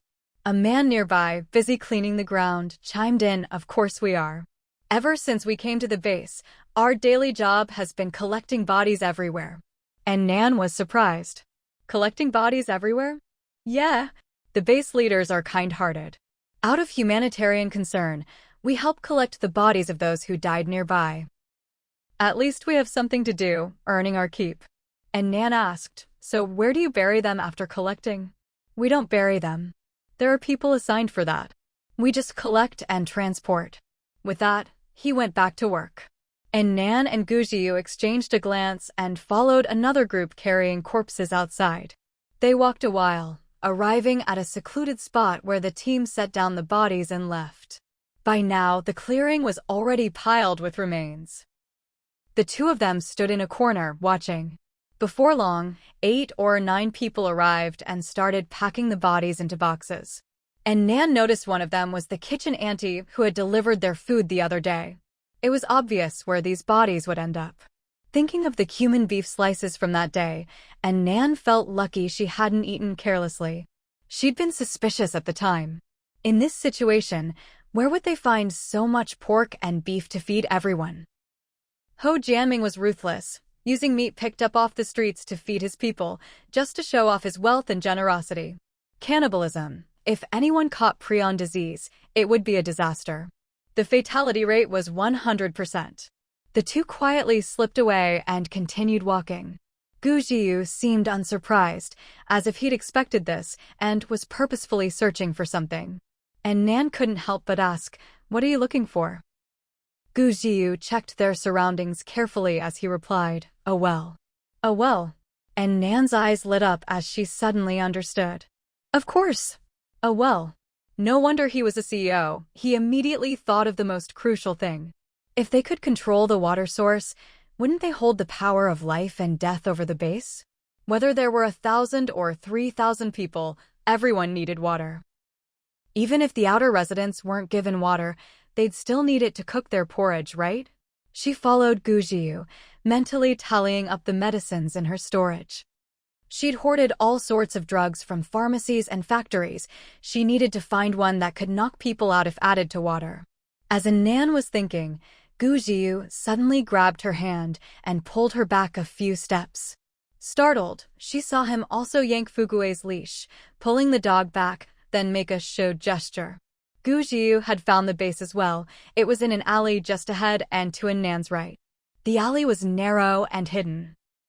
Most people would pass by without noticing, let alone guess there was an inconspicuous well inside. At that moment, 4 tattooed thugs were standing guard in the alley. And Nan peeked at them warily, but suddenly felt her palm growing warm. Looking down, she realized that Gu Jiu was still tightly holding her hand. She instinctively tried to pull her hand back, but couldn't manage it. When she looked up, she found herself staring straight into a pair of deep, dark eyes. Eyes that seemed to ripple like a lake at night. For some reason, and Nan suddenly felt her face grow hot. She quickly looked away, then, acting on impulse, gripped his hand tightly and gave it a sharp twist. There was a loud crack. She had just dislocated Gu Jiu's right arm. He grunted, biting his lip, staring at her in disbelief. And Nan was just as stunned by what she'd done. A few of the tattooed men guarding the well heard the noise and immediately sent 2 people over to check. What's going on? And Nan panicked. Zhu Dazhuang and his men were all at the Linghu base right now, so this wasn't the right time to drug the well. She couldn't risk alerting anyone. But with Gu Jiu right beside her, she couldn't just slip into her space either. As she stood there, mind racing for a solution, Gu Jiu suddenly spun around and pinned her against the wall. He braced his left hand on the wall, leaned in, and turned his head slightly to shield her face from view. When the 2 tattooed men came out, what they saw looked exactly like a man pinning a woman to the wall for a kiss. They exchanged glances and broke into lewd grins. And Nan was startled by Gu Jiu again, but this time she held back and didn't hurt him. His face was so close, and the shock from earlier had vanished, replaced by his usual impassive expression. Their eyes met, and Nan couldn't help but notice how dark and deep his gaze was. She instinctively looked away, her eyes landing on his dislocated right arm. That must really hurt, right? What should she do? Take him to Chu Pepe to get it fixed? The 2 tattooed men watched their cabin scene, feeling a little jealous. Tattooed guy number 1 curled his lip. Hot as hell out, and you're not staying home. Out here making out instead. Tattooed guy number 2 crossed his arms. Probably just got together. Can't wait a second before kissing. Tattooed guy number 1. Stop staring, stop staring. My head's starting to itch, don't tell me I'm catching the love bug. Tattooed guy number 2 called out sarcastically, Hey, you two, there are people here. Go somewhere else if you want to fool around. Stop shoving your PDA in our faces. Then he dragged the other guy back into the alley. Once they were gone, Gu Jiu immediately straightened up and took his left hand off the wall. But his right arm still hung at an odd angle. Without a word, the 2 of them left the area and walked a little further away. Once they were out of earshot, and Nan finally spoke. You. Gu Jiu didn't reply. He bent down, knelt on one knee, braced his right arm on the ground, then with a sudden movement, jerked his body. There was a loud crack, his arm was back in place. And Nan stared in shock. Did this madman just pop his own dislocated arm back in? His lips were white, and sweat beaded on his forehead. Whether from pain or the heat, she couldn't tell. He paused on the ground for a moment before slowly standing up. And Nan opened her mouth, wanting to explain, but Gu Jiu spoke first. I was too abrupt just now. Did I scare you? And Nan shook her head quickly. It was her own overactive self-defense reflexes that had blown things out of proportion. He'd just been trying to pull her back to safety, and she'd ended up dislocating his arm. If Gu Jiyu had blamed her, she would have understood, but instead, he was the one apologizing. That only made Nan feel more guilty. Sorry, I didn't mean to, Gu Jiyu said. It's fine. We've already found the well's location. Let's head home. With that, he led the way back to the base. And Nan followed behind with her dog, thinking to herself, that's the kind of magnanimity only a CEO has. Last time too. She'd spread rumors about him behind his back, and he'd still kindly given her a ride home in his Hummer. Come to think of it, every time Gu Jiyu ran into her, nothing good ever happened. The first time, her dog knocked him over. The second time, she spread rumors about him. This time, she dislocated his arm. She glanced at Gu Jiyu's right arm. Was it really okay to just pop it back in like that? Wouldn't there be after effects? The two of them, plus the dog, soon returned to the villa. After saying goodbye to Gu Jiyu, Nan went back to her room, changed clothes, and poured food for her dog. Watching the dog wolf down its meal, her own stomach started to growl, so she got up to make some cold noodles with sesame sauce, paired with mung bean soup to beat the heat. She remembered she'd promised Gu Jiyu that next time she cooked, she'd bring him a portion too, so she made extra noodles. Once the noodles were cooked and cooled, she added shredded cucumber, poured on sesame paste, soy sauce, salt, MSG, vinegar, chili oil, and mixed it all together. She thought about picking the cucumber out of Gu Jiyu's portion, but then remembered they'd bought cucumbers from Long Tsongan to save seeds, so it wouldn't be suspicious for her to have some now. So she carried the bowl downstairs. When Gu Jiyu opened the door, he saw Nan standing there with a bowl of cold noodles in one hand and mung bean soup in the other, smiling brightly at him. Time to eat. His heart skipped a beat. Come in. And Nan had planned to just hand him the food and leave, but then remembered his arm might still be weak, so she decided to go the extra mile and set the food on his dining table for him. Gu Jiyu asked, "Have you eaten?" And Nan replied, "Not yet." Gu Jiyu said, "Then let's eat together. I have something I want to discuss with you." And Nan thought for a moment, then nodded. When she came back down with her own bowl, Gu Jiyu got straight to the point. Your target this time is Zhu Dazhuang, the second-in-command at the base, isn't it? And Nan looked at him in surprise. How did he know? Sensing her confusion, Gu Jiyu explained. Back at the circular plaza, your attention was always on the stage, not on the crowd. And if you just wanted to deal with some small fry, you could have acted as soon as you arrived yesterday, but you didn't.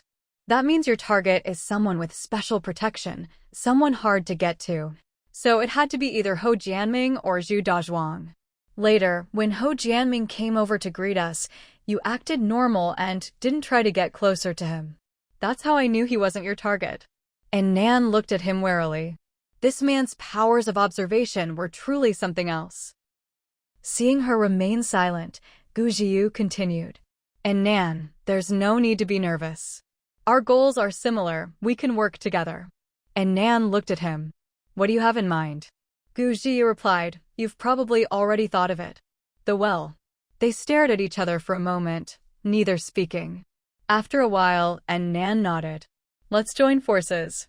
They both wanted to use the well to stir up trouble, so teaming up was the best option. They'd only get one shot at drugging the well. It had to count.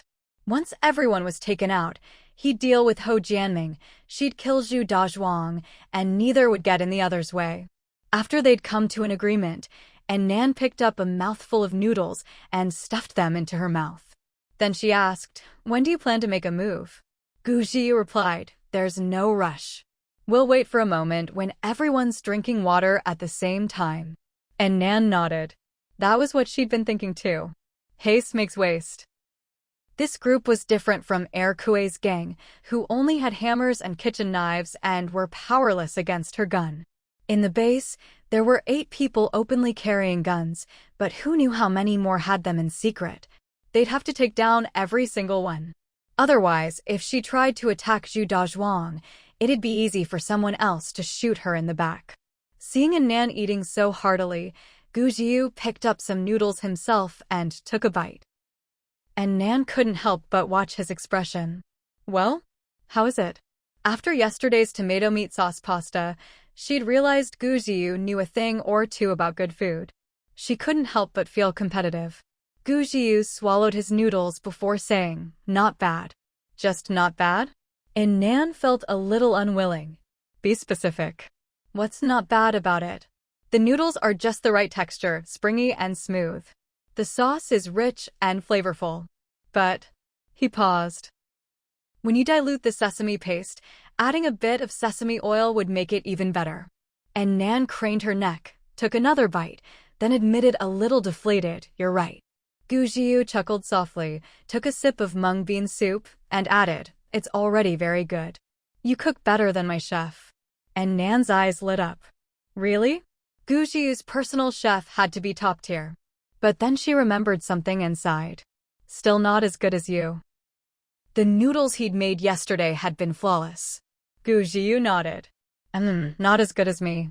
And Nan had expected him to be polite, but instead, he responded with such sincere self-confidence that she almost burst out laughing. She couldn't help but ask, "Are you a perfectionist? Do you have to be the best at everything you do?" Gu Jiu thought for a moment. "I think you're the perfectionist here." She even wanted to outdo him at making noodles. She was clearly a fiercely competitive perfectionist. And Nan shook her head. "Not me. I'm just naturally perfect, with hardly any flaws." Gu Jiu's hand, holding the chopsticks, froze midair. He suddenly remembered the time she'd belted out a song in the stairwell of Kongwang Apartments. He couldn't help but smile, the corners of his mouth lifting. If her tone-deaf singing could be chalked up to having an interesting soul, then she really was perfect. It was the first time Nan had seen Gu Jiu laugh so openly, even his eyebrows lifting with joy. The usual cold, noble air was gone, replaced by a sunny, youthful ease. She found herself staring, momentarily entranced. But she quickly snapped out of it. Was he laughing at her? She was about to protest when Gu Jiu, lips pressed together, said, "Truly perfect. You're the most special girl I've ever met. With a beautiful, harmless face, but a heart as ruthless as the king of hell himself. Someone so fierce, yet singing off-key in the cutest way." She looked so cool and aloof, as if nothing could move her, but then she'd turn around and grope the back of his SUV like a hooligan. He couldn't even guess how many faces this mysterious woman had. Even when Long So-min described the she-devil mowing people down with a gun, he couldn't help but think she must have looked incredibly badass. And Nan could sense that he wasn't mocking her, but was genuinely happy from the inside out. She didn't know what exactly he found so amusing, but she had to admit, this guy's smile was really something. Gu Jiu laughed for a while, then stopped. Looking at Nan, who was staring at him, he couldn't help but think of her dog, Fugue. Like owner, like dog. This woman was definitely a sucker for good looks. It wasn't the first time he'd caught her staring at his face in a daze. He smiled again and couldn't help but ask, "Am I good-looking?" And Nan replied, "You're all right. Not as good-looking as me." Gu Jiu was stunned for a second, then burst out laughing even more. "You're right, I'm not as good-looking as you." The meal ended in a light and cheerful atmosphere. And Nan cleared the dishes and was about to go upstairs to rest when Gu Jiu called out to her. "And Nan, my arm's still a bit weak." And Nan looked at him, puzzled. What was this? Was he trying to milk sympathy out of her? Gu Jiu pressed his lips together. "It's weak. I can't even flip a spatula. Would you mind including me in your meals for the next few days?" As if worried she'd refuse, he added, "Since we've decided to work together, sharing meals will help us build teamwork for our operations." And Nan almost laughed. This guy was actually using teamwork as an excuse to freeload meals off her. But she nodded in agreement. After all, she was the one who'd injured him. She added, "You provide the ingredients." A lot of the food in her space couldn't be brought out openly. Gu Jiu smiled and agreed, "Sure. I'll do the dishes too." And Nan went back to the third floor for a nap. As soon as she woke up, she heard a commotion outside. She pulled back the curtains and saw the neighbors returning. But judging by their appearance, things hadn't gone well. Most of them were injured, and there was no sign of victory on their faces. For the next 2 days, the inner villas were eerily quiet. Just as Nan and Gu Jiu were wondering if it was time to make their move, Ho Jianming suddenly launched a second operation. Once again, they were attacking the Langhu base. Last time, they'd fallen into an ambush. Of the 400 or so inner residents, over 100 had been killed or wounded. They'd had guns, but never managed to use their advantage. This time, Zhu Dazhuang was still leading the team. Every inner resident was mobilized, and they even brought along a lot of outer residents, marching in force toward Longhu base. This time, Nan joined in, planning to test Zhu Dazhuang's strength and, ideally, take him out in the chaos. She held Fugue's leash and walked at the very back of the group with Gu Jiu. Zhu Dazhuang deliberately brought the outer residents and put them in front. He's planning to use them to clear the traps, she said. Gu Jiu agreed, and them. We'll stay in the back. Sure enough, outside the gate of Longhu base, nearly all the outer residents were wiped out before the inner residents finally managed to break through. Inside, the Longhu base people were ready and waiting, and the two sides quickly clashed. But the inner residents were all elites, and they quickly gained the upper hand. In the chaos, Nan squeezed forward, hoping to take out Zhu Dazhuang, but found his skills surprisingly good. Every move was precise and efficient. Clearly a trained fighter. Just as she spotted an opening and was about to make her move, a figure suddenly rushed toward her. Bad woman. It's you. And Nan had been completely focused on Zhu Dazhuang. Startled by the sudden shout, she immediately noticed a figure pushing through the crowd, heading straight for her. She instinctively dodged to the side, putting some distance between them. Then, taking a closer look, she blurted out, "The double-standard guy with glasses?" It was the same bespectacled man who had meddled when she was teaching that brat a lesson for scratching car doors. He was storming toward her, face twisted in anger, wielding a large machete. "You wicked woman. You almost got me killed. And now you're invading my home." And Nan frowned.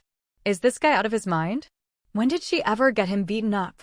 She clearly remembered seeing him viciously beating up the brat when she left.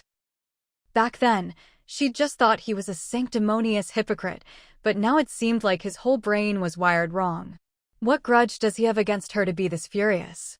His outburst had already drawn Zhu Dazhuang's attention, and Nan was annoyed. Damn this troublemaker, couldn't he have picked a better time to cause a scene? Seeing his first swing miss as Nan dodged, the man with glasses flushed with rage and slashed at her neck with a second swing. And Nan narrowed her eyes dangerously. This do-gooder was out for her life from the get-go. She stopped dodging and instead charged straight at him. Not far away, Gu Jiu was swiftly dealing with two thugs. When he saw this, his breath caught. But Nan slipped past the blade at an almost impossible angle, darted behind the man with glasses, grabbed his head with both hands, and, with a sudden twist, snapped his neck. Gu Jiu let out a sigh of relief. No wonder she's called the Little King of Hell. Fast, precise, ruthless. The others, however, were far less composed. A furious shout rang out nearby, Xiaoyang. A burly, bald man burst out of a nearby building, charging straight at Nan. Zhu Dazhuang, seeing him, immediately raised his gun and fired, but whether it was poor aim or the bald man's speed, all 3 shots missed. The bald man didn't even spare Zhu Dazhuang a glance. Eyes bloodshot, he kept shouting Xiaoyang as he angrily raised a nail gun and fired at Nan. And Nan reacted instantly, rolling to the ground and dodging with ease. She even grabbed the now lifeless man with glasses to use as a shield. Who is this guy? A relative of the double-standard glasses guy? A friend? Seeing her use the corpse as a shield only made the bald man angrier. You venomous woman. Put Xiaoyang down. He raised the nail gun to fire again. But before Nan could react, Fugue, who had been blending into the crowd, suddenly lunged at the bald man. On the way, he even used someone's waist as a springboard. Fugue sank his teeth into the bald man's neck, growling fiercely and biting down hard. The bald man, focused entirely on Nan, never saw the dog coming. With Fugue's powerful leap, he was knocked to the ground. His head hit the floor, and Fugue's jaws clamped down on his neck, refusing to let go. He struggled in vain for a moment, then began to convulse and soon lost all signs of life. Not just the others, even Nan was stunned by the scene. That fierce, savage beast, was that really her little Princess Fugue, who whined for attention every day at home? Sure enough, it was him. The guy Fugue had used as a springboard was still sprawled on the ground in a twisted heap from the force. And Nan looked on with satisfaction. Well done, Fugue. When you strike, you take down two at once. All that training really paid off. She beckoned, and Fugue immediately let go of the bald man, bounding happily over to her. Boss! With a wail, the battlefield fell silent. Everyone stopped fighting. The lackeys from the Longhu base rushed to the bald man's corpse, wailing, while others stood frozen in shock. The two sides had been unevenly matched from the start. The Longhu base members had only been holding on by sheer will. Now, leaderless, they gave up all resistance. And Nan couldn't help but twitch her lips at the scene. What just happened? Did Fugue just kill the base leader? Zhu Dazhuang glanced thoughtfully at the blood-soaked dog and at Nan beside him. Then he ordered his men to round up everyone from Longhu base. This battle was a complete victory for the mountain and the base. They seized a huge amount of supplies, vehicles, gasoline, and even filled a truck with scantily clad women to take back. And Nan looked at the truckload of women and felt uneasy. Gu Jiyu glanced at her. Feeling soft-hearted? Wanna save them. She shot back, what about you? Gu Jiyu was silent for a moment. We can't save them. And Nan pressed her lips together. Exactly. It was obvious what kind of life these women had led at Longhu base. Now, being taken away as spoils of war, there was no panic on their faces, only numbness. For them, it was just moving to another base with a different name, continuing the same life. Even if Nan saved them, they'd likely just be captured by another group and suffer elsewhere. That's the way the world was now. If you're strong, you get to choose how you live. If you're weak, you don't, unless you're lucky enough to find a powerful protector. And Nan never intended to be that protector. At best, she could only look after Fugue. Actually, Fugue didn't even need her protection anymore. He could protect her now. And Nan stroked his head affectionately. Good boy. Well done today. Fugue, pleased with the praise, nuzzled her hand obediently. Then, as if by accident, he rubbed against Gu Jiyu's leg. And Nan. Whose little rascal is this? She didn't know him. Gu Jiyu laughed and said to Nan. What breed is your dog? He's almost like a spirit beast. And Nan, as usual, made something up. I'm not sure. Seems like a mutt. But Gu Jiyu wasn't so easily fooled. He said seriously, looks like a French bulldog to me. But with that size, I'd say he's mutated. And Nan was taken aback. This man had hit the nail on the head about Fugue's situation. Did he have X-ray vision or something? Most people would just think Fugue was some rare breed, not a mutant. Noticing the wariness on her face, Gu Jiyu smiled. Relax. The Gu family has no interest in animal research. We won't be dissecting Fugue. He paused, then added, but you should watch out for the Taiyu group. Their young master loves animal experiments. Taiyu group. The same group she'd cleaned out from an entire building before? The perpetual runner-up. Gu Jiyu said, yeah, they'd been conducting animal mutation experiments for a while and apparently had some impressive results. But the disaster struck so suddenly, I'm sure the experiments were forced to stop. Hearing this, Nan couldn't help but think of the mysterious mutated animals Bai Wenbin had mentioned before. She wondered if it had anything to do with the Taiyu group. She silently made a note of Taiyu group and Xiaoyu in her mind. If she ran into them in the future, she'd have to be on guard. The group quickly made their way back to the mountain base.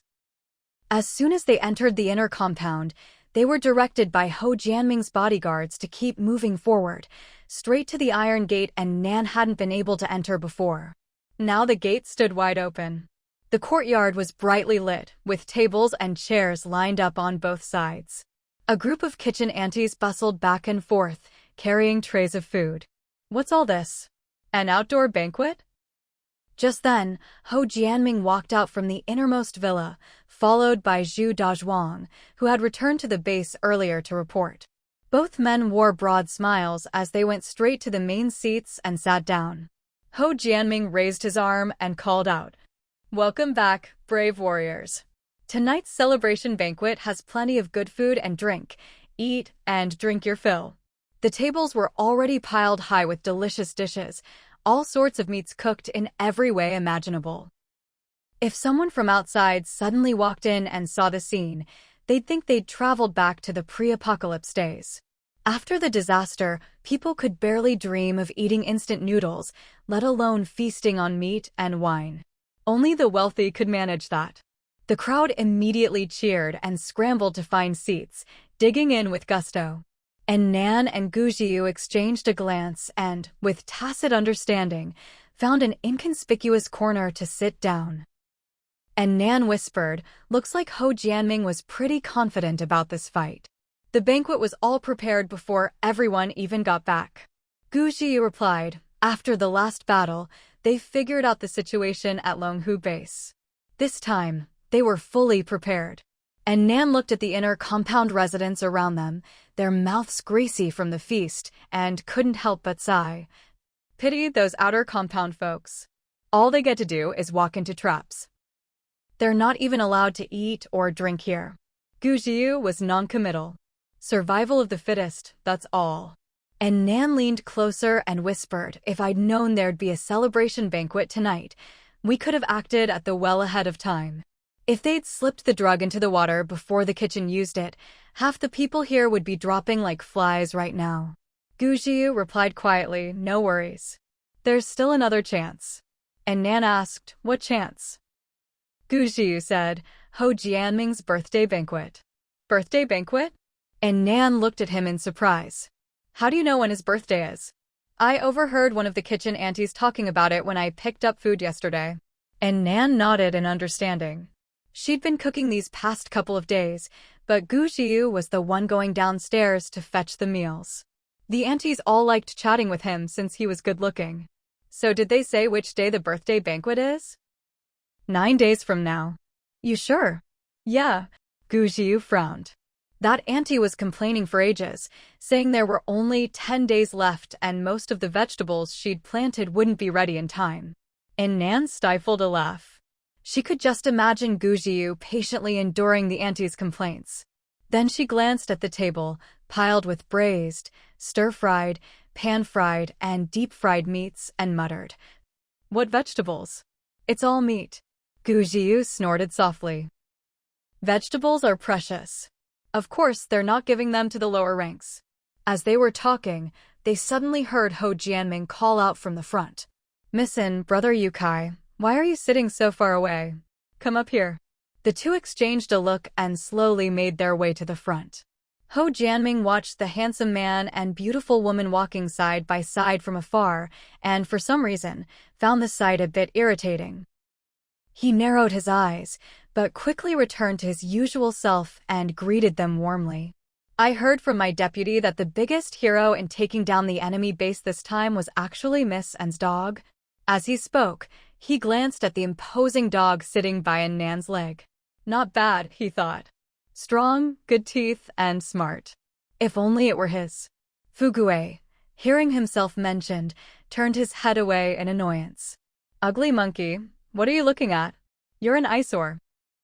And Nan used her leg to shield the dog. "You flatter us, boss."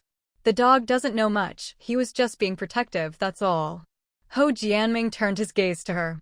"I heard it was because you killed Fan Long's younger brother, Fan Shaowang, that he was forced out of hiding?" "Younger brother?" And Nan couldn't help but glance at Zhu Dazhuang out of the corner of her eye. "What am I, some kind of brother-killing maniac? Always running into people's little brothers." She twitched her lips. "I didn't know that Shaoyang guy was his brother. I didn't even know he was from Longhu base." Ho Jianming nodded. He'd heard from Zhu Dazhuang that it was Fan Xiaoyang who'd suddenly rushed out of the crowd and attacked in melee. He asked curiously, "Did you have a grudge with Fan Xiaoyang?" And Nan replied, "We just had a little conflict before, while looking for supplies." Ho Jianming laughed. What a fool, picking a fight with Missen. He got what he deserved. He'd heard that this beautiful woman had snapped Fan Xiaoyang's neck with her bare hands. In just one move, she'd ended him. He looked at Nan with satisfaction. Only a woman this strong was worthy of him. This woman and her dog, he wanted them both. He smiled at her. "Come on, eat. Why aren't you touching your food? Don't like the dishes?" And Nan glanced at the meat on the table and thought, "I'm not as bold as you. I wouldn't dare eat just anything." She replied casually, "Thank you for your hospitality, boss. I just killed someone, so I'm not really hungry." Ho Jianming chuckled. "Fair enough. Then have a drink." And Nan looked at the alcohol on the table, probably homemade, with a weird smell. "I'm allergic to alcohol." Ho Jianming awkwardly tugged at the corner of his mouth. "Guess I wasn't thoughtful enough, making Missen sit here on an empty stomach." And Nan replied perfunctorily, "You're generous and open-handed, boss, giving everyone so much good food and drink. I'm just not lucky enough to enjoy it." Ho Jianming was pleased by her words and his mood instantly improved. She's a beauty, being a little picky is normal. If she doesn't want to eat, so be it. He turned, about to say something to Gu Jiu, when just then, a troupe of dancers entered. The women wore revealing outfits, beating small drums as they danced gracefully. Ho Jianming's attention was immediately drawn. He leaned back in his chair, content to enjoy the show. These dancers were specially trained by the base for entertainment. They performed a lively dance in the center of the courtyard, then gradually spread out. Moving to the beat of the music, they drifted toward the men eating and drinking around them. And Nan watched the seductive dancers and couldn't help but sigh. Ho Jianming really was a natural-born leader. Not only did he reward his subordinates with food and drink, he also knew how to use beautiful women to win people over. The only problem was, he clearly favored men over women.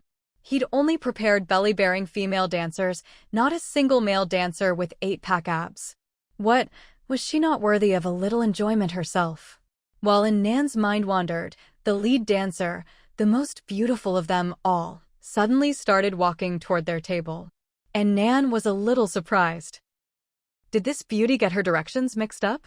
The big boss was still sitting up front, looking lonely and neglected. As the most stunning of the dancers, shouldn't she be sitting next to the leader instead of heading their way?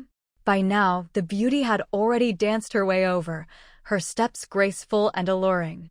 But her target was clearly not in Nan, but Gu Jiu, who was sitting beside her. And Nan raised her eyebrows. So this lady was drawn in by Gu Jiu's good looks, huh? She snuck a glance at Ho Jianming, only to see that he didn't look the least bit displeased at being ignored. In fact, he seemed to be enjoying the show. The beauty also shot Ho Jianming a glance, then lifted her arm and swayed her waist, preparing to sit right down in Gu Jiu's lap. At this point, nearly every man around them already had a beauty in his arms, grinning from ear to ear as the women twisted and danced seductively in their laps. Seeing the beauty about to sit on Gu Jiu, Fugui, who was lying on the ground, immediately bared his teeth. Afraid the dog would suddenly go wild, and Nan quickly blocked him with her leg. "Good dog, don't ruin Uncle Gu's good fortune." But unexpectedly, it wasn't Fugui who lost control, it was Gu Jiu. With a sudden the beauty screamed and fell to the floor. The previously flirtatious atmosphere instantly turned silent. Even Nan was startled. What had she just witnessed? Gu Jiu had elbowed the willowy beauty straight to the ground. The beauty clutched her stomach, looking at him in disbelief. Ho Jianming frowned in displeasure, speaking up for her. "Brother Gu, what's the meaning of this? Susu is the most beautiful woman in the base. How could you be so heartless?" He was basically saying, "What's wrong with you? Don't you know a good thing when you see it?" Gu Jiu replied calmly, "Sorry, I have a psychological condition. I can't get close to women." That one line, "I'm sick," left Ho Jianming at a loss for words. After a pause, he said sourly, A psychological condition? Then how come you're sitting so close to Missin? Gu Jiu turned his head and glanced at Nan. She's different. Ho Jianming suddenly had a bad feeling and didn't want to pursue the matter further. He waved his hand, about to let it go, when Zhu Dazhuang, standing nearby, suddenly chimed in with his booming voice. What's so different? Missin is beautiful, but our Susu isn't lacking either. Susu, still on the ground, perked up at that, lifting her chin proudly. Gu Jiu replied seriously. Missin is the one I love, of course she's different from everyone else. As soon as he said this, Ho Jianming's face darkened. Even Nan was startled by the sudden confession. She froze for a moment before realizing Gu Jiu was using her as a shield. She couldn't help but purse her lips in exasperation. Well, they were allies after all. She couldn't just stand by and watch the drama unfold. Letting them get into a fight now would only mess up her own plans. She glanced around, then broke the awkward silence. Susu, right? Get up, the floor's dirty. With that, she stood up to help the woman off the ground. Susu had wanted to play the damsel in distress a bit longer, hoping the boss would stand up for her, so she resisted Nan's hand. But Nan was surprisingly strong, hauling her up like a little chick. Susu pouted unhappily, her tearful eyes darting toward the two bosses. Nan stepped forward, blocking her view, and cupped her fists respectfully. The boss truly has a heart of gold, no wonder you can lead the whole base. As she spoke, she shot Gu Jiu a look. Gu Jiu pressed his lips together and said slowly, the boss is so considerate toward women, compared to him, I'm ashamed.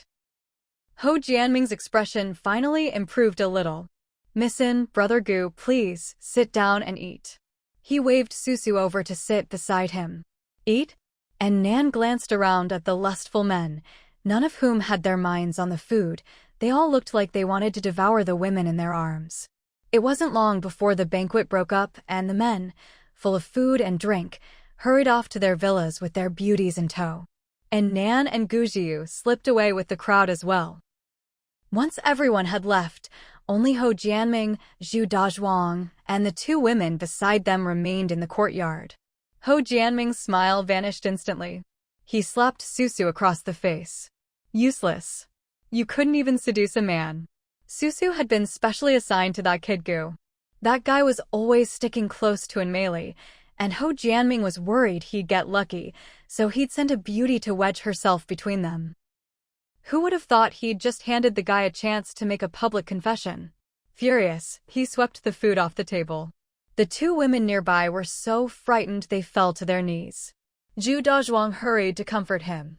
Big bro, it's just a woman, no need to get so worked up. I'll just go grab her and send her to your bed, problem solved. He hadn't expected the boss to care so much about Mei. Everyone in the base knew Susu was the boss's favorite bed partner, and now she'd been handed over to Gu Kai. That bastard didn't appreciate it, even knocked Susu to the ground in front of everyone, making the boss lose face. Ho Jianming shook his head. A woman like Mei has to be won over with charm, force won't work. She could snap a man's neck with one move, he'd have to be crazy to try and take her by force. I want her to willingly stay by my side as my virtuous wife, not as some disposable plaything. Susu, still kneeling on the ground, shot a jealous glare. Why did he use force on her, treating her like a toy, but go to such lengths for Mei? What did she lack compared to her? Zhu Dazhuang asked, want me to take care of Gu Kai? Ho Jianming thought for a moment. Don't. He's as skilled as you, he took down several of my men without breaking a sweat. Zhu Dazhuang was no ordinary fighter. If he said Gu Kai was tough, then he really was something. Zhu Dazhuang sneered, big bro, no matter how tough he is, can he beat my gun? He patted the pistol hidden under his clothes at his waist. Ho Jianming thought for a moment, then shook his head. The reason we let him move into the inner circle in the first place was because he promised to hand over a large amount of food every month. If we just get rid of him like that, wouldn't we be losing a ton of supplies for nothing? He wanted the woman, but he wanted the food too. He wasn't about to give up either. Zhu Dazhuang, however, frowned and reminded him, Boss, if Gu Kai has so many supplies, Why would he want to join us? What if it's a trick? But Ho Jianming was full of confidence. The more supplies someone has, the more they need the protection of a strong base. If he doesn't join us, he'll just end up getting robbed until he doesn't even have his underwear left. Zhu Dazhuang nodded. He trusted the boss's judgment. The two of them had started this base together because Ho Jianming was smart and he himself was strong. Working together, they could actually make something of it. He was good at fighting, but when it came to making decisions, he always listened to Ho Jianming. He asked respectfully, "Boss, so what's your plan next?" "What plan?" Ho Jianming's eyes darted around, then he grinned and pulled Su Su over. A wise man always has a clever plan. Then, with his arm around the woman's waist, he started groping her as they walked into the villa. Seeing this, Zhu Dazhuang didn't ask any more questions. He simply wrapped his arm around another woman and headed back to his own villa. Meanwhile, Nan and Gu Jiu were walking back together. Thinking of the ridiculous scene just now, Nan couldn't help but laugh. "President Gu, you're something else, elbowing a beautiful woman like that." It was a once-in-a-lifetime sight. She'd heard of Lu Xiaohui sitting with a woman on his lap and not being tempted, but never of someone actually knocking a beauty to the ground. Gu Jiu's face was expressionless as he said coldly, "I'm not a gentleman. I don't have any principle about not hitting women. In other words, whoever pisses me off, I'll deal with them, man or woman." And Nan raised an eyebrow. "Oh? Then why didn't you hit me?" She'd spread rumors about him and even twisted his arm. Wasn't that way worse than a pretty girl hugging his neck? Gu Jiu replied seriously, "I can't beat you." And Nan burst out laughing. Seriously? Back at the Linghu base, she'd seen how well he could fight. Ordinary people couldn't even get close to him. She was instantly interested. "Brother Yukai, wanna spar sometime?" Gu Jiu nodded in agreement. And Nan looked at him, remembering that shocking elbow strike just now, and couldn't help but sigh, that Su Su is really pitiful. "You really are the #1 clueless man about romance in the world." Gu Jiu's face didn't change. "I wouldn't say that." And Nan was puzzled. "What do you mean?" Gu Jiu pursed his lips. "When it comes to being clueless about romance, I'm definitely not #1. And Nan smacked her lips, unable to figure out what he meant. After the way he treated that beauty, how could he not be #1? Who could possibly be more clueless than him? Gu Jiu stared at her for a moment, then said nothing and kept walking. And Nan's attention was soon drawn by the men hurrying around them. She saw them, faces flushed with excitement, dragging beautiful women home as fast as they could, some even starting to get handsy right there on the street. She snorted, "In this heat, aren't they worried about heat stroke? Letting their lower bodies control their brains." Compared to them, Gu Jiu really was on a whole other level. The two of them, plus the dog, soon arrived back at the villa. It had been a day of fighting and traveling, and at the celebration banquet, neither of them had eaten a bite. By now, they were both pretty hungry. Gu Jiu said to Nan, "Let's just go to my place. I've got frozen dumplings in the fridge." And Nan readily agreed. Boiling dumplings was quick. Dinner would be ready in no time. Once inside, Fugue wiped his paws and hopped onto the sofa like he owned the place. And Nan wiped her hands with a disinfectant wipe and was about to go cook the dumplings. Gu Jiu stopped her. "You rest. I'll cook." And Nan glanced at his arm. Well, cooking dumplings didn't really require much stirring. So she agreed without hesitation. She even asked curiously, "What brand of dumplings are they?" Gu Jiu replied, "No brand. I made them myself and froze them." He'd had nothing to do at home before, so he'd made a bunch of dumplings to pass the time. And Nan's eyes lit up. She'd been the one cooking these past few days. It was about time to taste Chef Gu's skills again. That tomato pasta he made was so good, she still couldn't forget it. Gu Jiu didn't hide anything. He opened the fridge to get the dumplings, and Nan saw that it was packed full of food. If this stash was out on the street, people would fight to the death over it. She couldn't help but joke, "Flaunting your wealth like this, aren't you afraid I'll get greedy and rob you?" Gu Jiu smiled. "If you want to eat, I'll cook for you. Why would you need to kill me?" And Nan thought about it and realized he had a point. She sat on the sofa with the dog, watching Gu Jiu stand straight and focused at the stove. She thought, if you didn't know better, you'd think he was painting or something, not cooking. He was just too good-looking. Even cooking seemed like an art form. Gu Jiu turned around with a plate and saw the girl and the dog curled up on the sofa, both staring at him. He couldn't help but laugh. What are you two looking at? Both of them had the same intent, hungry gaze. And Nan coughed and looked away. The dumplings were soon on the table, and he even served a big bowl just for Fugue. Steaming beef and onion dumplings paired with a plate of refreshing salad. And Nan couldn't wait. She picked up a dumpling and took a bite. The filling was juicy and flavorful, bursting in her mouth. Her eyes lit up and she couldn't help but praise him. Gu Jiu, how did you season the filling? It's so good. And these are frozen, I can't imagine how amazing they'd be fresh. Gu Jiu looked at the foodie in front of him, his eyes full of amusement. It was hard to connect her with the cold-blooded, ruthless little demon king she'd been before. This woman really had 1,000 faces. He said in a good mood, next time I'll make them fresh for you. And Nan nodded and popped another one into her mouth. Gu Jiu was infected by her enthusiasm and started eating with gusto too. The two of them, chopsticks flying, quickly polished off all the dumplings. Even the salad was wiped clean.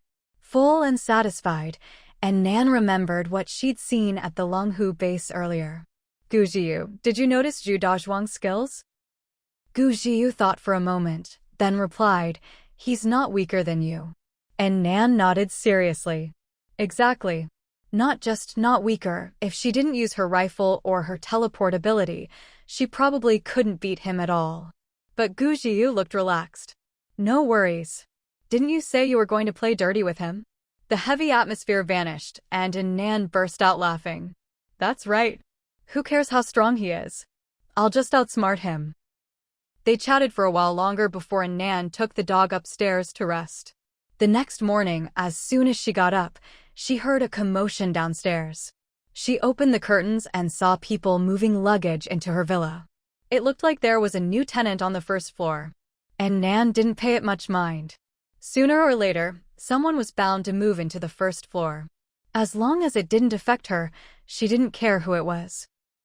After washing up and getting dressed, she saw Fugue already waiting eagerly by the door, tongue lolling out, clearly looking forward to going out. And Nan couldn't help but laugh. Ever since they started having meals with Gu Jiu, this little guy had been excited to go downstairs every day, no more laziness, no more sleeping in. That's the power of a handsome man. She took the dog downstairs. Gu Jiu had already opened the door. The two of them had agreed yesterday that from now on, they'd cook at his place. That way, she wouldn't have to keep going downstairs for ingredients and then back upstairs to cook. As soon as Nan entered, she did her routine check on his arm. How's it feeling? Still can't use it. Gu Jiu's calm expression suddenly tightened. It hurts. And Nan was puzzled. But you seemed pretty agile during the fight yesterday. Gu Jiu was silent for a moment. It got a bit better, but I overdid it during the fight and made it worse again. And Nan sighed. You need to take care of it. Don't let it leave any lasting problems. What a mess. Why did she have to twist his arm in the first place? She tied on her apron. Today's menu: spicy shredded potatoes and teriyaki beef rice. Gu Jiu was in charge of making the teriyaki sauce, while Nan handled the potatoes. She peeled potatoes while sneaking glances, trying to learn his technique. Gu Jiu smiled. Come over here and watch properly.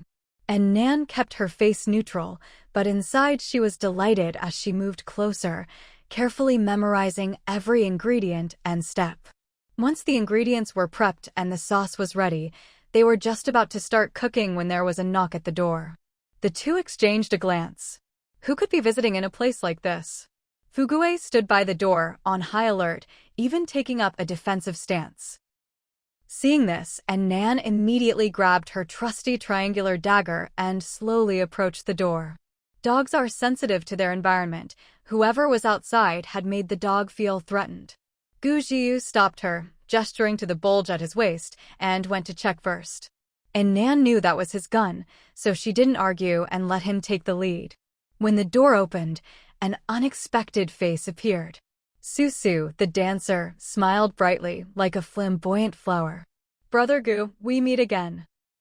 Gu Jiu frowned, and Nan poked her head out from behind him when she heard the voice. "Susu, why her?" No wonder Fugue was baring his teeth at the door. Turns out it wasn't someone dangerous, just someone he disliked. If Nan hadn't held him back yesterday, he'd have rushed up and bitten her. Susu's smile froze for a moment when she saw Nan, but she quickly recovered, putting on a sweet voice. "Sisterin, we meet again." "Sisterin?" And Nan felt goosebumps rise. This woman was like a ripe red poppy. Why pretend to be some innocent little flower? Still, she nodded politely.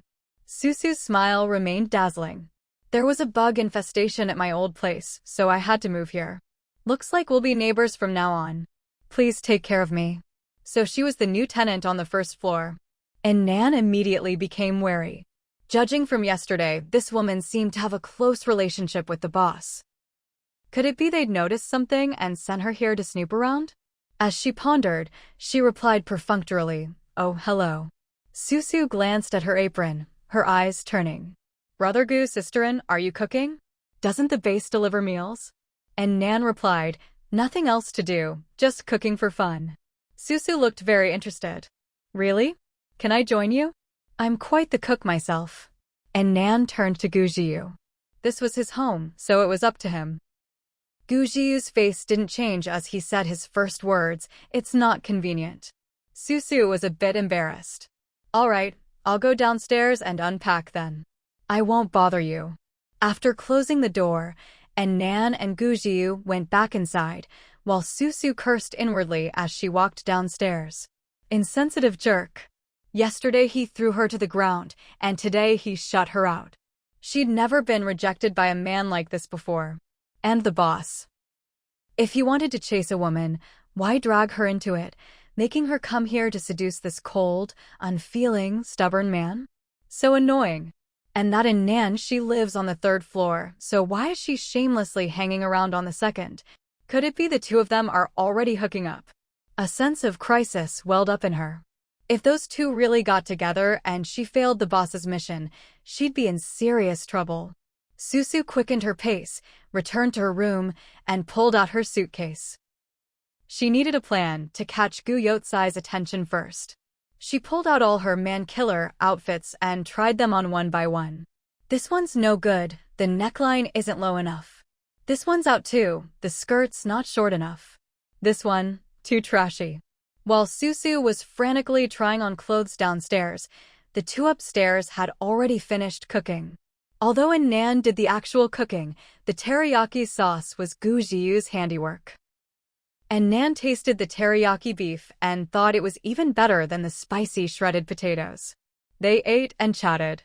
And Nan asked, "Why do you think Susu suddenly moved here?" Gu Jiu replied, "Sent by Ho Jianming."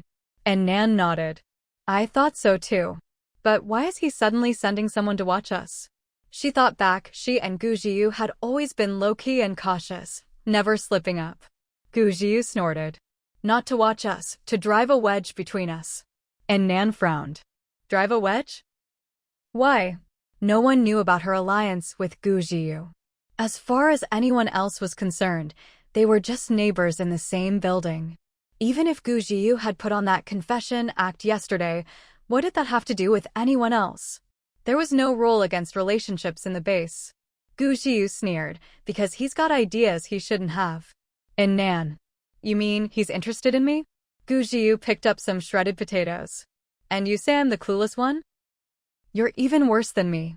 This woman was smart and alert, but when it came to this, she was completely oblivious. And Nan shamelessly replied, "Maybe too many people like me, I'm numb to it by now." Gu Jiu choked a bit at that, put down his chopsticks and took a sip of water. And Nan raised an eyebrow. What's that supposed to mean? Gu Jiu chuckled. My first thought was that was pretty narcissistic, but on second thought, you're not wrong. She was too dazzling. It was only natural she attracted attention. And Nan first let out a snort, then frowned and said, I really didn't notice. I can't believe he actually has that kind of intention. Thinking of Ho Jianming's sharp, monkey-like face, she couldn't help but shudder. Is this guy crazy? What is he fantasizing about? Curious, she asked Gu Jiyu. How did you figure it out? Gu Jiyu didn't answer, only reminding her, he's cunning and calculating. Stay away from him as much as possible. Leave it to me. And Nan nodded. Ho Jianming was already Gu Jiyu's target, and all she wanted was to deal with Zhu Dazhuang as soon as possible. Once she figured out what was going on, she actually felt relieved. After all, whatever Ho Jianming thought, she and Gu Jiyu weren't that kind of relationship. As for Su Su, she could stir up trouble however she liked. It was even better if their enemies were all distracted by romance and drama. No one would ever guess the two of them were here to take someone's head. After dinner, Gu Jiyu got up to wash the dishes. And Nan was still thinking about their earlier promise to spar. Once I've digested a bit, want to have a match?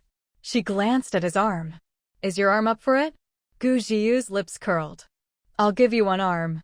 Oh, really now? And Nan's eyes widened. Aren't you cocky? Gu Jiyu replied, not really, just a little worse than you. And Nan said, give me an hour to digest, then I'll show you what real strength looks like. With that, she planned to take Fugue upstairs to rest. But since she and Gu Jiyu had been chatting while eating, dinner had dragged on, and the dog had already fallen asleep from boredom. And Nan gently shook him. Fugue, time to go home. Fugue rolled over and started snoring loudly. And Nan, you're so big now, there's no way I can carry you. Gu Jiyu looked at Fugue's dopey appearance and, amused, patted his head. Let him sleep. We'll be sparring again in an hour anyway. And Nan thought for a moment, then nodded. All right. Gu Jiyu thoughtfully handed her a tablet. Watch something to kill time. Then he went back to washing dishes. There were plenty of movies and TV shows stored on the tablet, but what surprised Nan was that the viewing history was all empresses in the palace. Her go-to classic mealtime drama. And Gu Jiyu, this big CEO, actually liked watching this? She glanced up at his tall, cool figure, unable to imagine him binge-watching dramas. And Nan randomly picked a movie to watch. She'd only just started when the sofa beside her suddenly dipped. Gu Jiyu had sat down. He leaned over and asked, what are you watching? And Nan helpfully moved the tablet closer to him. Just something random, X-Files 3. Is it good? I don't know, it's an old movie from 20 years ago. Never seen it. The two of them sat quietly, watching together. They watched as Lin Jia stuffed herself with mangoes and Mang Yin put on the golden headband, pretending to be the Monkey King. Gu Jiyu frowned. What are they doing? And Nan replied, saying a final goodbye to each other. Gu Jiyu, but they're in love, why say goodbye? And Nan sighed. One thought the other would never leave, the other thought they'd be asked to stay. They missed their chance. Gu Jiyu snorted. Useless man. And Nan laughed. So if you were the guy, you'd ask her to stay? Gu Jiyu pressed his lips together. If it were me, she wouldn't be able to leave that room. And Nan nodded in agreement. If I were the girl, I wouldn't leave either. I'd just beat the other person into submission. Gu Jiyu laughed too. A fight? And Nan nodded. Let's do it. They'd agreed to spar in an hour, but before they knew it, 2 hours had passed as they watched the movie. Both stood up, eager for action. And Nan made the first move. Since it was just a friendly match, she didn't go all out, but Gu Jiyu easily dodged and quickly counterattacked. And Nan, a bit flustered, dodged a few moves, then got serious. Gu Jiyu was stronger than she'd expected. He even kept his promise, not using his right arm for power. And Nan's competitive spirit was ignited. She stopped holding back, attacking with full force, forcing Gu Jiyu to retreat step by step. Her style was a wild mix, some Sanda from college, some recent martial arts, and some lethal moves honed during 4 years in the apocalypse. She didn't care about technique, she just threw everything at him. Gu Jiyu was thrown off for a few seconds by her unpredictable style, but quickly calmed down and countered each move. He wasn't as aggressive as a Nan, but he was agile and even stronger. Back and forth they went, neither able to gain the upper hand. Fugue, who had been sleeping soundly nearby, was startled awake by the sounds of fighting. Just as he opened his eyes, he was knocked over by a stray kick. He immediately started grumbling. When he got up and took a closer look, he realized it was his owner and the handsome guy fighting. What the heck? Weren't they just happily cooking and eating together? How did they end up fighting after just one nap? Fugue anxiously looked left and right, unsure who to help. After 2 seconds of hesitation, he gritted his teeth, "Help Sister Nan. I'm a loyal dog no matter how handsome the guy is, I can't forget my roots." With a howl, he lunged at Gujiu. The two in the middle of their tussle were both startled. Fugue's attack was no joke. If he bit someone's neck, they'd be halfway to the afterlife. Gujiu immediately pulled back, retreating quickly to avoid the dog. But Nan's movements were fierce and fast. She couldn't stop in time and crashed straight into Gujiu. Gujiu, retreating in a hurry, hadn't steadied himself and was knocked over by Nan. They both tumbled backward. Luckily, the sofa was behind them, so no one hit their head. There was a crack, but before Nan could figure out what the sound was, she felt her lips press against something soft. She blinked, meeting Gujiu's gaze. At that moment, she was on top of him, and their lips were touching. The room fell silent. The sound of a pounding heartbeat was especially loud, and Nan instinctively touched her chest. Wait, that wasn't her heartbeat. It wasn't beating that fast. Fugue, who had missed his target, looked at the two on the sofa in confusion. What's going on? Weren't they just fighting? How did they suddenly end up hugging and kissing? The human world is way too complicated. And Nan froze for a few seconds, then scrambled off Gujiu, stammering. Sorry, damn. She'd been single since birth and had never taken advantage of a man before. This situation was way too awkward. She just wanted to spar, that's all. Seeing Gujiu still lying on the sofa, not getting up, she felt even more embarrassed. You, get up already. Don't keep holding that shameful pose. Gujiu gritted his teeth. I can't get up. And Nan paused, then finally noticed his left arm was dislocated. A sharp alarm sounded in Nan's mind, and she hurried over to help him up. The moment she touched him, she was struck by how solid he felt. Wow, these muscles are really firm. He must work out a lot. She lowered her head, meeting Gujiu's gaze, eyes that seemed to see right through her. And Nan quickly looked away and pulled him up with some effort. Ahem, are you okay? Gujiu gave a helpless smile. It's nothing serious. Except he couldn't lift his arm. And Nan felt terribly guilty. She'd invited him to spar and ended up dislocating his other arm. If she'd beaten him fair and square, that would be one thing. Injuries are part of sparring, after all. But that last move, he could have dodged it easily, if not for her dog jumping in and turning it into a 2-on-1. That's how he got hurt. She shot Fugue a fierce glare. Stupid dog, you have no sense of honor. Gujiu got up on his own, once again kneeling on one knee and bracing himself with one hand, only this time, it was his left. Then, with a sharp twist, crack, asterisk. And Nan shuddered just hearing it. Seeing Gujiu standing there, drenched in sweat, she hurried over with tissues to wipe his brow, trying to sound apologetic. So, did it go back in? Gujiu, yeah. And Nan, I'll make you bone broth tonight.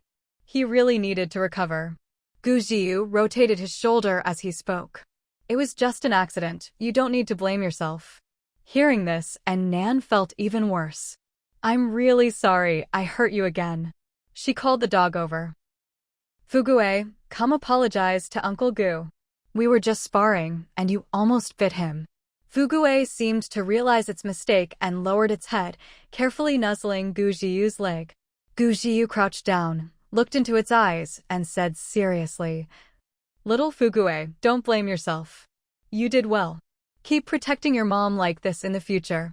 He even gave the dog an encouraging pat on the head. Fugue looked at him with sparkling eyes, wagging its tail happily. And Nan was touched by his words. How could someone be this nice? He got hurt and didn't blame them. Instead, he praised and comforted her dog. But she still corrected him seriously. I'm its older sister, not its mom. Gu Jiu paused mid-pat and looked up at her. Then why did you tell it to call me uncle? And Nan slapped her forehead. Oh, right, that's a generation off. She crouched down too, telling the dog, Fugue, this is your big brother. She glanced up, meeting Gu Jiu's deep, dark eyes. Their eyes met, and suddenly Nan felt her lips grow warm. She quickly stood up, but for some reason, her vision went black and she nearly stumbled. Gu Jiu caught her just in time. Their eyes met again, and he curved his lips thoughtfully, suddenly asking, first kiss. And Nan froze, then nodded instinctively and shot back, aren't you? Gu Jiu's Adam's apple bobbed. I am. The air grew a little charged. The next moment, and Nan looked at him in disbelief. But you're 28. A man his age, with so much wealth, and he's still a virgin? Oh my God. Gu Jiu was silent for a moment, his expression unreadable. Are you making fun of me? And Nan shrank back. No. She quickly straightened up and changed the subject. You're really good at martial arts. Did you train specially? He'd fought her one-handed and still held his own. If he'd used both hands, and she hadn't used her spatial abilities, he'd definitely have won. Gu Jiu studied her for a moment before replying, yeah, I trained with old Wu when I was a kid. And Nan was surprised. You mean Senior Wu Chi Feng? Gu Jiu nodded. And Nan exclaimed, no wonder you're so strong. You're Master Wu's disciple. Wu Chi Feng was a famous martial artist who'd founded his own unique style. When he was young, he once fought off 20 men to save a bullied girl, made the news, and became a legend. He'd been challenged countless times in his life, but never lost. Since Gu Jiu had trained under Master Wu, and Nan didn't feel so bad about losing to him. She even felt inspired to learn from him. She'd always thought her fighting skills were among the best. But after running into someone as tough as Zhu Dazhuang, she realized not all her enemies would be weaker than her. Her skills were far from invincible. There was still plenty of room to improve.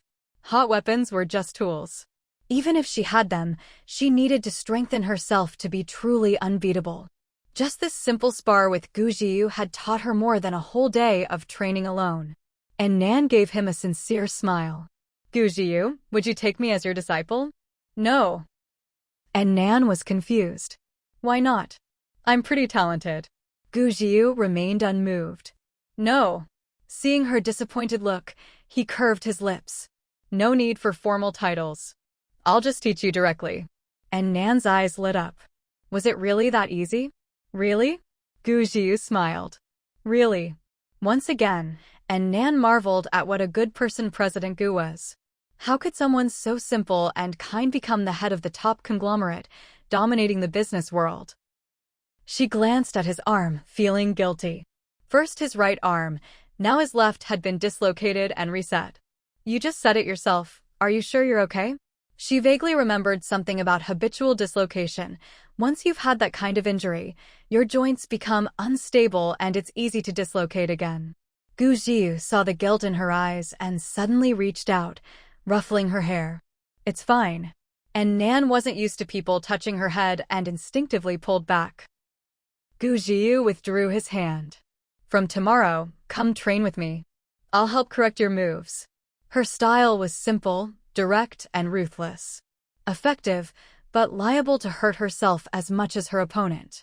Like that time at the Dragon Tiger base, when she charged straight at Fan Xiaoyang's blade, it had really startled him. And Nan grinned and clasped her fists. All right, master. Gu Jiu frowned. Not master. And Nan, all right, brother Gu. That title reminded Gu Jiu of the coquettish, lovesick Susu, and his frown deepened. He said sternly, just call me by my name. And Nan. Got it, Gu Jiu. Gu Jiu nodded in satisfaction. That evening, as promised, and Nan made a nourishing bone broth for Gu Jiu. He drank the soup, she ate the meat, and Fugue gnawed on the bones. Everyone got what they wanted. After dinner, Gu Jiu washed the dishes, and Nan said her goodbyes and took the dog out for a walk. Downstairs, Susu watched her leave, seized the opportunity, changed into her sexiest nightgown, and headed up to the second floor.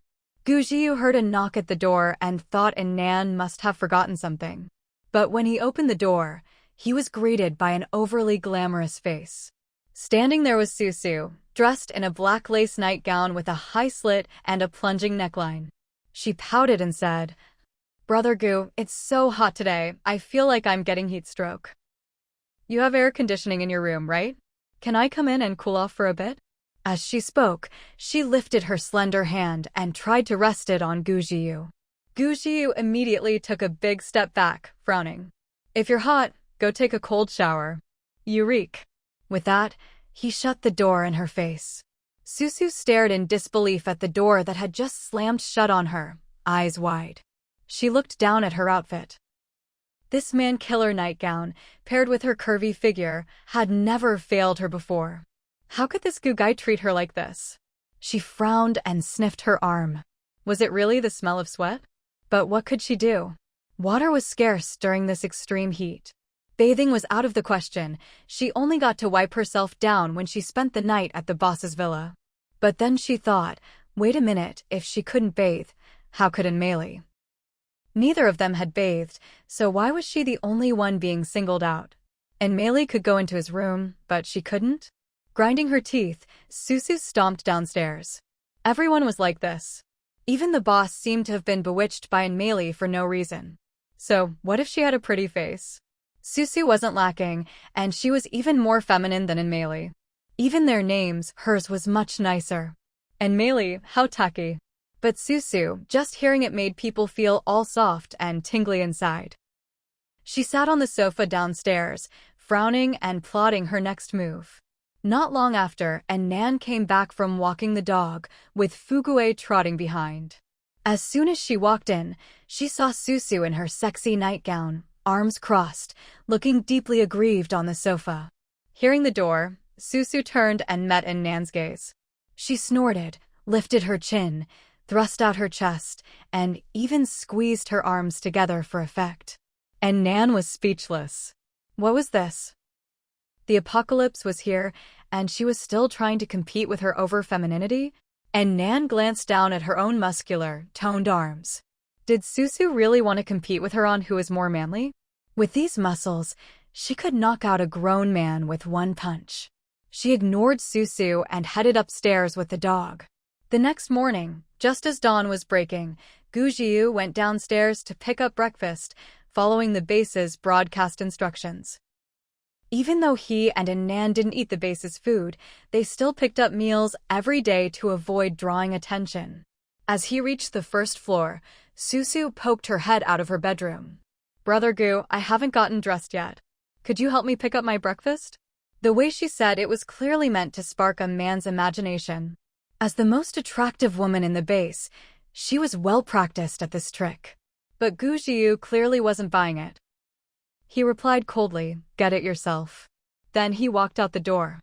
By the time Susu, face dark with anger, got dressed and came out, she saw Gujiu carrying 2 meal buckets upstairs. She clenched her fists in frustration. So he wouldn't help others, but he'd help Meili? What was with this aloof act? Puh. He was just Meili's pathetic lapdog. She mentally ran through every nasty word she could think of before finally venting her anger and heading out to get her own meal. Today's meal was braised pork. Susu sat at the table with her meal bucket, eating while pondering her next move. The boss's orders had to be carried out. Where else but the mountains and the base could she eat such delicious braised pork these days? There weren't even any filler vegetables, just a big, hearty portion of meat. Her eyes darted. Since Gujiu was completely immune to her charms, he'd already rejected her 4 times. She'd have to take a different approach and switch her target to Meili. After all, the boss simply didn't want the two of them to get together. If she could latch onto Meili and keep her from getting close to Guyukai, that would work just as well. Having made up her mind, she fixed her gaze on Nan. That day, Susu finally saw Nan heading out to walk the dog again. She hurried after her, determined to get closer. Her plan was that once they were familiar, she could stick to Meili and never give Guyukai a chance to be alone with her. And yeah, out walking the dog again. And Nan paused in surprise. Wasn't this woman relentlessly trying to seduce Gujiu?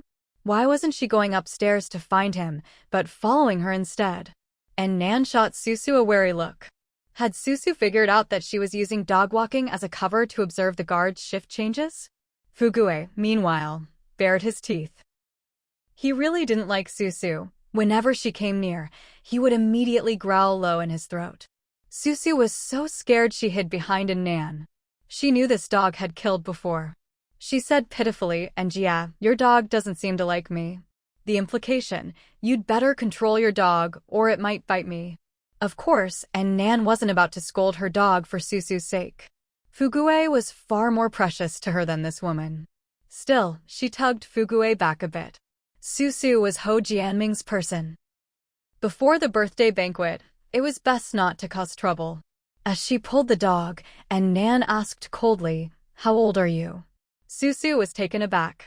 Why was she asking that? But she answered honestly, 27. And Nan glanced at her. "I'm 22. Don't call me Njia anymore." Susu's face darkened. Was she accusing her of acting cute and pretending to be younger?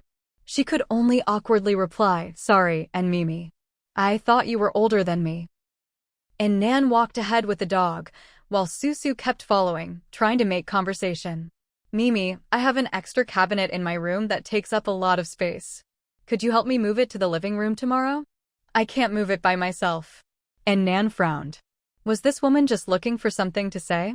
There was a grown man like Gu Jiu upstairs. Why not ask him for help instead of a girl like her? She replied perfunctorily, "Go ask Gu Yukai on the second floor. He's stronger than me." Susu said, "Sigh, he's not easy to talk to." And Nan replied, "Nonsense. He's very kind." Gu Jiu was the most considerate man she'd ever met.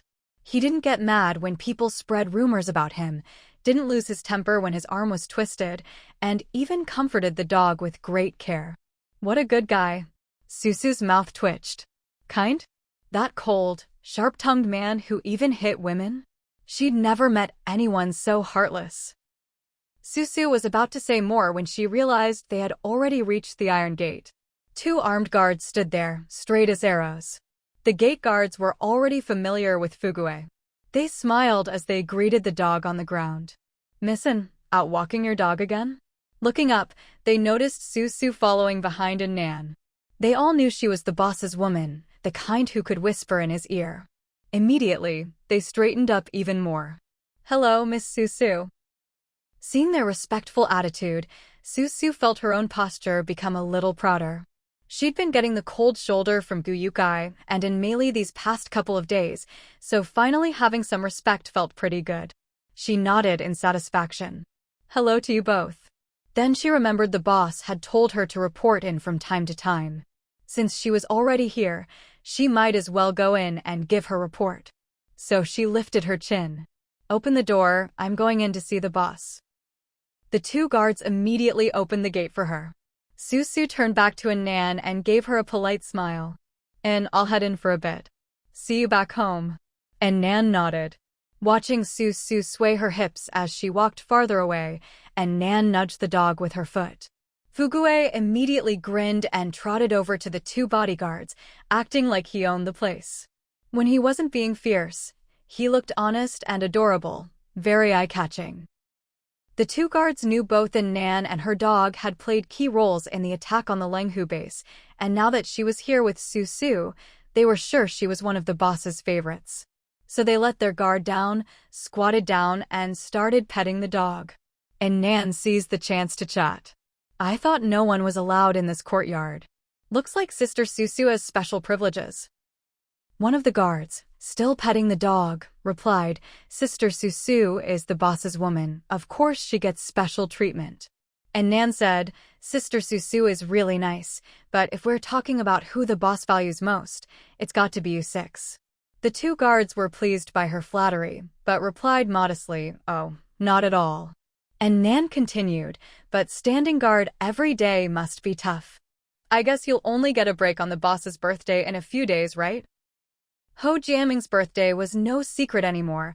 Lots of people at the base were busy preparing gifts for the boss. The bodyguard shook his head. We don't get to rest. Turns out we're both on duty that night. And Nan silently took note of the two of them, then sighed, that's rough. I bet there'll be a lot of good food that day, though. The chubbier guard swallowed hard. You're not wrong. And Nan gave him a long look but didn't say more. She let Fugue play with them a bit longer, then took the dog and left. As soon as they turned away, Fugue's goofy smile vanished, and he followed in Nan back with a dignified air. Ho Jianming's villa. As soon as Su walked in, she was hit by a blast of cool air from the AC. She let out a comfortable sigh, then saw Ho Jianming lounging on the sofa, arm around a woman, snacking and watching a movie. The woman's clothes were disheveled, and the room was thick with the scent of hormones. It was obvious what had just happened here. Su felt a surge of displeasure. She'd been putting up with cold looks and acting humble around Gyukai and in Meili, while the boss was here enjoying himself with a new woman. Ho Jianming turned at the sound, his eyes lighting up when he saw Su. He immediately nudged the woman in his arms. The woman, sensing the situation, got up, tidied her clothes, gave both of them a polite nod, and left the villa. Looking pleased, Ho Jianming patted the empty seat beside him. Su, come sit. Su swayed over, but instead of sitting on the sofa, she plopped right into his lap. Wrapping her arms around his neck, she pouted. It's only been a few days, and you've already got a new girl. Are you planning to forget all about me? Ho Jianming laughed, giving her a squeeze. How could I? Who could compare to our gentle, thoughtful Su? I've missed you like crazy. He gave her a kiss on the cheek. Su smiled seductively, about to say something, but Ho Jianming couldn't wait and asked, how's that thing I asked you to do coming along? Su's smile froze. Missed her? More like he was just eager for news about in Meili. She huffed, got off his lap, and sat on the sofa beside him, speaking slowly. Gyukai really likes in Meili. He won't give me a chance to get close at all. Ho Jianming frowned. And what about Missin? How's she acting? Seeing how much he cared, Su felt annoyed and deliberately exaggerated. She's over at Gu Yotsai's place every day, sometimes even cooking together. It's like they're living together. Ho Jianming sat up straight. What? Missin didn't seem like someone who'd fall that fast. How did they get so close so quickly? Su pouted. I was downstairs listening, and they were making all kinds of noise upstairs. Who knows what they were doing, but it sounded pretty intense. Ho Jianming's face turned green. Su kept fanning the flames. It sounded really wild. Ho Jianming couldn't help but slap her. Useless. And you have the nerve to say that? What did I send you there for? You can't even seduce a man. He'd thought it would be simple. Even if Gyui had confessed, when it came to men and women, the biggest threat was always a third party. In his mind, there was no such thing as a man who couldn't be tempted, only a mistress who didn't try hard enough. And Su was a rare beauty. Even if she couldn't win Gyukai over, she could at least sow some discord in Meili's heart. But Su hadn't accomplished anything at all. How could he not be angry? Su covered her face, aggrieved. And Meili's got him completely wrapped around her finger. They're always together. I never get a chance. Ho Jianming roared, shut up, you idiot. Su's words were like a knife to his heart, making him breathe heavily with rage. Seeing how furious he was, Su didn't dare say anything more. She knew full well that among all the women kept at the base, even if the boss favored her, at the end of the day, she was just a plaything to him. If he had even a shred of real affection, he wouldn't have sent her to seduce Gyukai. If she really pissed him off, he might just strangle her. She stammered, Boss, it's not that I'm not trying. Gyukai wasn't lying. He really does have some kind of psychological aversion to women. As she spoke, she pulled up her skirt and lowered her neckline, slowly moving closer to Ho Jianming. I was practically throwing myself at him, and he didn't even react. Ho Jianming looked at her curvy body as she leaned in, his eyes darkening, and he couldn't help but swallow. Gyukai really isn't a man. How could he not react to this? Ho Jianming pulled Su into his arms, playing with her as his tone softened considerably. You're right, that Gyukai is not a normal man. Any healthy man, both in body and mind, how could he possibly remain indifferent to such a beautiful sight? He buried his head in Susu's neck and took a deep breath.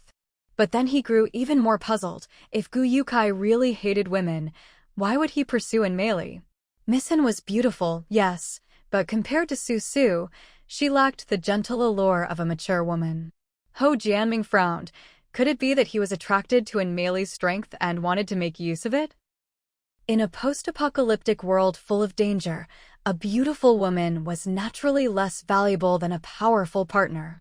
The thought of Gyukai competing with him made Ho Jianming angry, and he couldn't help but tighten his grip. Susu cried out in pain, ouch. Ho Jianming looked down to see tears in her eyes. He quickly loosened his hand and asked, Susu, between me and Gyukai, who do you think is more attractive? Susu rolled her eyes inwardly. Isn't it obvious? One is one. 8 meters tall, broad-shouldered, slim-waisted, handsome, and elegant.